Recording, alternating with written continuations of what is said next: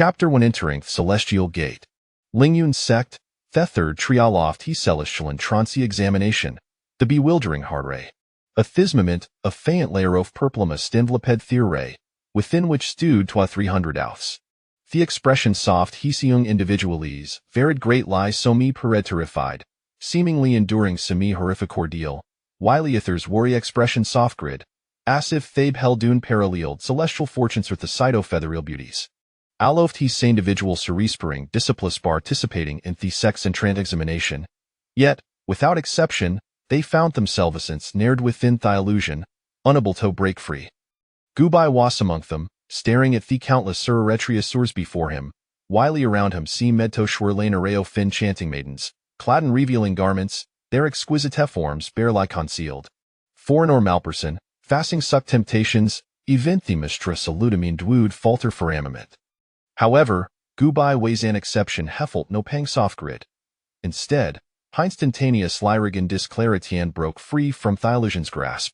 At that moment, an elder limon cledinat arcrobe, with piercing ease, noticed Gubai and approach them with this stoic expression. Well done, Thielder in satisfaction. The bewildering harderightist sona's mental fortha to the sturdier themand, thella susceptibilis tollens. Yorith fierce sto escape a Thylosian's control, wix ignifius io your unwavering resolve, far surpassing that of ordinary individuals. Given your atetalent, entry intimuling un sectwood typically bane possible, butin litophio your remarkable mental strength, ishall make an exception thysens, allowing you to join milling un sect. With that, Thielder 2 Cupab Russian inscribed Gu base name within his records. Thank you, Elder, Guber replied, bowing respectfully, his demeanor comishik his gratitude. Huasnatana TV of this realm, Butrathera traveler from Blue Star. In his previous life, he had been an ordinary Zamal business owner, with no remarkable traits to speak of, save for a singular passion for a simulation game centered around immortal cultivation. This simulation game Kamimikajan Yuine World of Cultivation, and an Astroka fortune during his last playthrough, Heederwane Extreme Lyra Golden Talent Immortality. Thought his talent held little significance within the game, in the authentic realm of cultivation, Itway Zakin possessing a cheat code. Upon realizing his talent, Guber solved to seek how to sect for cultivation.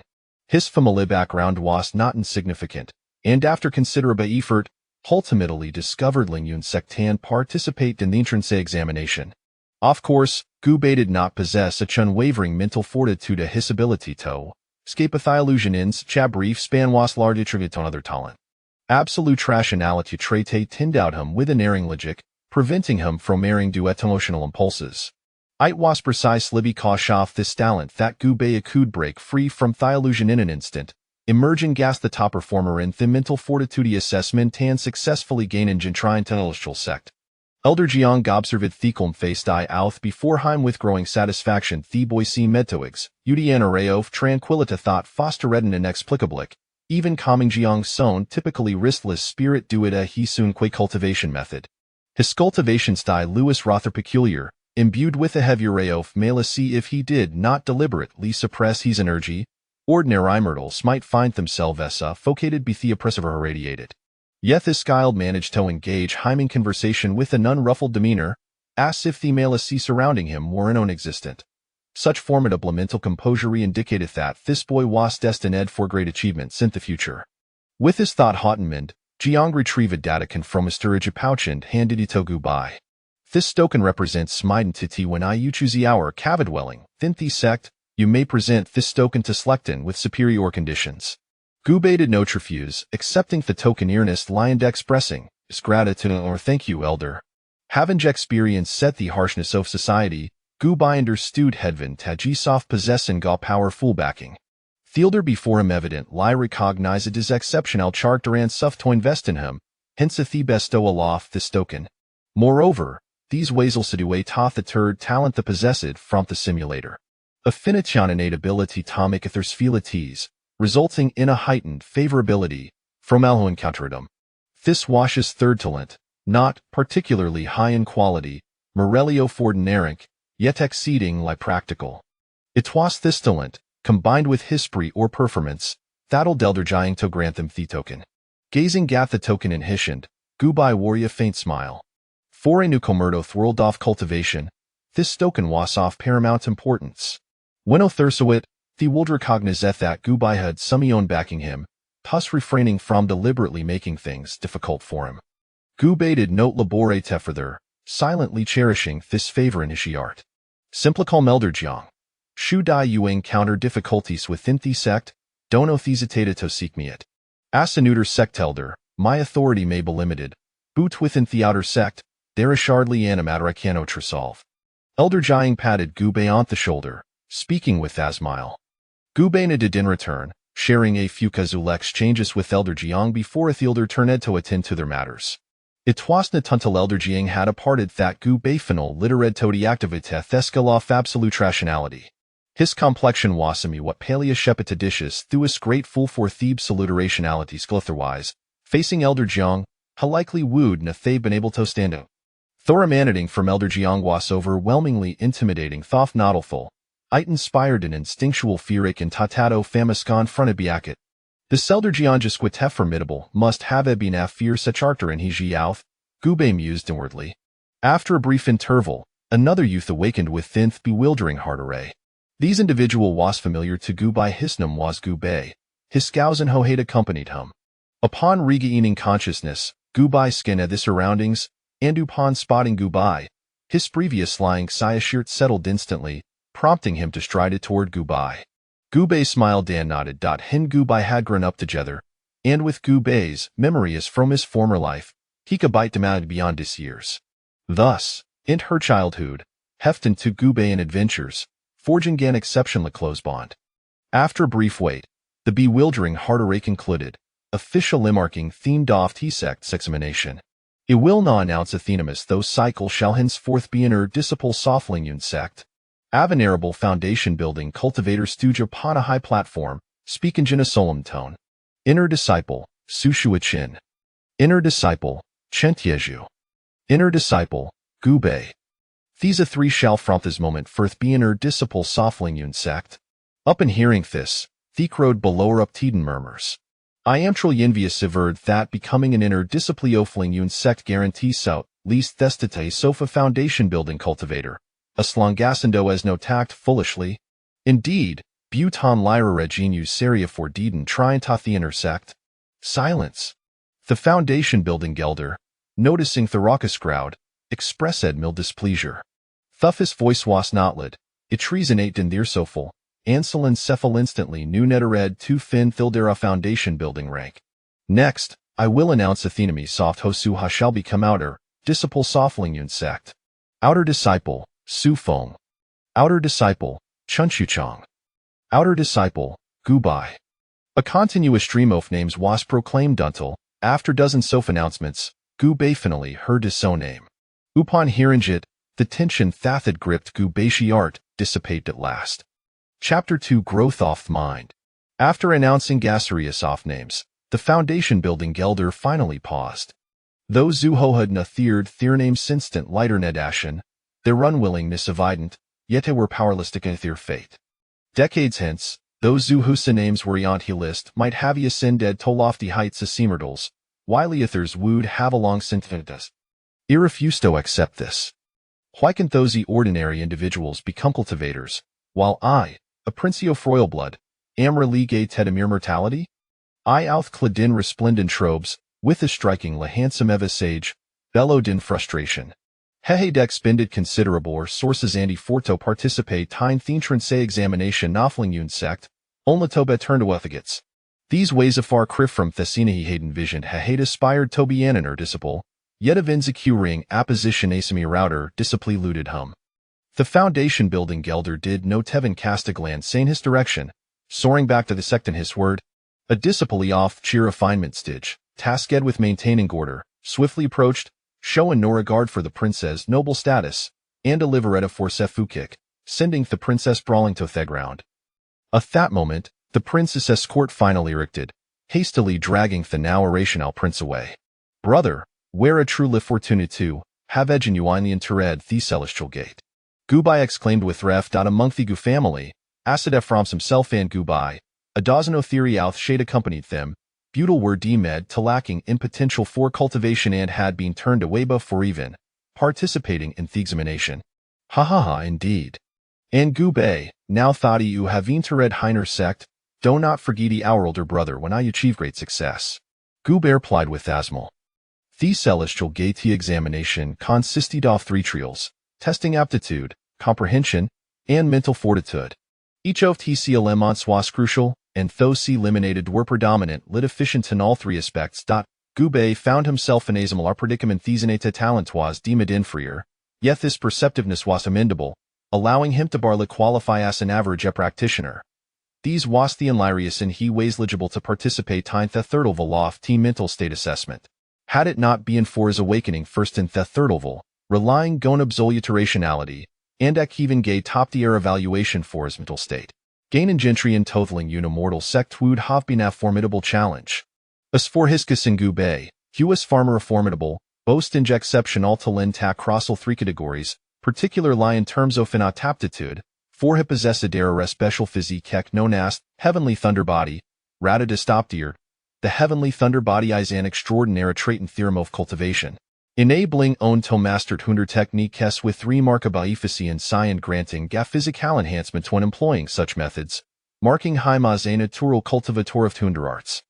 Provided the higher-up softling immortal sect were not lacking in wisdom, they would undoubtedly recognize Gubei as an exceptional talent worth nurturing should he be cultivated properly. He was destined to become a golden core true person. Without a doubt, if I achieve in the future, it shall never forget you, my elder brother, Gubei replied earnestly, not in response to Gubei's words. Ha ha ha, yet elder brother, your innate ability as Shavi always been extraordinary, and with our extensive knowledge, you may well surpass main accomplishments. Just remember not to forget me when that time comes.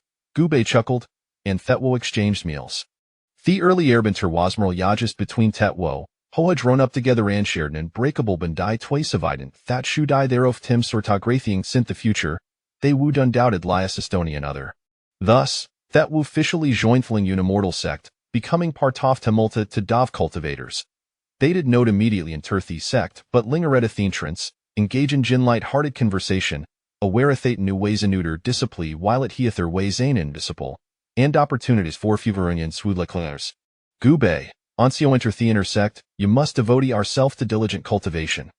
With you're in a talent, you will undoubtedly excel beyond your peers, but do not let pride cloud your judgment, Gubei advised.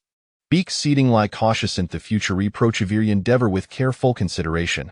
Cultivation is natogamy a single misstep can lead to irreversible consequences, he continued, embodying thoroughly a fact-concerned older. His genuine hope was for Gubei to thrive, aspiring for him to reach golden choreo revinth nascent soul real not for a personalgan, but truther forthy company to forta. With the gift of immortality bestowed upon him, Gubei was impervious to death given sufficient time. He was destined to achieve transcendence. Hissel wish was to avoid Sata throughout the tyranny.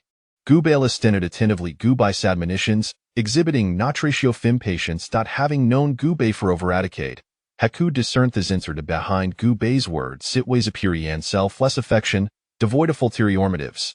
Eventually, Gubei seized his counsel, having conveyed al huish toin part. Gubei, with his superior comprehension and temperament, would naturally understand what was necessary without further instruction. At that moment, a robust voice interrupteth our exchange. I am Chintieju, pleased to meet a fellow Taoist. A rugged, Berlimin approached with a hearty smile, oft hey tree einer disciples, possessing moderate mental state and comprehension butane exceptional physique, making him particularly suited for physical training talent indeed. I am Gubei, honored to media, Taoistchen, Gubei replied with asmal. Where an fellow disciples will must engage and share marite the future, Chintias who said warmly, before taking Gubei theorem, letting him toward Suzuikan in thedistance. Chintias' demeanor was exceedingly amiable, his personality mirroring his robust appearance, punctuated by bout soft-hearted laughter. Although Suswekan exhibit das and Watalof disposition, Shido engaged Gub in conversation with a smile.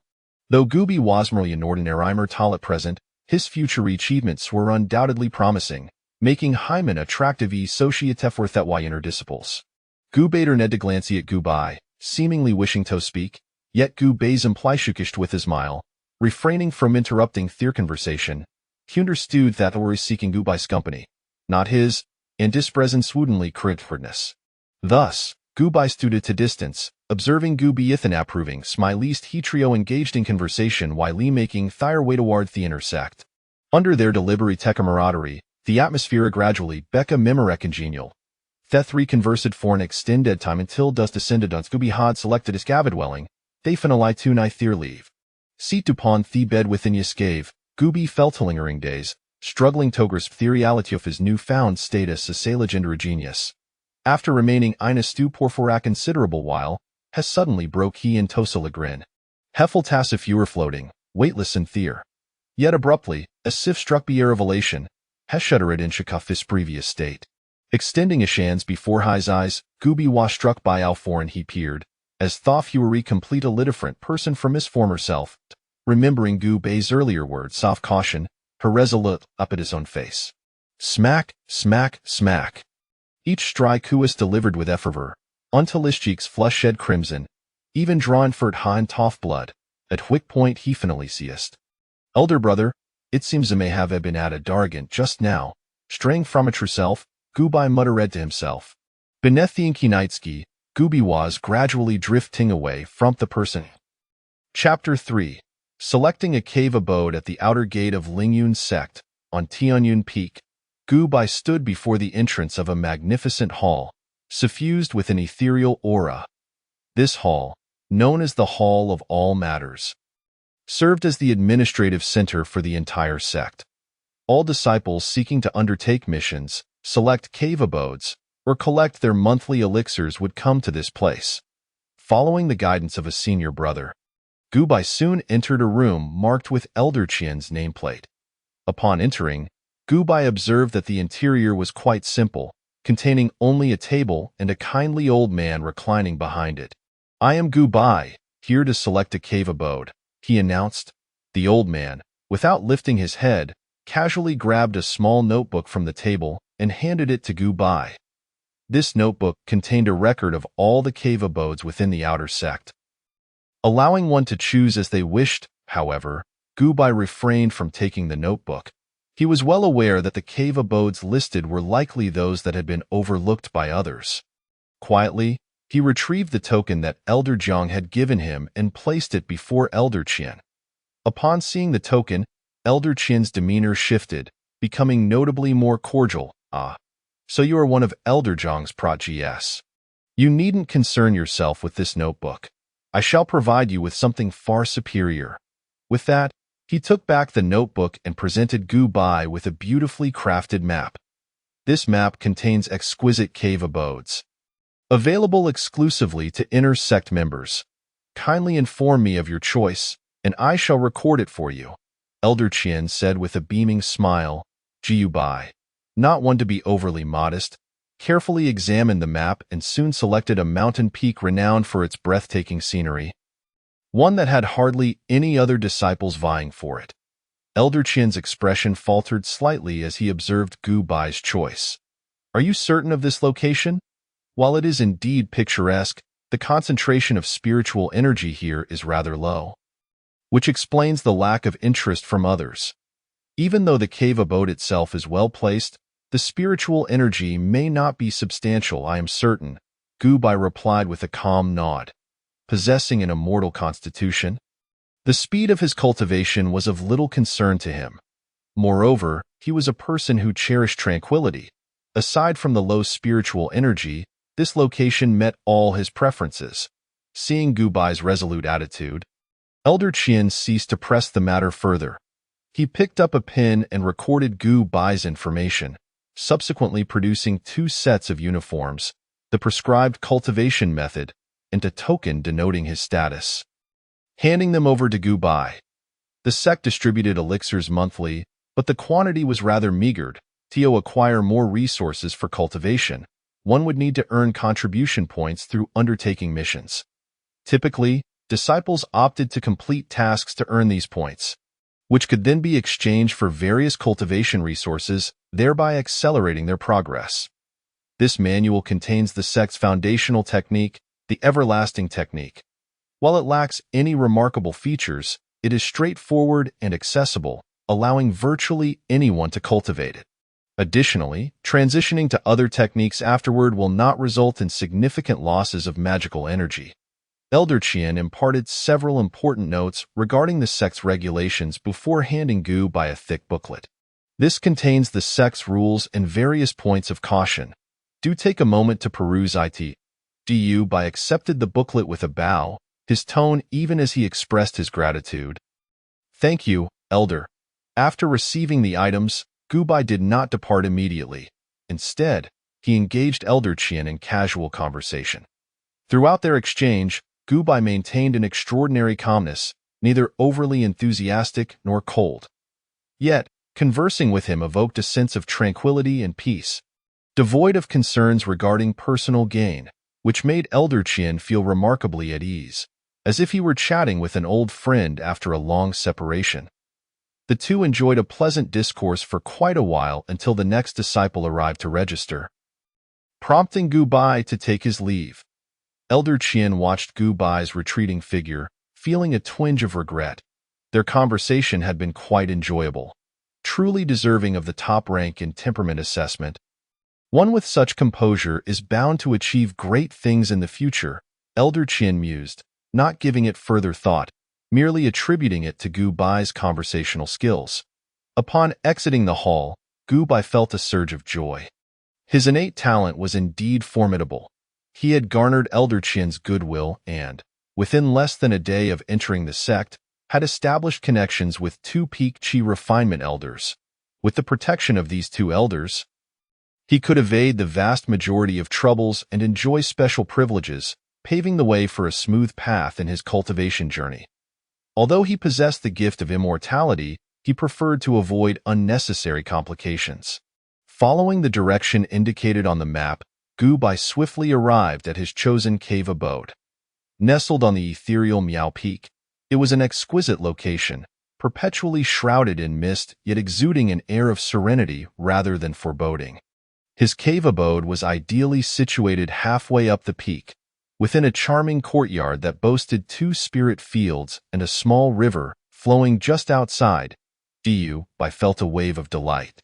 This was, without a doubt, the perfect dwelling he had envisioned, sparsely populated, aesthetically pleasing, with the added benefit of spirit fields for occasional gardening. Pushing open the door, Gu Bai found that although the furnishings were intact, a thin layer of dust had settled due to prolonged disuse. He rolled up his sleeves and promptly began to tidy the place, working diligently until dusk before finally achieving a clean and orderly abode. Seated on the now pristine bed, Gu Bai took up the cultivation manual distributed by the sect and began to study it. With the support of his absolute rationality, he was able to completely calm his mind, pouring all his energy into the reading. While an ordinary individual would hastily skim through a cultivation manual and eagerly attempt to practice, Gu Bai remained profoundly composed. Even after thoroughly reviewing the everlasting technique, he refrained from beginning his cultivation. Instead, he flipped back to the first page and started anew. Recognizing that even a single reading could overlook vital details, he scrutinized the manual 3 more times, with each reading yielding new insights. Only after completing the third review did Gu Bai finally attempt to practice the technique. Sitting cross-legged on the bed, he began to meditate, striving to draw spiritual energy into his body, the first step toward becoming a cultivator.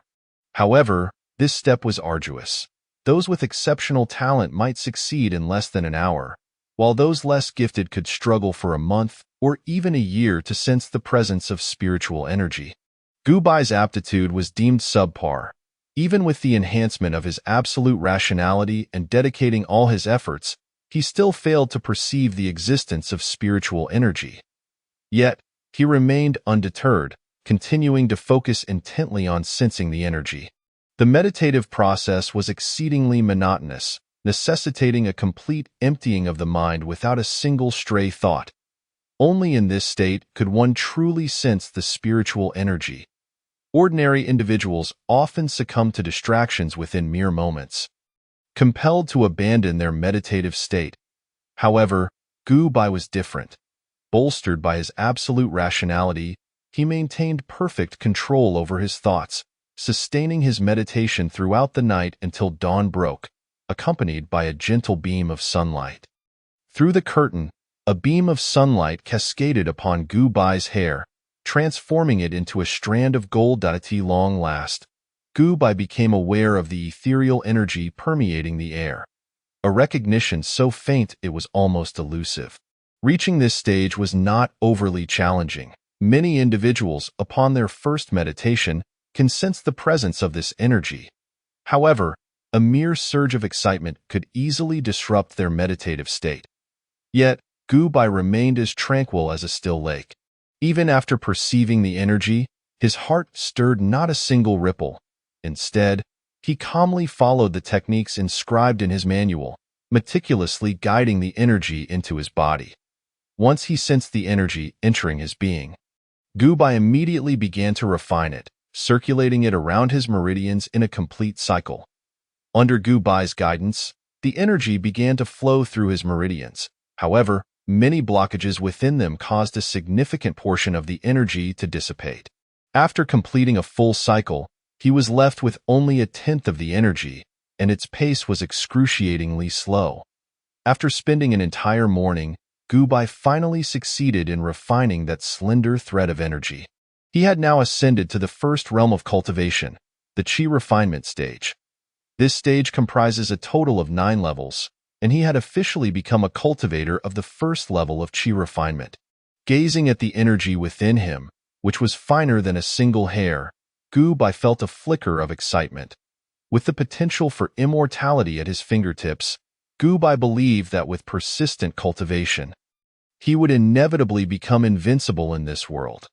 Thus, he continued to practice alone in the courtyard. Although the surrounding energy was not overly abundant, it was more than sufficient for a cultivator at the first level of Qi refinement. Time flew by, and in the blink of an eye, half a month had passed. Chapter 4. The cleansing elixir. In the early morning, Gu Bai picked up a hoe and began to loosen the soil in the spiritual field outside his courtyard, breaking apart the larger clumps of earth. Initially, he had intended to meditate that morning, but the desolate land outside stirred an insatiable itch within him. Ultimately, Gu Bai could not resist the temptation and decided to plant some spiritual vegetables in the 2 acres of land, eagerly anticipating the day they would yield fresh produce. While he was busy, he noticed a figure approaching from the foot of the mountain. Drawing closer to him, Gu Bai discerned the identity of the person. His eyes brightened with surprise. The individual was none other than Gu Bai, whom he had not seen in quite some time. Upon seeing Gu Bai's heart swelled with joys. The saying goes, a scholar should not be underestimated after 3 days apart. Though only half a month had passed, Gu Bai appeared to have undergone a remarkable transformation. Previously clad in a simple gray robe and somewhat shy, he had a pleasing appearance, albeit unremarkable. Now, however, Gu Bai donned a resplendent purple robe, a long sword at his waist, exuding an aura of confidence that radiated the unique essence of a cultivator, a stark contrast to his former self. Gu Bai, how have you been in the inner sect these past few days? Has anyone given you a hard time? Gu Bai inquired, noticing the tension that had previously marked Gu Bai's demeanor ease upon seeing him. Though only a few days had passed, Gu Bai felt as if an eternity had gone by. Hearing Gu Bai express genuine concern for his well-being rather than merely inquiring about his progress, Gu Bai's eyes reddened. He could sense the sincerity behind Gu Bai's words. Big brother, I've been quite well. The elders around me have treated me kindly, and many people have gathered around me, claiming that I possess a rare constitution. A once-in-a-millennium prodigy, I simply delayed coming to see you due to the overwhelming responsibilities of joining the sect. However, I worry about you, big brother. If anyone outside dares to trouble you, just mention my name. Although I am not yet well known, the sect leader seems pleased with me and intends to take me as a disciple in a few days. When you mention my name, no one will dare to bully you. If it comes to it, just let me know, and I will come to your aid, no matter how busy I am. Bei spoke with a smile, yet his words were imbued with earnestness, clearly indicating that he would not refuse to help Bai if the need arose. I understand. If I encounter any trouble, I will surely call upon you for assistance. However, you must be cautious in the inner sect and not let your newfound status as a disciple lead to arrogance. Upon hearing this, Bai laughed heartily, genuinely delighted, not merely because Bei had become a pillar of support, but because Bei had remained unchanged, still the same person who called him Big Brother. Bei laughed in return, equally overjoyed that his elder brother had not altered in the slightest. During these past few days, he had encountered many who treated him well, yet he sensed that their affection was insincere, stemming only from his newfound status. Nonetheless, his elder brother remained the one who consistently looked out for him, unaffected by his transformation into a genius, and without any ulterior motives. It was only in Bai's presence that he felt a rare sense of security, akin to that of home. To encounter someone who treated him with such sincerity in life was indeed a stroke of fortune. The two sat in the courtyard, engaging in idle chatter, with Bei doing most of the talking while Bai listened patiently to his younger brother recounting his recent experiences. In the brief span of half a month, Bei's journey had proven far more exhilarating than all his previous years combined. Just a few days after entering the sect, I mastered the exceedingly difficult Shanshao Tianlei Ju. I heard from others that this is one of Lingyun's sect's foundational techniques, notoriously challenging, and typically requires at least a year for an ordinary person to learn. Since then, many have flocked to my side, with numerous senior sisters deliberately trying to befriend me, and some even directly confessing their feelings, suggesting I visit their cave dwellings at night to explore the mysteries of life. However, I can tell that their affections are not genuine, so I have refrained from getting entangled with them. Moreover, many inner sect brothers harbor jealousy towards my talent and have attempted to undermine me, but the sect leader intervened, punishing them severely. Ha ha ha, seeing their unwilling expressions brings me amusement. Chen Taiju and Su Shuichin, two individuals who entered the sect alongside me, are also quite talented, significantly stronger than many other inner disciples. Yet they cannot hold a candle to me. Bei rambled on, sharing mostly good news, with only a single instance of verbal mockery being the extent of any adversity he faced. Typically, such experiences might swell one's ego, fostering an unwarranted sense of confidence, yet Bei remained humble, exhibiting none of the arrogance characteristic of a genius. With such a mindset, given time, he would undoubtedly stand atop the realm of cultivation. Bei, you have truly grown significantly. You can now stand on your own. Bai remarked with a hint of pride. All credit goes to Big Brother's teachings. Without your guidance since childhood, I would not be the person I am today. Bei responded with a grin, acknowledging that Bai's instruction had shaped him into who he was. Bai fell silent, recognizing that Bei's growth was indeed a reflection of his nurturing. The two continued their conversation from dawn until dusk, seemingly having an endless array of topics to discuss, their disparate statuses posing no barrier to their camaraderie. Only when the moon hung high in the sky, casting a silvery light upon the courtyard, did they finally conclude their chat. Though reluctant, the time for parting had arrived. I must take my leave. I had to forego many obligations to carve out this half-day for our meeting. I still need to practice later tonight. Despite his unwillingness, Bei ultimately had to depart. Before leaving, he produced a pouch and handed it to Bai. Big Brother, this storage pouch is a gift for you. As an outer sect disciple, resources are scarce, and to acquire more, one must compete with others. A misstep could cost you dearly. The resources within this pouch should sustain you for a while, alleviating the need to scramble for resources. I appreciate your intention, but I cannot accept this, Bai replied, shaking his head. He had an abundance of time for cultivation, while Bei needed resources to expedite his progress. Do not worry about me. Big Brother. As a prodigy of the sect, I am being groomed as a future successor. I have ample resources for the chi refinement stage. With that, Gu Bei forcibly pressed the pouch into Gu Bai's hands. Before Gu Bai could react, he swiftly executed a movement technique and vanished from sight. Watching Gu Bei disappear at such speed, Gu Bai felt a mix of amusement and exasperation. Opening the storage pouch, he discovered it contained a substantial quantity of spiritual stones. These stones would suffice for Gu Bai for a considerable time. Additionally, he found a cleansing elixir within the pouch, that rascal Gu Bei.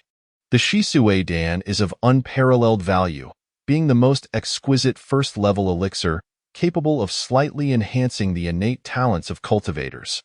For those with lesser natural endowments, its effects are particularly pronounced.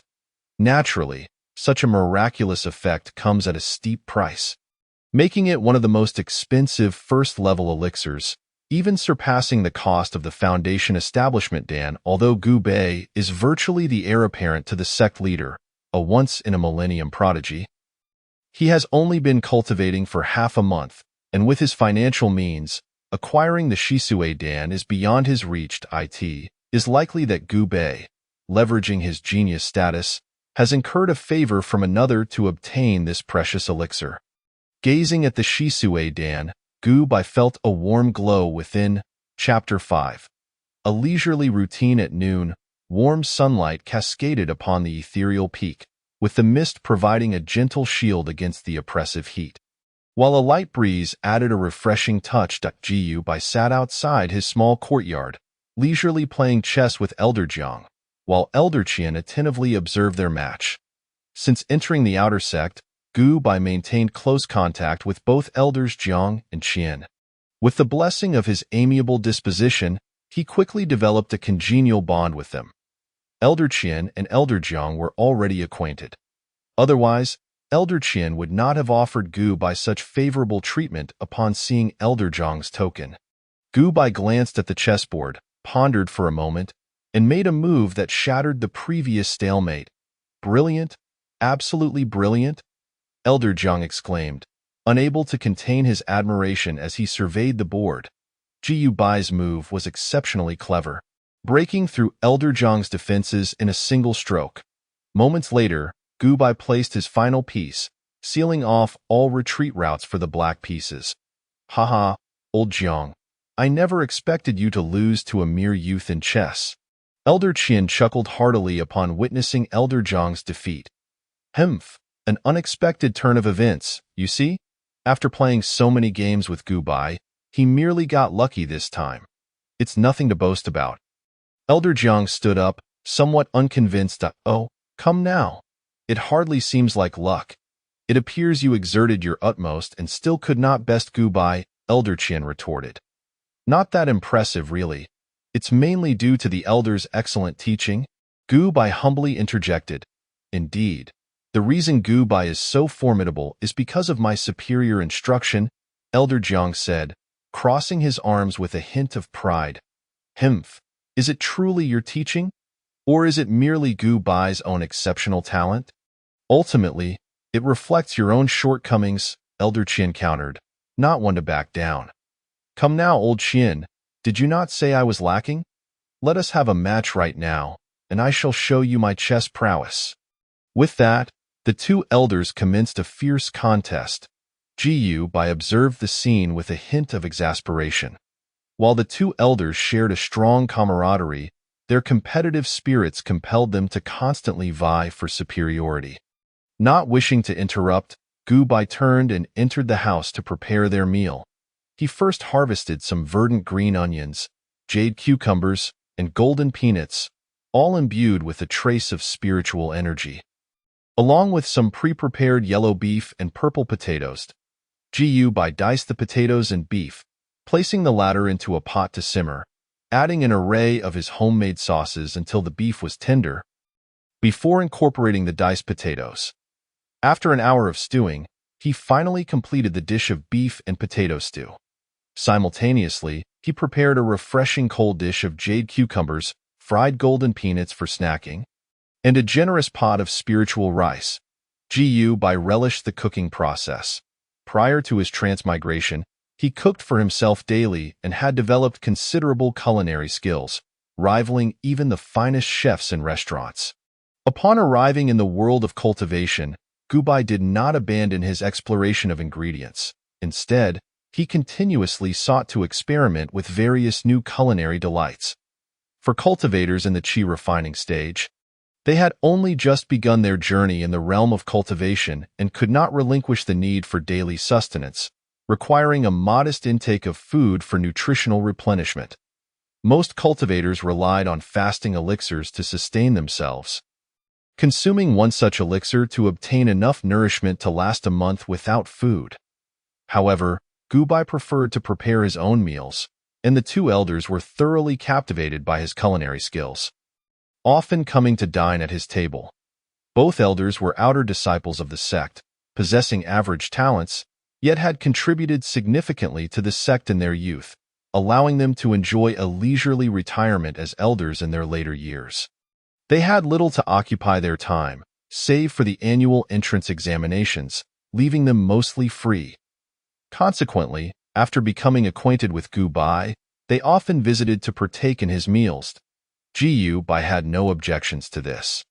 In fact, he quite enjoyed the lively atmosphere. By the time Gubai finished preparing the dishes, Elder Qian and Elder Jiang had concluded their chess match, with Elder Qian narrowly emerging victorious. Finally, the meal is ready. Just inhaling the aroma is enough to make me weak. I truly wonder where you conjure up such culinary inspiration, Elder Qian remarked with a grin, clearly elated by his victory over Elder Jiang. Hemph, do not grow too complacent. I shall refine my skills and seek a rematch with you, Gubai said, smiling as he served the two elders their portions. Delicious, absolutely delectable. Elder Jiang's eyes sparkled as he savored a piece of beef, which had become tender and succulent from the long simmering, harmonizing perfectly with the unique flavor of the potatoes and sauces, igniting his appetite. Without a moment's hesitation, Elder Jiang scooped a generous helping of beef and potato stew onto his spiritual rice and began to eat heartily, disregarding any quarrels with Elder Qian. When he felt the slightest hint of greasiness, he refreshed his palate with a crisp jade cucumber, its refreshing taste instantly dispelling any lingering heaviness. Elder Qian followed suit, unable to stop himself after tasting the beef and potato stew, devouring his rice with fervor. Gubai watched this scene with a sense of satisfaction. As a chef, witnessing others relish the meals he prepared was the highest form of praise. Gubai also filled his own bowl and began to enjoy the feast. The three of them polished off a substantial portion of the beef and potato stew, reclining contentedly in their chairs. After a brief respite, Gubai reluctantly stood up, retrieving a tea set to brew some tea. The trio lay side by side in their chairs, leisurely sipping tea. Gubai took a sip, feeling utterly content. This was the dream life he had envisioned, one of tranquility and ease. As they sipped tea and chatted, most of the conversation came from Elders Jiang and Qian, with Gubai listening attentively. They reminisced about their youthful exploits in the cultivation world, sharing tales of strange occurrences they encountered, including experiences of being deceived in the marketplace, battling ferocious beasts, and collaborating to complete sect missions. Gubai listened intently, recognizing the invaluable wisdom in their stories. The lessons they shared would serve him well in his future adventures, helping him avoid the pitfalls they had faced. Ha ha ha, back in the day? Old Qian and I were quite renowned among the outer disciples, Elder Jiang declared proudly, arms crossed. Alas, it is a pity that our talents were ultimately insufficient, and injuries sustained in our youth hindered our breakthroughs to the foundation establishment stage. He continued, a hint of regret in his voice. Gubai was taken aback. He understood that Elders Jiang and Qian were no ordinary outer elders, having likely been formidable figures in their youth. Yet he had not expected them to be so formidable. Reality is not as romanticized as novels portray, where protagonists can vanquish foes across great realms. Typically, a cultivator can only defeat those of equal standing. Even a pair of late-stage qi refining cultivators would struggle to harm a foundation establishment cultivator, let alone slay one. However, Recalling the overwhelming aura of ferocity emanating from Elder Jiang, it seemed likely that his words bore truth. To accumulate such a potent aura of bloodshed, Elder Jiang must have committed numerous acts of violence in his youth. Upon further reflection, Elder Qin was also quite extraordinary. Though he presented a kind-hearted, elderly facade, he concealed a depth of experience that was not immediately apparent. Yet, possessing the authority to allocate cave dwellings was a position of significant power, and Elder Qin's ability to occupy such a role suggested he possessed considerable skill as well.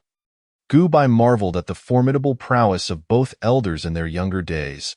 "I had no idea the two of you were so impressive in your youth," he remarked, somewhat awestruck. "Indeed, back in our day, we were legends among the outer disciples," Elder Jiang boasted, laughter echoing in the air. Elder Qin chuckled, yet soon his gaze dimmed, his expression tinged with melancholy, as if he were lost in the reverie of bygone days.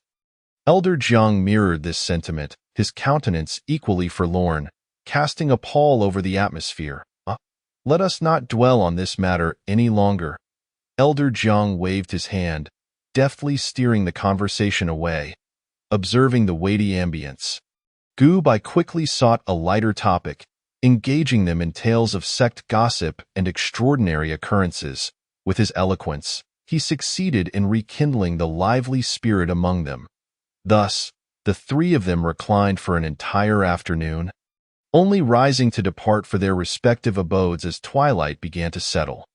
"Speaking of which, Gu Bai," Elder Jiang remarked, fixing a scrutinizing gaze upon him, "you have been cultivating for nearly a year now. Might I suggest your progress is rather slow?" Despite having entered the sect simultaneously with other outer disciples, many of whom had already brushed against the threshold of Qi refinement level 2, Gu Bai's advancement resembled that of a sluggish snail. The inner disciples of the same period had even reached Qi refinement level 2, yet Elder Jiang sensed that Gu Bai's internal magical energy was woefully scant, indicating a significant gap before he could achieve the next level. Perhaps a year or two more would be needed. In a rush. "I am still quite young," Gu Bai replied with an awkward smile, a hint of bashfulness in his tone. "At times I truly admire you. Despite being in the prime of your youth, brimming with vitality and fervor, you carry yourself with the demeanor of an old soul. I recognize that your slow cultivation stems from your inferior aptitude, yet you possess the genius brother, Gu Bei, as your support, and yet you have never sought any resources from him." Elder Jiang shook his head, at a loss for words. While aptitude is undeniably crucial in the cultivation world, resources hold equal, if not greater, importance. Certain rare spiritual items could even enhance one's innate abilities. Though Gu Bai's aptitude was lacking, he could have swiftly ascended through the consumption of elixirs.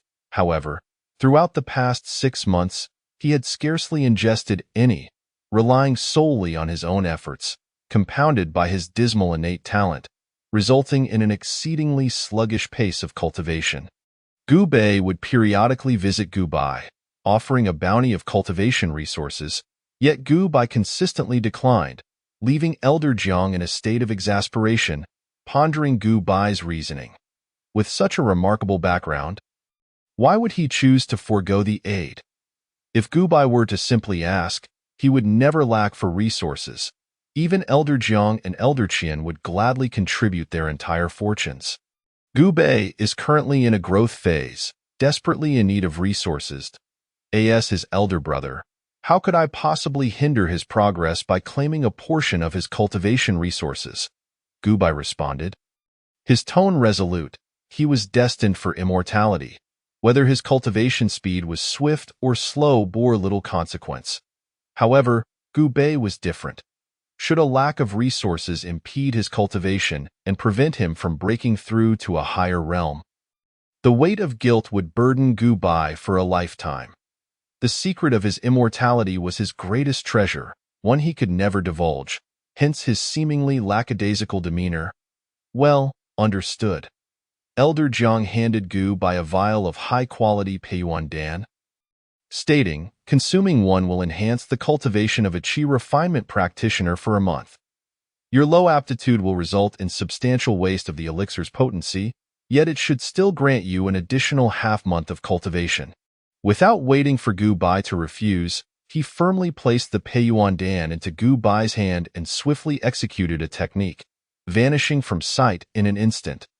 Elder Jiang had developed a fondness for Gu Bai, primarily due to his outstanding performance in the temperament assessment, coupled with an inexplicable aura of tranquility that surrounded him, prompting Elder Jiang to invest in his future.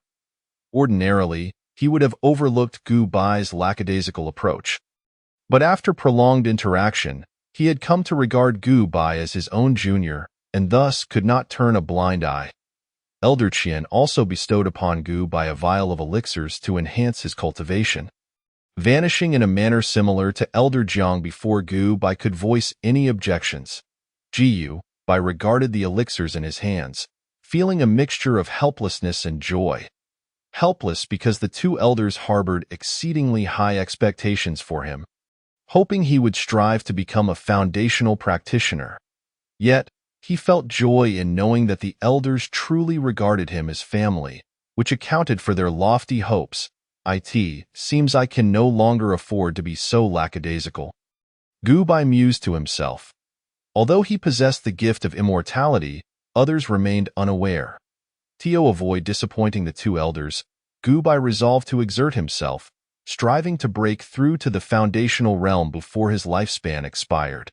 Sitting cross-legged on his bed, Gu Bai consumed one of the elixirs and commenced his cultivation. After 2 hours, he successfully refined all the elixir's potency, estimating a half-month increase in his cultivation. Though much of the potency was wasted, Gu Bai whispered, "I do not feel disheartened." Given his inferior aptitude, had he not consumed the Shisui Dan, he likely would have absorbed only a fraction of the elixir's benefits. Gu Bai refrained from consuming additional elixirs. Recognizing that moderation was key, excessive consumption could lead to the accumulation of elixir toxicity and destabilization of his foundation. Glancing up at the night sky, he noted that it was already midnight. Gu Bai resumed his cultivation, aware that while self-cultivation progressed slowly, perseverance through solitude was essential in the pursuit of immortality. Chapter 7. 2 years' time, like the wind, slipped away in the blink of an eye. 2 years had passed before Gu Bai opened his eyes. At last, I have reached Qi refinement level 2. Since that day, Gu Bai had adopted a relentless approach, devoting nearly all his time to cultivation. Coupled with an almost boundless supply of elixirs, he had finally achieved the breakthrough to Qi refinement level 2 today. This progress could not be deemed rapid. Indeed, it was rather slow compared to some of his peers who had already attained Qi refinement level 3. However, given his inferior aptitude, such progress was commendable. With his advancement to Qi refinement level 2, a celebration was in order. Gu Bai promptly notified elders Jiang and Qian to join him in this joyous occasion. Within the Lingyun sect, he had forged a closer relationship with these two elders than with anyone else. His reclusive nature had led him to spend most of his time within his cave dwelling. Seldom venturing out as for Gu Bai, he was the rising star of the sect, perpetually occupied and scarcely able to spare a moment to celebrate with Gu Bai. After informing the elders, Gu Bai began preparing the ingredients for the feast. As winter had arrived, with a heavy snowfall blanketing the sect in pristine white just yesterday, he decided to prepare a hot pot. Though cultivators were impervious to the elements, no one could resist the allure of a steaming hot pot in winter. In no time, Gu Bai had set up an iron pot in the center of his courtyard, adding his secret hot pot base along with fragrant sandalwood beneath it. Reciting an incantation, he performed a fire-starting technique to ignite the sandalwood. This was one of the most basic spells inherent to the Changchun Gong, easily learned by anyone with magical energy. However, its effectiveness was rather lackluster, producing flames only slightly superior to mundane fire.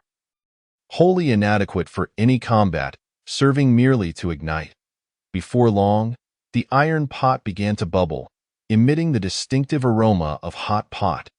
Satisfied, Gu Bai poured in the prepared ingredients.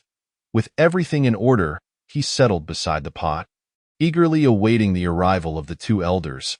How delightful! The first to arrive was Elder Jiang, who inhaled the enticing aroma of the hot pot, unable to suppress his admiration. Turning to Gu Bai after a moment, a smile crept across his lips. Well done. You have finally reached Qi refinement level 2. While Gu Bai's cultivation speed had been rather sluggish, Elder Jiang had witnessed the fruits of his labor over the past 2 years.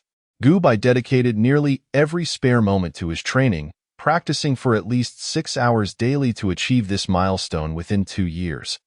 Though slow, given his inferior aptitude, such progress was commendable.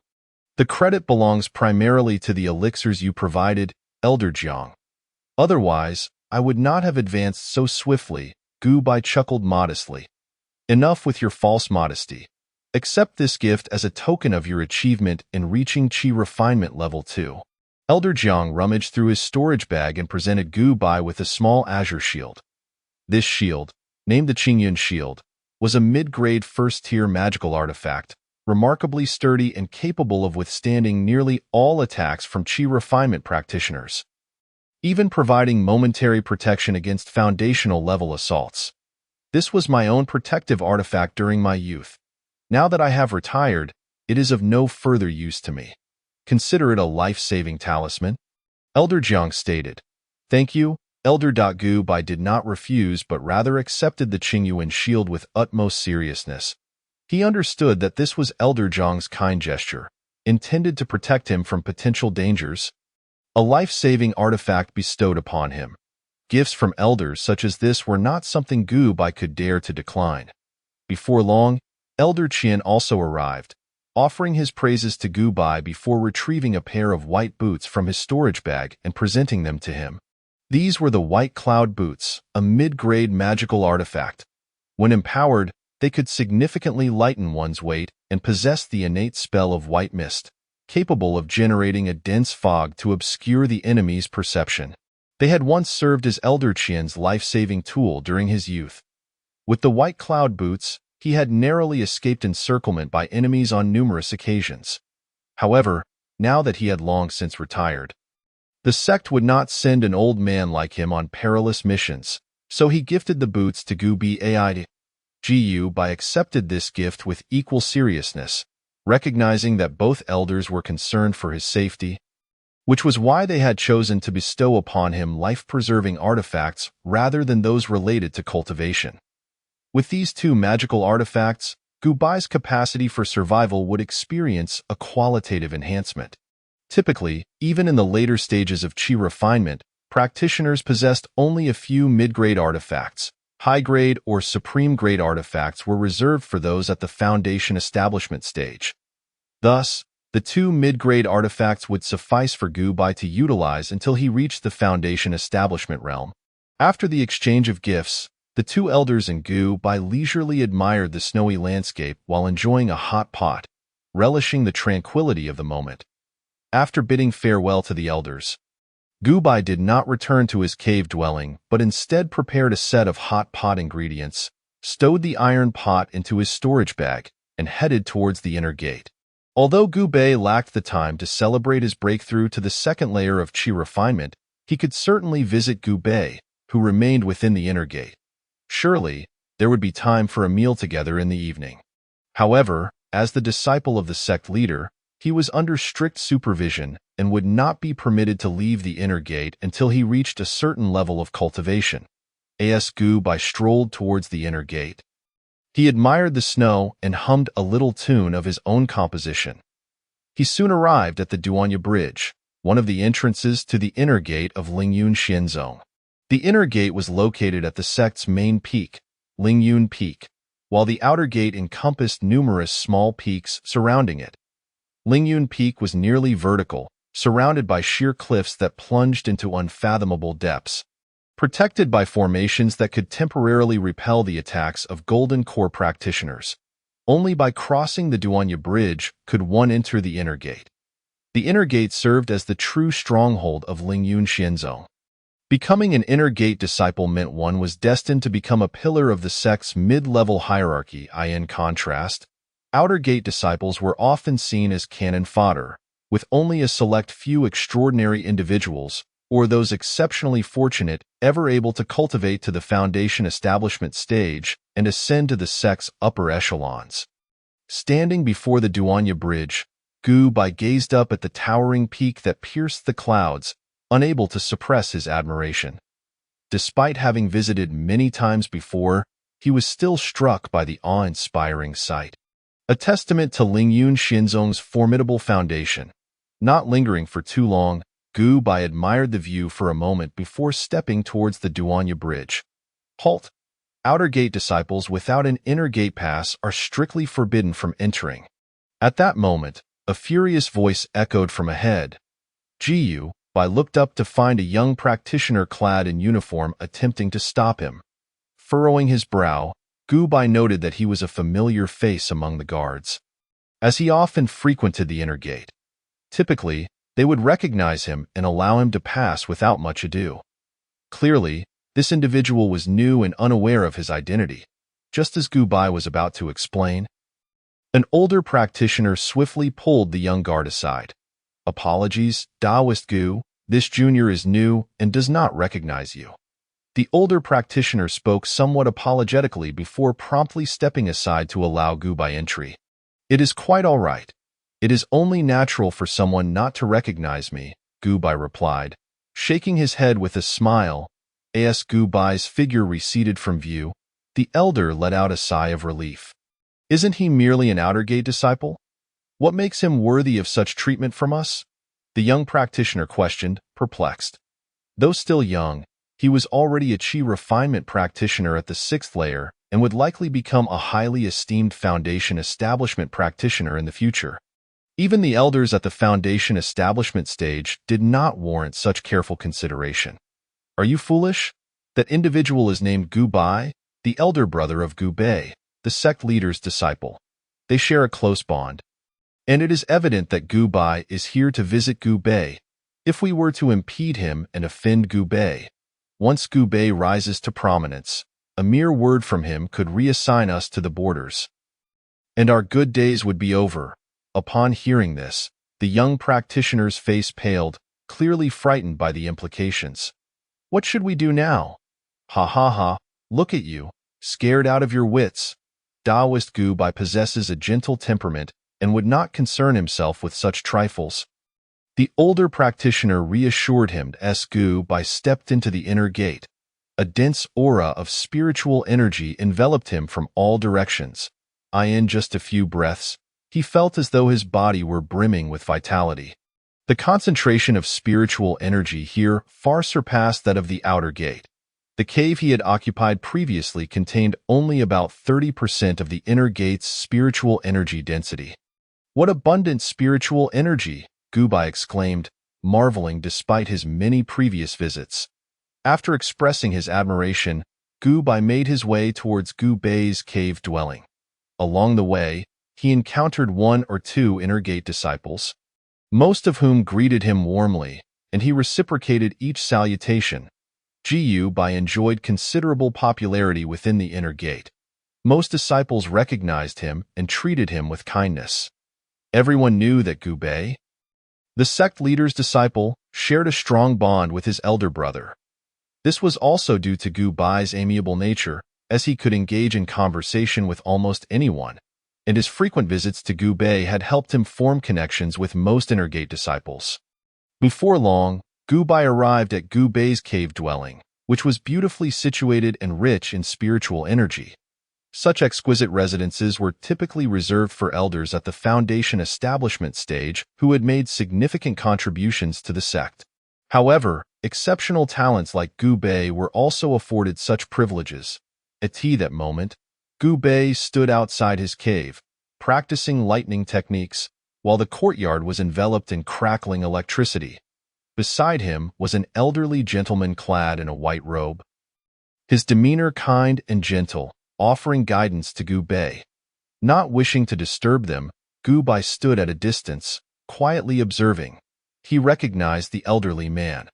Although he appeared unassuming, his identity was extraordinary. He was Lu Xuantian. The previous sect leader of Lingyun sect, Lu Xuantian, was a peak golden core practitioner, possessing immense strength in his youth. He had battled 2 peak golden core demonic beasts simultaneously and emerged victorious, earning him the moniker of Wuji Zhanren. Though Gu Bei was the current sect leader's disciple, the present sect leader was often preoccupied with affairs, leaving little time to mentor Gu Bei. Thus, he had entrusted Lu Xuantian to guide Gu Bei in his training. Despite having retired from the forefront, Lu Xuantian occasionally returned to instruct exceptional disciples within the sect. He had taken a particular liking to Gu Bei, often coming to mentor him whenever he could. Gu Bei stood outside the courtyard, thoroughly engrossed in observing Lu Xuantian's teachings. It was evident that Lu Xuantian, as a seasoned golden core practitioner, conveyed knowledge that was both accessible and directly addressed the essence of the subject. While discussing lightning techniques, he delved into the fundamental principles of spells, interspersing his instruction with practical techniques, such as how to utilize less spiritual energy to cast more powerful spells. Even as a mere listener, Gu Bei found himself greatly enriched by the experience. As dusk fell and a full moon hung high in the sky, Lu Xuantian finally turned to take his leave. Once Lu Xuantian departed, Gu Bei made his way into the courtyard. "Elder brother, you have arrived," Gu Bei exclaimed with surprise upon seeing Gu Bei, then added somewhat sheepishly, "I apologize for not being able to celebrate your breakthrough to the second layer of Qi refinement." "Ha ha ha, my breakthrough to the second layer of Qi refinement is not a monumental event. I merely sought someone to share in my joy. If you lack the time, I can always come to you." Gu Bei replied with a smile. As the sect leader's disciple, Gu Bei's future was of utmost importance to the sect, and he devoted nearly all his time to cultivation. "Please rest for a moment. I shall prepare a meal for you," Gu Bei said before retrieving the iron pot from his storage bag and commencing the hot pot preparations. Thanks to the ingredients being pre-prepared, it took only a short while before a fragrant pot of hot pot was ready. Gu Bei eagerly picked up a piece of meat, disregarding its heat, and stuffed it into his mouth.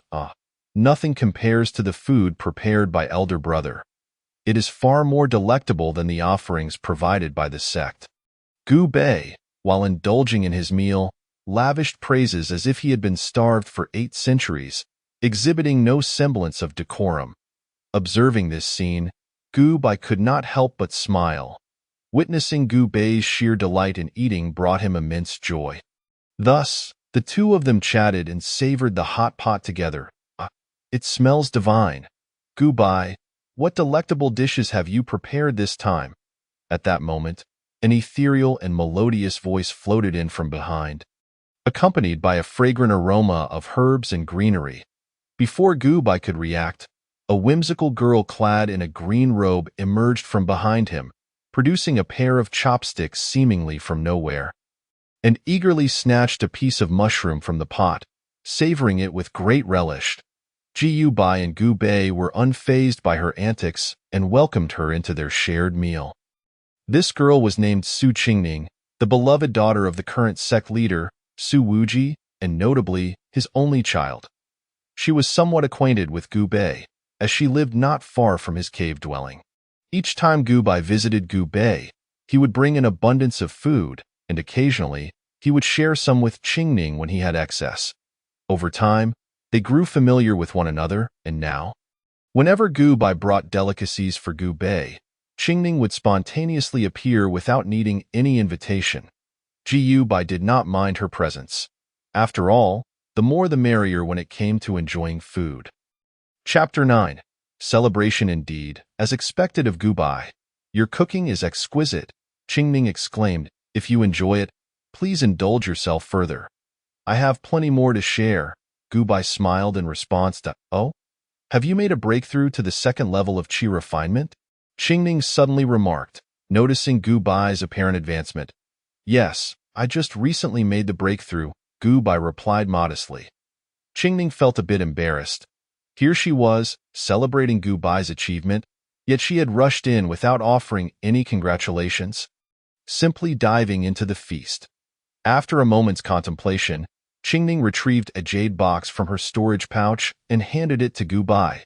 Congratulations on your breakthrough to the second level of qi refinement. This is a small gift to celebrate your accomplishment and also a token of compensation for all the meals I've enjoyed. I appreciate your kind intentions, but the gift is unnecessary. My dishes are not extravagant. They merely utilize ingredients infused with a hint of spiritual energy, Gu Bai said, shaking his head, declining to accept the jade box. It was evident that the box contained something precious. Even the box itself was of remarkable value, let alone the item within. Such a gift seemed excessively extravagant. Not at all. This holds little significance for me. I possess many items of this caliber in my storage pouch. Moreover, if you refuse this gift, I shall feel too embarrassed to come and enjoy your meals in the future, Qingning insisted, her resolve unwavering as she pressed the jade box into Gu Bai's hands. Seeing her determination, Gu Bai had no choice but to accept it. Inside the box was a Qingyu Dan, which, when consumed, could slightly enhance one's spiritual awareness.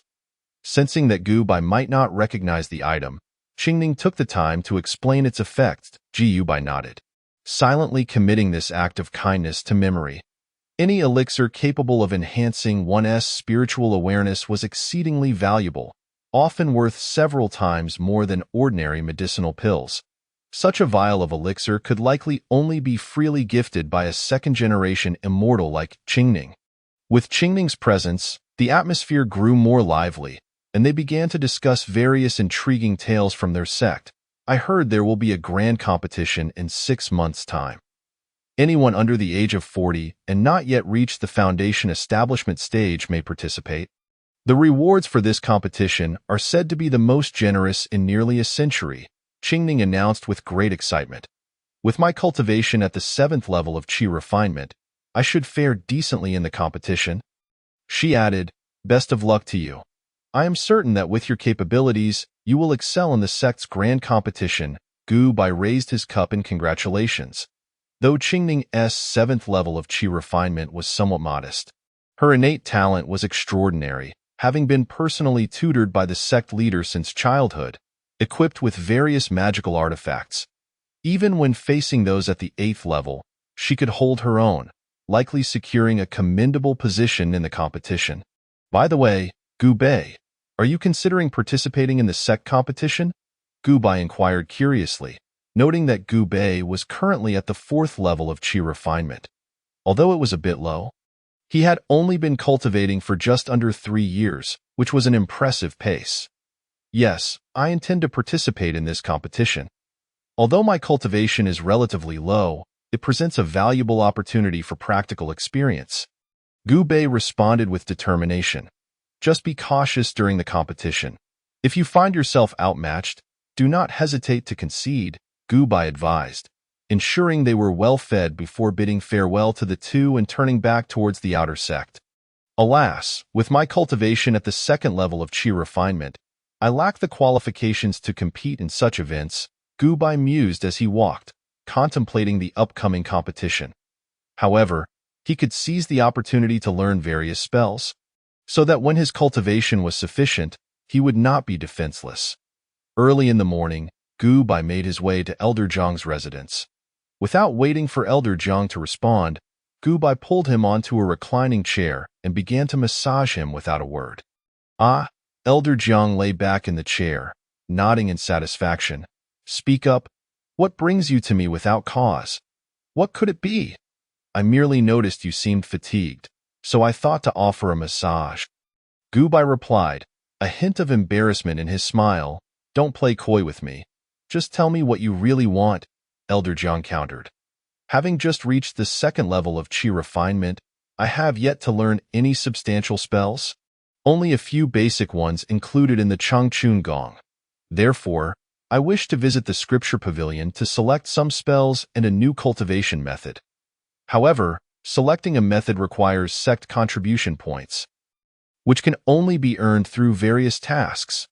Since my entrance, I have not completed any sect tasks, leaving me with no contribution points at all, thus rendering me unable to select a method. Gu Bai explained awkwardly. When I was at the first level of chi refinement, I didn't have to consider such matters. My spiritual energy was too meager. Even if I learned formidable spells, they would be of little use. But now that I have reached the second level, my energy has slightly increased, making it the right time to learn some spells. Yet, Gu Bai found himself in an awkward predicament, realizing he possessed no contribution points. Having idled since his entrance, you've finally decided to consider learning spells. I thought you had given up on that notion entirely. However, it is indeed time for you to select a new cultivation method and some spells to practice, Elder Jiang remarked, shaking his head with a hint of amusement. Typically, new disciples, even those at the first level of chi refinement, would eagerly delve into spell manuals, hastily completing tasks to earn contribution points in order to exchange them for new cultivation methods and various spells. After all, the sect's Changchun Gong was merely a foundational technique. Most disciples sought methods more suited to their own cultivation. Is there any task, Elder Jiang, that is particularly simple and does not require leaving, where I could earn a substantial amount of contribution points with just a little daily effort? Gu Bai asked eagerly. As the outer sect elder, Elder Jiang wielded considerable authority. Perhaps he could offer a shortcut. How naive! Such a task does not exist, Elder Jiang replied, causing Gu Bai to sigh in resignation. It seemed he would have to devise his own means to earn contribution points. Seeing Gu Bai's disappointment, Elder Jiang chuckled. However, if your only aim is to select a cultivation method, it's quite simple. Chapter 10. Ancient with Changchun Gong. Elder Jiang produced a token from his waist and casually handed it to Gu Bai. This token is my elder's insignia. With it, you may freely access any text in the first 3 levels of the Scripture Pavilion. Gu Bai accepted the token in disbelief, looking up at Elder Jiang. Is it really that simple? The Scripture Pavilion was divided into 9 levels, with the bottom 3 containing texts on chi refinement techniques and various skills such as alchemy and artifact crafting. These were the culmination of the sect's knowledge accumulated over thousands of years. Although they were of lower grade, they had been meticulously selected by the sect's elders. Moreover, many techniques were simplified versions of those from the Foundation establishment and even Golden Core stages. Not everyone was granted the privilege to peruse these texts at will. Even Foundation establishment cultivators could not casually browse through them. Ha ha ha! Having dedicated my life to the sect, I earned the position of outer sect elder. And naturally, I possess such privileges. Just take my token to the Scripture Pavilion, and you can utilize my authority to peruse any text you desire, Elder Jiang explained with a hearty laugh. But will the elders in the Scripture Pavilion not mind? Gu Bai asked, a little apprehensive. After all, it is you who possesses the token, not if the token could be lent to others, wouldn't he that lead to chaos? Gu Bai still harbored some concerns. This was no trivial matter. If caught, he could face confinement. Ha ha ha, fear not. In my youth, I once saved the elder of the Sutra repository, and although he is now a foundational cultivator, he will still remember the past kindness. As long as I inform him in advance, when you visit the Sutra repository, he will turn a blind eye, as if he hasn't seen you. Just be cautious to avoid being spotted by other disciples. Gu Bai nodded, silently cherishing this favor. Elder Jiang had nearly laid bare his resources for him. Elder Jiang's trust in him was profound, having entrusted his identity token to Gu Bai. Should Gu Bai misuse Elder Jiang's token and be apprehended, it would implicate Elder Jiang as well. Old Jiang, do you have any recommended cultivation techniques? Gu Bai inquired, not immediately heading to the Sutra repository. As far as he knew, the repository contained an unfathomable number of cultivation manuals, estimated to be at least tens of thousands. Thus, those that remained were the Ciarmi de la Ciarmi, albeit with varying qualities. Some techniques might even lead one astray. Elder Jiang nodded with a hint of approval. It seems I needn't remind you. You're quite astute to proactively ask me. As for techniques, I recommend you cultivate the Hunyuan technique. While it may not have remarkable features, it lacks significant shortcomings as well. It is exceedingly simple to practice, and this technique can be cultivated all the way to the golden core stage, making it one of my preferred recommendations. In addition to this technique, I believe another one suits you even better, an advanced version of the Changchun technique. The Gumu Changchun technique. Its strengths lie in its perpetual vitality and formidable recovery capabilities, with magical power that also possesses healing properties. Moreover, practicing the Gumu Changchun technique greatly nourishes the body, allowing its practitioners to enjoy lifespans that surpass those of other cultivators. However, these are merely secondary benefits. The most crucial aspect is that it can extend one's lifespan. How much is contingent upon fortune? According to sect records, there was once a Qi refinement cultivator who lived to the ripe age of 180 years. And the technique he practiced was none other than the Gumu Changchun technique. Elder Jiang said, a tinge of envy in his voice. Upon hearing this, Gubai was somewhat astonished. The theoretical lifespan limit for Qi refinement cultivators was 140 years. Yet most did not live that long. Many cultivators, when engaging in battles, inevitably sustain damage to their foundations. Typically, Qi refinement cultivators would pass away around the age of 130, with few living to see 140. Even with longevity elixirs, one could only hope to reach 160. The fact that this individual lived to 180 years exceeded the lifespan limit by a full 40 years. However, it's not as glorious as you might think. That is an exceedingly rare case. Most Qi refinement cultivators practicing the Gumu Changchun technique only live to about 140 to 150 years. The person I mentioned earlier is merely an exceptional example. Throughout the thousands of years of Lingyun Immortal Sect's history, only one such individual has ever existed. Of course, the aforementioned points highlight the advantages of this technique. Yet it possesses a fatal flaw. The technique itself does not confer outstanding offensive capabilities. Practitioners of this technique often find their combat power to be at the lower end among peers. Many tales of overcoming stronger opponents involve those who practice the Gumu Changchun technique. Nevertheless, given your disposition, it seems quite fitting for you. Coupled with your backing from Gu Bei, you need not worry about cultivation resources. Remaining within the sect and undertaking safer tasks, should you reach the foundation establishment stage, you could lead a life many cultivators dream of. Gu Bai did not make an immediate decision. Instead, he furrowed his brow in contemplation. Choosing a primary cultivation technique is of utmost importance to a practitioner, as once selected, it is difficult to change. Thus, this decision is pivotal. The Hunyuan technique aligned well with Gu Bai's intentions.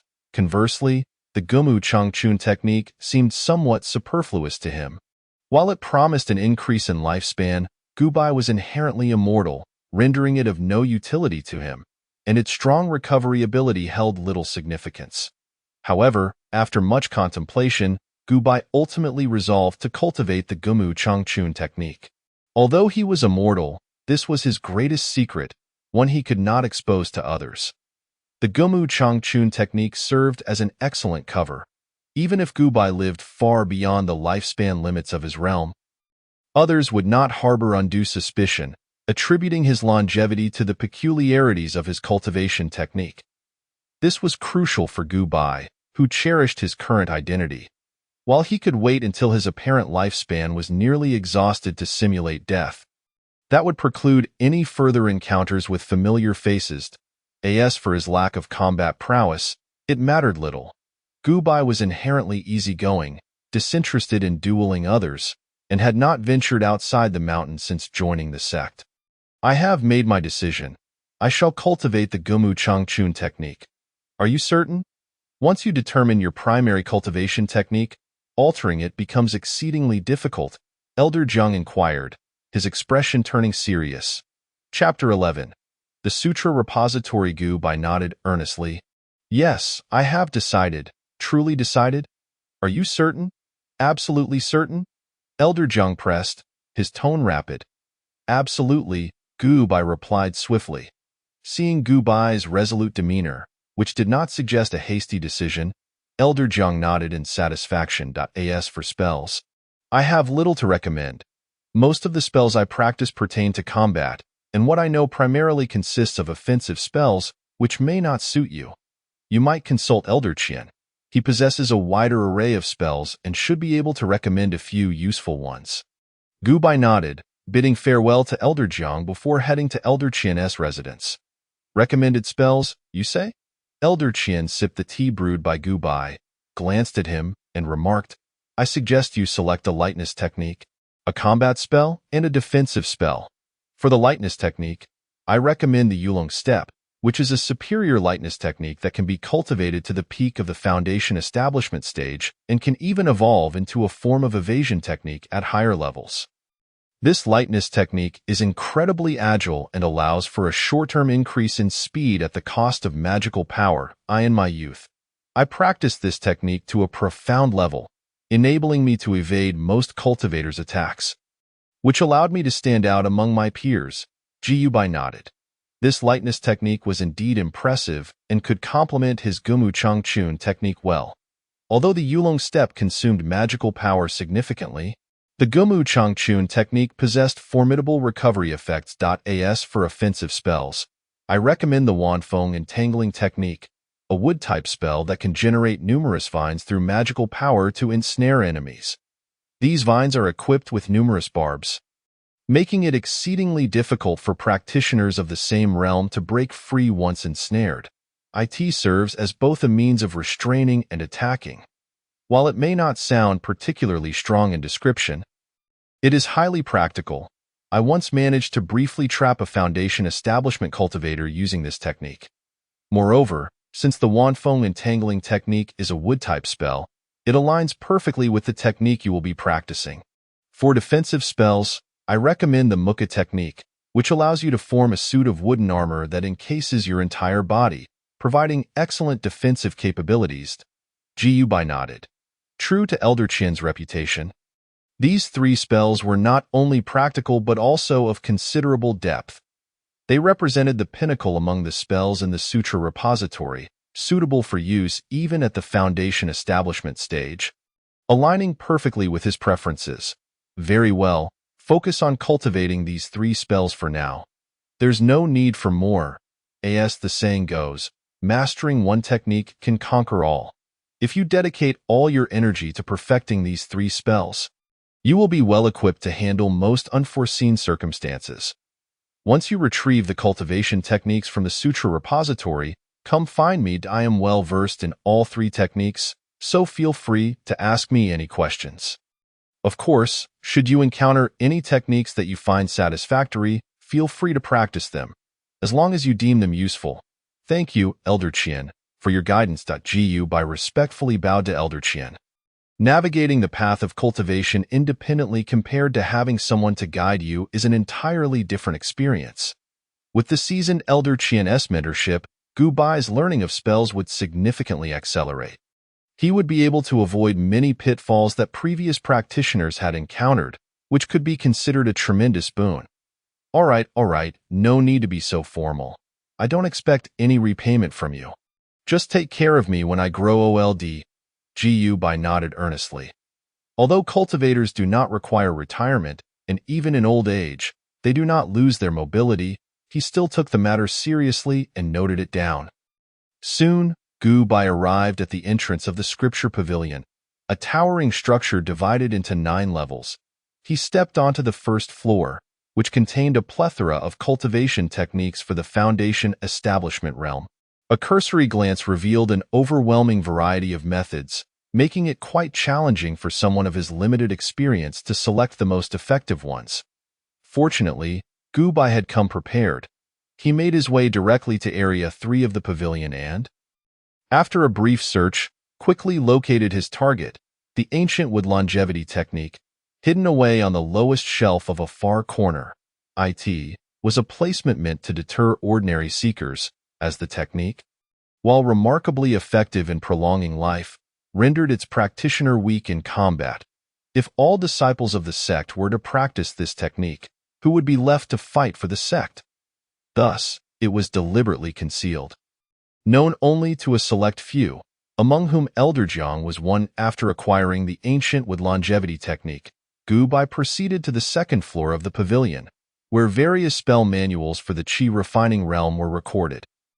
A quick scan revealed that every conceivable spell was documented, including exceedingly rare ones capable of attacking the mind, and even those related to divination. However, Gu did not select any of these spells, for he was still a novice in the realm of cultivation, and their complexity was beyond his grasp. Without overthinking, he soon found the 3 spells Elder Qian had mentioned. After selecting the techniques, Gu did not hastily depart. Instead, he meandered around the pavilion, hoping to find more suitable methods. Sword technique? This secret art allows one to nurture a strand of sword energy within their body. In the initial stages, its power is modest, but the longer one nurtures it, the stronger the sword energy becomes. Jiyu Bai's eyes lit up. This technique seemed well suited for him. The difficulty of cultivation was low, albeit time-consuming. With his immortality, he had ample time to nurture the sword energy, perfectly compensating for his lack of offensive capabilities. Though it was a one-time attack, it was rarely needed in normal circumstances, serving as an excellent trump card. After selecting the sword technique, Gu continued to browse the scripture pavilion for quite some time, but found nothing else that suited him. He did not force the issue and, with several chosen techniques in hand, made his way to the registration desk. The registrar was a middle-aged cultivator with a prominent scar across his face, giving him a fierce appearance. Jiyu expressionlessly handed over Elder Zhang's token. The middle-aged cultivator looked at Gu in surprise, but said nothing more. After recording the information, he returned the token to Gu. Only upon exiting the scripture pavilion did Gu dare to release his absolute rationality. He patted his chest, calming the tension that had built up inside him. He had not expected Elder Zhang's influence to be so substantial. He had truly succeeded. Jiyu glanced at the manuals in his hand. A smile creeping onto his lips, without lingering, he swiftly returned to his dwelling. Chapter 12. Cultivation techniques in the early morning. Faint sunlight streamed through the curtains into the room. Jiyu sat cross-legged on his bed, eagerly opening the ancient wood longevity technique. Although the knowledge within the text was obscure and difficult to comprehend, Gu activated his absolute rationality, allowing him to approach the material with clarity. It must be said that this was an exceedingly profound technique, far more complex than the longevity technique. Even with his absolute rationality and periodic consultations with Elder Qian and Elder Jiang, 2 seasoned cultivators, it took him nearly half a month to barely grasp its intricacies.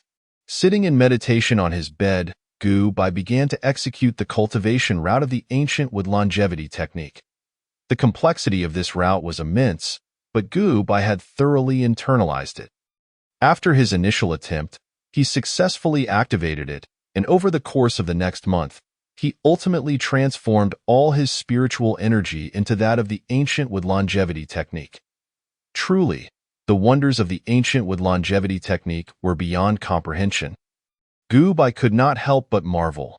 With the technique mastered, Gu under Elder Qian's guidance, began to cultivate spells. With absolute rationality and Elder Qian's instruction, Gu progress in spell cultivation was nothing short of meteoric. In merely 5 months, he had brought 3 advanced spells to the threshold of mastery. Standing in an open area, Gu formed hand seals and instantly summoned countless green vines that ensnared a massive stone before him. He rapidly executed the spell's incantation, and under his control, the vines began to constrict violently, crack, crack, crack. As the vines tightened, numerous fine fissures appeared on the stone's surface, culminating in a resounding explosion as the stone was shattered into countless fragments.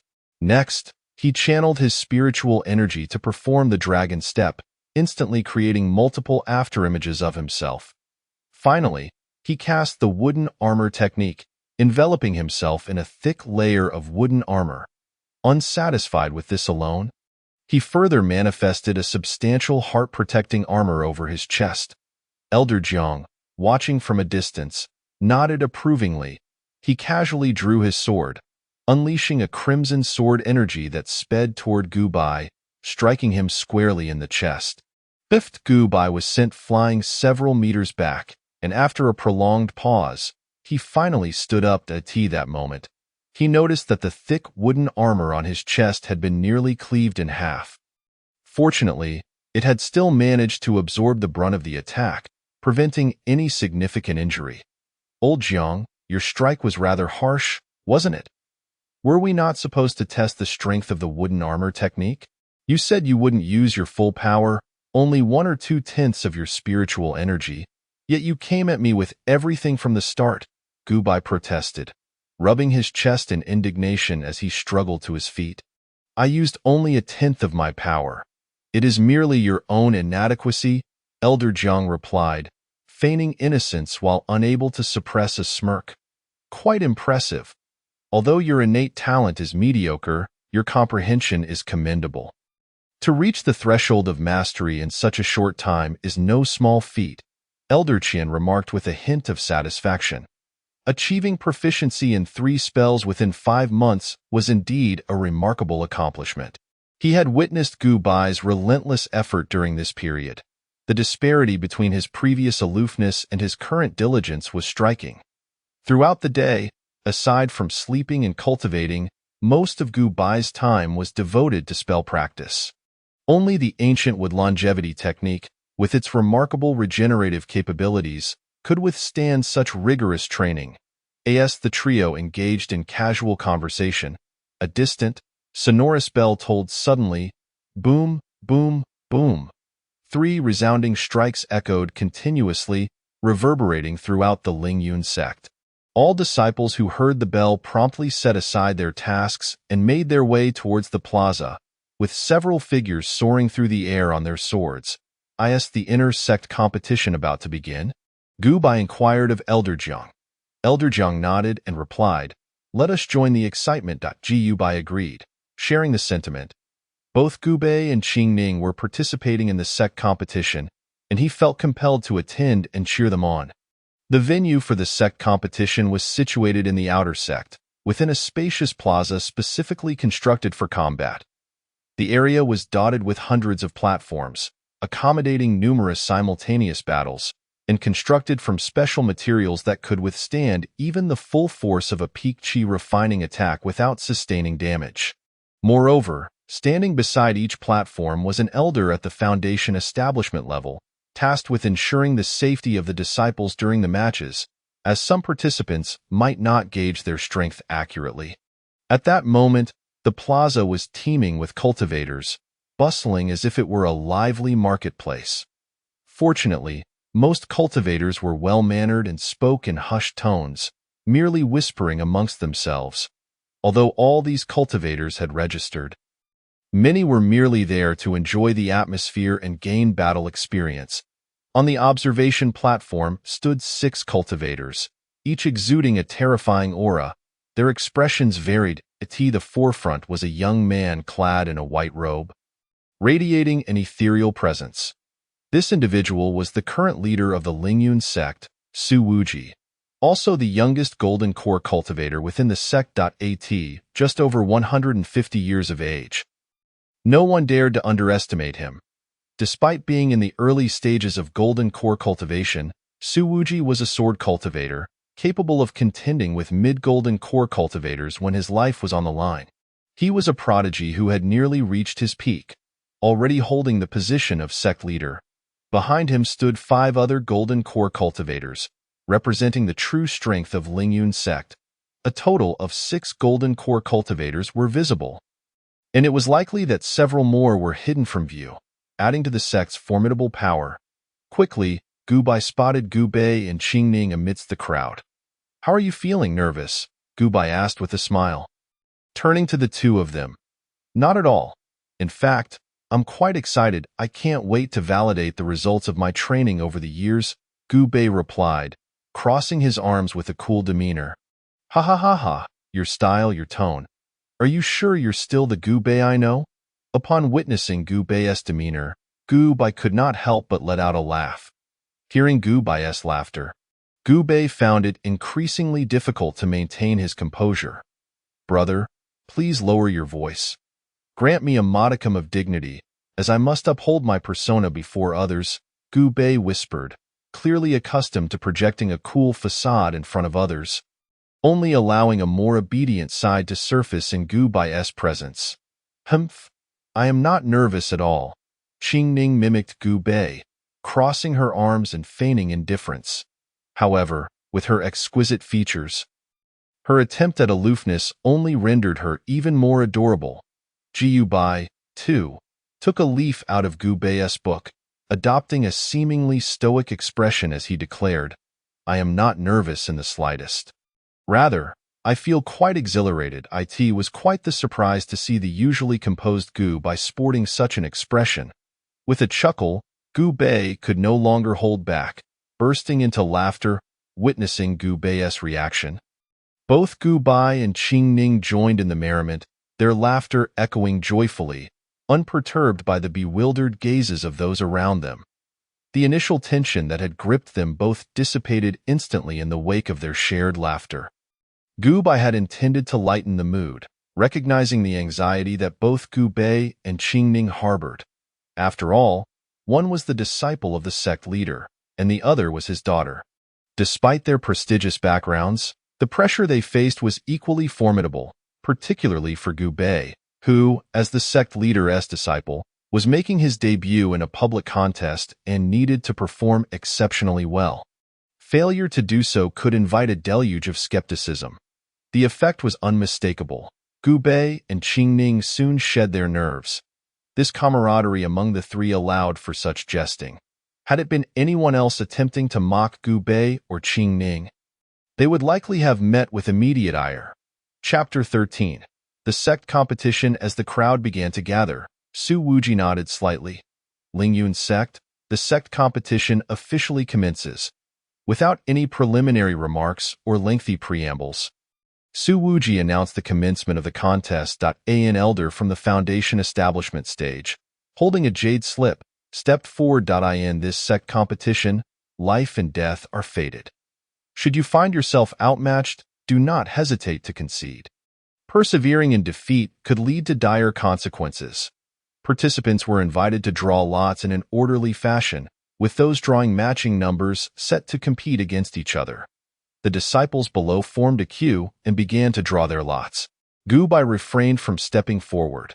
As a mere second-layer qi refining cultivator, he stood no chance against anyone present, and participating would only result in his own humiliation.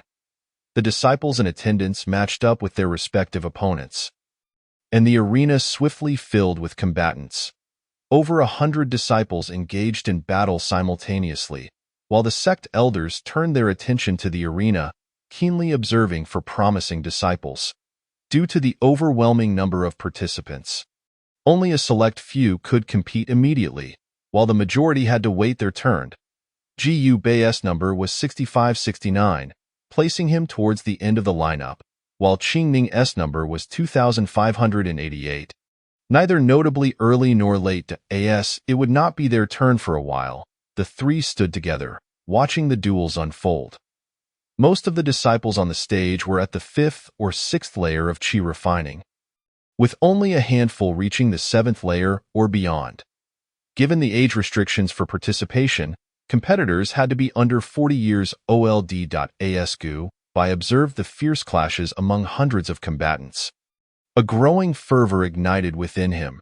This was the genuine art of combat. The arena was alive with intensity as each participant exerted their utmost, unleashing an array of diverse spells. One particularly impressive practitioner had taken the simplest fire control technique to an astonishing level. Not only could he manipulate flames to form fireballs for attack, but he also wielded an advanced version, the Great Fireball technique, and a defensive variant, the Fire Barrier technique. He even devised an original Fire Dragon technique as his trump card, which allowed him to deliver a devastating blow to an equally matched opponent at a crucial moment, securing victory. Gu Bei was thoroughly enthralled. It was enlightening to realize that spells could be employed in such novel ways, significantly enhancing his understanding of magical arts. It shattered his preconceived notions. revealing that spells need not be executed strictly as per the texts, but could indeed be altered and innovatively developed. Just like the new fire control technique created by that practitioner, given time and refinement, it was conceivable that a wholly original spell or even cultivation method could emerge. He mused that the vast array of cultivation manuals in the library must have originated in such a manner. This planted a seed of desire within Gu Bai to delve deeper into the knowledge of cultivation techniques. With boundless time at his disposal, he believed that with sufficient accumulation, he too could forge his own unique method. He resolved that once he ascended to a higher realm, he would study every manual in the library, amassing the foundational knowledge necessary to perhaps create his own technique. Of course, this was merely a fleeting thought. Given his current second-layer qi refining status, even mastering a spell felt daunting, let alone creating or modifying one. Thus, the trio continued to watch the enthralling matches from noon until afternoon, thoroughly satisfied by the plethora of spectacular displays. As they observed for a time, Gu Bai discerned a pattern. Despite the claim of random lot selection, it was evident that the sect maintained control over the matchups. Each participant faced an opponent of comparable strength, with discrepancies of no more than one layer in their cultivation levels, allowing everyone to showcase their abilities more effectively. Now, let us welcome contestant 2588 to the stage, came the announcement, and soon it was Qingning's turn. Taking a deep breath, she stepped onto the arena, where a wave of enthusiastic cheers erupted from the audience upon her appearance. The daughter of the sect leader, coupled with her striking beauty, she commanded considerable popularity within the sect. Feeling the fervent applause from below, Qingning's body tensed, her expression betraying no emotion. However, Gu Bai, knowing her well, recognized her intense nervousness, a perilous state, as anxiety during combat could reduce her full potential to a mere 8 or 9/10. Go for it, do not be nervous. With your abilities, victory is assured, he called out, and upon catching sight of Gu Bai's extraordinarily handsome visage, Qingning felt a wave of reassurance wash over her. With a familiar face watching her, her tension melted away. I am Wang Lei. Pleased to meet you, Qingning. Qingning's opponent was a robust man at the 7th layer of qi refining. Clearly a body cultivator given his muscular build. I am Qingning. Honored to meet you. They exchanged respectful gestures before commencing their duel. Wang Lei launched the first assault, employing an exceptionally swift footwork technique as he barreled toward Qingning. Fists clenched. Remaining remarkably calm, Qingning drew her sword, unleashing a streak of verdant sword energy toward Wang Lei. Confident in his physical prowess, Wang Lei chose to stand firm, raising his arms to shield his head against the oncoming attack. Pooh! The sword energy cleaved through Wang Lei's arm, leaving a gaping wound that even exposed bone, blood gushing forth profusely. An opportunity. Despite suffering grave injuries, Wang Lei managed to dash to Qingning's side. Gazing at her, who was so close at hand, a smile involuntarily graced Wang Lei's lips. As long as he could approach her, he was confident in his ability to subdue her in an instant. Just as his attack was about to strike Qingning, she deftly evaded his assault with a swift movement, effortlessly sidestepping his onslaught. In the very act of evading, Qingning wielded her sword, and with a swift motion, she carved a deep gash across Wang Lei's chest. Wang Lei attempted to retaliate, but Qingning effortlessly dodged each of his attacks. However, she was relentless, and there was no escaping her strikes. In but a moment, his body was marred with wounds. Breathing heavily, Wang Lei's form was covered in ghastly injuries. Despite his attempts to staunch the bleeding with his magical powers, the efforts proved futile as torrents of blood poured from his wounds. Cascading down his skin, before long, he was surrounded by a pool of crimson. Wang Lei had intended to endure a little longer, but suddenly, darkness enveloped his vision, and his body swayed before he collapsed to the ground. Succumbing to unconsciousness, it was only due to his cultivation as a body practitioner that he had managed to last this long. Had it been any other cultivator, a few strikes would have cost them dearly. Qing Ning let out a cold snort, casting not a glance at Wang Lei as she turned to leave the arena. This was her first battle in a public setting. Her nervousness did not stem from the formidable strength of her opponent, but rather from the multitude of eyes upon her. Fearing her performance might tarnish her father's reputation, as the daughter of the sect leader, she had been raised under the guidance of Su Wuji. While her strength could not be deemed overwhelmingly powerful, it was certainly formidable, far surpassing that of an ordinary qi refinement practitioner. Adept in the sword arts, and under Su Wuji's tutelage, she was also proficient in close combat, having specifically learned several sword techniques. Coupled with the high-grade magical weapon in her possession, she could be said to dominate a practitioner of the same rank. Chapter 14.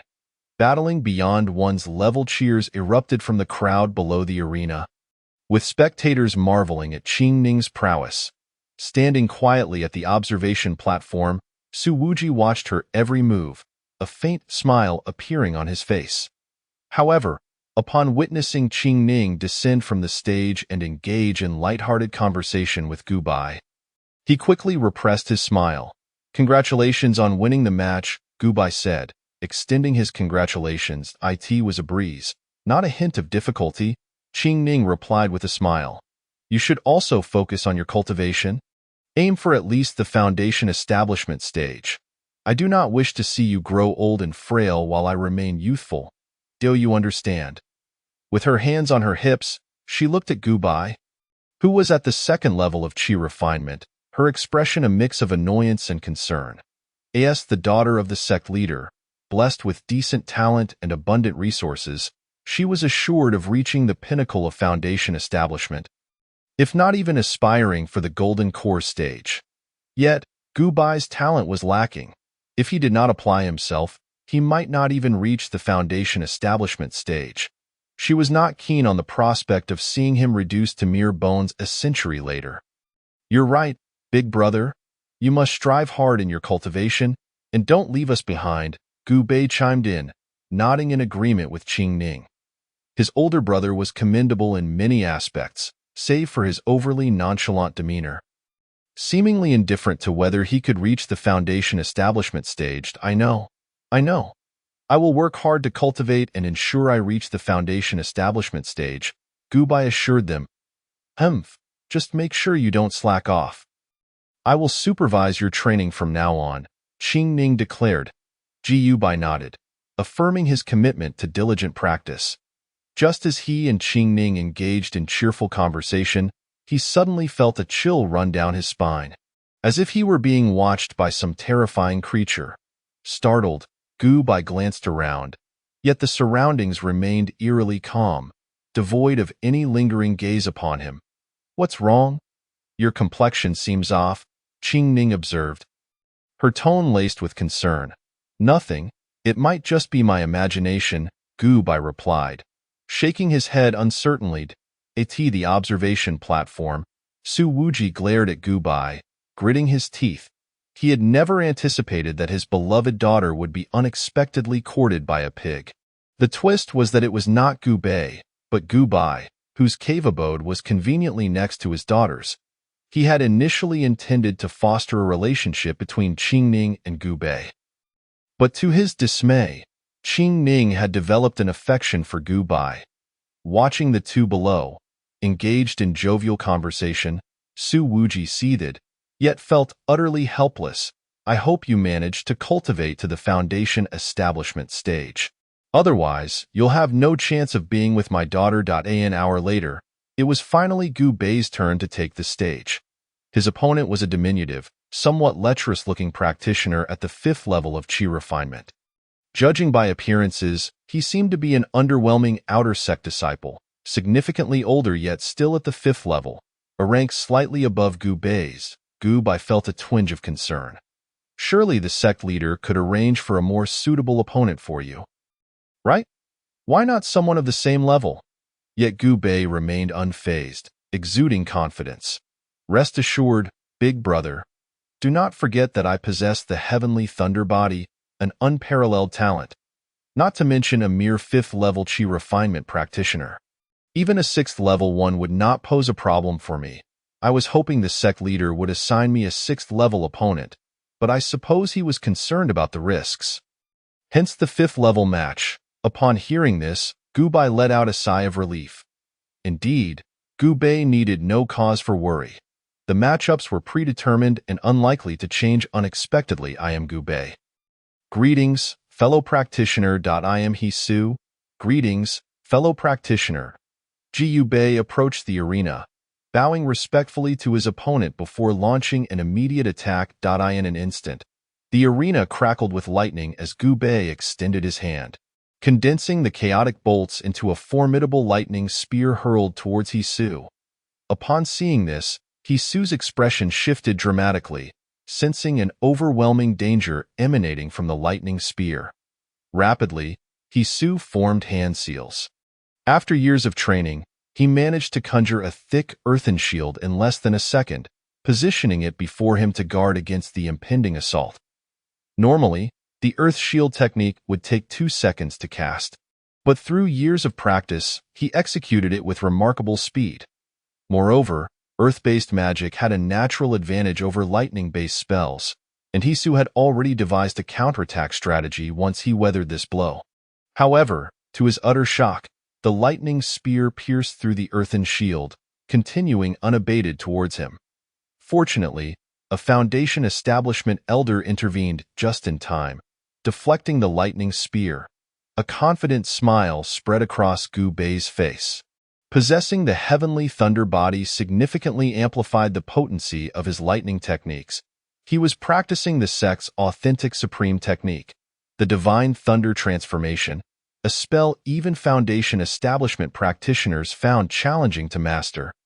Thus its formidable strength was beyond question. Coupled with his sudden assault, even with some defenses in place, He Su's resistance was insufficient, leading to Gu Bei's swift victory. Gu Bei wins. With the elder's declaration, the arena erupted in cheers. The astonishing scene of a 4th-level Qi refinement practitioner dispatching a 5th-level opponent in one blow was nothing short of remarkable. Such feats were unheard of, while talented cultivators might engage in battles beyond their level. It typically required arduous effort and was limited to a single rank. Yet, Gu Bei had effortlessly defeated an opponent a full rank above him in a single strike.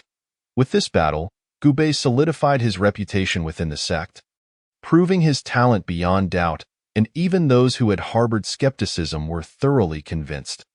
Watching the figure on the stage, revered like a star, Gu Bei felt an overwhelming sense of joy for Gu Bei. Ha ha ha, big brother, how did I perform just now? Was I impressive? As Gu Bei descended from the stage and encountered Gu Bai, his previously fierce aura softened, revealing a more approachable demeanor. Very impressive. Upon returning home tonight, I shall prepare a grand feast in your honor, Gu Bai replied with a smile. Upon hearing this, both Gu Bei and Qing Ning's eyes sparkled with excitement, and they cheered in unison. Afterward, the trio departed the square. Making their way back to Gu Bai's cave residence, the sect's grand competition would not conclude in a single day. Rather, it spanned several days, with each participant allowed one match on the first day. Given the vast number of disciples in Lingyun's sect, even if only a portion participated, the total count reached several thousand. Gu Bei and Qing Ning would have to wait until the following day to take the stage. Upon returning to his courtyard, Gu Bai began preparing dinner, with Qing Ning and Gu Bei assisting him. Thanks to Gu Bai's diligent efforts, a sumptuous feast was soon laid out. After setting aside a portion for Elder Jiang and Elder Qian, the three began to savor the delightful meal.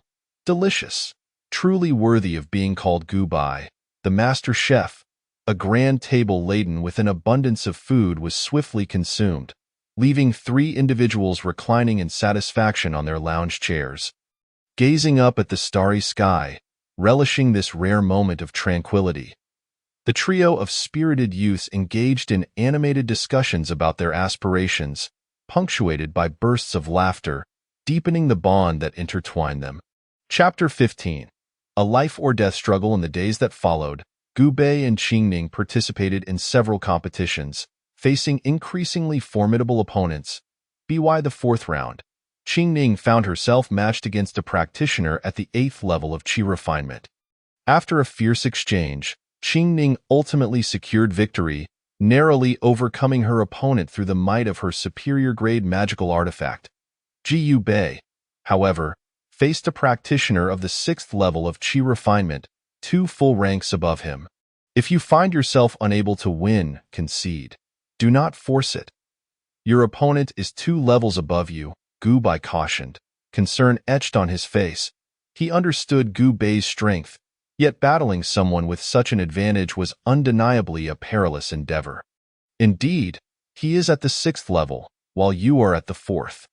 Even if you were to lose, it would not be the end, Qingning added, standing by, observing the worried expressions of the two. Gu Bei felt a warmth in his heart. Such feelings were truly delightful. Rest assured, I am well aware of my capabilities. A typical practitioner at the 6th level of Qi refinement is no match for me. I am Gu Bei. Pleased to make your acquaintance. I am Su He. Honored to meet you, Gu Bei. After exchanging formalities, both parties promptly assumed their combat stances.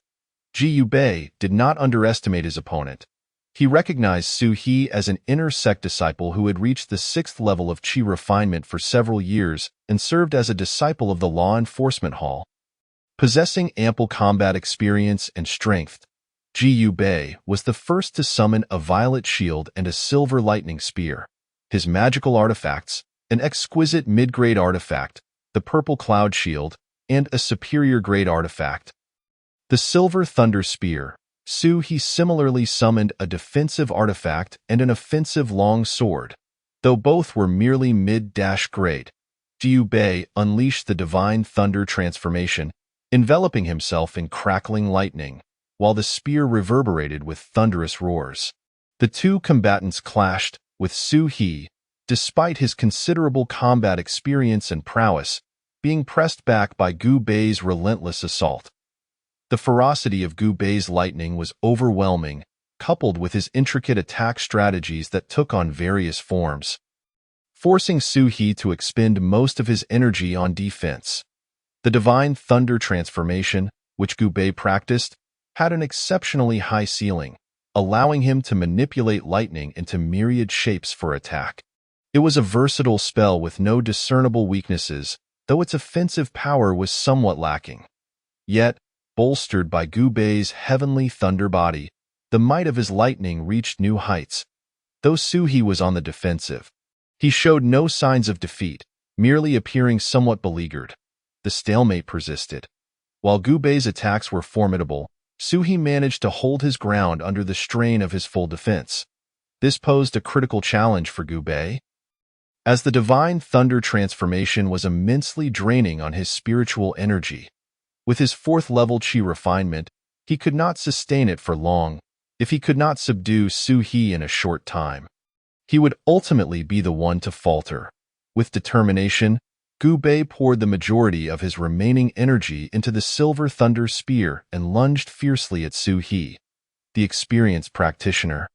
In a moment of urgency, swiftly produced his mid-grade defensive artifact to counter the assault.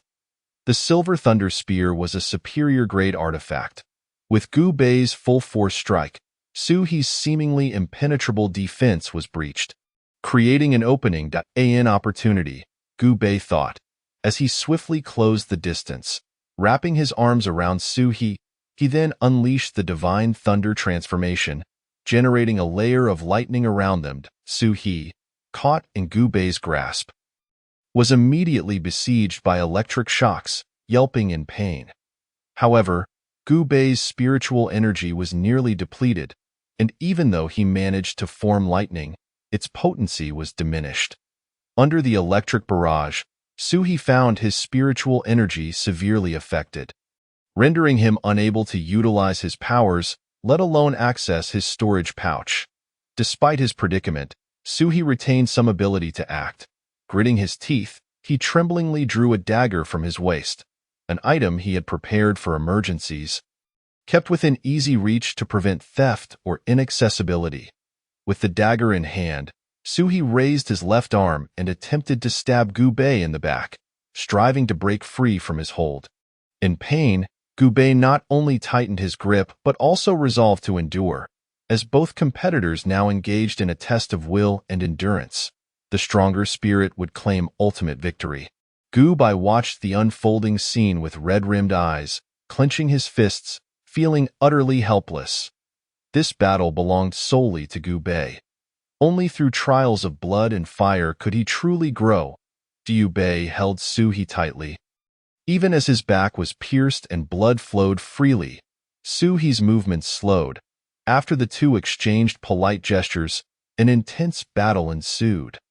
However, the situation was decidedly unfavorable, despite Qingning exerting herself to the utmost. She remained at the mercy of her opponent, a cultivator at the 9th layer of qi refinement. It was infuriating. Victory felt utterly unattainable. Clenching her jaw, Qingning acknowledged that Huang Hong surpassed her in every aspect. Even in the realm of magical artifacts, where their levels were disappointingly equivalent. Initially, she contemplated emulating Gu Bei's relentless spirit in hopes of seizing a slender opportunity for victory, but after recalling Gu Bei's words, she hesitated, ultimately deciding against it. After exchanging several more blows with her adversary, she was ultimately bested and struck down from the arena. Fortunately, Qingning emerged relatively unscathed, with only her attire slightly disheveled due to the fray. The subsequent matches bore no relevance to her. Although Qingning had lost, her performance was commendable, managing to engage a cultivator 2 realms above her for an extended duration, which was no small feat and garnered her some recognition within the sect. Following the competition, Gu Bei did not immediately seek out Gu Bei but returned to his own cave dwelling. Upon reaching the grove of small trees before his abode, he lifted his gaze to find the branches laden with vibrant red fruits. Each one a vivid spectacle, and he could faintly detect a delightful fragrance wafting through the air.gu by meticulously selected some of the finest red fruits from the trees, filling a small basket with them. Satisfied by the abundance before him, he nodded in contentment. This bounty should suffice for Gu Bei for quite some time. These spiritual fruits, known as zhuhong, were Gu Bei's favorite since childhood, prompting Gu Bei to cultivate a few after joining the sect. Under his attentive care, the seeds had matured into small trees in just over 2 years, now heavy with the red fruits. Each fruit was plump and rounded, enhanced by the subtle infusion of spiritual energy from Gu Bei's daily nurturing with the Longchun technique, rendering them a near-spiritual fruit that could slightly elevate one's cultivation when consumed. Gu Bei had long coveted these trees, persistently clamoring to sample a few, but Gu Bei had refrained from allowing him to do so, believing that with a few more years, the fruits would have a chance to transform into true spiritual fruits. However, given Gu Bei's severe injuries, Gu Bei could no longer afford to wait in the rejuvenation hall. Gu Bei lay despondently on the sickbed, his body swathed in bandages, utterly immobile. His room was crowded with visitors, all eager to pay their respects, each bearing various precious medicinal pills or rare treasures. Most of these individuals were strangers to Gu Bei, clearly seeking to leave a favorable impression on him. Overwhelmed by the presence of so many gift-bearing guests, Gu Bei felt an intense agitation. All he desired was solitude to recuperate, not the company of a throng. Furthermore, their voices were obnoxiously loud, each person enthusiastically extolling the virtues of their offerings, as if fearing he might not hear them. "Please, everyone, depart that I have no need for your gifts, nor your concern. All I wish for is a quiet space to heal," Gu Bei lamented helplessly. "Friend Gu, this first-grade superior Shui Mu Dan is a remarkable healing elixir. Consuming it will surely alleviate your suffering," one visitor insisted. "Friend Gu, I present to you this first-grade superior Qing Xian Dan, which can restore your vitality and slightly enhance your spiritual awareness. Just 1 dose will revive your energy." Another chimed in, yet those around him seemed oblivious, continuing to espouse the merits of their gifts, predominantly healing pills, interspersed with some cultivation resources. They appeared convinced that Gu Bei's prolonged state of inactivity was due to a lack of medicinal remedies. They believed that if they merely offered healing-related gifts, Gu Bei would undoubtedly accept them with heartfelt gratitude and remember their kindness, vowing to repay them in the future. Jiu Bei's head throbbed with frustration. He lacked for nothing in the way of healing pills. As a disciple of the sect leader, he could easily procure not only first-grade pills, but even second-grade ones if he desired. The reason he refrained from consuming pills was due to the toxicity inherent in medicinal substances. Regardless of the type, they would accumulate a certain degree of pill poison, which, when excessive, could adversely affect his cultivation. While pills could mend injuries, they were ultimately just that, pills, offering only superficial treatment and leaving hidden dangers, commonly referred to as latent injuries. An accumulation of such injuries could eventually impact one's lifespan. Many cultivators who met untimely ends had done so because they relied solely on healing pills without seeking professional treatment, leading to a buildup of hidden injuries. Only through the skilled care of physicians in the rejuvenation hall could one hope to recover completely without leaving any residual threats. What are you all doing here? Are you not aware that loud noises are prohibited within the rejuvenation hall? Such disturbances greatly hinder a patient's recovery. An elderly man with graying hair and a long beard bellowed upon witnessing the scene. This elder, known as Physician He, was one of the most esteemed doctors within the hall, renowned for his exceptional skills, albeit with a notoriously irritable temperament. We are friends of Gu Bei, here to visit him. You cannot simply expel us, one visitor protested. Physician He, however, remained undeterred, resolutely ushering everyone out, gifts and all. Having practiced medicine for decades, he had encountered all manner of patients and could easily discern that Gu Bei was currently overwhelmed and had no interest in the gifts being presented. Yet, adhering to the principle of not offending those who come with good intentions, Gu Bei would typically refuse them politely. However, to avoid tarnishing his reputation, Physician He chose to take on the role of the villain and expelled everyone without exception. Rest well. I have kept those visitors at bay. Without my permission, they shall not enter, Physician He assured Gu Bei, who nodded fervently, grateful for such a physician's intervention. Drink this potion, avoid any strenuous activity, and you should be well on your way to recovery in 3 days. Physician He instructed, handing Gu Bei a cup of dark liquid before departing. Jiu Bei solemnly grasped the cup, the liquid bubbling ominously and exuding an unsettling aura, appearing anything but palatable. Raising the cup to his nose, he tentatively inhaled, only to blanch at the indescribable bitterness mingled with the distinct scent of herbs. Yet, considering his injuries, he pinched his nose and forced himself to down the repugnant concoction. Ugh, it's unbearably bitter. Gu Bei gasped as the overwhelming taste rendered his tongue numb. Meanwhile, outside the pharmacy, Gu Bei confronted Physician He. We truly are friends of Gu Bei, merely here to visit him. We will not disturb his rest. That is not permissible. The patient requires tranquility. Physician He maintained his stance at the entrance. I am Gu Bei, Gu Bei's brother. You should be aware of his brother's existence. Here is my identification token. Gu Bei asserted, presenting the token. After scrutinizing it and recalling Gu Bei's specific instruction to allow entry to anyone claiming to be Gu Bei or Qingning, Physician He finally accepted the token's legitimacy and permitted them entry. Very well, but once inside, maintain silence and do not disrupt the patient's rest, he cautioned.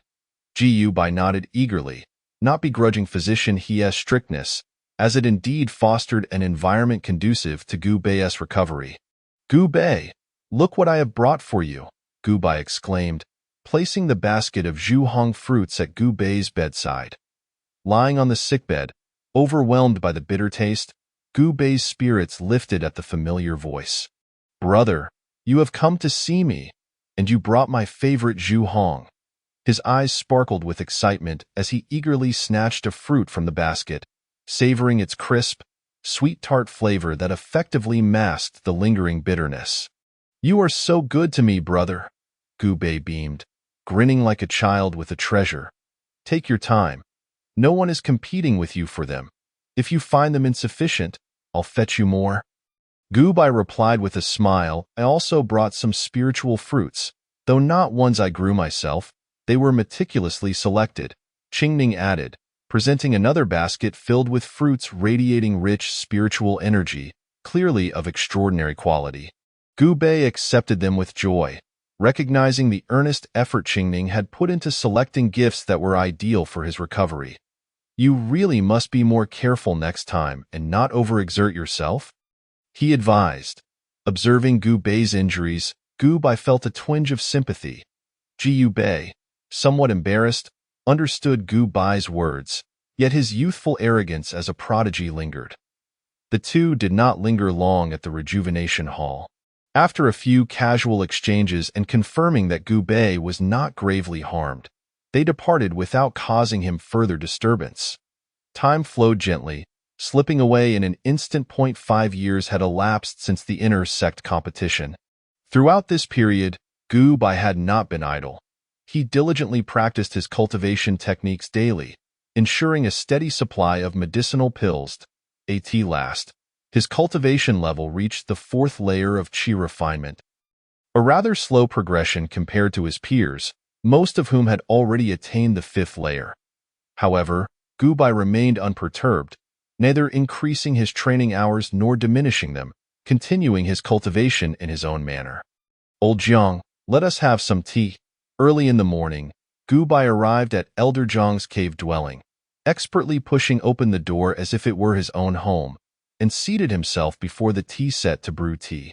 Channeling his magical energy, he conjured a small flame beneath the teapot, causing it to bubble vigorously in no time.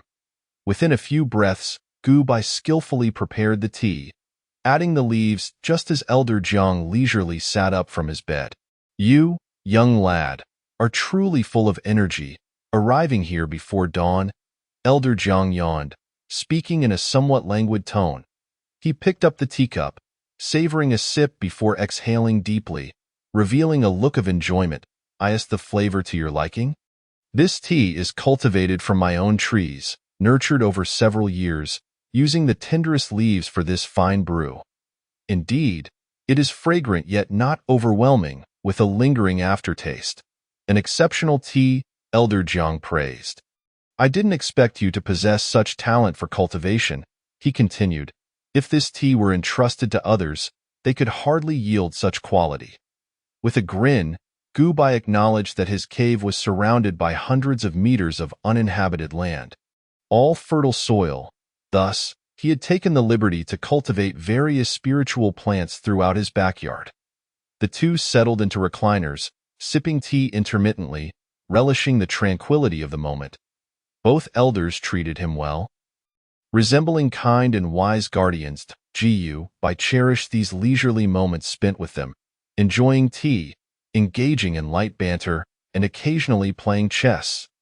Yet, at that moment, Elder Jiang suddenly trembled, causing his teacup to clatter to the ground. Followed by a fit of violent coughing, as his internal magical energy became chaotic, Ji Bei reacted instantly, channeling his spring law energy to help Elder Jiang restore order to his disrupted magic. After a considerable time, Elder Jiang finally regained his composure, though his complexion was pallid and his spirits somewhat diminished. "Are you all right?" Gu Bei inquired, concern etched across his face. Elder Jiang appeared far from well. While assisting him, Gu Bei had detected a marked weakness in his vital energy and overall health. This was atypical. Ordinarily, a cultivator's vitality wanes only after a century of life. To his knowledge, Elder Jiang was merely in his 80s. "It's just some old ailments. A bit of rest will suffice," Elder Jiang waved off, suggesting he was fine. However, Gu Bei disregarded this, grasping Elder Jiang's hand and leading him toward the rejuvenation hall. Elder Jiang initially intended to resist. With his pinnacle qi refinement cultivation, Gu Bai should not have been able to move him. Yet, upon meeting Gu Bai's resolute and worried gaze, Elder Jiang sighed softly and acquiesced. He understood Gu Bai's nature. Although often carefree and seemingly indifferent, he possessed a stubbornness that could not be easily swayed. If he refused to go to the rejuvenation hall, Gu Bai would undoubtedly seek Gu Bei and Qing Ning, forcibly bringing him along. Soon, Gu Bai brought Elder Jiang to the rejuvenation hall, summoning Apothecary He, who had previously treated Gu Bei after his injuries. Gu Bai frequently visited Gu Bei, and through their friendly rapport, he had become acquainted with Apothecary He. While not intimately familiar, they were certainly friends, and it was feasible for Gu Bai to request his assistance. Upon encountering Apothecary He, Gu Bai remained calm, rapidly relaying Elder Jiang's condition in a composed manner. Hearing Gu Bai's account, Apothecary He's brow furrowed as he grasped Elder Jiang's arm, employing his magical power to investigate, not resist. Allow me to assess your condition. After a brief moment, Apothecary He's expression grew serious, his countenance betraying an unprecedented gravity. This alarmed Gu Bai, who promptly inquired, Apothecary He, what is the matter with Elder Jiang? Elder Jiang's health is severely compromised, riddled with numerous hidden injuries, and his foundation has suffered considerable damage. This is likely a consequence of his tumultuous past filled with battles, compounded by repeated use of spells that consume vitality and lifespan. Consequently, his condition has deteriorated significantly. While this may not have been evident in his youth, now that he has entered old age, these latent afflictions have erupted all at once. Upon hearing this, Gu Bai's heart sank. He recalled that Elder Jiang was once a disciple of the Law Enforcement Hall and had even led a squad, often confronting perilous foes. Having endured countless battles and brushes with death in his youth, it was unsurprising that he bore such hidden injuries. Yet, Gu Bai had not anticipated the extent of the damage, nor that Elder Jiang had resorted to using life-draining techniques multiple times. Elder Jiang, upon hearing this, fell silent, as if he had long foreseen this day. Is there no way to treat this? Gu Bai urgently asked. Alas, Apothecary, he shook his head. I am afraid I am powerless in this matter. I can only prescribe a remedy to heal his hidden injuries, but the loss of lifespan cannot be reversed. At best, he may consume some spiritual herbs with life essence to slightly prolong his life. Gu Bai remained silent for a long while before finally asking, is there any hope with the hall master of the rejuvenation hall? That second-tier physician? Apothecary, he shook his head. Even if the second-tier physician intervened personally, it would be futile. I have reached the pinnacle of my understanding in the medicinal arts. Even the hall master of the rejuvenation hall would be slightly inferior to me. If I cannot remedy the situation, neither can they. At most, they could provide a more thorough treatment for his hidden injuries, but the root cause of the damage remains irreparable. He can only rest and recuperate. Gu Bai felt a sense of confusion. For the first time, he comprehended the passage of life and recognized that both Elder Jiang and Elder Qian had aged, perhaps nearing the time when they would leave him. In contrast to Gu Bai's turmoil, Elder Jiang, perhaps due to his foresight, appeared more accepting and began to console Gu Bai. Gu Bai, the cycle of life, old age, illness, and death is a natural part of existence. You need not feel excessive sorrow. Clenching his fists, Gu Bai was engulfed by a profound sense of helplessness. He realized that eternal life may not be a blessing but rather a curse, forcing him to watch his loved ones grow old while he remained powerless to intervene. Noticing Gu Bai's despondence, Apothecary, he felt a pang of compassion and, after some thought, offered words of comfort. You need not grieve excessively. With proper treatment and care, this elder could live to be over 100 years old, merely losing a decade or two compared to ordinary cultivators. It is not an insurmountable issue. Moreover, there are remedies within the cultivation world capable of restoring the essence of life. Upon hearing this, Gu Bai's heart felt somewhat lighter. Chapter 18. Learning the healing arts after procuring the medicinal recipe, apothecary he personally attended to Elder Zhang's health. Under his care, Elder Zhang regained some vitality. The two then returned to their dwelling with the prescription provided by apothecary He. Inside the cave, Elder Zhang leisurely brewed the medicinal concoction. Noticing Gu Bai's restrained expression, he chuckled, "Do not wear such a mournful visage. It is not as dire as you think. Do I not appear to be in fine form? But there is nothing to lament. This path was of my own choosing, and I have long anticipated this day. I find contentment in my current life, having been spirited in my youth, and now in my old age, I have you by my side. I am truly satisfied." Before long, Elder Qian arrived hastily after receiving word. "Ah, you old Jiang. I advised you against using those secret techniques, yet you would not heed my warnings. And now look where we are. Humph, I had no choice. It was a matter of survival. If I had not burned my vital essence to hold off that Foundation establishment cultivator, we would never have lasted until reinforcements arrived," Elder Jiang retorted sharply, while Elder Qian remained even more composed than Gu Bai. After all, as longtime friends, he was well aware of Elder Zhang's physical condition. Before long, the medicinal concoction was ready. Upon consuming it, Elder Zhang's complexion quickly became rosy, and the signs of his frailty began to improve significantly, as if he had shed a decade of age. Truly, the prescription from the Huichun Hall was remarkably effective. Elder Jiang sighed in admiration, yet felt a twinge of pain. This prescription was far from inexpensive, costing several hundred spirit stones per dose.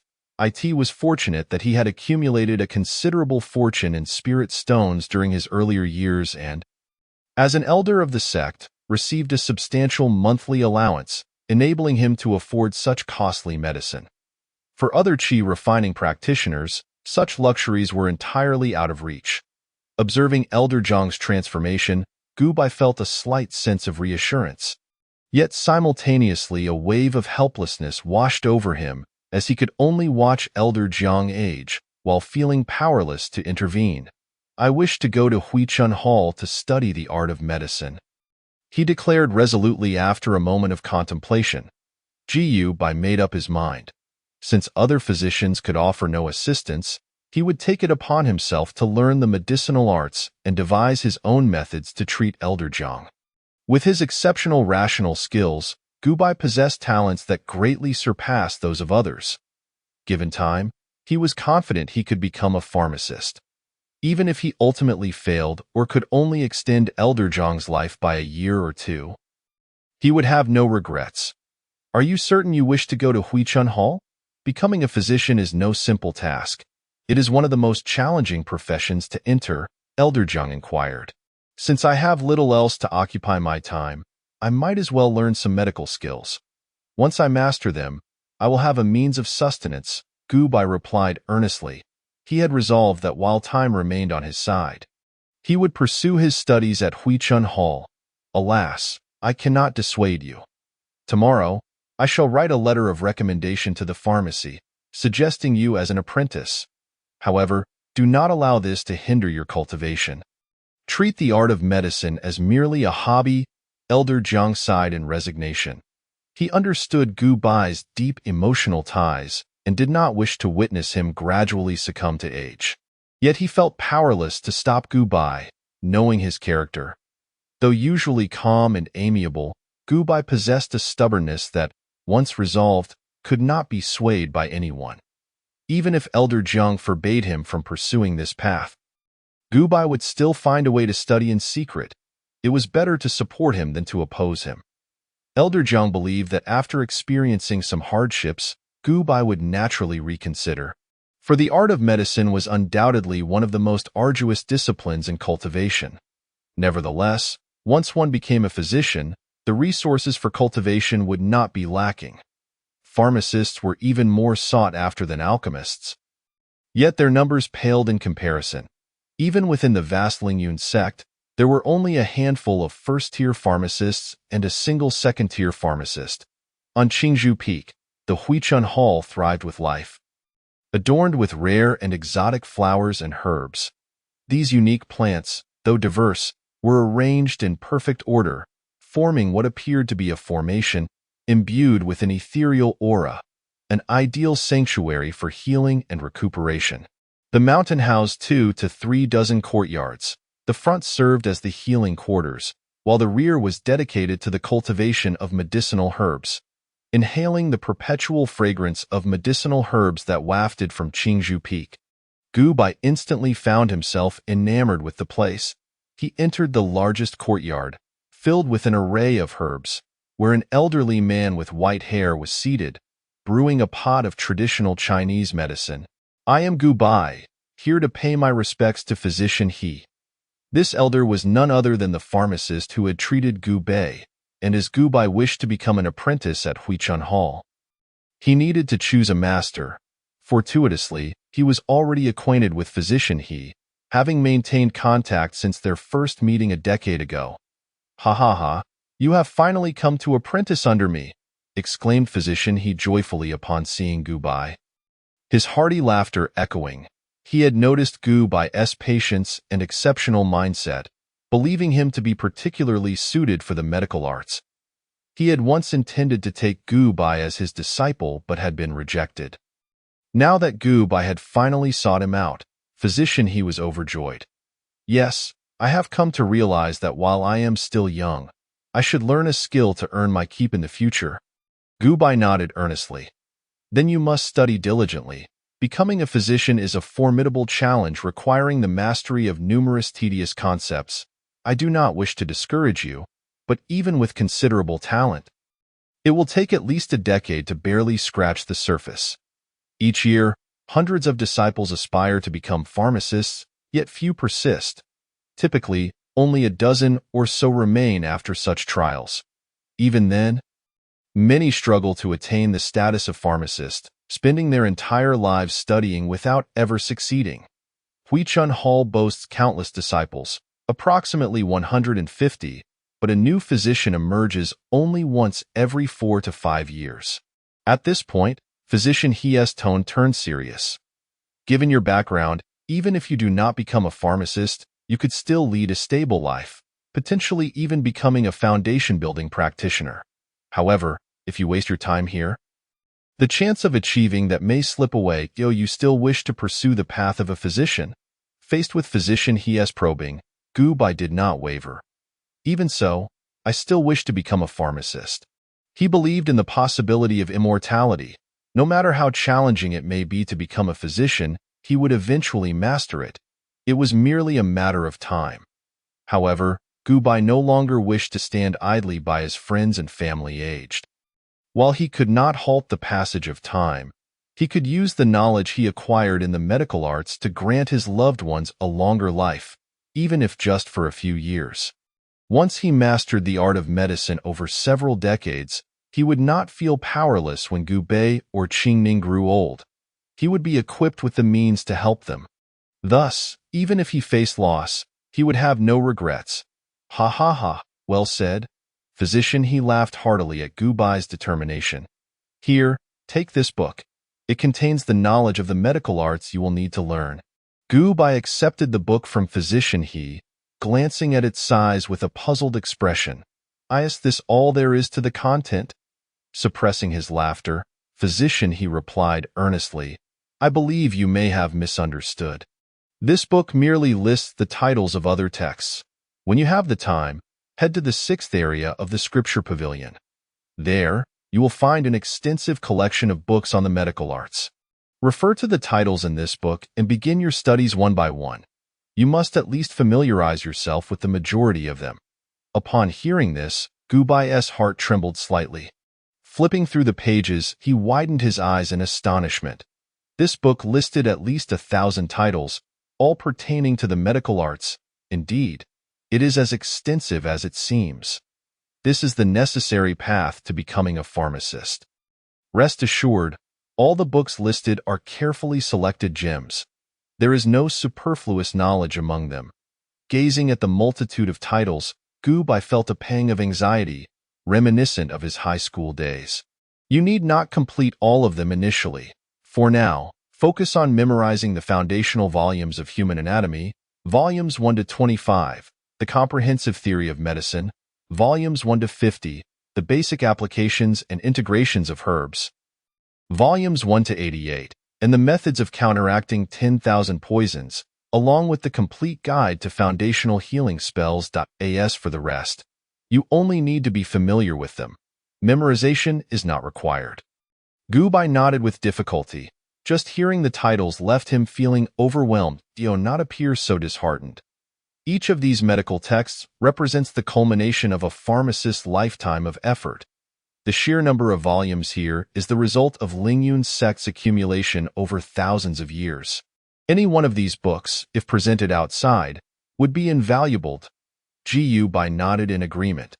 This was indeed the advantage of being affiliated with a sect. As a solitary cultivator, one would never have access to such a wealth of knowledge. Very well, I have conveyed all that I needed to say.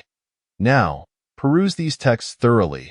If you have any questions, feel free to ask me. Gubai swiftly followed the instructions recorded in the book and retrieved the complete set of comprehensive anatomy of the human body. Specifically Chapter 19, from the Sutra repository.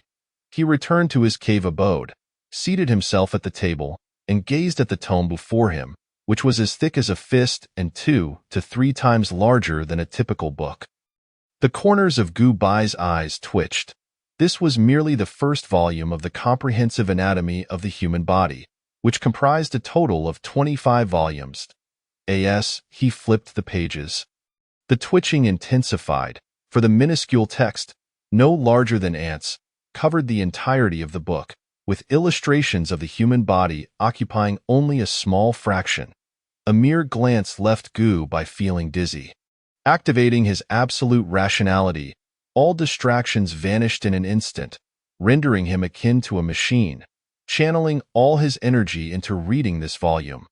Before long, he became engrossed, discovering that while the content appeared daunting at first, it was fundamentally basic yet exceedingly detailed. With earnest study, mastery was within reach. Gradually, the complexity of the text transformed into a sense of novelty, and each new piece of knowledge brought him profound satisfaction. Thus, Gubai immersed himself in the medical texts, dedicating every moment to their study outside of his fixed cultivation schedule. Time flowed gently, and in the blink of an eye, a month had passed.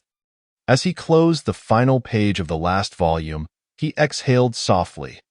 The human body is indeed a marvel.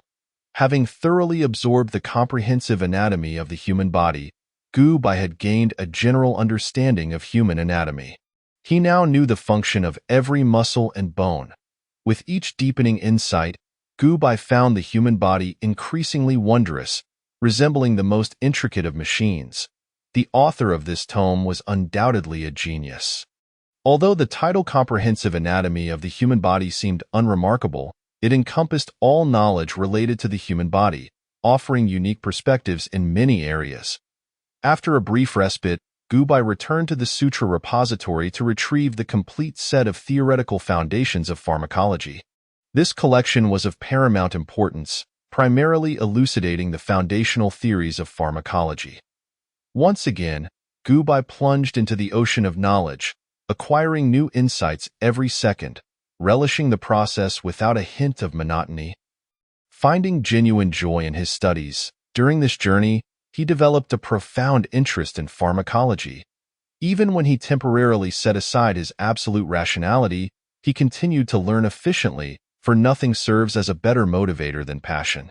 The deeper he delved, the more he recognized the vastness of pharmacological theory, a foundation established over millennia in the realm of cultivation. Gubai devoted all his focus to his studies, yet it took him a full 2 years to complete the reading of all the texts. He merely skimmed through them, retaining a general understanding. Throughout this period, he practically resided in the rejuvenation hall, seeking guidance from the apothecaries whenever questions arose. Dr. He, a top-tier first-level apothecary, consistently provided incisive answers to Gubai's inquiries. As he gently closed the final book, Gubai released a long, weary sigh. Given his temperament, The 2 years of study had left him profoundly fatigued. During this time, he invested most of his energy into learning, scarcely practicing cultivation, resulting in his current level being merely the fourth layer of qi refinement.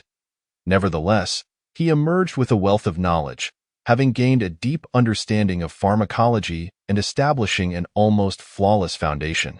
I never expected you could truly read through all the medical texts in such a short span of 2 years, Dr. He remarked, somewhat astonished. He had witnessed Gu Bai's gradual acquisition of pharmacological knowledge, often seeking his assistance with difficult concepts. Now it is time to enter the second phase of your studies. You should prepare yourself. Many gifted disciples have faltered at this stage. Dr. He led Gu Bai to a secluded hall within the rejuvenation hall. Upon entering, Gu Bai's heart trembled at the sight before him. The hall contained numerous beds, most of which bore lifeless bodies, many of which had been partially dissected, with entrails and organs scattered about, even the skin having been removed. Despite the burning of many incense sticks, the air remained thick with the scent of blood. This is the second phase of your training, dissecting corpses. Only by truly understanding the human body can one become an exceptional physician. You need not worry. These bodies are not innocent victims. They are all wicked cultivators, slain by the law enforcement hall, and their remains are sent to the rejuvenation hall for our study. What do you think? Are you able to accept this scene? Dr. He inquired, observing Gu Bai's pallid complexion. Gu Bai, though somewhat pale, nodded resolutely. Seeing this, Dr. He smiled, his worries alleviated. He had feared Gu Bai's kind nature might deter him from the dissection. To become an outstanding physician, one must not be overly compassionate, for the knowledge of pharmacology is built upon the sacrifices of countless individuals and innumerable experiments. Gu Bai felt little aversion. Under the influence of absolute rationality, he viewed the corpses as no different from the air. He merely suppressed his rationality to appear less callous, hence his pallid countenance. Your task now is to dissect the human body until you are familiar with every meridian and muscle. Once you have achieved familiarity, you may accompany me to attempt healing patients.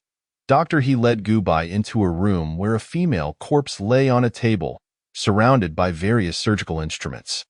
The young woman, seemingly in her 20s, bore a strikingly beautiful face, yet a deep sword wound marred her chest, indicating her demise at the hands of a blade. Next to her was a record detailing her, a disciple of the Blood Lotus sect. Possessing a sixth layer of qi refinement, she had slaughtered over 100 people in a village within the territory of the Lingyun sect in pursuit of further power. Discovered by the Lingyun sect, she was captured by the law enforcement hall and slain during a fierce struggle. Gu Bai observed the naked corpse before him, devoid of any desire, only a fervent curiosity about human anatomy. Without hesitation, he grasped a slender instrument resembling a surgical knife from the table and commenced the dissection. His expression remained calm, devoid of any emotion, and his hands were steady, exhibiting no tremor, as he methodically dissected the body with machine-like precision. As darkness fell and the glow of night lamps illuminated the room, Gu Bai finally set down his instrument, gazing at the dismembered remains that were now unrecognizable as human form. He sighed deeply, feeling immensely enriched by the experience. The disparity between theory and reality became starkly evident. No matter how detailed the written accounts or illustrations, they remained mere theory until one confronted the actual body and performed dissections.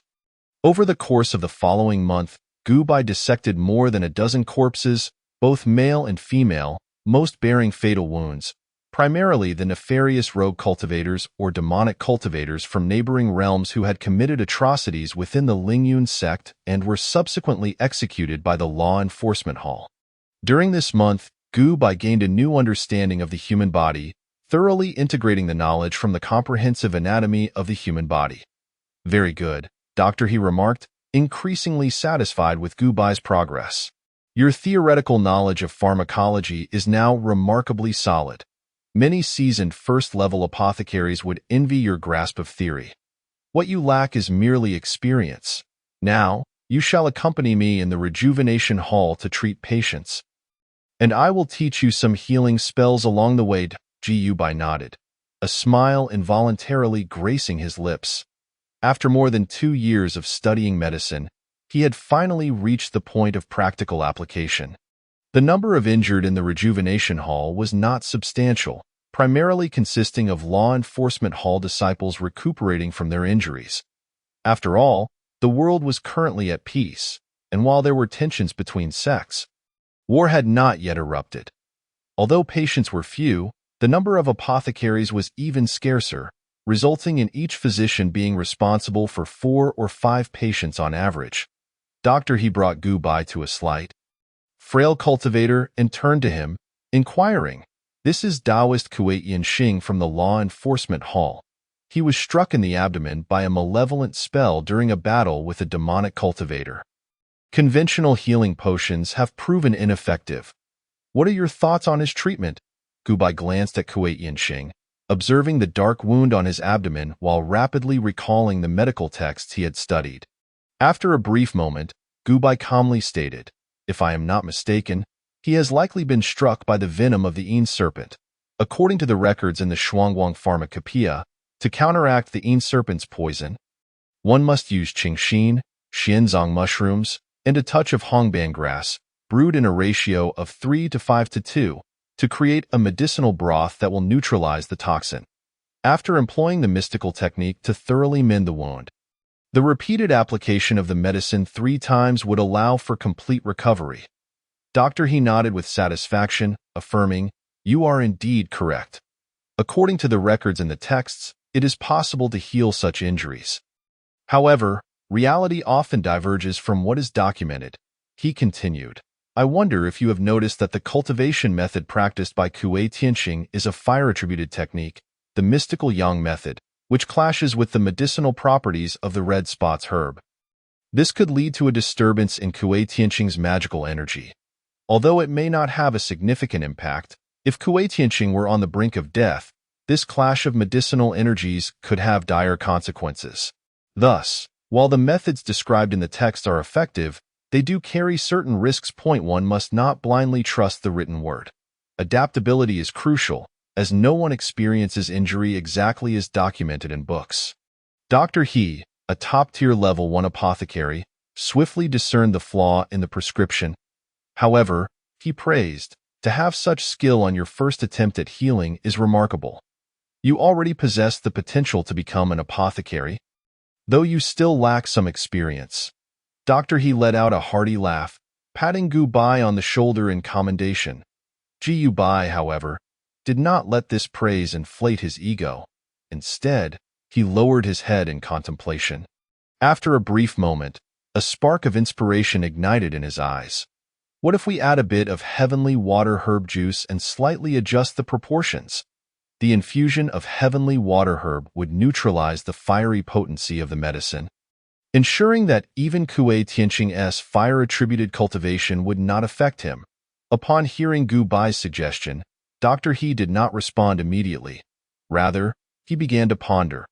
After a moment, a smile broke across his face, his eyes gleaming with approval. "Excellent. Your thinking is remarkably agile. You do not merely memorize information like others who seek answers solely in texts.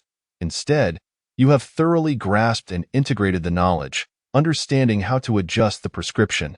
It appears our clinic will have a promising successor." Upon receiving Dr. He's praise, Gu Bai smiled modestly. His idea had merely been a fleeting thought, a recollection of the theoretical knowledge documented in books, inspired by the principles of mutual generation and restraint. Subsequently, Dr. He entrusted the entirety of Kuwei Tianxing's treatment to Gu Bai, allowing him to take charge while he observed, ready to provide support if needed. Gu Bai took a deep breath, retrieving 4 necessary herbs from a row of medicinal boxes behind him. He then took out a scale, meticulously measuring the proportions before placing the herbs into the cauldron to brew. During the process, Gu Bai approached Kuwei Tianxing and said kindly, "Please lie down. I will first eliminate the residual magical energy from your wound. Under the influence of Gu Bai's congenial demeanor, Kuei Tianqing felt a sense of warmth and complied. Lying down as instructed, Gu Bai immediately enacted the secret technique of the mystical palm, one of the fundamental healing arts capable of partially healing wounds and dispelling the residual magical energy left by foes. Having already mastered the mystical palm, Gu Bai found treating such injuries to be a manageable task. He placed his hands gently over Kuei Tianqing's wound, channeling all his magical energy into his palms as he began to restore the injury. Moments later, the gruesome wound on Kuei Tianqing's body had healed significantly under Gu Bai's care, though the skin at the site still bore a purplish-black hue, a remnant of the shimming serpent's venom. Gu Bai then presented the concocted medicinal liquid to Kuei Tianqing, who without hesitation drank the entire bowl in swift gulps. After a while, Kuei Tianqing's complexion improved, and after a discharge of purplish-black blood from the wound, his color returned to a healthier state. "I feel better," Kuei Tianqing exclaimed, sitting upright in surprise. "The injury is nearly healed.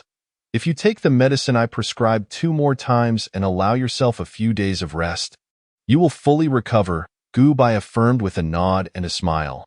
"Thank you, Apothecary Gu." Kuei Tianqing expressed his gratitude, clasping his hands together in thanks before retrieving a substantial amount of spirit stones from his storage pouch and offering them to Gu Bai.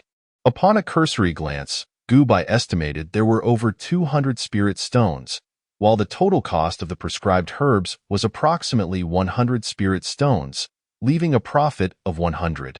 However, Gu Bai did not accept the spirit stones immediately. Instead, he glanced at Dr. He, who nodded in approval, prompting Gu Bai to accept Kuei Tianqing's offering. The rejuvenation hall was not a place for free treatment. Rather, it charged steep fees, with any service by an apothecary costing no less than dozens of spirit stones. Thus, disciples would only consider visiting the rejuvenation hall if their injuries were too severe for self-recovery, as this would conserve spirit stones but could potentially harm their bodies, with more serious injuries even impacting their lifespans. Take, for example, Elder Jiang, who, during his youth, would often resort to consuming a few pills to address his injuries unless they were too grave. However, the rejuvenation hall's exorbitant fees meant that the cost of a single visit equated to the price of a perilous mission. Fortunately, as an inner sect disciple of the law enforcement hall, Kuei Tianqing was not short on spirit stones and would consistently seek treatment at the rejuvenation hall upon injury. As he watched Kuei Tianqing depart, Gu Bai felt the weight of the spirit stones in his hand and a smile crept across his lips. He had finally acquired the means to earn spirit stones, no longer reliant on the resources of Gu Bei, Qingning, and the 2 elders. Although they did not mind, Gu Bai felt a growing sense of discomfort over time. And now he was capable of supporting himself. Instead of placing the spirit stones into his storage pouch, Gu Bai handed them to Dr. He, standing respectfully at his side. As a disciple of Apothecary He, it was customary to present all earned spirit stones to his mentor, adhering to the traditions of the cultivation world. Once a disciple, forever a son, the cultivation realm places immense importance on the master-disciple relationship, typically limiting a master to 3 direct disciples to whom they impart their skills.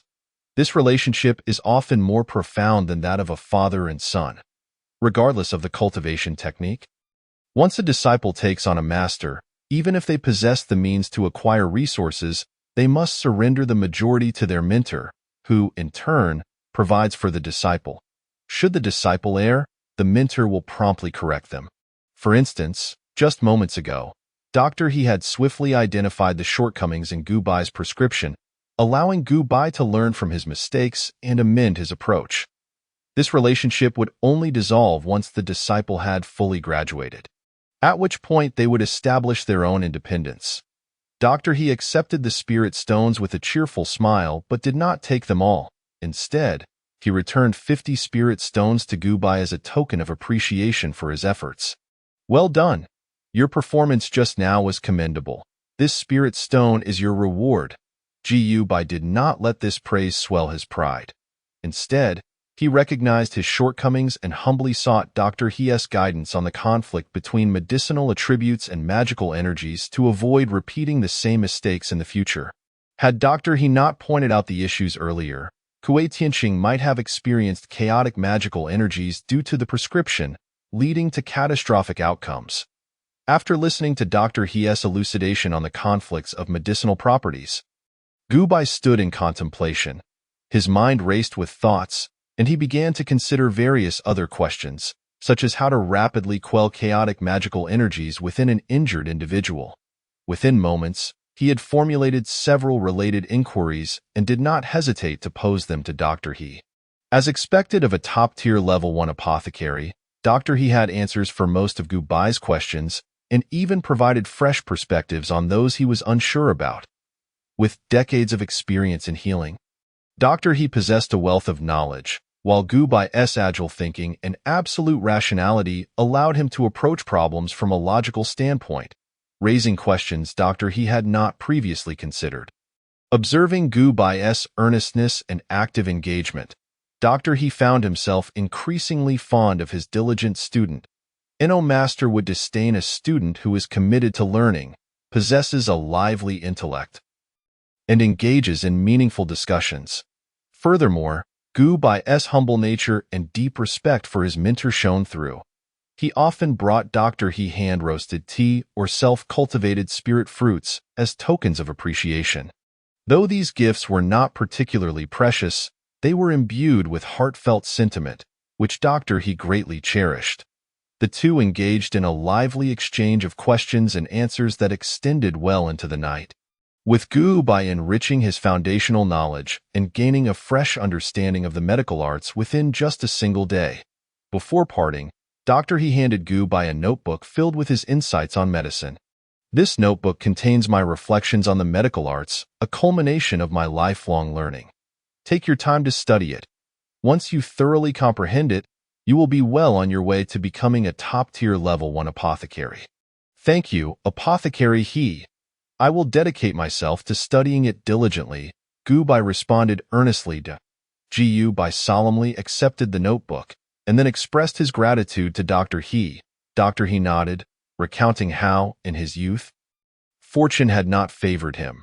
His master was exceedingly stingy, imparting little of true skill. It was only through his relentless efforts and nearly daily presence beside his master, clandestinely learning, that he acquired his medical prowess.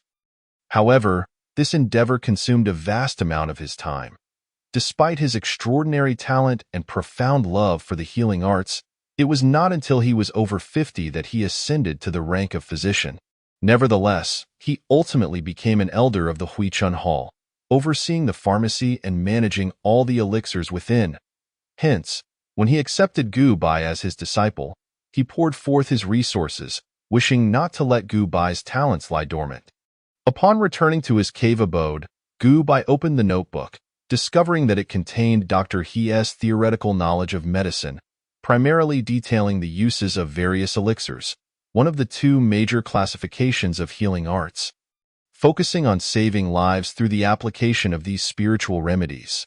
Dr. He specialized in this field, often treating ailments without the use of magical powers, but rather by concocting a few prescriptions that could effectively heal patients.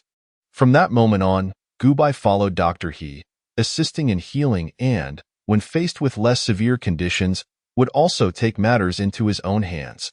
Over time, as they spent more time together, Dr. He grew increasingly fond of Bai. Bai was kind-hearted, respectful towards him, and exhibited a diligent spirit in his studies. It was difficult to find a better disciple than Bai. Reflecting on Bai's initial motivation for studying medicine, to heal the elder who had cared for him, Dr. He wholeheartedly recognized Bai as his disciple. In a few days, I will take you to meet an old friend of mine, he said. Though he does not specialize in the way of remedies like I do, his understanding of medical techniques far surpasses mine.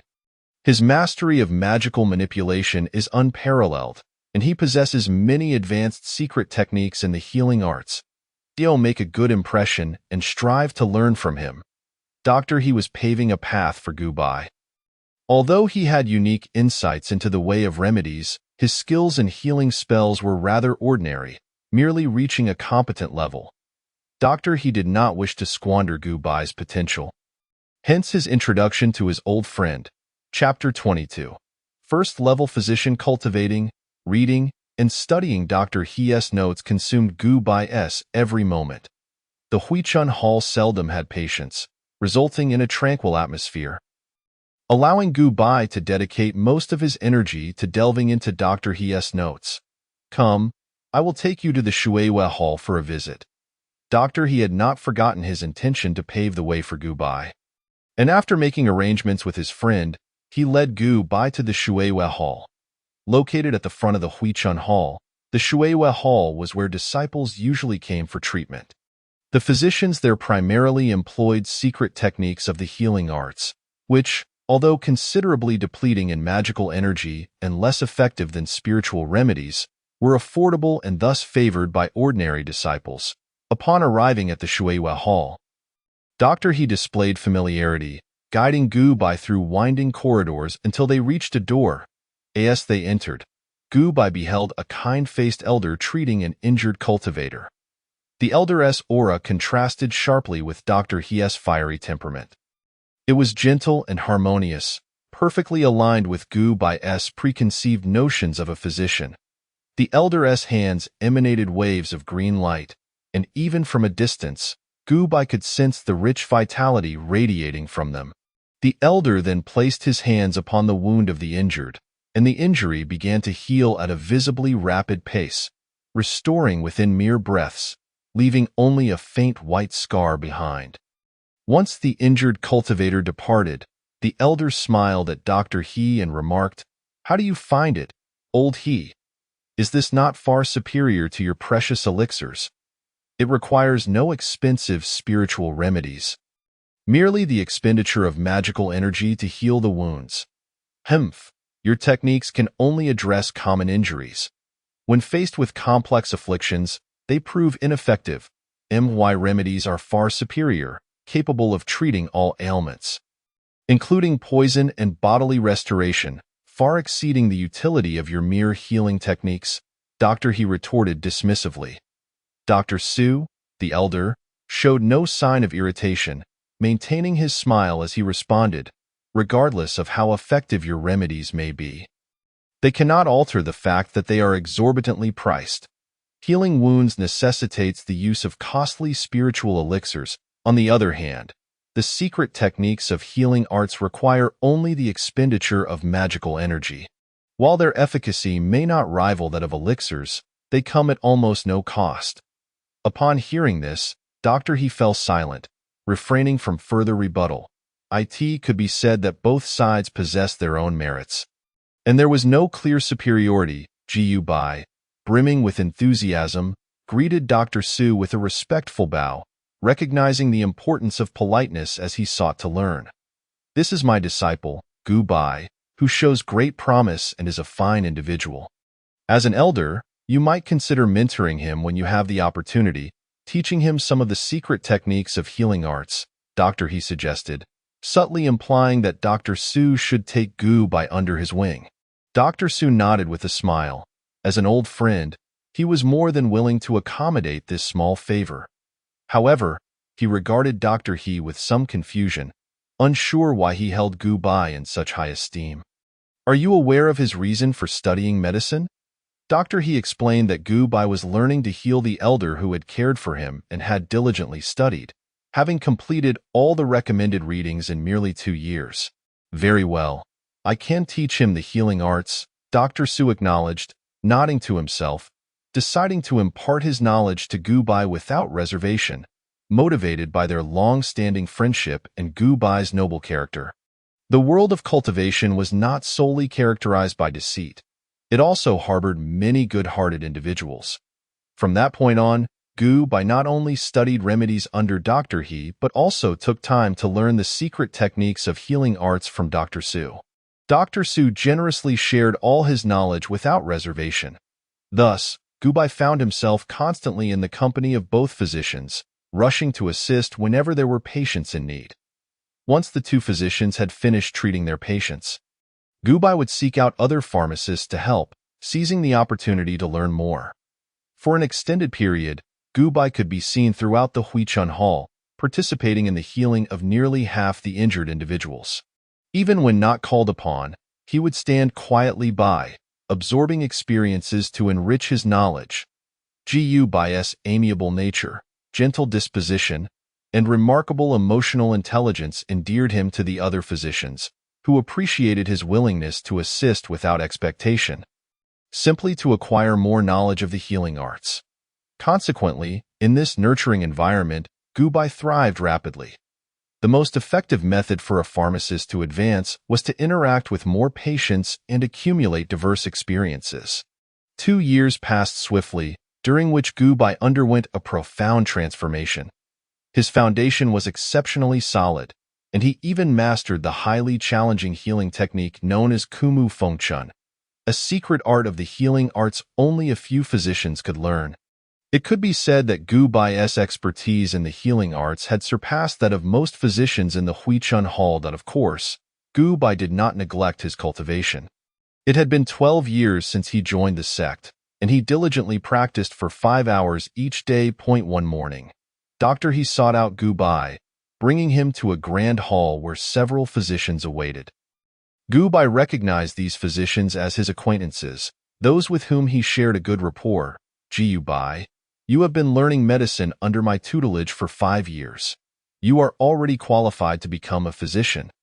However, due to the sect's regulations, you must complete 5 years of study before undergoing an assessment to officially attain the title of physician, which is why it has taken until now. Now, I and a few other physicians will assess you.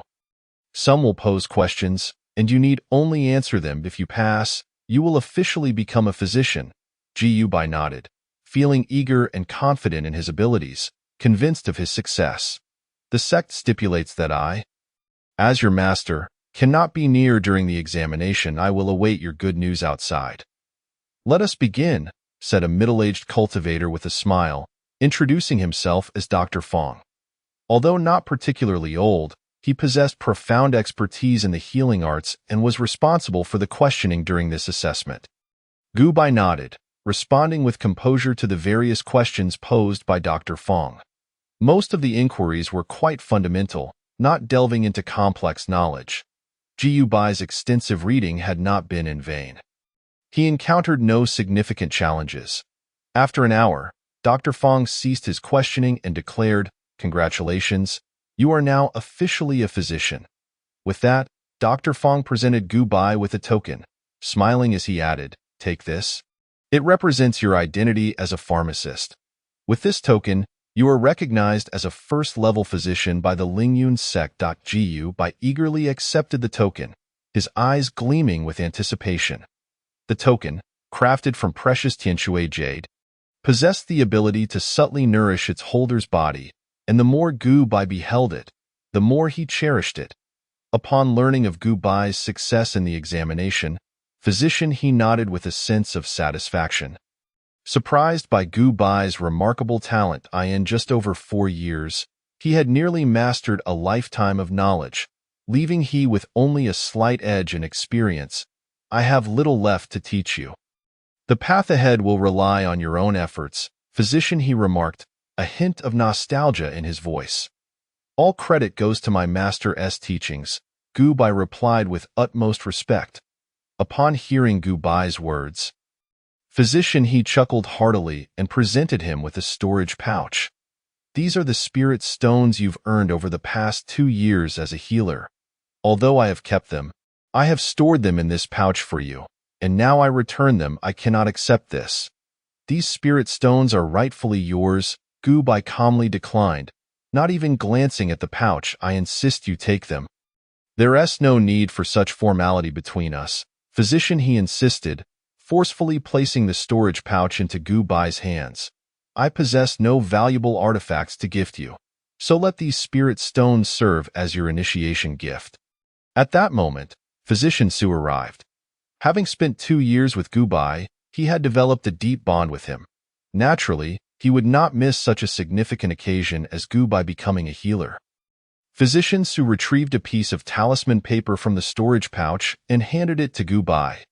This is a second-tier talisman, the Ganlu talisman, which can rapidly restore energy and heal injuries. Consider it a life-saving gift. Gu Bai nodded gratefully, accepting the precious gift.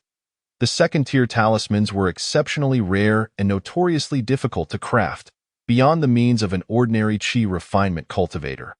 Only someone as affluent as Physician Su could afford such a treasure. And even then, purchasing a single second-tier talisman was a significant expenditure. That evening, Gu Bai engaged in heartfelt discussions with the two elders, both of whom genuinely rejoiced in his accomplishments. Gu Bai, possessing inferior aptitude and progressing in cultivation at a painfully slow pace, had relied on resources to make any headway. Without external support, he would have likely remained stagnant, unable to even reach the foundation establishment stage in his lifetime. While Gu Bai had support, he could not perpetually rely on others. Now that he had become a first-tier healer, his path in cultivation would surely become much smoother. Being a healer would not only provide him with resources but, more importantly, grant him invaluable connections, especially for a healer of exceptional skill, whose network could exceed ordinary imagination. In the world of cultivation, connections hold immense importance. Many resources cannot be acquired solely through spirit stones but require personal relationships. With sufficient connections, even demonic cultivators would think twice before acting against him. Chapter 23. Hunyuan Qi Supplement Pill in the Outer Sect. Within Gu Bai's small courtyard, the area was lush with greenery, abundant with fruit trees, while several acres of spiritual herbs flourished alongside them. Qing Ning diligently tended to the medicinal fields, meticulously removing weeds. This was a task that required immense patience, as the delicate roots of the spiritual herbs demanded utmost care during weeding to avoid damage. Once the weeds were cleared, Qing Ning carefully watered the spiritual herbs. "Why have you come to help again? Look at your clothes. They're all dirty. Next time, just leave such tasks to me," she remarked, noticing the soil stains on her green attire. Yet, instead of appearing disheveled, the dirt added a touch of earthly charm to her presence. "I noticed you've been too busy to tend to the herb garden, so I thought I'd lend a hand." Gu Bai replied. With a hint of curiosity, Qing Ning asked, "Have you encountered some good fortune? You seem unusually cheerful. Is it that obvious?" Gu Bai paused, initially intending to surprise Qing Ning, but he hadn't expected her to discern his mood so quickly. His expression should have appeared unchanged. "Come now, what is it that has brought you such joy? Share it with me so that I may also rejoice," Qing Ning insisted, hands on her hips, her demeanor surprisingly assertive compared to her usual gentleness. "I have become a healer," Gu Bai said, a smile curling at the corners of his lips, his eyes narrowing slightly as he revealed his inner pride. "Congratulations. I knew with your talent, you would undoubtedly become a healer." Qing Ning exclaimed, throwing her arms around Gu Bai, her delight surpassing even his own. Feeling the softness against his chest, Gu Bai's body stiffened momentarily, instinctively reciprocating the embrace. Their position was undeniably intimate. Lowering his gaze revealed Qing Ning's ample curves, causing a flush to rise on Gu Bai's cheeks despite his usual composure. After a brief moment, Qing Ning realized the nature of their embrace, her face turning crimson as she quickly pushed Gu Bai away. The two fell into an awkward silence, the atmosphere thick with tension. "Cough, cough, if you ever find yourself injured, come to the Huichun Hall to seek me out. I will only charge you the cost price," Gu Bai said, clearing his throat and hastily changing the subject. "All right, I'll come to you when I'm hurt, but you must take responsibility," Qing Ning replied playfully. On Tanju Peak, Elder Jiang reclined on a bench, cradling a cup of tea. After taking a sip, he gently rocked the recliner, appearing as relaxed as ever. Though he seemed much the same as before, Gu Bai could sense the subtle changes that had occurred. Strands of white hair now adorned Elder Jiang's head, and his once piercing gaze had dulled, replaced by a lackluster glimmer, accompanied by the cloudiness typical of old age. Elder Jiang had perhaps truly aged. Upon reflection, he was now in his 90s, with vitality waning and spirits significantly diminished. Seeing Elder Jiang in such a state tugged at Gu Bai's heartstrings, causing his eyes to redden slightly. Drawing a deep breath, he suppressed his sorrow, allowing a familiar smile to grace his lips as he approached Elder Jiang. "First-tier healer Gu Bai has come to visit you," he announced cheerfully, his youthful and gentle voice dispelling the lingering air of decay. "Healer? You have become a healer." Elder Jiang, who had been drifting in and out of consciousness, suddenly perked up at the sound of Gu Bai's familiar voice, his eyes lighting up with renewed vigor. "Indeed, I just passed the assessment today. Here is my first-tier healer token." "Wonderful. It must have been a taxing journey these past years. Be sure to take time to rest. You are still young, and time is on your side." "There is no need to rush," Elder Jiang remarked, his eyes glistening slightly as he gazed at the token. He was astonished that Gu Bai had truly become a healer in such a short span of 5 years. Given Gu Bai's moderate aptitude, achieving such success was a feat that most could hardly fathom. Gu Bai's eyes glistened as well. Elder Jiang's first thought was not of Gu Bai's accomplishments, but rather of his well-being. The past 5 years had been the most arduous of Gu Bai's life. Every moment was dedicated to mastering the art of healing. Without rest, he had devoted himself tirelessly for 5 years. Had it not been for his skill of absolute rationality, which allowed him to maintain unwavering focus, he might have faltered long ago. Yet, all of it had been worthwhile. I hardly felt burdened. I merely studied casually each day and became a healer." Gu Bai replied nonchalantly, omitting any mention of his struggles over the past 5 years. "You must strive diligently in your cultivation and aim to reach the foundation establishment realm. Unlike me and old Qian, who have remained in the Qi refinement stage our entire lives, you have the support of Gu Bai. With a bit of effort, you can certainly touch the foundation establishment realm," Elder Jiang advised. Resembling a family elder as he urged Gu Bai not to neglect his cultivation, Gu Bai listened quietly, absorbing Elder Jiang's words without a hint of impatience. "Old Jiang, let me check your pulse and see if I can concoct some prescriptions to help restore your health," Gu Bai offered, grasping Elder Jiang's arm as he began to assess his condition with his healing abilities. Gu Bai furrowed his brow momentarily but soon relaxed. Elder Jiang's condition was slightly better than he had anticipated. The lingering internal injuries accumulated over years had mostly healed thanks to the remedies prepared by physician He. However, Elder Jiang had also incurred some permanent damage in his youth, which would not be easily remedied. And his life essence had suffered some depletion. In layman's terms, life essence refers to one's lifespan. In his youth, Elder Jiang had frequently employed techniques that drained his longevity, resulting in diminished life essence. Due to this loss, signs of aging that would typically manifest at 100 years began to appear in Elder Jiang when he was merely in his 90s. From Gu Bai's perspective as a healer, it was clear that physician He had exerted his utmost effort. Originally, Elder Jiang would have likely lived to around 120, but now he could possibly reach 130. However, Gu Bai was not satisfied. He wished for Elder Jiang to live to the limits of the Qi refinement stage, 140 years. "How do you feel?" "After drinking physician He's medicine, I sense my body has improved significantly. The old pains that once nagged me have completely subsided." "Indeed, you are much better, but further recuperation is still necessary." Gu Bai's mind raced with thoughts, and he quickly conjured an exquisite prescription for nurturing the body and replenishing one's essence. Known as the Hunyuan Buki pill, this could be considered a pinnacle prescription of the first tier, capable of strengthening the body and replenishing vital energy and blood. There were even rumors claiming it could replenish trace amounts of life's essence. As a physician, Gu Bai was aware that such rumors were unfounded. The Hunyuan Buki pill merely possessed commendable restorative properties. Aside from its exorbitant cost, one could say it was a flawless remedy. The ingredients were all top-grade spiritual herbs of the first tier, requiring an intricate and laborious refining process before they could be transformed into the Hunyuan Buki pill.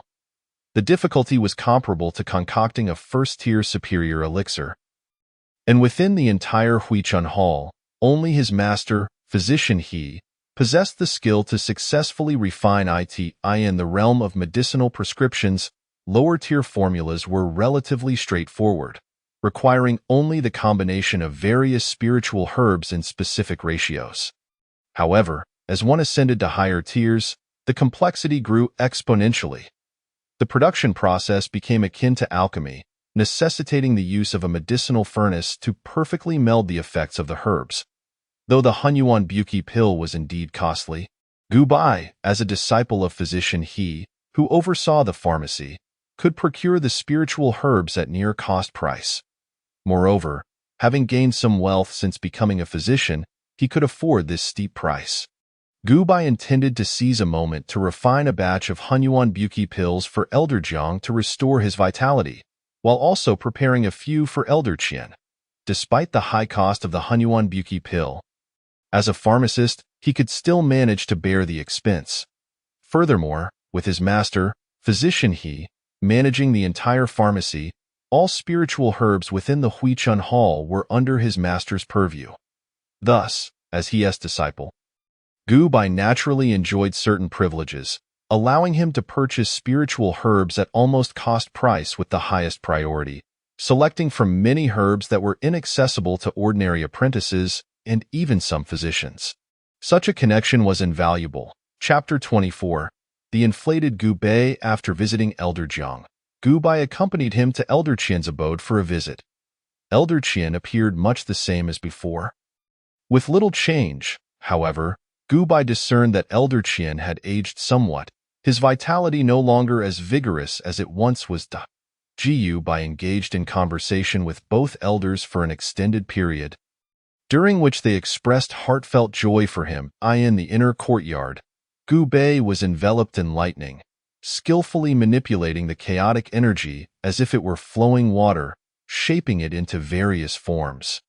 At one moment, it morphed into a lightning spear, and at another, it coalesced around him to form an imposing armor of thunder, even taking the shape of a ferocious thunder beast in the air. This was the Lin Yun sect's ultimate technique, the divine thunder metamorphosis, capable of manipulating lightning to transform into myriad forms, a spell that encompassed both offense and defense, without any discernible weaknesses. Combined with Gu Bai's mastery of the sect's authentic technique, the Jiuxiao Divine Thunder Method, and his thunder body, the power of the divine thunder metamorphosis was significantly amplified. Currently, Gu Bai was at the 9th layer of Qi refinement, yet he could already contend with cultivators at the initial stage of foundation establishment, rendering ordinary Qi refinement practitioners no match for him. "Brother, you came to see me," Gu Bai exclaimed upon spotting Gu Bai, immediately halting his practice.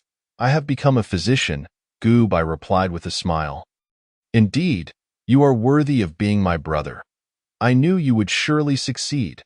Gu Bai laughed heartily, flattered by Gu Bai's praise. Gu Bai retrieved a large basket of crimson spiritual fruits from his storage bag and presented it to Gu Bai. "These spiritual fruits have thrived under my care for many years. They are now fully matured and delectably sweet. I brought them for you, knowing how hard you are training." Upon seeing the generous offering, Gu Bai's eyes sparkled with delight as he eagerly accepted the basket and promptly devoured one of the fruits. By the way, Gu Bai, when do you plan to break through to the foundation establishment stage? Gu Bai inquired. "Soon. I intend to prepare thoroughly for a breakthrough next year. By then, I will be 29, shattering the sect's record and becoming the youngest foundation establishment cultivator in our sect's history," Gu Bai proclaimed proudly. Hearing this, Gu Bai frowned rather than expressing joy. "Did you not just break through to the 9th layer of Qi refinement this year? Wouldn't you be rushing it to attempt to break through next year when you have only just stabilized your current realm?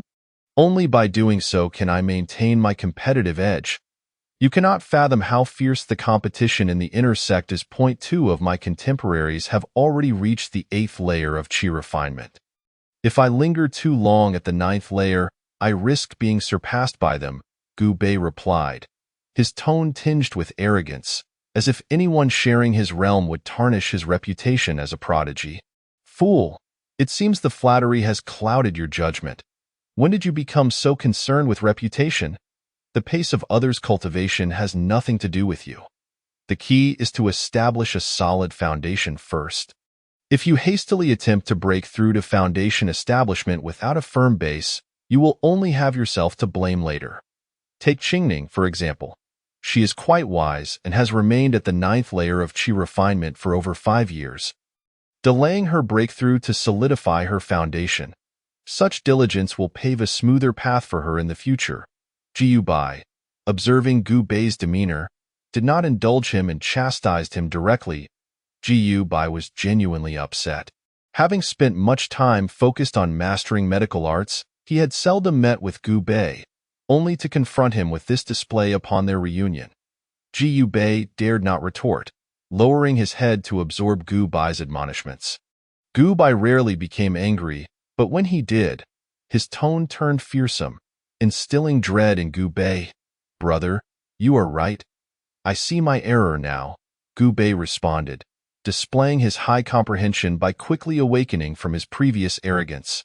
Returning to his humble self. Seeing Gu Bei's newfound awareness, Gu Bai's anger began to subside. Alas, your master should also keep a closer watch on you. Is he unaware of the perils of an unstable foundation? Gu Bai exclaimed in frustration. Of course, Gu Bai knew that the sect leader would not allow Gu Bei to continue in such a manner. The reason for the lack of intervention thus far likely stemmed from a desire to educate Gu Bei later. Ensuring he grasped the lesson deeply, witnessing Gu Bei's woeful expression, as if on the verge of tears, softened Gu Bai's heart, leading him to cease his reproach. Very well, focus on your cultivation moving forward. You must establish a solid foundation, understood? Understood, Gu Bei replied softly. However, he was merely putting on an act before Gu Bai. In the presence of others, Gu Bei would never display such weakness. Time flowed like water. And 2 years swiftly passed. Old Jiang, here are 3 Hunyuan Buki pills. Take one each month, and I shall refine new ones in 3 months, Gu Bai stated, handing Elder Jiang 3 grayish-black pills. I have fully recovered and no longer require the Hunyuan Buki pills. Taking them would be a waste. If you have spare funds, you might as well save them for your own elixirs, Elder Jiang replied, somewhat resistant, waving his hand and declining the pills. What are you being polite for? Being a physician is quite lucrative. I have more spirit stones than I can spend, Gu Bai insisted forcefully, shoving the 3 Hunyuan Buki pills into Elder Jiang's hands without further ado. Do not think of being frugal. You must take 1 pill each month. The Hunyuan Buki pills do not preserve well and can only be stored for a maximum of 3 months if they are not consumed within that time. This fine medicine will be wasted. With no choice, Elder Jiang reluctantly nodded and accepted the 3 Hunyuan Buki pills. At this moment, Elder Jiang appeared radiant and energetic, as if he had an inexhaustible supply of energy. Even his hair had darkened from white, making him seem like a different person altogether. All of this was attributable to Gu Bai's care over the past 2 years. To restore Elder Jiang's health, he had employed every conceivable method, whether it be spells that could gently nurture the body or herbs that supplemented vital life energy, as if they cost nothing. Under Gu Bai's intensive treatment, aside from the lost lifespan, Elder Jiang had completely recovered from any hidden injuries. Even the latent risks from his unique cultivation method, which had left him physically depleted, had been rectified by Gu Bai's nurturing. Gu Bai estimated that, under his care, Elder Jiang could now live for another 40 years, reaching the age of over 130. This was already longer than most chi refinement cultivators, yet Gu Bai still felt somewhat dissatisfied. 40 years might seem long to ordinary people, but for someone like him, who sought longevity, it was still too brief. he needed to find a means to replenish life's essence within those 40 years, ensuring Elder Jiang could reach the limits of his qi refinement stage. Nevertheless, Gu Bai remained steadfast, dedicating substantial time each day to accompany Elder Jiang and Elder Qian. Chapter 25. The Qingyun's Secret Realm. Gu Bai. I have come to see you. One day, a woman clad in a flowing green dress and possessing a lovely visage arrived at Gu Bai's courtyard. The visitor was none other than Qingning. Initially engrossed in his studies within the confines of his room, upon hearing Qingning's uniquely melodious voice, Gu Bai's face broke into a gentle smile. Were you not busy preparing for your foundation establishment? What brings you here today? 7 years ago, Qingning had already ascended to the 9th level of qi refinement. However, in pursuit of consolidating her foundation, she refrained from immediately establishing her foundation and instead devoted herself to the cultivation of the secret technique known as the 3 transformations true essence formula.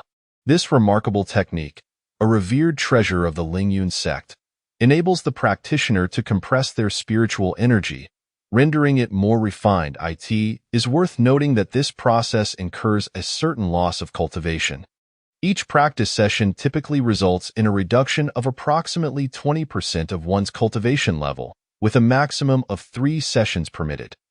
After 3 rounds of cultivation, the spiritual energy becomes exceedingly concentrated, allowing for the casting of powerful spells with a lesser expenditure of energy.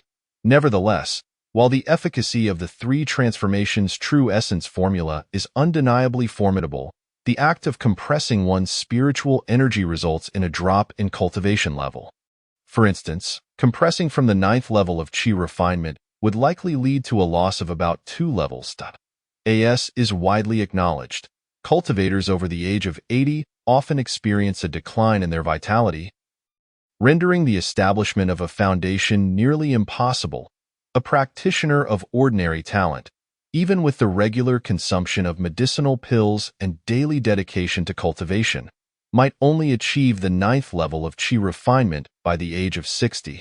At that point, they must focus on solidifying their cultivation, preparing for the establishment of their foundation, leaving little time for the practice of secret techniques. Only those like Qingning, who possess superior talent and access to rare medicinal pills, can hope to break through to the 9th level of qi refinement at a young age. Alas, enough about that. I have just completed my 2nd round of energy refinement, and my cultivation has now fallen back to the 7th level of qi refinement. I find it difficult to concentrate, which is why I came to spend time with you, Qingning said, her hands resting on her hips, a hint of frustration in her voice. Yet, one cannot blame her. Cultivation is inherently tedious, and given Qingning's lively disposition, the process feels like a torment to her. Having just managed to reach the 9th level of qi refinement, she now finds herself backtracking for the 2nd time. Anyone would feel disheartened by such a setback. There's no need to be overly anxious. Your pace of cultivation is already remarkable, Gu Bai replied with a gentle smile, offering her comfort. With an air of familiarity, Qingning made her way to the back of Gu Bai's courtyard. Adeptly climbing a nearby fruit tree, after plucking several spiritual fruits, she leisurely reclined on a chaise lounge, occasionally taking bites of the fruit in her hand. Your tranquility here is a breath of fresh air. It feels as though my spirit has been rejuvenated. Unlike the inner sect, which is fraught with a sense of urgency, where everyone is fervently striving for advancement, it's simply too stifling. Several of my peers in the inner sect have already established their foundations, which is utterly infuriating. I used to be 1 or 2 realms ahead of them, but now they have surpassed me by an entire level. While I understand that this is all part of laying a solid foundation for the future, it is still quite disheartening. As Qingning lay on the lounge, she continued to share her inner turmoil with Gu Bai. He sat quietly beside her, listening attentively and occasionally offering a few words. Embodying the perfect audience, Gu Bai was aware of the immense pressure Qingning had been under, feeling the urgency of being surpassed by her contemporaries despite her status as a prodigy. After a considerable time had passed, Qingning exhaled deeply. having shared her frustrations with Gu Bai.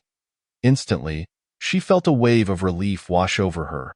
Her spirits lifted. "I apologize for unloading my troubles on you during my visit," she said, feeling somewhat sheepish upon realizing her earlier indiscretion. "Not at all. Should you encounter any distress in the future, do not hesitate to seek me out. Voicing your concerns can lighten your heart considerably." Gu Bai replied, unconcerned. A soft smile graced his lips, radiating warmth akin to sunlight, penetrating Qingning's heart and melting away her discontent. As she beheld Gu Bai's smile, her cheeks flushed, her heart pounding as if struck by a hammer. Qingning felt certain that she would never forget this gentle smile in her lifetime. Thus, the two remained in serene repose within the courtyard. Later that evening, Gu Bai prepared a sumptuous feast of roasted meats, leaving Qingning with a satisfied, grease-smeared visage. Subsequently, the two engaged in delightful conversation beneath the starlit sky until the midnight hour, when Qingning reluctantly took her leave.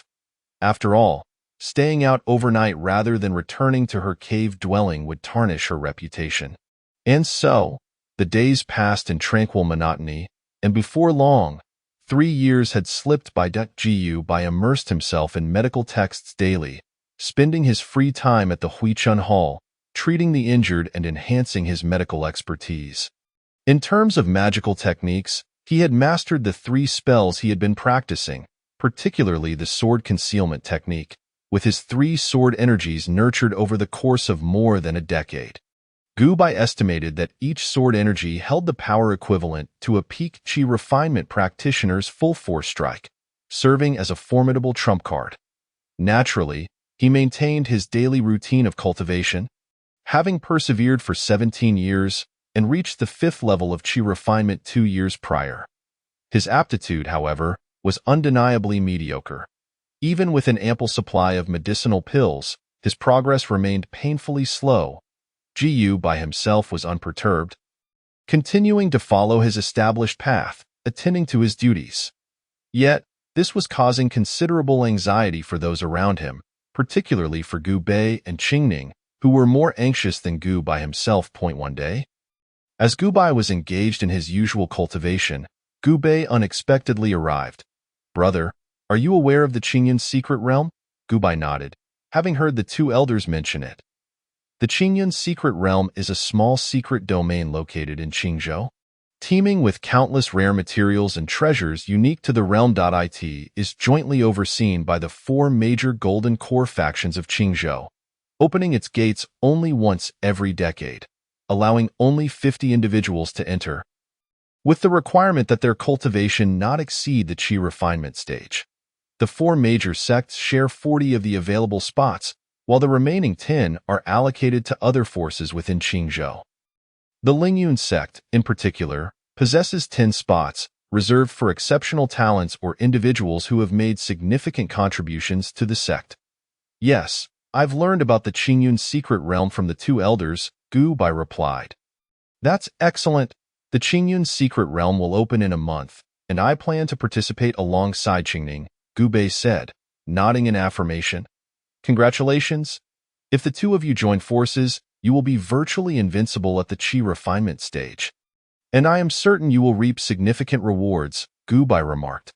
"That's not what I wanted to convey."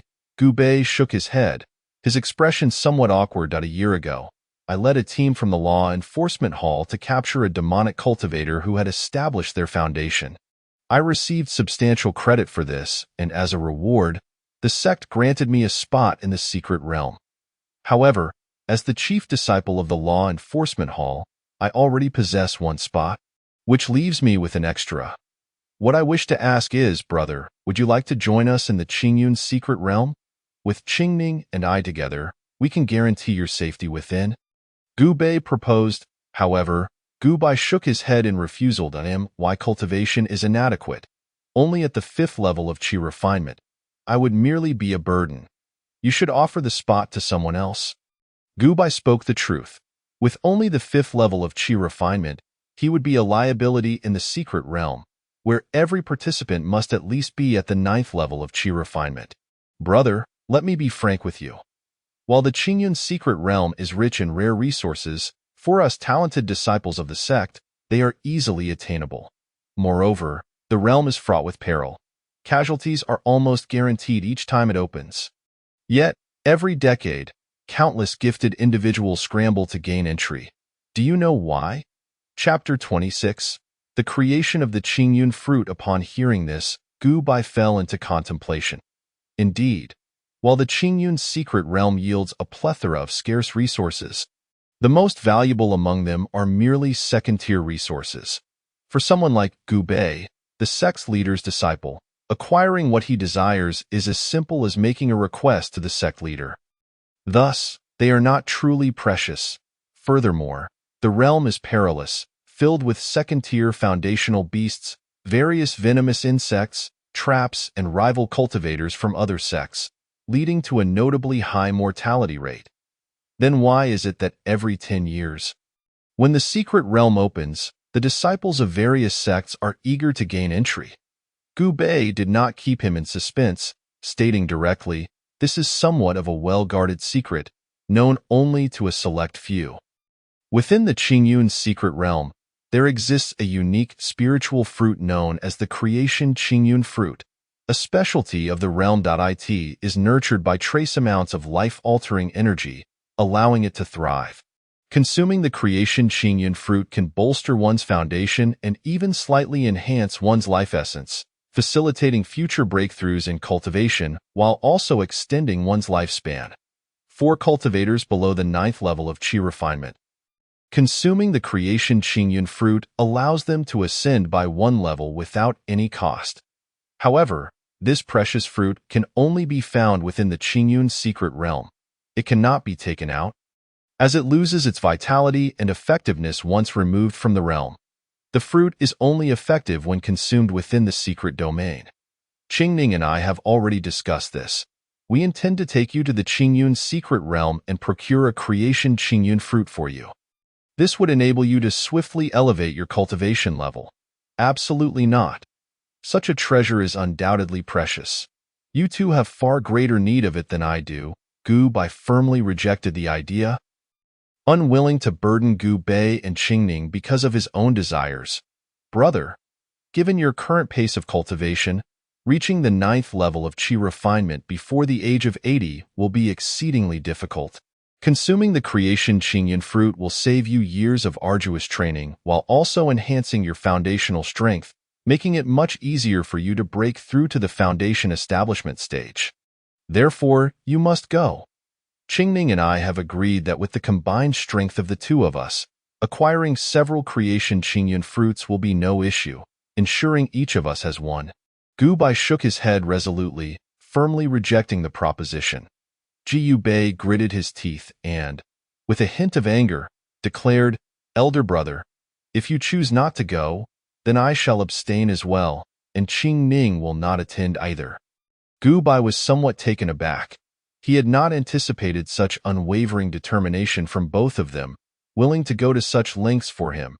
He understood that Gu Bai was sincere. Their personalities were alike, both steadfast in their commitments. If he chose not to participate, Gu Bai would follow suit. Feeling a sense of resignation yet warmth in his heart, Gu Bai recognized the fortune of having two such friends in his life. "I suppose I have no choice. I shall go. However, let it be known beforehand, should we discover the chaotic Qingyun fruit, you and Qingning must partake first, and I shall indulge last." Upon hearing Gu Bai's agreement, Gu Bai's face lit up with joy, shedding his earlier seriousness. "Ha ha ha, as long as elder brother consents, we three shall be invincible together. The trifling Qingyun secret realm poses no threat. Then I shall return to prepare," Gu Bai said, seemingly anxious that Gu Bai might change his mind. With that, he transformed into a streak of lightning and vanished from Gu Bai's sight in an instant. Jiu Bai gazed at the spot where Gu Bai had just been, lost in thought as he began to assess his own combat capabilities. Jiu Bai had already refined his magical energy once using the 3 transformation true essence technique. Although his cultivation had dropped to the 7th level of Qi refinement, he had since regained his footing to the 9th level, far surpassing the average qi refinement practitioner. Qingning had utilized the same technique to refine her energy twice, solidifying it to nearly its peak. Her strength was likely on par with Gu Bei's. Together, they could contend with dozens of practitioners at the 9th level of qi refinement, perhaps even slay Foundation establishment cultivators, placing them among the top-tier powers within the secret realm. Provided they did not face a united assault from other sections with this thought, Gu Bei felt a measure of relief. He merely needed to reap the benefits without exerting himself. Of course, he was not entirely unprepared. He first approached his master, Dr. He, borrowing a substantial sum of spiritual stones, and then commenced a shopping spree. He procured 10 of each restorative elixir, along with several large vials of healing potions personally concocted by his master. He acquired dozens to hundreds of first-tier talismans, and even a few second-tier ones. In addition, he gathered various miscellaneous items. Anything he deemed potentially useful, he acquired, thanks to his background as a healer, which had allowed him to cultivate some connections. Otherwise, many items would have been unattainable simply through spiritual stones. Amidst this flurry of activity, a month swiftly passed. Early one morning, Gu Bei and Qingning awaited him at the entrance. "I want to run away.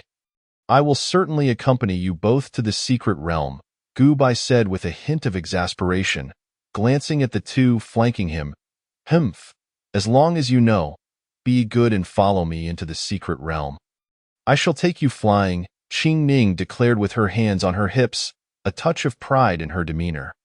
The trio soon arrived at the plaza outside the sect, where several others were already gathered. These were the chosen participants from Lingyun's sect for the Qingyun's secret realm. Gu Bei scrutinized the individuals present, noting that each exuded an aura of formidable strength, far surpassing that of typical 9th-level qi refinement practitioners. These were inner disciples, each having lingered at the 9th level for many years, all with the singular aim of entering the Qingyun secret realm to seize the chaotic Qingyun fruit. In a hushed tone, Qingning asked, "Do you think you can defeat them?" Gu Bei replied similarly quietly, "Humph, fret not. I am quite different from them. My strength far exceeds theirs." Gu Bei nodded, gaining a clearer understanding of Qingning's combat prowess. Just as the two engaged in their quiet conversation, a figure appeared overhead. Wielding a sharp sword with long hair cascading down, it was Su Wuji, the sect leader of Lingyun's sect, who cast a calm gaze over the assembly. Upon confirming that everyone was present, he nodded slightly. "Since everyone has gathered, let us set forth." Seeing that Su Wuji had ignored her, Qingning, in a huff, stuck her tongue out at him. Su Wuji's lips twitched, almost betraying a smile, but he closed his eyes. Feigning ignorance of her antics in such a setting, he could not afford to appear overly familiar with his daughter, lest others assume she had received preferential treatment. With a wave of his hand, he produced a small vessel, which rapidly expanded into a grand flying ship. This was a mode of transport within the cultivation world, the flying vessel. The one in Su Wuji's possession was a treasured artifact of Lingyun sect. A third-tier redwood flying ship, capable of accommodating hundreds of cultivators and traversing vast distances of 100,000 miles in a day. Moreover, it was equipped with third-tier defensive and offensive formations, allowing a few late-stage Foundation establishment cultivators to wield power equivalent to that of Golden Core practitioners, a true treasure of the sect. Chapter 27. Arrival at the Qingyun's secret realm under Su Wuji's guidance. The assembly boarded the flying vessel in an orderly manner. As it took to the skies, transformed into a streak of crimson light, it sped towards the Qingyun's secret realm at an astonishing pace. Standing aboard the vessel, Gu Bei marveled at the rapidly blurring scenery. He had not anticipated such swiftness. In comparison, the airplanes and subways of his past life paled in comparison. The interior of the flying vessel was vast, featuring countless rooms of varying sizes. Gu Bei casually selected a room and entered. Qingning had intended to follow him, but turned to see Su Wuji glaring at her from the deck. His expression fierce, as if to say that she would be in grave trouble should she dare share a room with Gu Bai. With a pout, Qingning reluctantly chose a room adjacent to Gu Bai's. Once inside his room, Gu Bai felt the abundant spiritual energy and wasted no time, sitting cross-legged to enter a meditative state. They did not have to wait long. The vessel had only flown for 3 hours when it reached the Qingyun secret realm. Situated in a remote corner of Qingzhou, the Qingyun secret realm lay several tens of thousands of miles from Lingyun sect. A qi refinement practitioner would typically require at least a month to arrive on foot. But with the flying vessel, the journey took merely 3 hours. Nearby, practitioners from the other 3 major golden core sects had long been awaiting their arrival. Since Daoist Su has arrived, there is no time to lose. Let us promptly open the secret realm, boomed a towering man with a muscular frame, his hair white yet standing at 2 meters tall. Su Wuji nodded in acknowledgement, displaying no sign of tension despite being the last to arrive. He was the leader of Chunyang sect, one of Qingzhou's 4 major golden core sects, known as Chunyang Zhenren, whose power resided in the late stages of the golden core realm. It was said he was a close friend of the elder leader of Lingyun sect. Lu Xuantian, Qingning, standing beside Gu Bai, whispered to him, quietly introducing the other 2 sect leaders. That old man with the blackish-purple hair is Wu Du Zhenren, the leader of Wu Du's sect. He is quite adept with poisons. Though his personal strength is not particularly formidable, only at the mid-golden core stage. The smiling middle-aged cultivator is Tian Xingzhenren, the leader of Tianqing sect. His cultivation is also at the mid-golden core stage and, while not exceptionally strong, he possesses a formidable stargazing secret technique that allows him to divine celestial omens and predict the future, making him a challenging opponent. As for the disciples behind them, I cannot say for certain, but most of them are not particularly strong. Gu Bai nodded, acknowledging that these were indeed the only 4 golden core sects in Qingzhou, each steeped in rich heritage. The sect leaders were either exceptionally powerful like Chunyang Zhenren or possessed unique skills as their trump cards. As for Su Wuji, though he might not match the strength of the other 3 leaders, he was merely in his early 160s, a youth by the average lifespan of 800 years for golden core cultivators. Furthermore, as a sword cultivator, in a true confrontation, aside from Chunyang Zhenren, the outcome between them remained uncertain. All the leaders held compasses, channeling their magical energy as the sky trembled slightly, revealing a silver vortex several meters wide above. This was the entrance to the Qingyun secret realm, accessible only when the 4 sect leaders wielded specially crafted compasses and simultaneously infused them with their energy to unlock the realm's seal. This arrangement was part of an agreement upheld by the 4 sects for over a millennium, allowing the secret realm to open once every 10 years, with a limit of 50 entrants, exclusively for qi refinement practitioners. Such regulations ensured that the realm would not be excessively depleted, allowing it to remain viable for use even after 1,000 years since its discovery, still housing countless rare treasures. Once the passage to the secret realm was opened, Su Wuji turned to Gu Bai and the others, his expression turning serious as he stated, "The Qingyun secret realm will remain open for 1 month. After a month, the exit will activate within the realm. Once you enter, refrain from harming one another amongst your fellow disciples. Beyond that, I shall not elaborate, as I trust you are already well aware." After speaking, Su Wuji cast a subtle glance at Qingning, his expression tinged with concern, though it quickly reverted to normal. Qingning, however, remained oblivious to this moment, instead pulling Gu Bai and Gu Bei along as they soared directly towards the silver vortex. Upon passing through the golden light, Gu Bai felt a sudden darkness envelop him, followed by a dizzying sensation, and then he lost consciousness. When he regained awareness, he found himself within the depths of the Qingyun secret realm. However, he was now suspended several dozen meters in the air, plummeting rapidly downward, with Qingning and Gu Bei standing beside him. Both Gu Bei and Qingning reacted swiftly, casting their floating spells and each grasping one of Gu Bai's arms, gently guiding him down to the ground. The secret realm did not function as described in novels, where one would be randomly teleported to different locations upon entry. Rather, all participants uniformly entered at the central point of the realm. In a matter of moments, several others tumbled down from the vortex, yet they did not linger, casting wary glances at Gu Bai and the others before vanishing swiftly with their escape techniques. Gu Bai paid no heed to the gazes of others. Instead, he stood leisurely, admiring the surrounding scenery. This embodied the confidence of a prodigy. Others were hardly his match. Jiyu Bei turned to Gu Bai and Qingning and inquired, "Where shall we go next?" "Huh? You're asking me?" Qingning pointed at herself, incredulous.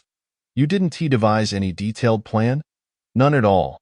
Then how could you say it was all on me? I thought you had a complete plan mapped out." Gu Bei exclaimed in disbelief. Qingning stamped her foot. "What I meant was that I would handle all matters concerning combat, not everything else. Shouldn't you, as the sect leader's disciple, have a detailed plan? Then I was misled by you. Furthermore, as the sole daughter of the sect leader, did he not help you devise an incredibly detailed plan?" Gu Bai observed the two, who resembled children bickering, and felt a profound sense of helplessness. "Enough? Stop arguing, let me formulate a plan, and you can see if it suffices."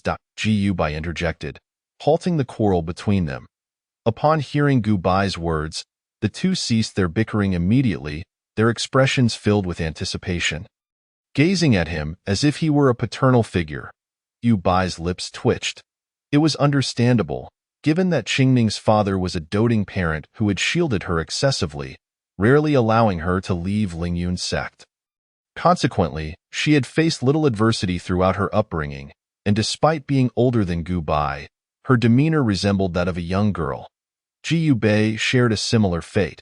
Before joining Lingyun's sect, he had been well protected, showcasing remarkable talent under the sect leader's guidance, and had scarcely encountered any setbacks. Thus, in a strict sense, they were akin to children.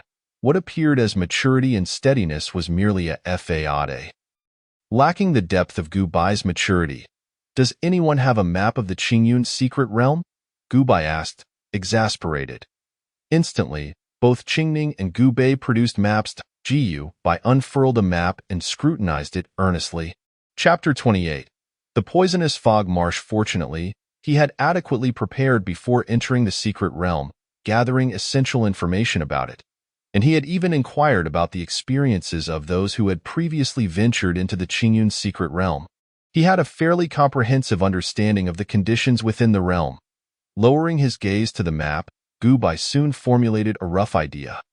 The Qingyun's secret realm was divided into 5 regions: the Starmoon Forest at the center, the poisonous fog marsh to the east, the Death Desert to the west, the frigid glaciers to the south, and the giant wood forest to the north.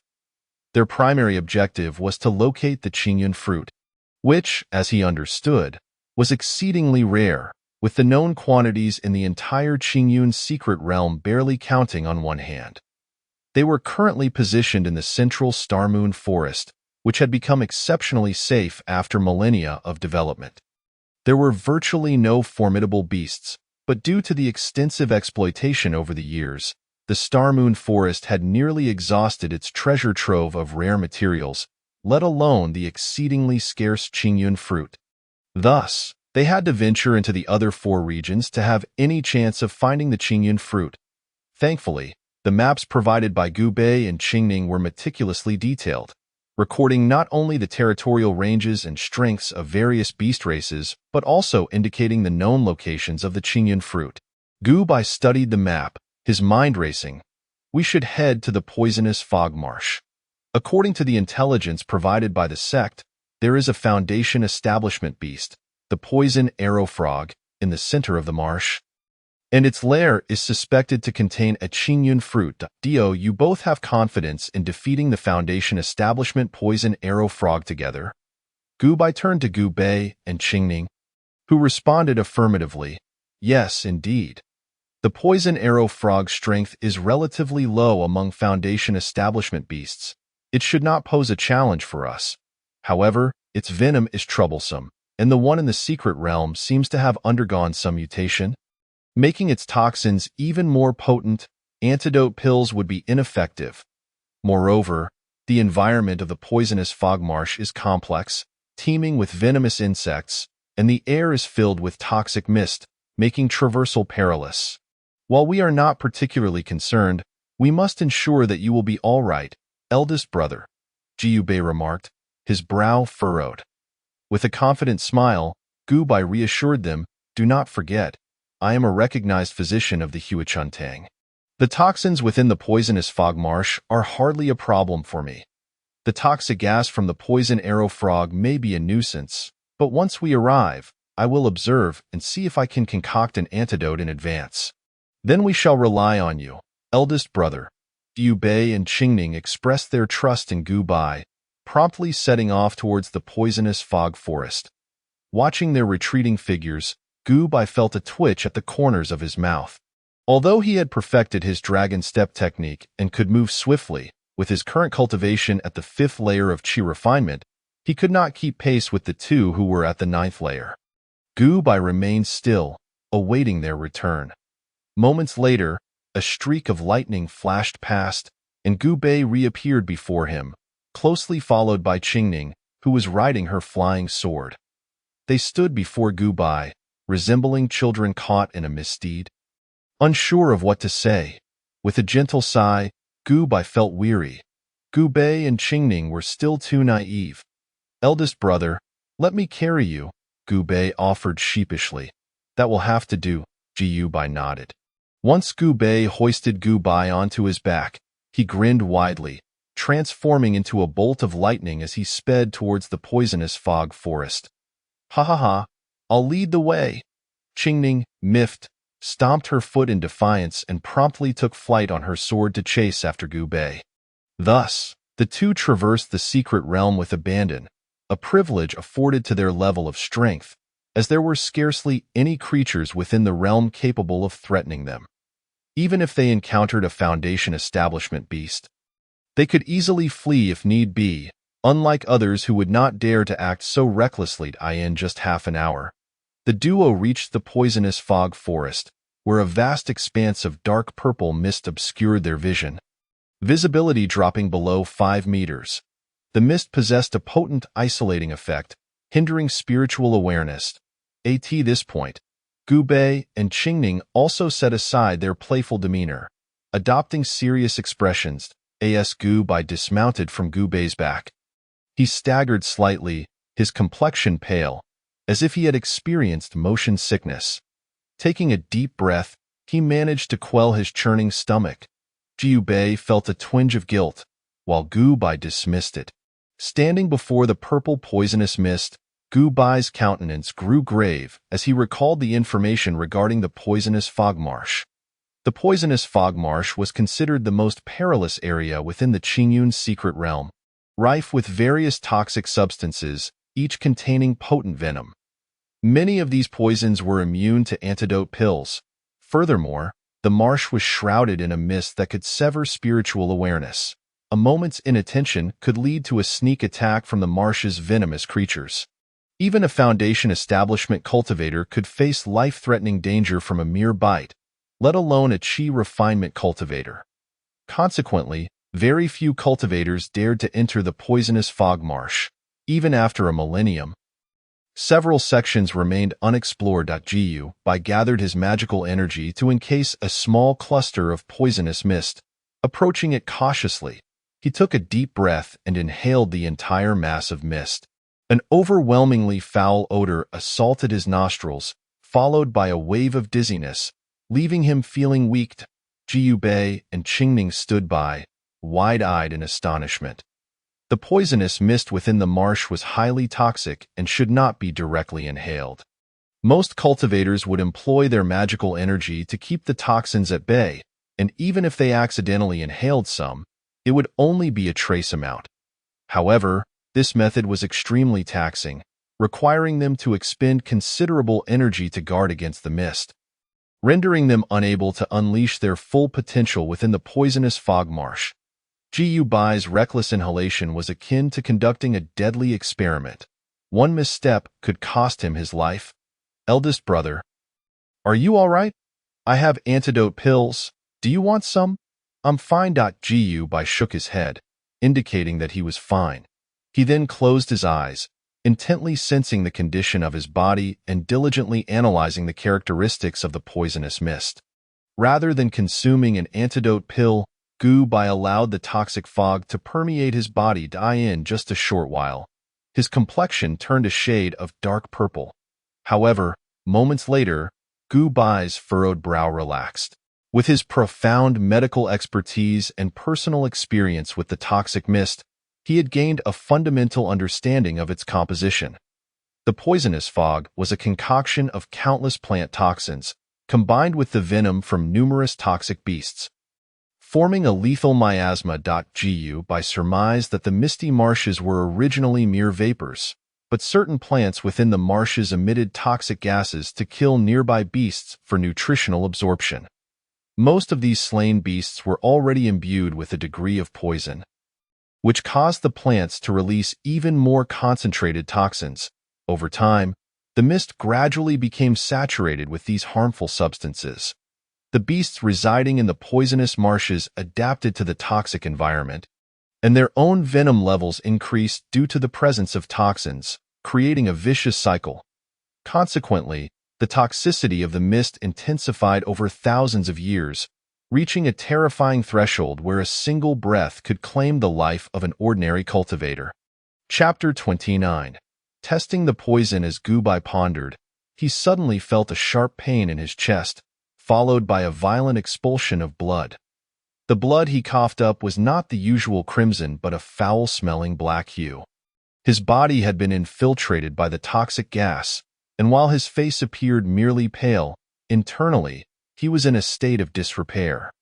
Yet, it seemed as if a switch had been flipped within Gu Bai. A surge of vitality surged through him, swiftly annihilating the poison. Moments later, his complexion regained its rosy hue. This was one of the effects of Gu Bai's innate gift of immortality. He could not be killed by anyone, not even through sealing.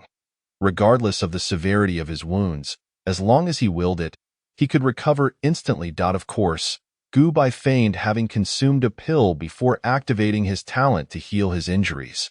Now fully aware of the structure of the poison, he pondered for a moment before retrieving several spiritual herbs from his storage pouch and began concocting a medicinal soup right on the spot. Typically, developing an antidote for the toxic gas would take Gu Bai several days, but having personally experienced the poison, he comprehended its structure fully, significantly reducing the time required. Before long, Gu Bai produced the antidote, a potion specifically formulated for the poisonous marshes. He filled 2 bowls with the dark liquid for Gu Bai and Qing Ning, while storing the remainder in his pouch.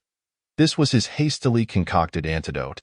While it might not completely negate the effects of the toxic fog, as long as they did not inhale excessive amounts, it would not adversely affect their bodies.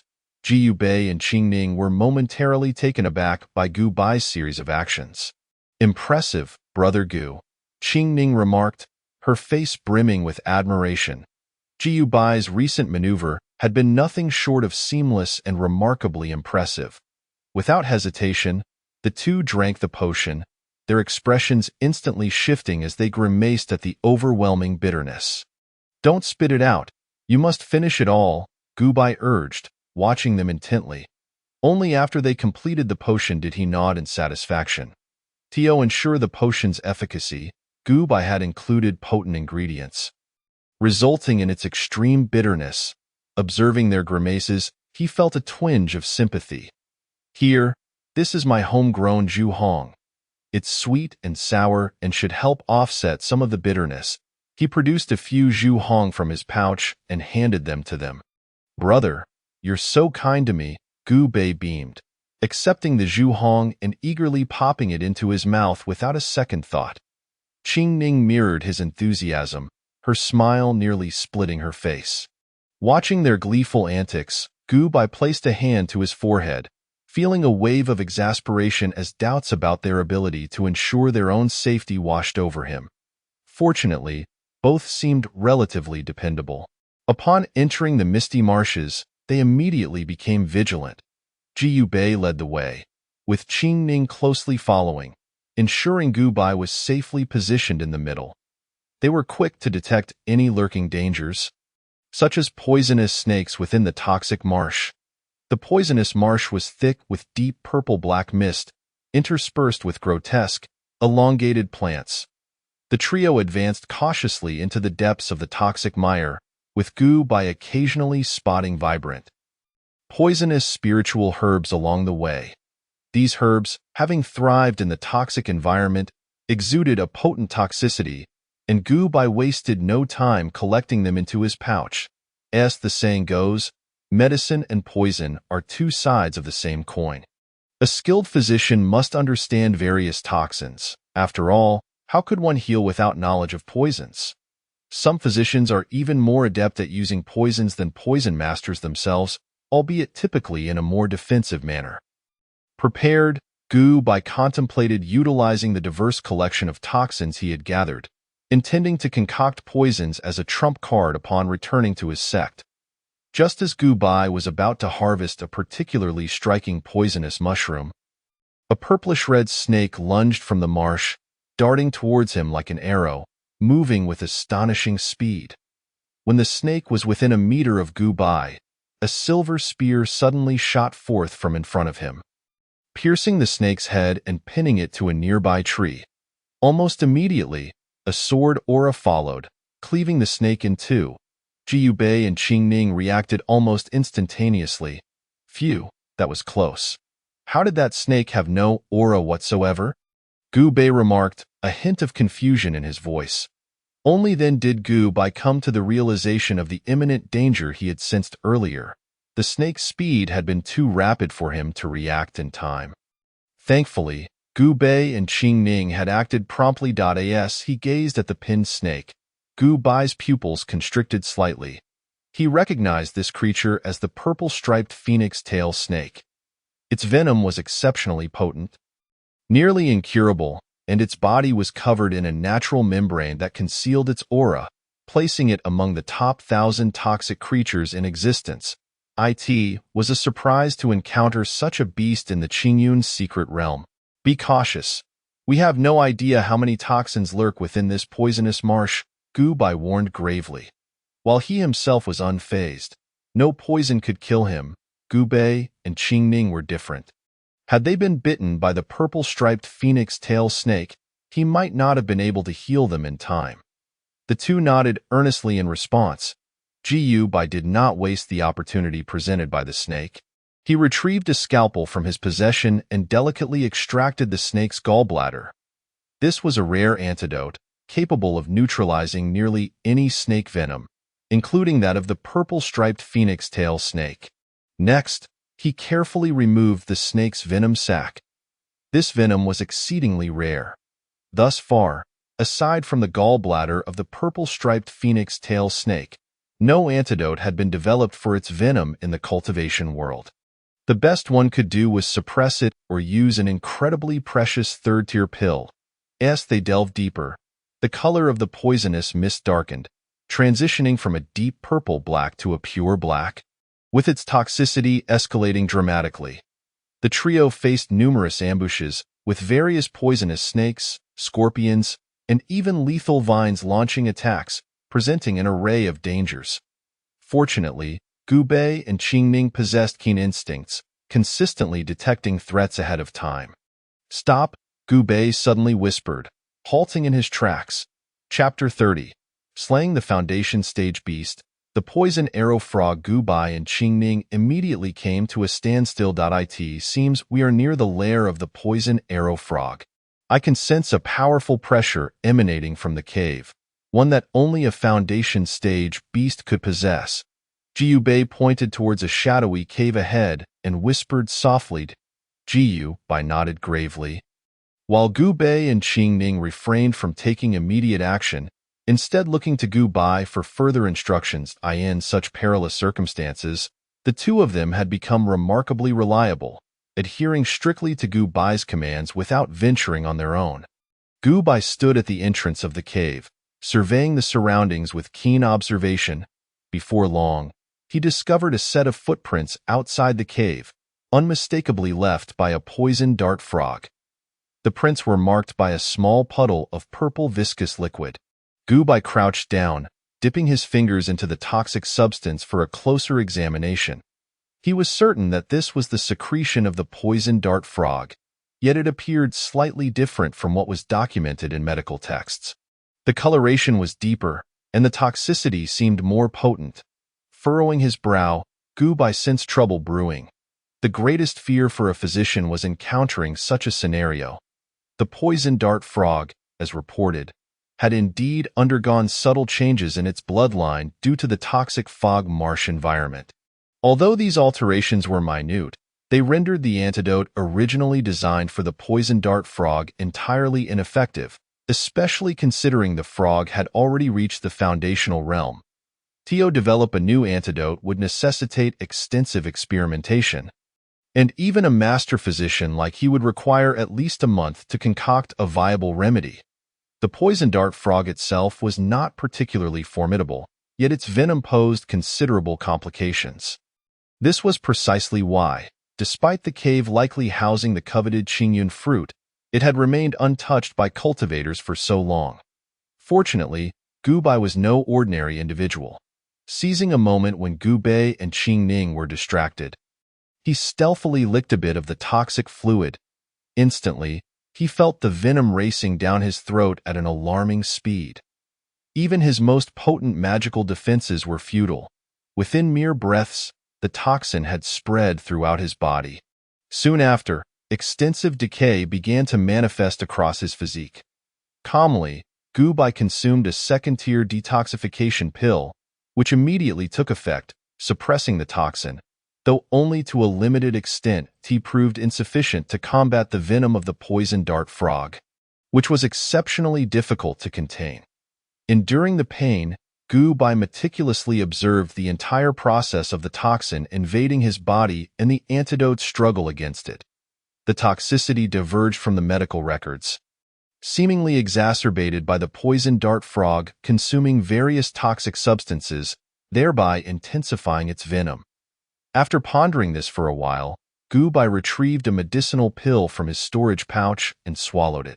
The moment the pill entered his system, it activated rapidly, the medicinal energy clashing fiercely with the toxin, barely halting its advance. Frowning, Gubai noted that this was the specialized antidote he had commissioned from He, specifically crafted to counteract the poison dart frog's venom. Yet, to his dismay, it was only able to exert minimal control. Were both the second-tier detoxification pill and the bespoke antidote ineffective? He stood still, his gaze unflinching, scrutinizing the venom's relentless invasion of his body with an unwavering rationality. Guard me for a moment. I shall concoct an antidote specifically for the poison dart frog. After a brief moment of contemplation, inspiration struck him, and he began to prepare the antidote using several spiritual herbs from his pouch. As a physician, Gubai was also adept at alchemy. Many medicinal formulas were essentially simplified versions of pills, and advanced formulas were quite akin to pills themselves. Jiu Bei and Qingning positioned themselves protectively around Gubai. Before long, Gubai successfully completed the detoxification pill. Gazing at the 3 dark pills in the cauldron, he took one and promptly placed it in his mouth. The pill dissolved instantly, releasing a potent wave of medicinal energy that began to eradicate the toxin within him. Before long, the majority of the poison in Gubai's system was annihilated. Satisfied, he nodded. Though not perfect and with ample room for improvement, it was the utmost he could achieve in such a short time frame. Naturally, only Gubai would dare to undertake such a risk. Had there been even the slightest miscalculation, it could have been fatal. Any other physician, regardless of their superior prowess, would not have dared to act so boldly. They would have sought others for experimentation. Yet, nothing could rival the immediacy of Gubai's first-hand experience. Rising to his feet, he distributed the remaining 2 pills to Gubei and Qingning. This is a hastily devised antidote specifically targeting the poison dart frog. After consuming this pill, You may engage in battle with the frog without fear of its venom. The two stood momentarily stunned, speechless at Gu Bai's audacious actions. They trusted him implicitly, knowing he would not deceive them. Thus realizing he had indeed concocted an antidote for the poison dart frog in an astonishingly short span of time. I can only do so much. The ensuing battle against the poison dart frog is now in your capable hands. Rest assured, big brother, we shall handle it from here. Without the threat of venom, the poison dart frog is no match for us, Gu Bei exclaimed, crackling with small arcs of electricity, his spirit soaring. Indeed, if we cannot handle the poison dart frog after your efforts, that would indeed be quite disgraceful, Qingning added, wielding her sword, exuding a formidable aura. Seeing the fierce determination in their eyes, Gu Bai finally felt reassured and stepped aside. The two wasted no time. Charging into the cave to confront the poison dart frog, Gu Bai stood at the cave's entrance, listening to the cacophony of battle within. After a brief period, the commotion gradually subsided until it fell completely silent. Under Gu Bai's anxious gaze, Gu Bei and Qingning emerged unscathed from the cave, with Gu Bei dragging the battered corpse of the poison dart frog behind him. How was it? Heh. A bountiful harvest indeed. That poison dart frog was no match for us.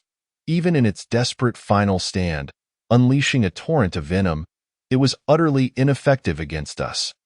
Qingning produced a fruit radiating a greenish glow from her bosom and handed it to Gu Bai.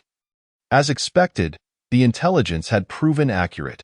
Within the poison dart frog's lair lay a coveted Qingyun fruit. Gu Bai smiled but did not accept the fruit from Qingning. Instead, he took a step back. As previously agreed, upon discovering the Qingyun fruit, you two shall partake first. I shall consume the third one. Gu Bai understood the unparalleled value of the Qingyun fruit. Each one was guarded by foundational beasts. Although their small team was formidable, acquiring the Qingyun fruit would require a stroke of luck. It was improbable to obtain 3 within a month. This particular Qingyun fruit had fortuitously come into his possession, as he was capable of counteracting the poison dart frog's venom. Clearly, the fruit would be far more beneficial for Gu Bei and Qingning. Gu Bei was already a prodigy among prodigies. After consuming the Qingyun fruit, he would undoubtedly become even more formidable, thus smoothing his path ahead. Though Qingning possessed good talent, it was not extraordinary. Even with the direct tutelage of the sect leader and ample resources, her chances of breaking through to the Golden Core realm were slim, offering only a glimmer of hope. However, after ingesting the Qingyun fruit and enhancing her foundation, her prospects for advancement would become significantly brighter. As for Gu Bai, who sought immortality, he had all the time in the world for cultivation. Slow progress mattered little. Yet, Gu Bei and Qingning did not share this perspective. They exchanged knowing glances, an unspoken agreement passing between them. Without hesitation, Gu Bei suddenly embraced Gu Bai, restraining him firmly, while Qingning approached with the Qingyun fruit in hand. Advancing slowly towards Gu Bai that moment, Gu Bai felt a surge of panic. He struggled to break free, only to realize it was futile. Gu Bei's strength was astonishing. What are you doing? Let me go, Gu Bei. I'm talking to you. Release me at once. Are you not going to heed your elder brother's words? Gu Bei remained silent, impervious to Gu Bai's pleas, even as he invoked his elder brother status. Big brother Gu, I apologize, Qingning said, arriving before Gu Bai and giving him no opportunity to resist as she forcefully shoved the Qingyun fruit into his mouth. Gu Bai's eyes widened in disbelief, attempting to spit out the fruit, but the Qingyun fruit was no ordinary item. Upon ingestion, it transformed into pure energy, flooding through his limbs and bones. Big brother Gu, quickly absorb this medicinal energy. Even if you wish to vomit now, it will be impossible.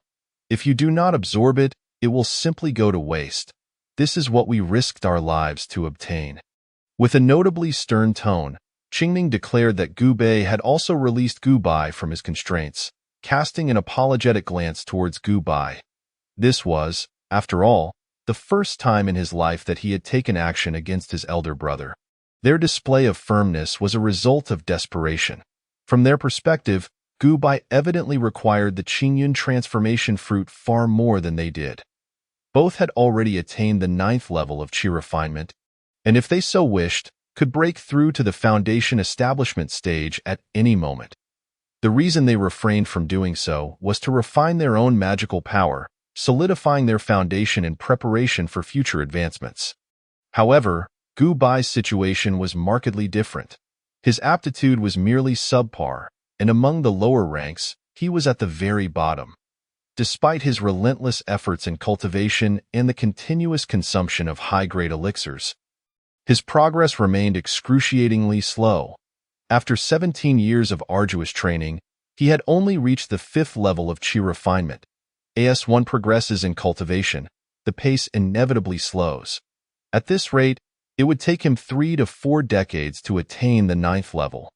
Gu Bai, having joined the righteous sect at 18, was now 30-5. In another 3 to 4 decades, he would be approaching 70. Achieving the 9th level of qi refinement would require further consolidating his realm.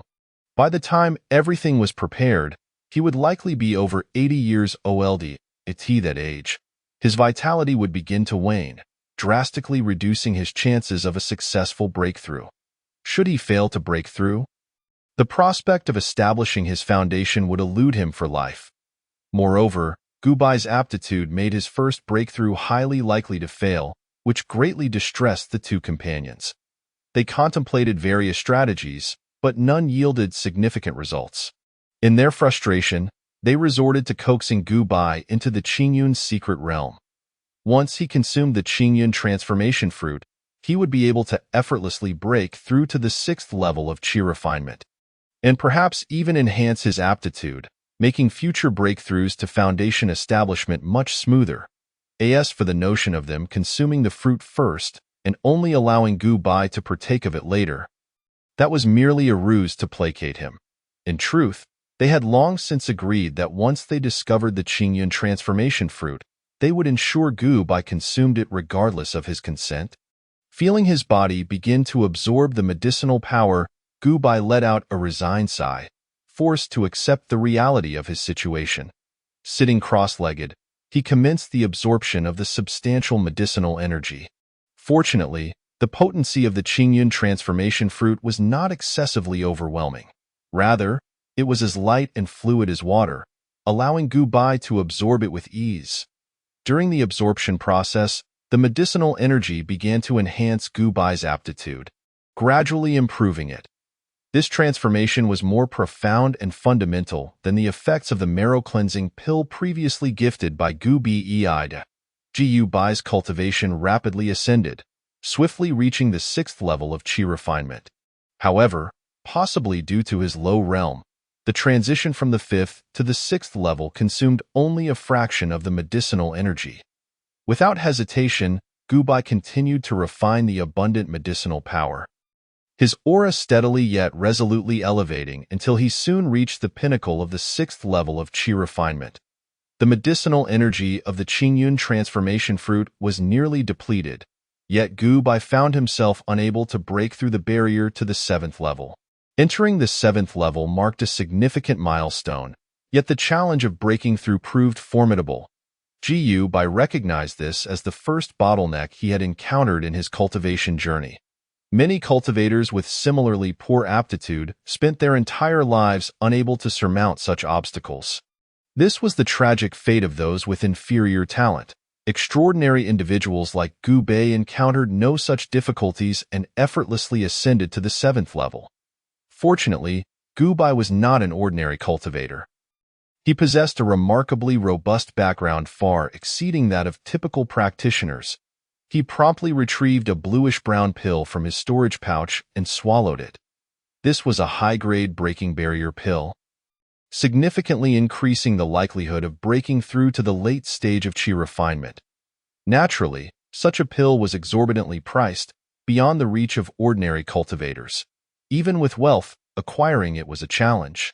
Only Gu Bai, as a physician with ample financial resources and extensive connections, could procure it. The potency of the breaking barrier pill surged violently against the bottleneck of the 7th level of Qi refinement.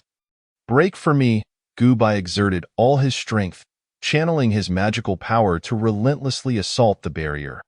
With the aid of the pill, he ultimately shattered the bottleneck, advancing to the 7th level of Qi refinement.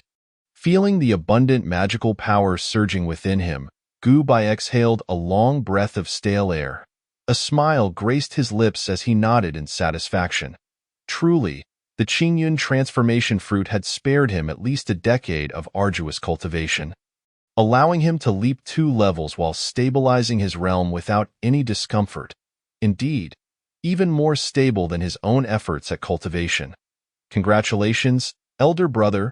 Congratulations, Gu de Gu. Gu Bei and Qingning, brimming with excitement, cheered jubilantly, as if it were they who had achieved the breakthrough. Particularly, Qingning, unable to contain herself, wrapped her arms around Gu Bai's face, flushed a shade of red as he hurriedly pushed Qingning away. Feigning ignorance of her embarrassment as she stomped her feet in frustration. Clearing his throat gently, he stated, "Enough of this. Time is of the essence. The secret realm is only open for a month. We must hasten to the next location." Chapter 32. The giant tree forest Gu Bai unfolded the map of the Qingyun secret realm, scrutinizing it closely. Gu Bei and Qingning had yet to obtain the Qingyun transformation fruit, and he had to lead them to find 2 within the month. After thoroughly examining the map, Gu Bai furrowed his brow. The locations of the recorded Qingyun transformation fruits were all guarded by formidable Foundation establishment beasts. Some accompanied by entire beast clans. It was only logical. Had there been no powerful beasts guarding them, these discovered fruits would have long been plucked by others. The fact that they remained intact indicated the strength of the guardians nearby. However, seeking out undiscovered Qingyun transformation fruits would largely depend on luck, and Gu Bai estimated that, given his luck, he would be unable to find any within a month. After all, others had searched for so long without success. Why should he expect to find them without any special secret techniques? Although Gu Bei and Qingning were formidable, they were primarily adept at direct combat and not at locating hidden treasures. Sigh, this is troublesome, Gu Bai lamented, continuing to scrutinize the map for some time.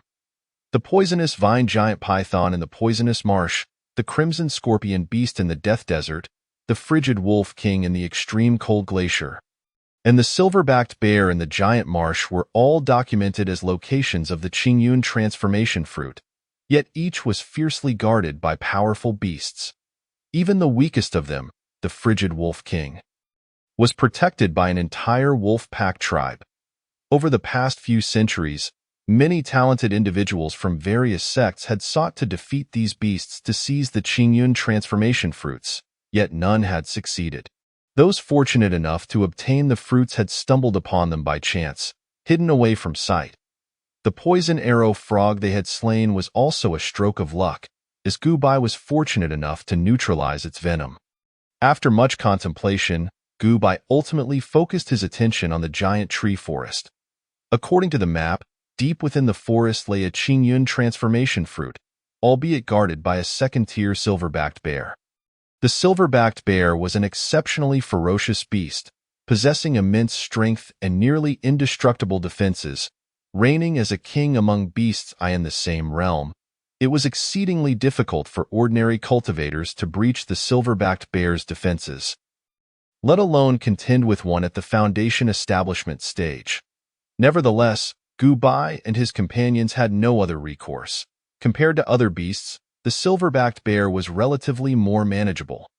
The poisonous vine giant python in the poisonous marsh was colossal, boasting tremendous brute strength, while the crimson scorpion beast in the death desert possessed an extraordinarily tough exoskeleton, making its defenses among the best of Foundation establishment beasts.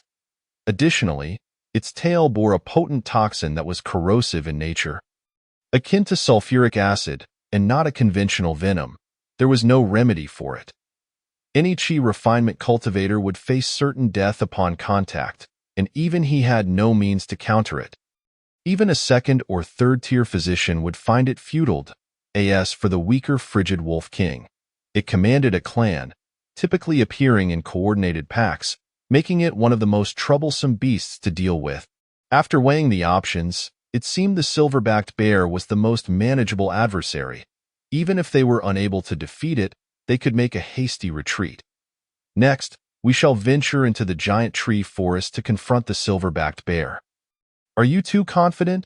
Gubai turned to look at them, asking earnestly. Upon hearing this, both fell silent, evidently lacking confidence in their chances. I believe we can give it a try. Even if we cannot defeat it, we can still run.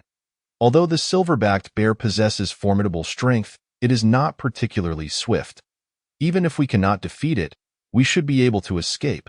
Qingning nodded in agreement with Gu Bei's perspective. Very well, let us not delay any further. We must set off at once, Gu Bei replied, leading the two towards the direction of the giant tree forest. Finally, we are leaving the poisonous mist marsh. In a state of mild intoxication from the refreshing air surrounding him, Gu Bei felt a surge of sentimentality. The environment within the poisonous mist marsh was treacherously sinister, with bizarrely shaped trees looming ominously in every direction. The sheer number of toxins present in the marsh was terrifying, requiring constant vigilance to avoid sudden ambushes. The air quality was appallingly poor, laden with noxious gases, necessitating the use of magical means to filter it before inhalation. Yet the taste was indescribably unpleasant. After a brief period of adjustment to restore their magical energy and mental clarity, the trio continued their journey towards the great forest of towering trees. Upon beholding the immense trees, each boasting a diameter of 5 meters and soaring hundreds of meters into the sky, Gu Bei could not help but marvel at the exquisite craftsmanship of nature within the realm of cultivation. Without lingering too long, guided by their map, they soon arrived at the entrance of a vast cave deep within the forest. The cave's mouth was littered with the bones of various demon beasts, among which were several massive skeletons, clearly belonging to foundational-level demon beasts. A pungent smell of blood wafted from within the cave, and merely gazing at its exterior was enough to instill dread in Gu Bei. Wait, let's not venture out just yet. We should hide here and observe the situation, Gu Bei quietly urged as he grasped Gu Bei's foot, which was poised to step forward. The two nodded, somewhat perplexed, yet instinctively followed Gu Bei's lead. It was evident that Gu Bei had, unintentionally, assumed the role of leader within their trio. Jiyu Bei and Qingning now sought his counsel before taking any action. This was hardly surprising. Although Gu Bei ranked lowest in strength among the three, his maturity surpassed that of his companions, coupled with a calm demeanor and a propensity for thoughtful consideration, which provided a profound sense of security and inadvertently made him the guiding figure. The silver-backed bear, despite its formidable power, was notably sluggish. Even if they could not defeat it, they could still escape. Cultivators who ventured into the Qingyun's secret realm typically sought to slay the silver-backed bear to obtain the coveted Qingyun fruit.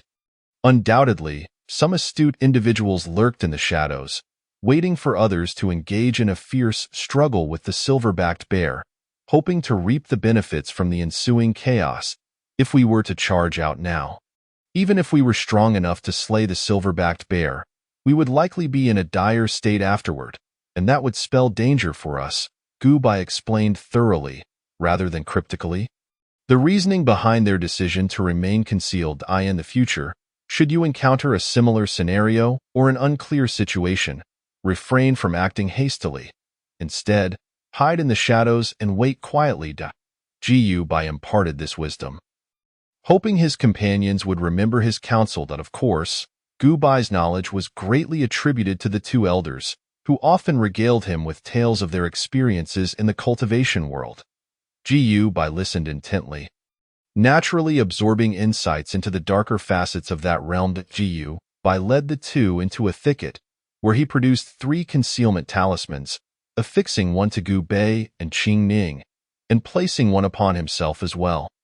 Instantly, their auras diminished, approaching the realm of invisibility. These were high-quality talismans, the finest of the first tier, capable of cloaking one's presence with just a touch. Even foundational-level cultivators would overlook them if not scrutinized closely. Such talismans were exceedingly rare.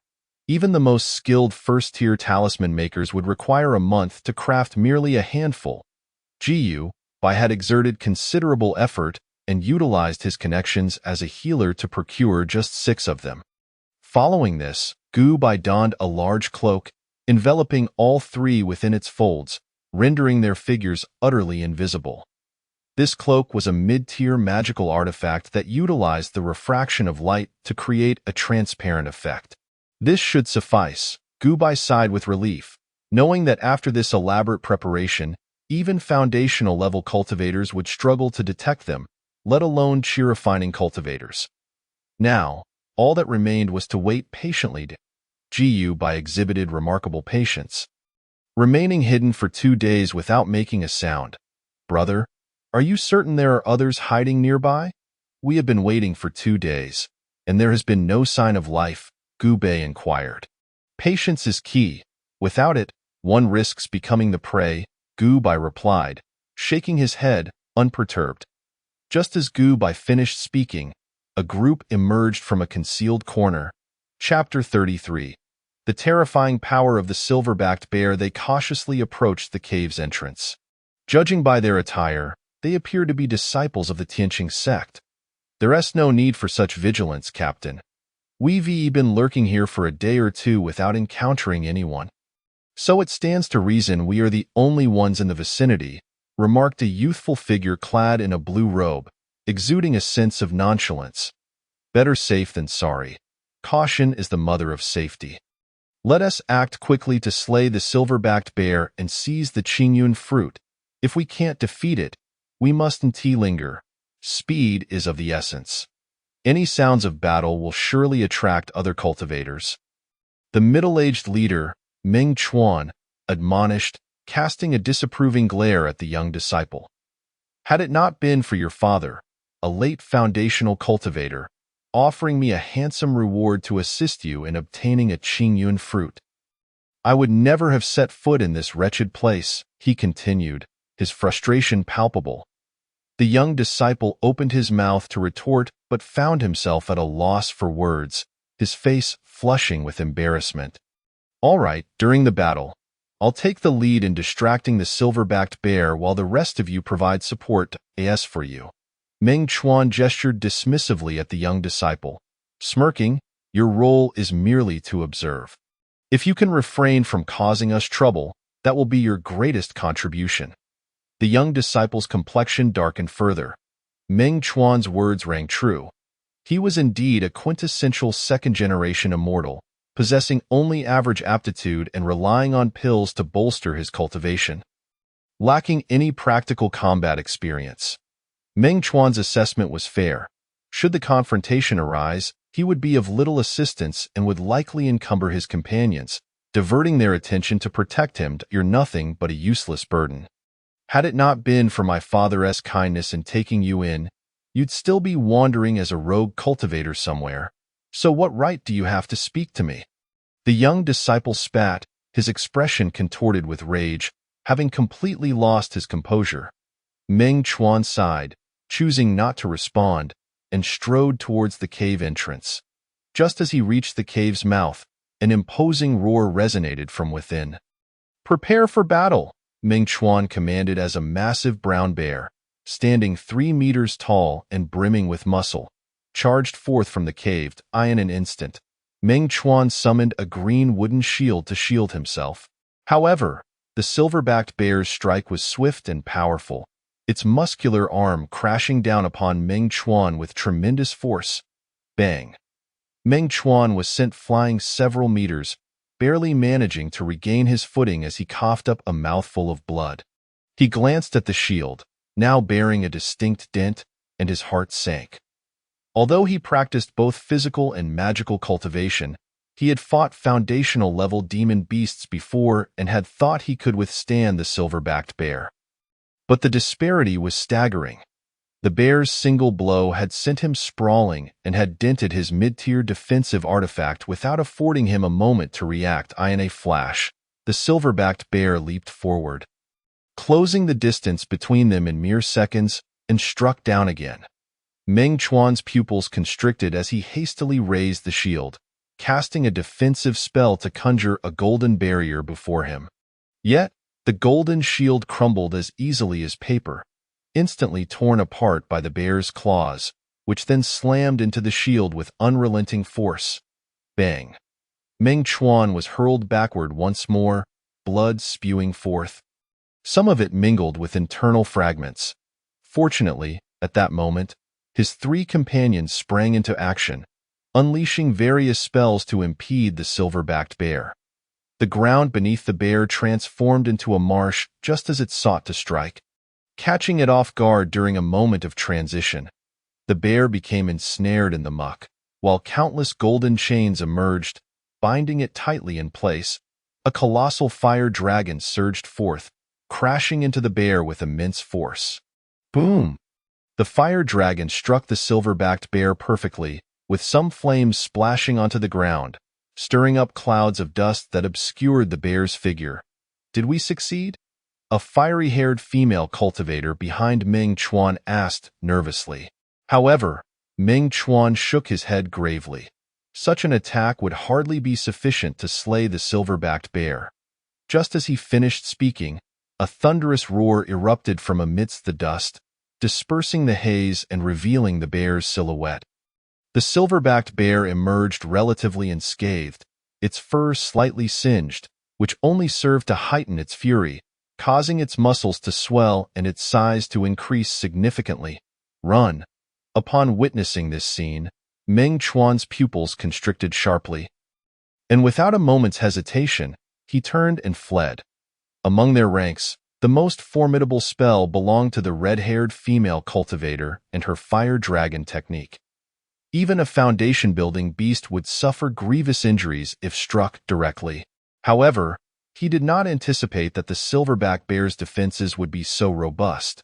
It merely bore singed skin and was virtually unscathed. As soon as he finished speaking, Meng Chuan and his team members scattered, employing their respective abilities as they raced towards the distance.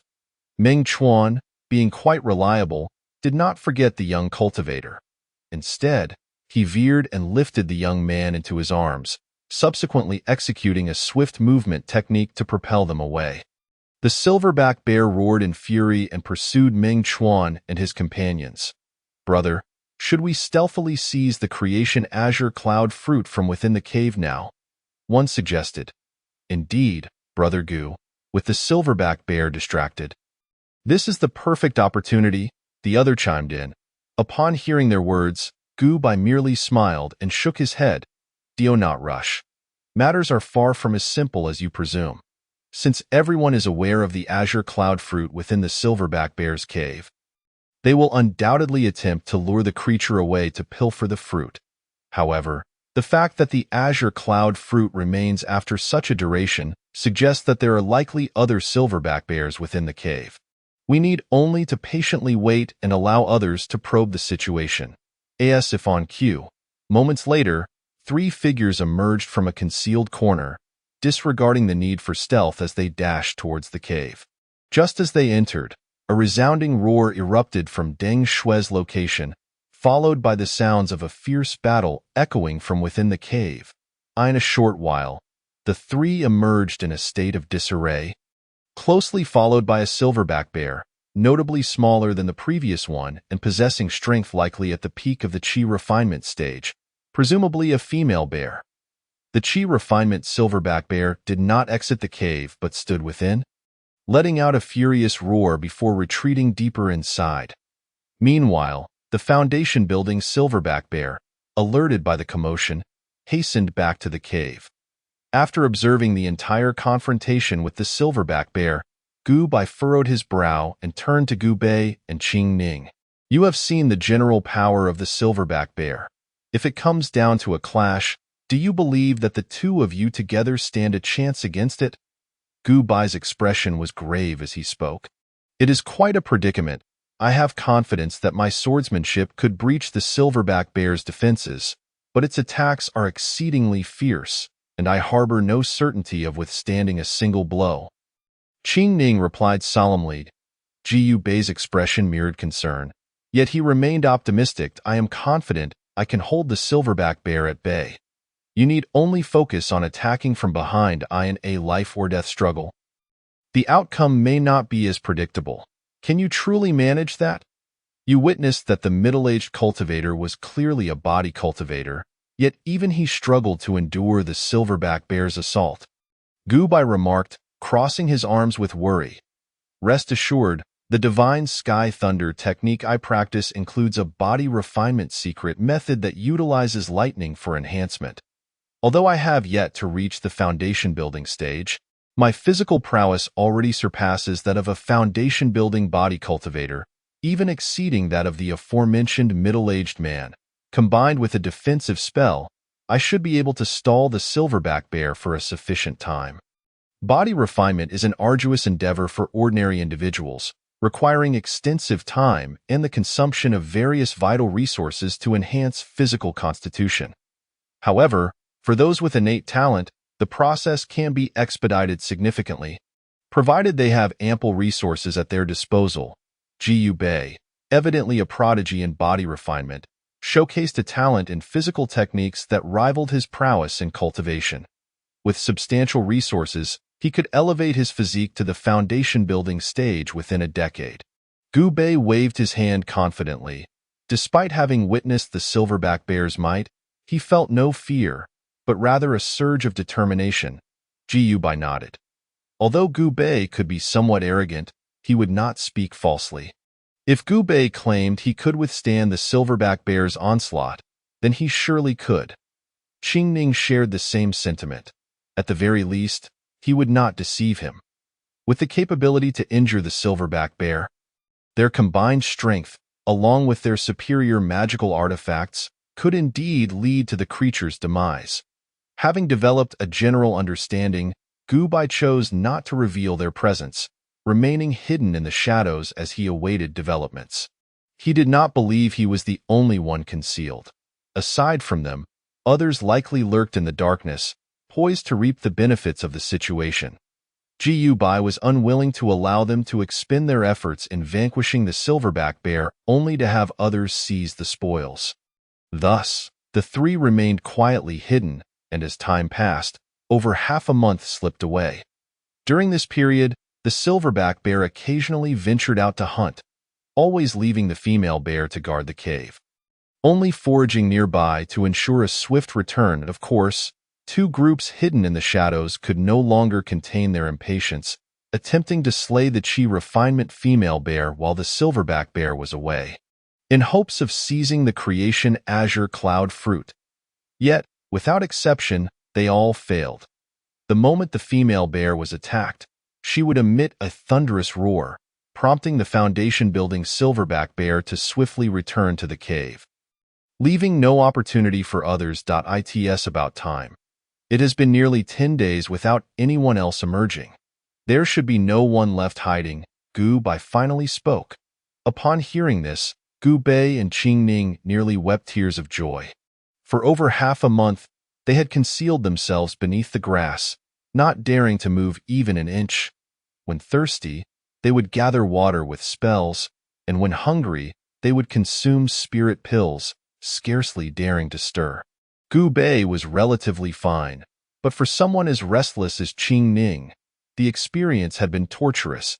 Gu Bei promptly stood, stretching his back and loosening his limbs, with a series of cracking sounds.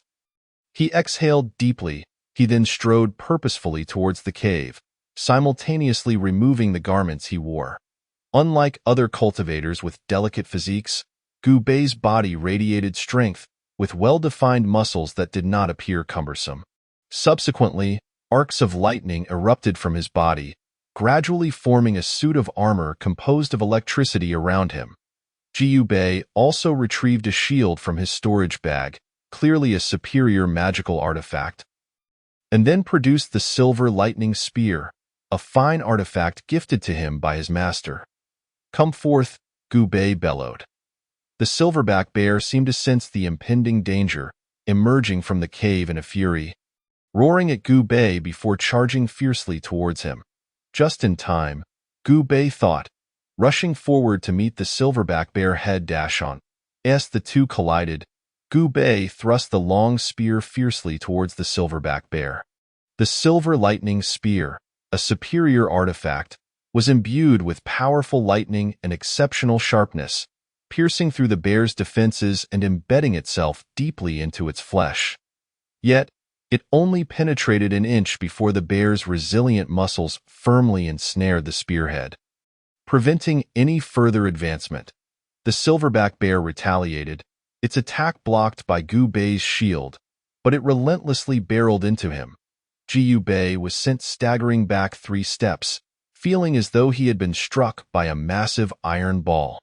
Fortunately, the lightning armor he had conjured mitigated much of the impact, sparing him from any serious injury. Regaining his footing, Gu Bei felt his vitality surge and took several deep breaths to stabilize himself. Just as the silverback bear had hurled him aside, a massive azure sword energy raced towards the bear's neck with astonishing speed. With a resounding impact, the sword energy, potent and unyielding, breached the silverback bear's defenses, leaving a sizable gash on its neck, from which blood began to flow, dripping to the ground. This was none other than Qing Ning's strike.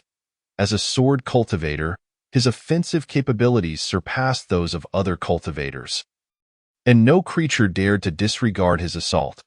Trained since youth under his father's meticulous guidance and endowed with considerable talent, Qing Ning had comprehended sword energy even during his qi refinement stage. Now, the sword radiance he unleashed rivaled that of a foundation-building cultivator, posing a genuine threat to the silverback bear. Enraged, the silverback bear let out a furious roar and prepared to retaliate against Qing Ning. "Did I permit you to approach?" Gu Bei shouted, conjuring countless lightning spears that shot towards the silverback bear. Each spear possessed formidable power, surpassing the full might of a qi refinement cultivator, and Gu Bei had amassed dozens of them. Bang, bang, bang, bang, bang. The lightning spears descended upon the silverback bear like raindrops, swiftly striking its body. Each spear managed to slightly breach the bear's defenses, leaving behind faint scars upon its fur. Although the damage from a single lightning spear was minimal, the sheer quantity was overwhelming. Even the formidable silverback bear could not withstand it. The bear halted its advance, turning its furious gaze towards Gu Bei, letting out a roar filled with rage, its expression twisted as if it intended to swallow Gu Bei whole. Yet, Gu Bei showed no fear. Instead, he raised an eyebrow at the silverback bear, adopting an overtly provocative stance before charging towards it as well. With a resounding crash, the man and beast collided violently. The silverback bear momentarily staggered from the impact, while Gu Bei was brutally hurled several dozen meters away, ultimately crashing into a massive tree, creating a deep dent that swallowed him whole for about a meter before he finally came to a stop. Gu Bei's face flushed crimson as he stared wide-eyed, abruptly spitting out a mouthful of blood. Chapter 35. Fierce battle with the silverback bear. Despite having conjured a thick layer of lightning armor around his body to mitigate much of the damage, Gu Bei was still grievously injured. He had not anticipated the immense strength of the silverback bear, which was far beyond what he expected from a foundational realm beast. Although he had honed his physique to the foundational level, allowing him to compete in strength with such creatures, facing the silverback bear felt akin to an infant confronting a giant. At that moment, instead of feeling fear, Gu Bei bore a wild and dangerous smile. "Ha ha ha, come again." Struggling, he extricated himself from the tree and retrieved a vial of healing elixir, pouring a generous handful into his mouth without even glancing at it. These were high-quality healing potions, and under their influence, Gu Bei's injuries stabilized almost instantaneously, allowing him to recover swiftly. The silverback bear cast a puzzled look at Gu Bei, seemingly astonished that the human had survived its full-force attack. Without dwelling on it further, the bear charged at Gu Bei once more, engaging him in a fierce struggle. Gu Bei radiated a massive amount of lightning, manifesting a 3-meter-tall lightning apparition around him.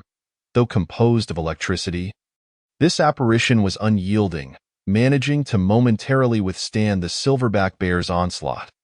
This was Gu Bei's trump card, the Thunder Law manifestation technique, a supreme secret art that could only be wielded by those in the Golden Core realm, enabling the condensation of lightning into a formidable fighting form. Remarkably talented, Gu Bei had managed to barely grasp this technique after only 5 years of training in the Qi refinement stage, allowing him to temporarily contend with the foundational silverback bear. Meanwhile, Qing Ning was not idle, continuously launching sword Qi attacks from the sidelines, targeting the bear's neck. Despite the bear's repeated attempts to block with its arms, it still suffered severe injuries, with copious amounts of blood streaming down its neck. The bear's arm that covered its neck was similarly horrifying, riddled with countless sword marks. "Go for it," Gu Bei stood at a distance, silently cheering for the two. His own power was weak. Even though he had reached the 7th layer of Qi refinement, he could not participate in such a high-level battle. Gu Bei and the silverback bear moved with astonishing speed, constantly shifting positions. With Gu Bai's mediocre abilities, it was nearly impossible for him to strike the bear, and he risked hitting Gu Bei instead. The battle on Gu Bei's side quickly escalated into a frenzied clash. The lightning apparition he conjured engaged in a fierce brawl with the silverback bear. However, in less than a few minutes, Gu Bei began to feel utterly drained, and the lightning apparition dissipated, and no matter how talented, Gu Bei was still only at the 9th layer of Qi refinement. His realm constrained him from sustaining a war of attrition. Fortunately, the silverback bear also found itself in dire straits, its neck riddled with deep sword marks, nearly 1/3 of its flesh severed, and its arms covered in wounds. Realizing the tenacity of his opponents, the silverback bear turned its gaze towards Qing Ning, who had been hiding behind it. Understood that most of its injuries were inflicted by this insufferable human. Disregarding Gu Bei, the bear charged directly towards Qing Ning. "Damn it," Gu Bei gritted his teeth, employing the divine thunder transformation to conjure chains of lightning, securing them to several massive trees before launching the other end towards the silverback bear. The bear's swift movement abruptly halted, but the lightning chains tethered to it could not withstand the tremendous force and snapped one by one. Roar. The silverback bear bellowed, ignoring the pursuing Gu Bei, and continued its relentless charge towards Qing Ning. Qing Ning's pupils constricted as she swung her sword repeatedly, unleashing powerful sword Qi towards the silverback bear. Each strike was formidable, capable of breaking through the bear's tough skin and leaving fine wounds on its body. Yet, this was merely a minor inconvenience. Such injuries had no significant effect on the silverback bear. Instead, the pain ignited its ferocity, making it even more savage. Seeing her attacks ineffective, Qing Ning remained composed. She was currently riding a flying sword, hovering 10 meters above the ground. Though the silverback bear was a foundational beast, it could not fly and thus could not reach her in the air, ensuring her relative safety. However, the situation took a turn for the worse. After swiftly approaching Qing Ning's position, the silverback bear unleashed a thunderous roar that resonated through the heavens. Roar. The sound was deafening. Even Gu Bei, hundreds of meters away on the battlefield, felt his head throb painfully from the echo. Most critically, Gu Bai's spiritual power was momentarily disrupted by the roar, causing it to spiral into chaos. Gu Bei and Qing Ning, who were much closer, suffered greatly, both struck by the shockwave, blood streaming from their orifices, their magical energy thrown into disarray, rendering them unable to utilize it momentarily. In an instant, darkness enveloped them, and they plummeted from the sky, crashing to the ground. The silverback bear wasted no time, targeting the fallen Qing Ning with a powerful swipe aimed at her head. Fortunately, Qing Ning regained her senses just in time, spinning away and narrowly dodging the attack. However, the bear's second strike followed closely behind. Qing Ning had no time to evade and could only raise her sword defensively. Clang! With a tremendous metallic sound, Qing Ning was sent flying several dozen meters, her arm's grip torn asunder. At that moment, Gu Bei arrived, exuding a powerful aura that rivaled that of a foundational cultivator. Having consumed a blood fury pill moments ago, Gu Bei's overall strength surged for a brief period, but he would soon succumb to weakness afterward. Now restored, Gu Bei had learned from his previous experience. He refrained from using the Thunder Law manifestation technique, an extremely draining secret art, and instead formed a layer of lightning armor around his body, engaging the silverback bear in close combat without hesitation. Qing Ning, having regained her wits, gritted her teeth and unleashed a flurry of powerful swords she aimed at the bear's neck. Though she had initially felt fear, it was swiftly replaced by an intense rage. Once more, the two plunged into a fierce battle. The silverback bear, with its tough hide and immense strength, also possessed a unique roar that could disrupt the magical energies of its foes and render them momentarily dazed. Yet, Gu Bei and Qing Ning were no pushovers. They carried an ample supply of healing and mana-restoring elixirs, along with various life-preserving trump cards. Even if they lost consciousness and were struck by the bear, their protective measures would automatically activate, shielding them from harm. Chapter 36. Healing after a long while, Gu Bei stood in place, gasping for breath as he watched the silverback bear slowly collapse to the ground, finally exhaling a sigh of relief before crumpling to the earth. His current state was nothing short of tragic. 3 long claw marks marred his chest, extending from his left shoulder down to his waist. Leaving his torso a bloody mess, blood flowed freely from his chest, dripping to the ground as if it were of no consequence. Simultaneously, his right hand was grotesquely twisted, a result of his futile attempt to counter the bear's powerful swipe with his fist, rendering his arm nearly useless, with bones shattered into dozens of fragments, some sharp splinters even protruding through the skin. In addition to these severe injuries, Gu Bei bore numerous other wounds across his body. This only accounted for the external injuries. The internal damage was far worse, with most of his organs compromised. Surviving until now was nothing short of a miracle. Qing Ning was in a similarly dire condition. Although she had Gu Bei's protection, she had also faced several of the silverback bear's attacks head-on. Her body was covered in a dozen large and small claw marks, blood staining her green robe crimson. She knelt on the ground, gasping as she coughed up blood. Meanwhile, the silverback bear lay defeated, its body riddled with sword marks and burns from lightning, its neck nearly severed, with only a thin layer of skin and a portion of its spine remaining intact. Yet, the bear was not fully defeated. It thrashed on the ground, emitting occasional unwilling roars. "Rest in peace," a distant, indifferent voice echoed from afar. Gu Bei observed that the battle had largely concluded, so he hurried over. Upon witnessing the silverback bear sprawled on the ground, still struggling feebly, Gu Bei shook his head. He drew forth the dissection knife he always carried and swiftly directed it toward the bear's neck. With a swift stroke, the blade sliced through several delicate muscles, causing the silverback bear to stiffen suddenly before collapsing completely, motionless. This was due to Gu Bei severing the neural connections between the bear's brain and body. Once the nerves were cut, the bear could no longer control its own movements. As a physician, Gu Bei was exceedingly adept with the human body, and his expertise extended equally to the anatomy of other beasts. He possessed an intimate knowledge of the function of every muscle, a testament to the many years of study he had devoted to this craft. Looking at the now motionless silverback bear, Gu Bei finally felt a semblance of relief. Its oppressive presence was formidable. One strike could severely injure a practitioner at the 9th level of Qi refinement, and coupled with its nearly invulnerable defenses and a minor divine ability that could disrupt an enemy's attacks while inducing a disorienting effect across a wide area. It was indeed a terrifying creature. Bai was almost certain that this silverback bear was the strongest beast within the Whispering Secret Realm. However, the intelligence he had received was erroneous.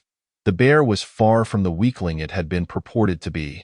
Bai surmised that the bear's bloodline had undergone another wave of evolution, resulting in a significant enhancement of its power, likely within the past decade.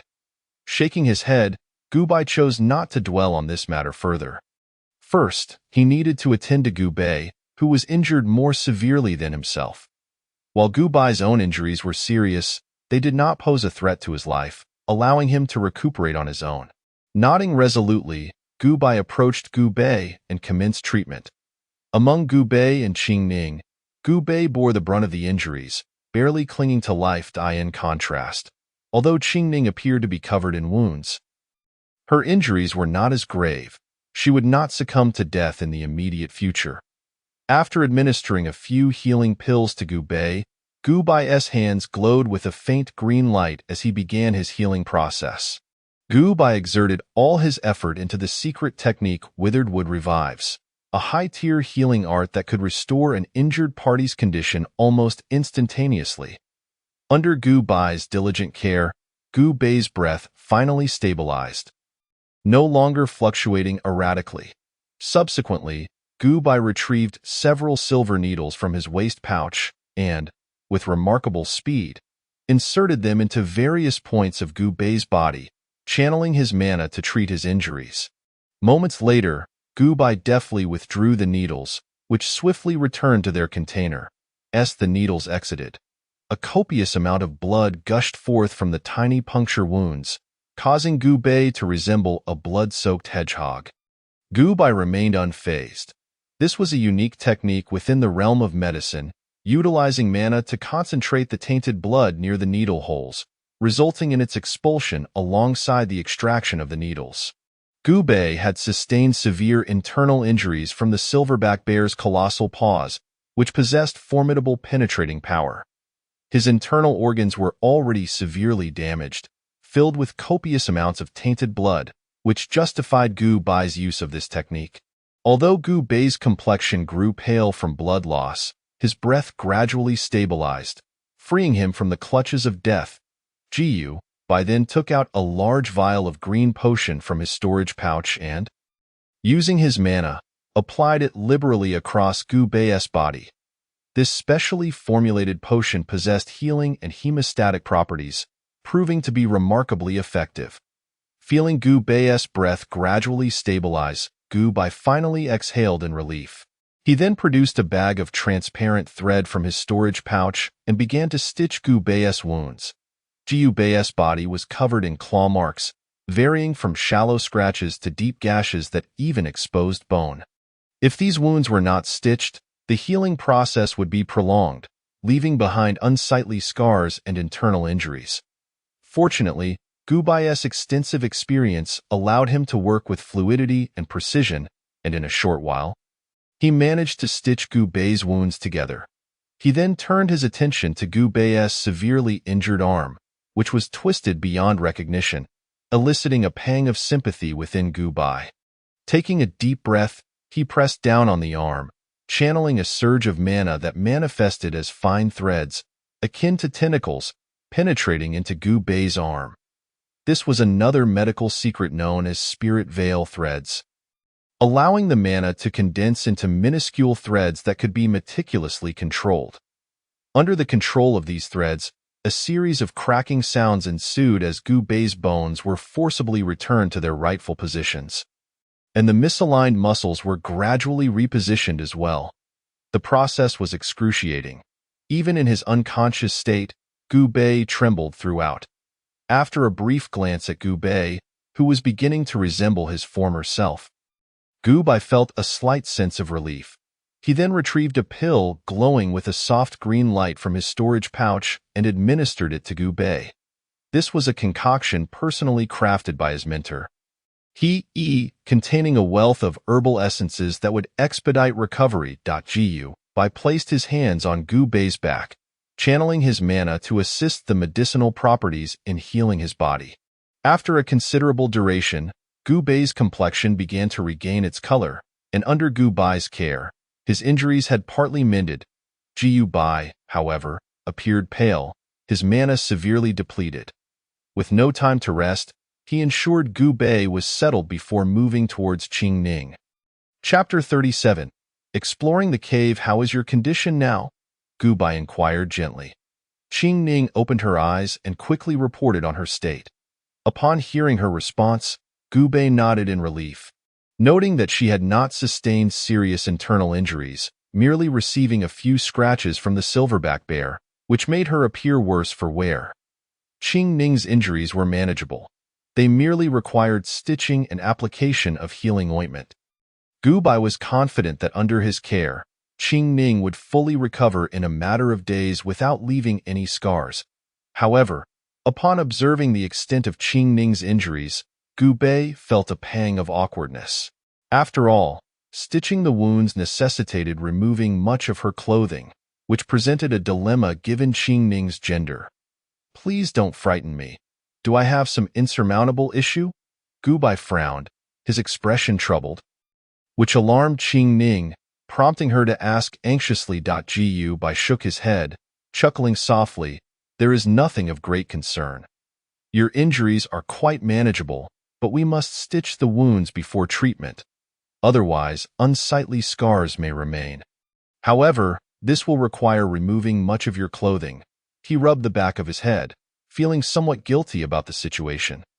The cultivation world was relatively conservative, typically eschewing revealing attire, and Gu Bai worried that Qing Ning might find this unacceptable. Ha ha ha, what is the big deal? I thought it was something serious. We're familiar enough, aren't we? It's just removing some clothing. Qing Ning chuckled lightly, taking the initiative to remove her long robe. She then proceeded to shed her undergarments, leaving only a modest garment for coverage. Upon witnessing this unexpected display, even Gu Bai, with his composure, felt his cheeks flush, swallowing hard as he steeled himself, suppressing all distracting thoughts. He then took out the stitching thread and began to stitch Qing Ning's wounds. Gu Bai was entirely focused, his gaze fixed upon the wounds, seemingly oblivious to Qing Ning's exquisite beauty. Meanwhile, Qing Ning's face flushed crimson, her blood coursing rapidly. Despite her verbal nonchalance, she was acutely aware of the situation. Were it anyone else, she would have vehemently refused. Yet the healer was Gu Bai, which made her acquiescence much easier. Gu Bai's movements were gentle. Despite the inherent pain associated with stitching wounds, Qing Ning felt almost no discomfort. Observing Gu Bai's concentrated demeanor, she felt a profound sense of reassurance. Gu Bai wiped the sweat from his forehead, exhaling deeply as he successfully stitched up all of Qing Ning's wounds, leaving only faint traces behind that were almost imperceptible. Satisfied with his work, Gu Bai offered Qing Ning a pill gifted by his mentor and began treating her injuries. After half an hour, Gu Bai, now pale, stood up, while Qing Ning's injuries had substantially healed. Even if some remained, they would not impede her combat effectiveness. Truly commendable, Gu Bai. Your skills are exceptional, Qing Ning remarked as she stood, stretching slightly and admiring the now faint scars that had replaced the previously gruesome wounds, giving Gu Bai a thumbs up in praise. Gu Bai smiled, not disputing the compliment. Indeed, his years of study had elevated his medical skills to the pinnacle of the first tier, and he anticipated reaching his mentor's level in a few years. How is your recovery progressing? Essentially, I have nearly made a full recovery. Although I am not entirely healed, I can still exert about 70 to 80% of my capabilities. Qing Ning twisted her body slightly and then declared, time is of the essence. Let us proceed to the cave of the silver-backed bear. We must slay that Qi refinement realm silver-backed bear and seize the transformation Qingyun fruit to avoid any prolonged complications. Moments ago, the sounds of your battle were quite loud, and it is likely that other cultivators in the secret realm will be drawn to us. Qingning nodded, exuding confidence as she stated, "Rest assured. I can handle it. I have already slain silverbacked bears at the Foundation establishment level. This mere chi refinement bear is nothing to fear. Still, let us exercise caution. I will accompany you to prevent any mishaps." After ensuring that the unconscious Gu Bei was settled, the two of them cautiously made their way toward the cave. Qingning led the way, while Gu Bei followed closely behind, as soon as they entered the cave. A slightly smaller silverbacked bear lurked beside the entrance and suddenly lunged at Qingning, attempting to tackle her. However, Qingning was no ordinary individual. She deftly sidestepped the attack. Gripping her longsword tightly, she aimed for the bear's neck and unleashed a powerful sword chi. The silverbacked bear was caught off guard, barely managing to block with its arms. With a sharp sound, the sword chi, incredibly keen. "Seve, how delightful!" Upon hearing the news, the two individuals instantly erupted with excitement, bouncing and leaping with unrestrained joy. Observing their exuberance, Gu Bai felt a twitch at the corner of his mouth. He found it perplexing that, in the presence of outsiders, the duo appeared quite composed. Gu Bei exuded the demeanor of a mature and steady senior brother, while Qingning, though taciturn, was a formidable sword cultivator. Yet, in his presence, they exhibited such childish antics. Fortunately, during moments of peril, they remained remarkably reliable. Casting a glance at the map in his hand, Gu Bai led the two to the entrance of a cave nestled deep within the extreme cold glacier. This was the dwelling place of the extreme cold wolf king and his kin. The extreme cold wolf king was a second-tier beast at the Foundation establishment stage, not particularly powerful, merely average, and far from the invincible silverbacked bear. However, the challenge lay in the fact that the Wolf King commanded over 100 frost wolves as his subordinates. With the pack's coordinated efforts, even a chi refinement cultivator would struggle, let alone a robust Foundation establishment cultivator. Qingning and Gu Bei could manage a fight. As they both possessed wide-ranging attack skills, Gu Bei could conjure countless lightning spears, and Qingning could unleash broadsword techniques. However, these abilities were immensely taxing on their mana. Even if they managed to vanquish the multitude of frost wolves, their considerable depletion would render them incapable of defeating the extreme cold wolf king. Nevertheless, Gu Bai had other strategies in mind. He intended to employ poison to incapacitate all the weaker frost wolves. Once the Wolf King was deprived of his numerous minions, he would pose no threat to Gu Bei and Qingning, allowing them to swiftly slay the extreme cold Wolf King and seize the coveted Qingyun fruit. Chapter 39. The extreme cold Wolf King Gu Bai did not act immediately. Instead, he furrowed his brow in contemplation, pondering how to administer the poison. This was indeed a conundrum. Initially, he considered acquiring some fresh flesh and then coating it with a colorless and tasteless sedative to be discarded near the cave of the extreme cold Wolf King. The sedative was a colorless, odorless poison that, upon contact, would render the victim utterly powerless and immobile, a favored tool for various bandits and demonic cultivators. As a physician, Gu Bai was well versed in the formulation of sedatives and had even crafted some high-purity variants himself. Should the wolf pack consume the tainted flesh, they would collectively lose their combat capabilities. However, he quickly dismissed this notion, shaking his head. The extreme cold Wolf King was exceedingly cunning. Ordinary poisoning methods would be futile, especially with fresh meat presented before them. Any moderately intelligent beast would recognize it as a trap, and the pack would not fall for such a ruse. Soon, he contemplated using a gaseous form of the sedative. He could employ wind-based spells to blow the sedative into the cave. After a brief consideration, he abandoned this thought as well. Although the mist form of the sedative was effective, its efficacy would be significantly diminished, likely only incapacitating a small fraction of the frost wolves. Just as Gu Bai was deep in thought, he suddenly spotted a reindeer traversing the snowy expanse outside. Inspiration struck him, and he devised a clever plan. Raising his hand, He summoned countless vines to ensnare the passing reindeer, which struggled futilely against its bonds. A malicious smile crept across Gu Bai's face. Gu Bai and Qing Ning exchanged puzzled glances, unsure of Gu Bai's intentions. Quick, help me hold down this reindeer. It possesses considerable strength, and my spell won't hold for long. Though they were bewildered, the two complied with Gu Bai's request.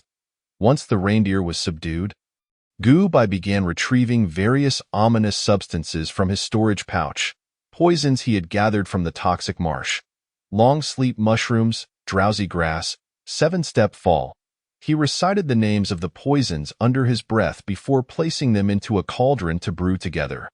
The poisons Gu Bai employed were all highly effective at inducing unconsciousness. With his meticulous blending, the resulting concoction was exceptionally potent. Soon, a cauldron of dark, swirling poison was ready. His specially crafted brew that would ensure a first-tier beast would remain in a deep slumber for several days, while weaker specimens might even succumb to a permanent sleep. After completing the potion, Gu Bai did not pause. He added several green herbs to the mixture, golden-capped umbrella and sleepless grass, both of which would invigorate the spirits of those who consumed them. Under Gu Bai's expert guidance, the herbs fused seamlessly, resulting in a pale red elixir.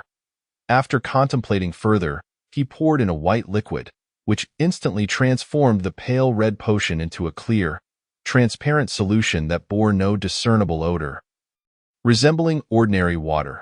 This was the final product. A typical cultivator would exhibit no reaction upon contact, instead feeling remarkably invigorated.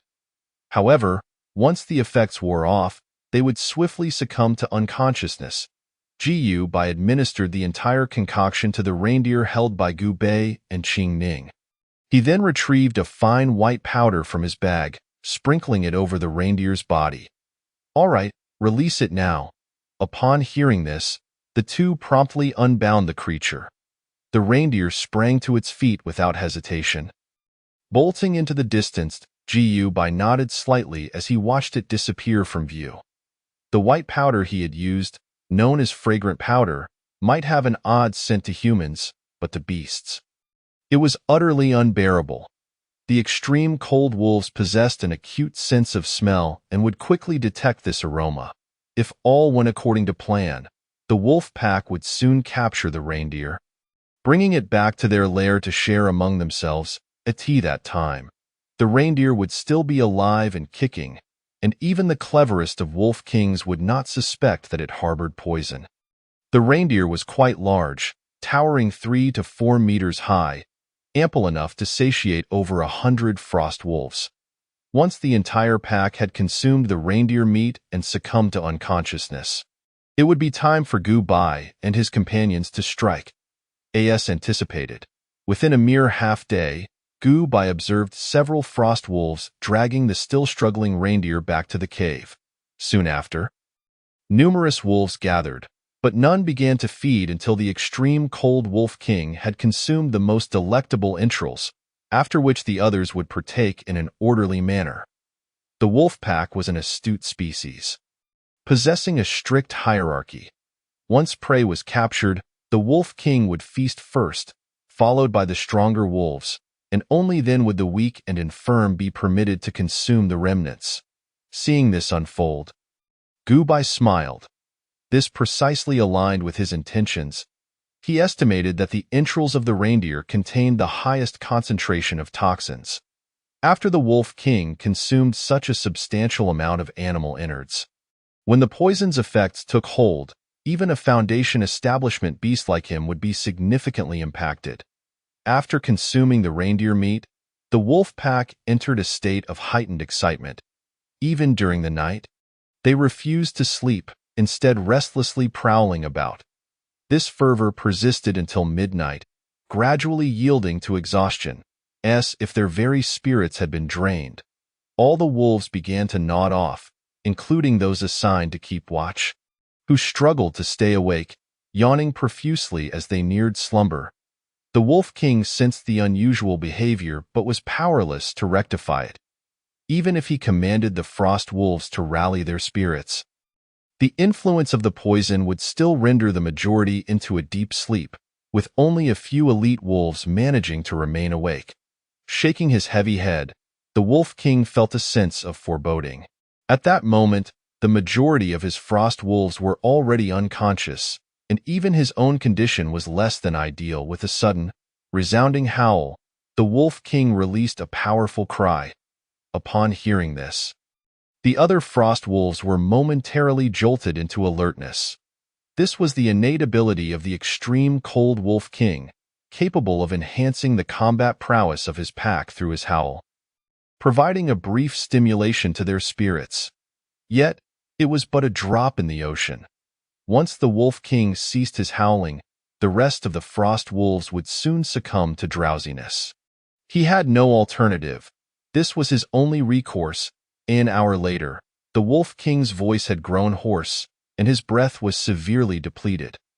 The majority of the frost wolves could no longer withstand the effects of the poison and had succumbed to slumber, leaving only 2 or 3 peak first-tier beasts barely managing to stay awake. "Brother, should we not launch a surprise attack now?" Gu Bei surveyed the interior of the cave, his excitement palpable. He now possessed the confidence that he alone could vanquish all the frost wolves. Chapter 40. The Third Creation. Qingyun fruit. After a thorough search, Gu Bei nodded. It was indeed the opportune moment for a surprise attack. However, caution was warranted regarding the Wolf King. Despite its seemingly drowsy demeanor, it was highly probable that the Wolf King was merely feigning fatigue. Gu Bei was acutely aware of the quantity of drugs he had administered. Even if they did affect the Wolf King, the impact would not be substantial. The remaining wolves were similarly deceptive. Although the drugs he had used had some effect, it was certainly not overwhelming. The constitution of these demonic beasts was unlike that of ordinary creatures, exhibiting strong resistance. Furthermore, although he had used a considerable amount of poison, when distributed among the over 100 wolves, the dosage for each was relatively minor. While it appeared that nearly all the wolves in the cave were in slumber, in reality, there were still a dozen or so wolves pretending to be asleep. One could only commend the cunning nature of a wolf pack. Had the drugs been procured by someone else without a clear understanding of their effects, they might have indeed found themselves in dire straits. Be cautious. The Wolf King is merely pretending to be weak. I suspect there are still a dozen wolves feigning sleep within the cave. Although under the influence of my drugs, they are mostly drowsy and unable to exert half of their fighting strength. They should not be underestimated. Rather than being frightened, Gu Bei burst into laughter. Fear not, brother. Even when faced with a dozen peak qi refinement demonic beasts, I have confidence in our victory, let alone these weakened creatures. Qing Ning chimed in with equal confidence, humming a tune. Leave the minions to you, Gu Bei. I shall deal with the Wolf King.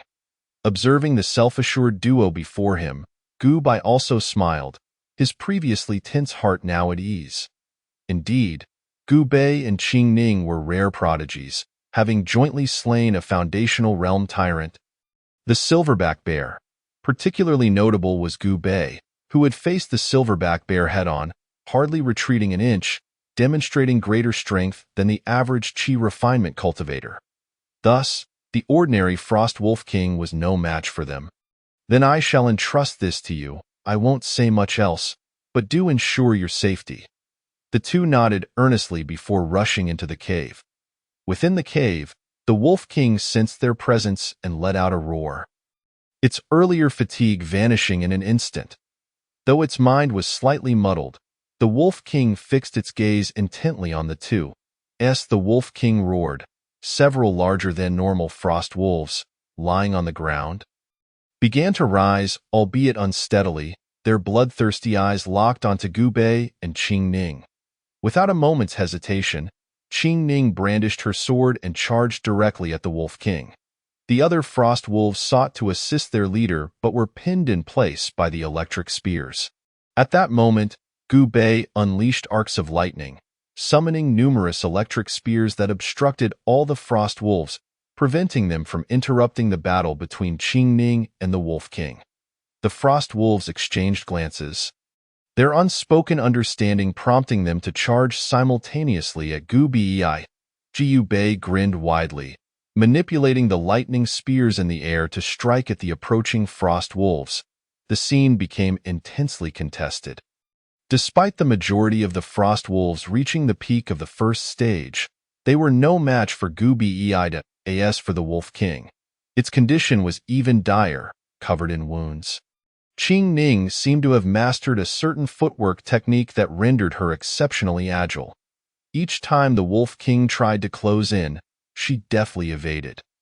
Moments later, the two bloodied figures emerged from the cave, Gu Bei holding a glowing blue fruit in his hand.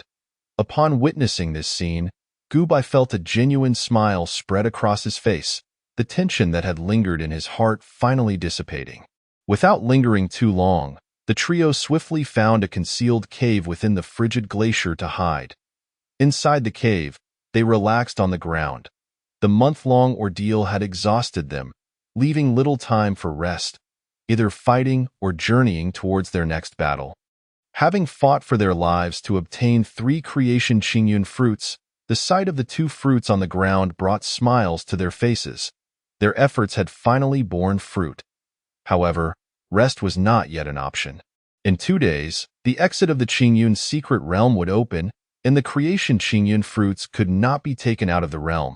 They had to consume them within this time frame. Gu Bei, you should eat first. Qing Ning and I will protect you. Once you are done, we will then guard Qing Ning. The two nodded in agreement with Gu Bai's arrangement without any objections.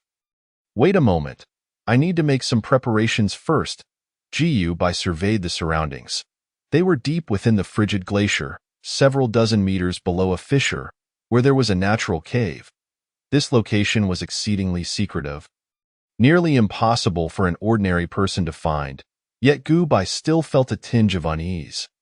After a thorough search, Gu Bai completely sealed the entrance and retrieved a flag from his storage bag, placing it in the center.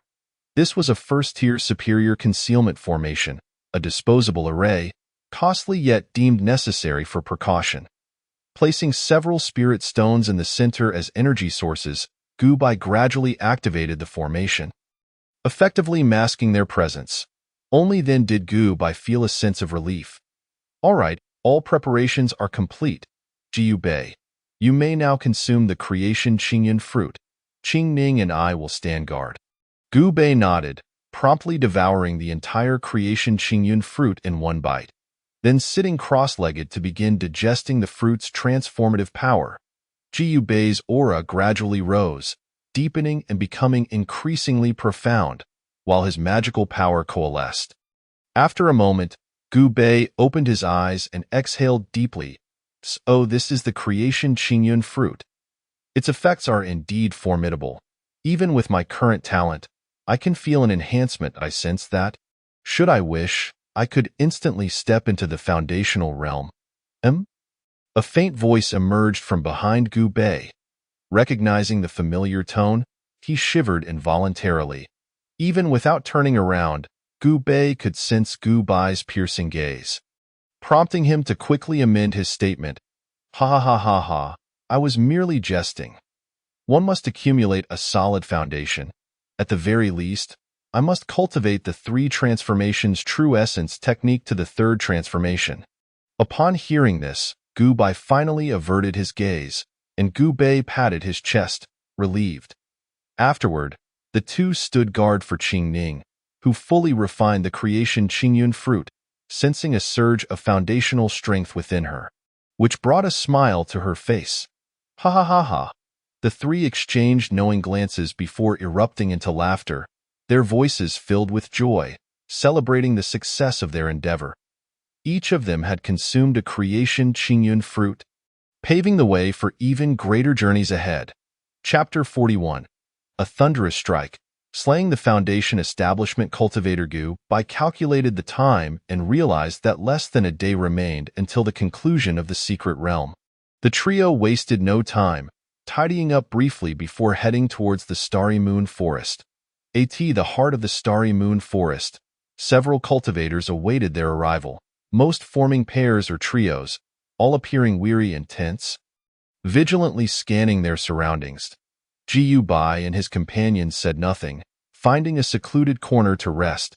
He was not concerned about anyone causing trouble in such a crowded area. With so many eyes around, any misdeed would be difficult to conceal, and repercussions would come swiftly. This was unlike other locations within the secret realm, where one could commit heinous acts without fear of being discovered a day later. A silver vortex appeared above the secret realm, prompting all present to fly towards it. Gu Bai and his group were no exception, joining the throng heading for the swirling portal. Mug, how many do you think will emerge this time? I hope it isn't like last time when 50 entered, and only 31 returned. An elderly man with long white hair stroked his beard, gazing at the newly opened silver vortex with a sigh of concern. This elder was none other than the current leader of the Pure Yang sect. Pure Yang Zhenren. Xu Wujing remained expressionless, speaking in a matter-of-fact tone. I cannot say for certain, but the overall quality of the disciples this time is higher than the last. So the losses should not be too great. As Xu Wuji uttered these words, a hint of concern flickered across his face, his gaze occasionally drifting towards the sky, seemingly in anticipation of something. Witnessing this scene, the Pure Yang real person offered a gentle smile and refrained from further comment, fully aware of the internal news. Xu Wuji's daughter was among those who ventured into the perilous Qingyun's secret realm, where dangers lurked at every turn, and no one could guarantee a safe return. At that moment, a throng of figures began to emerge from the skies, the very individuals who had returned from the Qingyun's secret realm. Xu Wuji had been waiting anxiously, and upon spotting Qingning amidst the crowd, the weight on his heart began to lift. When Gu Bai regained consciousness, he found himself in the outer world, plummeting from a height of several meters. Before he could react, Gu Bai swiftly caught him, landing gently on the ground by stepping on the thunderclouds. As for Qingning, she was promptly secured by Xu Wuji the moment she exited the secret realm. Coming to her senses, Qingning felt herself being held and instantly erupted in fury. She was not someone to be trifled with, however. Upon recognizing her captor, she momentarily froze, her eyes reddening as tears threatened to spill. As a pampered young princess, her experiences in the Qingyun's secret realm had been far from pleasant, barely escaping the clutches of a silverback bear. Nevertheless, she managed to stifle her tears, unwilling to allow her father to witness her vulnerability. Seeing her in such a state, Xu Wuji felt a pang of heartache. Yet, sensing the profound aura emanating from Qingning, even deeper than before, he couldn't help but smile with a sense of relief. Observing this touching reunion between father and daughter, Gu Bai and Gu Bei chose not to intrude, seeking a quiet corner to rest instead. Gu Bai surveyed the area, noting a significant reduction in numbers. 50 had entered the realm, yet only 36 returned, leaving 14 souls forever lost within the Qingyun's secret realm. Some may have perished at the hands of ferocious beasts, while others could have fallen victim to their own kind. The Lingyun sect had also suffered losses, with 8 out of 10 members returning, relatively light casualties in that regard. After a brief moment, the silver vortex, having detected no living beings remaining in the secret realm, closed its gates, not to reopen for another decade. "Oh, my son," cried an elderly man in the late Foundation establishment stage, suddenly overwhelmed with grief. He appeared to be a rogue cultivator who had chanced upon an entry ticket to the Qingyun's secret realm. Clearly, his son had not returned, rendering the situation nearly a death sentence. "Did you kill my son?" The old man suddenly glared furiously at Gu Bai and the others who had just emerged from the secret realm. "My son had enmity with your Lingyun sect's disciples. Did you ambush him? Otherwise, with his abilities, it would be impossible for him to perish in the secret realm." Gu Bai remained unfazed, for Xu Wuji stood behind him. And with the old man's cultivation level, he could not breach Xu Wuji's defenses. Those who enter the secret realm must accept the fate of life and death. If death occurs, blame cannot be placed on others. Xu Wuji coldly declared, standing before the crowd. His mood was notably dark, as the Lingyun sect had also lost 2 disciples. I care not. I demand that you all accompany my son in death. The elder, having lost his reason, bellowed, and with a swift hand gesture, unleashed a fire dragon technique towards Gu Bai and the others. Yet, it was understandable. As cultivation progressed, the chances of producing offspring diminished significantly. High-level cultivators were nearly incapable of having children, and even Qi refining cultivators faced immense difficulties in this regard, let alone those at the foundation establishment stage. Given the elder's age, it was evident that the cultivator who entered the secret realm was his only son, now lost, driving the elder to madness. However, Su Wuji was not to be trifled with. Upon witnessing the elder's attack, his expression darkened, and with a swift motion of his hand, he severed the elder's fire dragon technique in half with a single stroke of his sword. Realizing his folly, the elder attempted to explain, but Su Wuji would not grant him the chance. With another swift gesture, a wave of azure sword energy cleaved through, and despite the elder's desperate defense, it proved futile. With a single strike, the elder was bisected.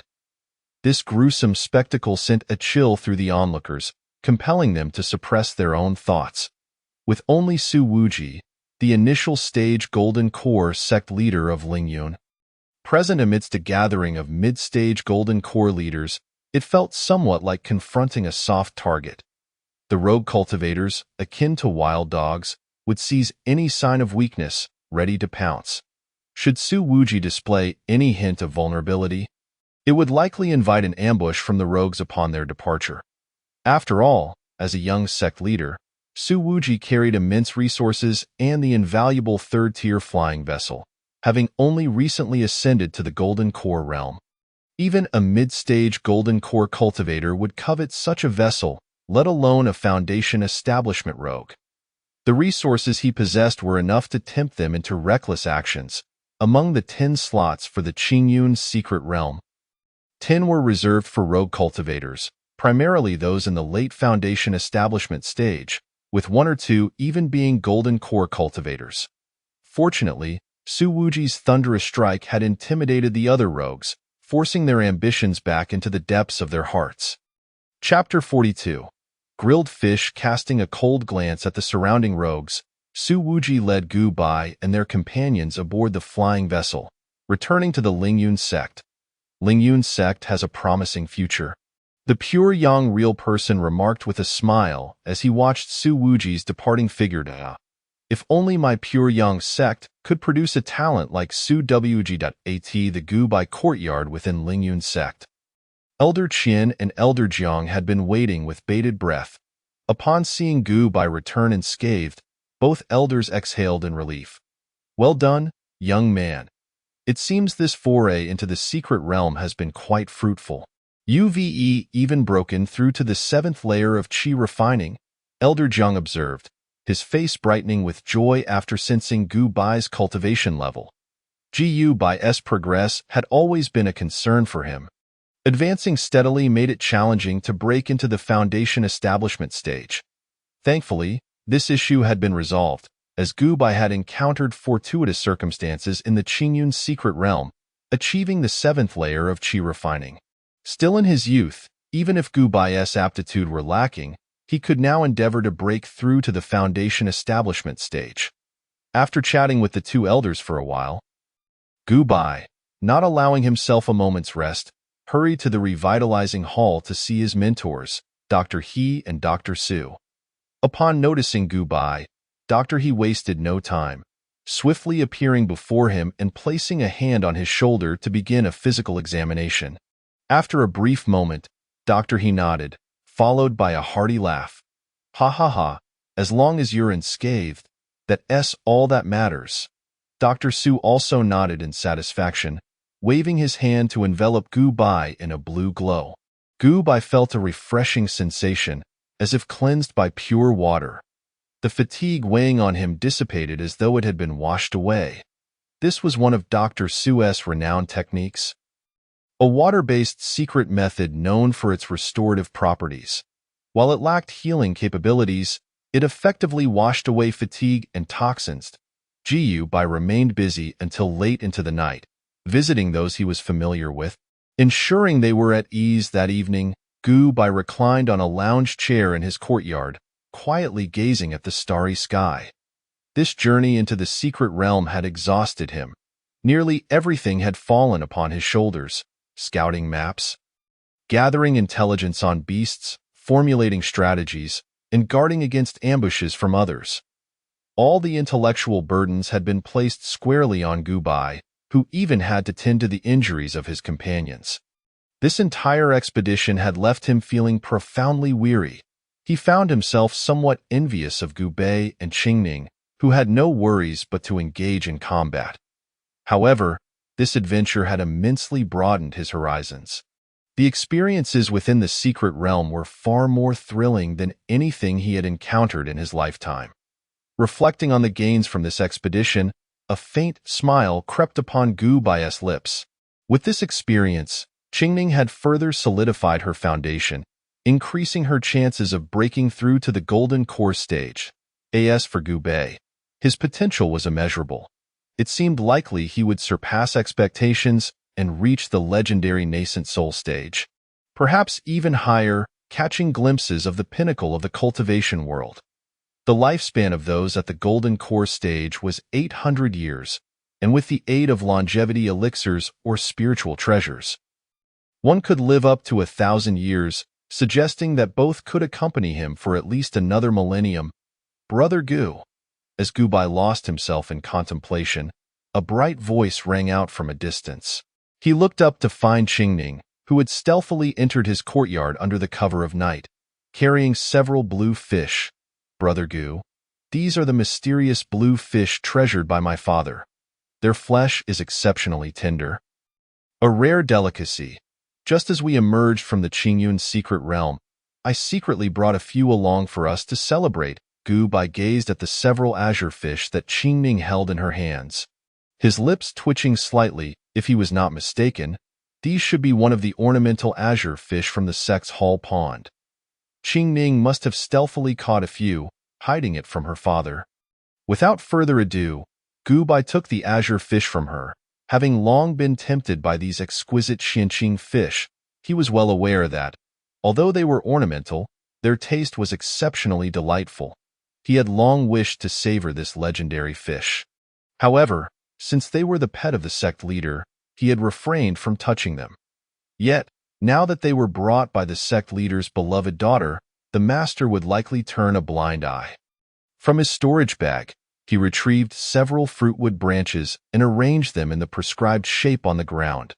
With a flick of his hand, he conjured a small flame to ignite the wood. Crackling sounds filled the air as wisps of azure smoke rose, not pungent but rather carrying a faint fruity fragrance, emanating from the carefully preserved fruitwood branches he had harvested from ancient fruit trees. Gu Bai produced a scalpel from his backpack, aimed at the azure fish, and with a swift motion, the fish were almost instantaneously dissected, their entrails and scales neatly removed, leaving only the delicate pink flesh behind. He placed the fish over the fire to roast, and in mere moments, an enticing aroma wafted through the air. How delightful, he mused, his culinary prowess evident. Qingning flashed a thumbs up at Gu Bai and settled quietly beside him. Eagerly awaiting the grilled fish, at that moment, a white figure suddenly darted out from the side. Attempting to pounce on the roasting fish, however, Gu Bai swiftly intercepted it, grasping the white figure by the nape and lifting it before him. Xiao Bai, you're being naughty again. This white figure was none other than the little silver moon bear, whom Gu Bai had named Xiao Bai after leaving the Qingyun secret realm. Ever since, Xiao Bai had been frolicking around Gu Bai's courtyard. Influenced by Gu Bai's amiable nature, Xiao Bai was particularly fond of him. Gu Bai affectionately ruffled Xiao Bai's soft fur, cradling him in his arms. Xiao Bai offered no resistance, instead nuzzling closer, relishing the warmth of Gu Bai's embrace. Wow, it's Xiao Bai. Give me a hug. Upon seeing Xiao Bai's adorable demeanor, Qingning's eyes sparkled, and she promptly snatched Xiao Bai from Gu Bai, Enveloping him in her arms, Xiao Bai squirmed momentarily but, finding no escape, resigned himself to her playful affection. After a while, the two sat quietly by the fire, enveloped in silence, simply watching the fish roast and savoring this tranquil time. Qing Ning glanced around surreptitiously, and upon confirming no one was watching, she subtly shifted closer to Gu Bai, eventually leaning her head gently on his shoulder.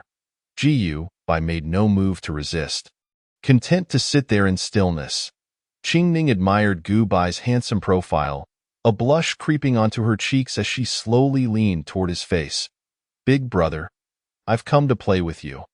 I secretly brought 2 jars of fine wine from the sect leader's cave. Tonight, we shall drink until we are intoxicated." Just as the moment hung in the air, a boisterous voice echoed from below the mountain. Gu Bei, grinning, dashed up the path, 2 jars of wine in hand.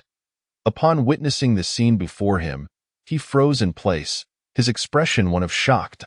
Gu Bai and Qing Ning were in an exceedingly intimate posture. Leaning against each other, with Qing Ning's lips barely a finger's breadth from Gu Bai's face. Startled by the shout, Qing Ning jolted, and the air of intimacy was abruptly shattered. The two quickly sat upright. Gu Bai lowering his head in embarrassment, having been caught indulging in delicacies with Qing Ning behind Gu Bai's back. Qing Ning shot a furious glare at Gu Bai, her expression one that could almost tear him apart. Gu Bai scratched his head, sensing the awkwardness, and could only force a chuckle. Eventually, Gu Bai broke the tension. "Gu Bai, you arrived just in time. The fish is perfectly roasted, and we could certainly use another jug of fine wine." Qing Ning shot Gu Bai a glare, her expression returning to normal. Thus, the three of them enjoyed the roasted fish and shared wine, discussing their future aspirations. Gu Bai looked around at the lively scene in his courtyard, smiling contentedly. This feeling was truly wonderful indeed. Chapter 43. 15 years of tranquility. Time flowed like water, and in the blink of an eye, a lengthy 15 years had passed. Gu Bai opened his eyes. Sensing his own cultivation, and a gentle smile graced his lips, he had reached the pinnacle of the qi refining stage, the 9th layer, and was now poised to attempt a breakthrough into the foundation establishment stage. Having spent 32 years in the realm of cultivation, Gu Bai had recently attained the 9th layer of qi refining. Remarkably, he had only just turned 50, still considered quite young for a cultivator. His accomplishments were undoubtedly aided by those around him. The elixirs he had consumed to reach this level included the exquisite Xian Huangdian. This elixir possessed tremendous medicinal properties, serving as a superb breakthrough elixir that could even assist cultivators in establishing their foundations. Moreover, it was this very elixir, gifted to him by Gu Bai and Qing Ning, that had spared Gu Bai several years of arduous training. From his storage bag, he extracted a slightly vibrating talisman, a communication token exclusive to the sect, akin to a mobile phone from a previous life, capable of transmitting messages, albeit limited to the sect's confines and with restricted usage. Typically, a single token could only be used a few times before becoming obsolete. Upon probing the token with his consciousness, Gu Bai soon opened his eyes again. It was a message from Physician He, requesting his presence at the revitalization hall. "Xiao Bai, stay here for a moment. I'll be back shortly." Gu Bai called out to the courtyard before making his way toward the revitalization hall. Roaring, a 2-meter-tall, muscular white bear emerged from behind the courtyard, letting out a bellow before resuming its slumber. This giant bear was the little silver moon bear that Gu Bai had brought back from the Qingyun's secret realm. Under Gu Bai's meticulous care, after 15 years of growth, Xiao Bai had reached a stage of semi-adulthood, cultivating rapidly, now at the 5th layer of qi refining. This speed was quite impressive for a beast.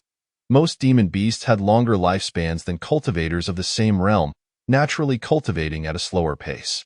"Greetings, senior brother Gu." Every cultivator Gu Bai encountered along the way warmly greeted him, to which he responded with a gentle smile. Gu Bai had not spent his years at the revitalization hall idly. Due to his exceptional medical skills, he could treat a myriad of peculiar ailments at a fraction of the cost charged by other physicians.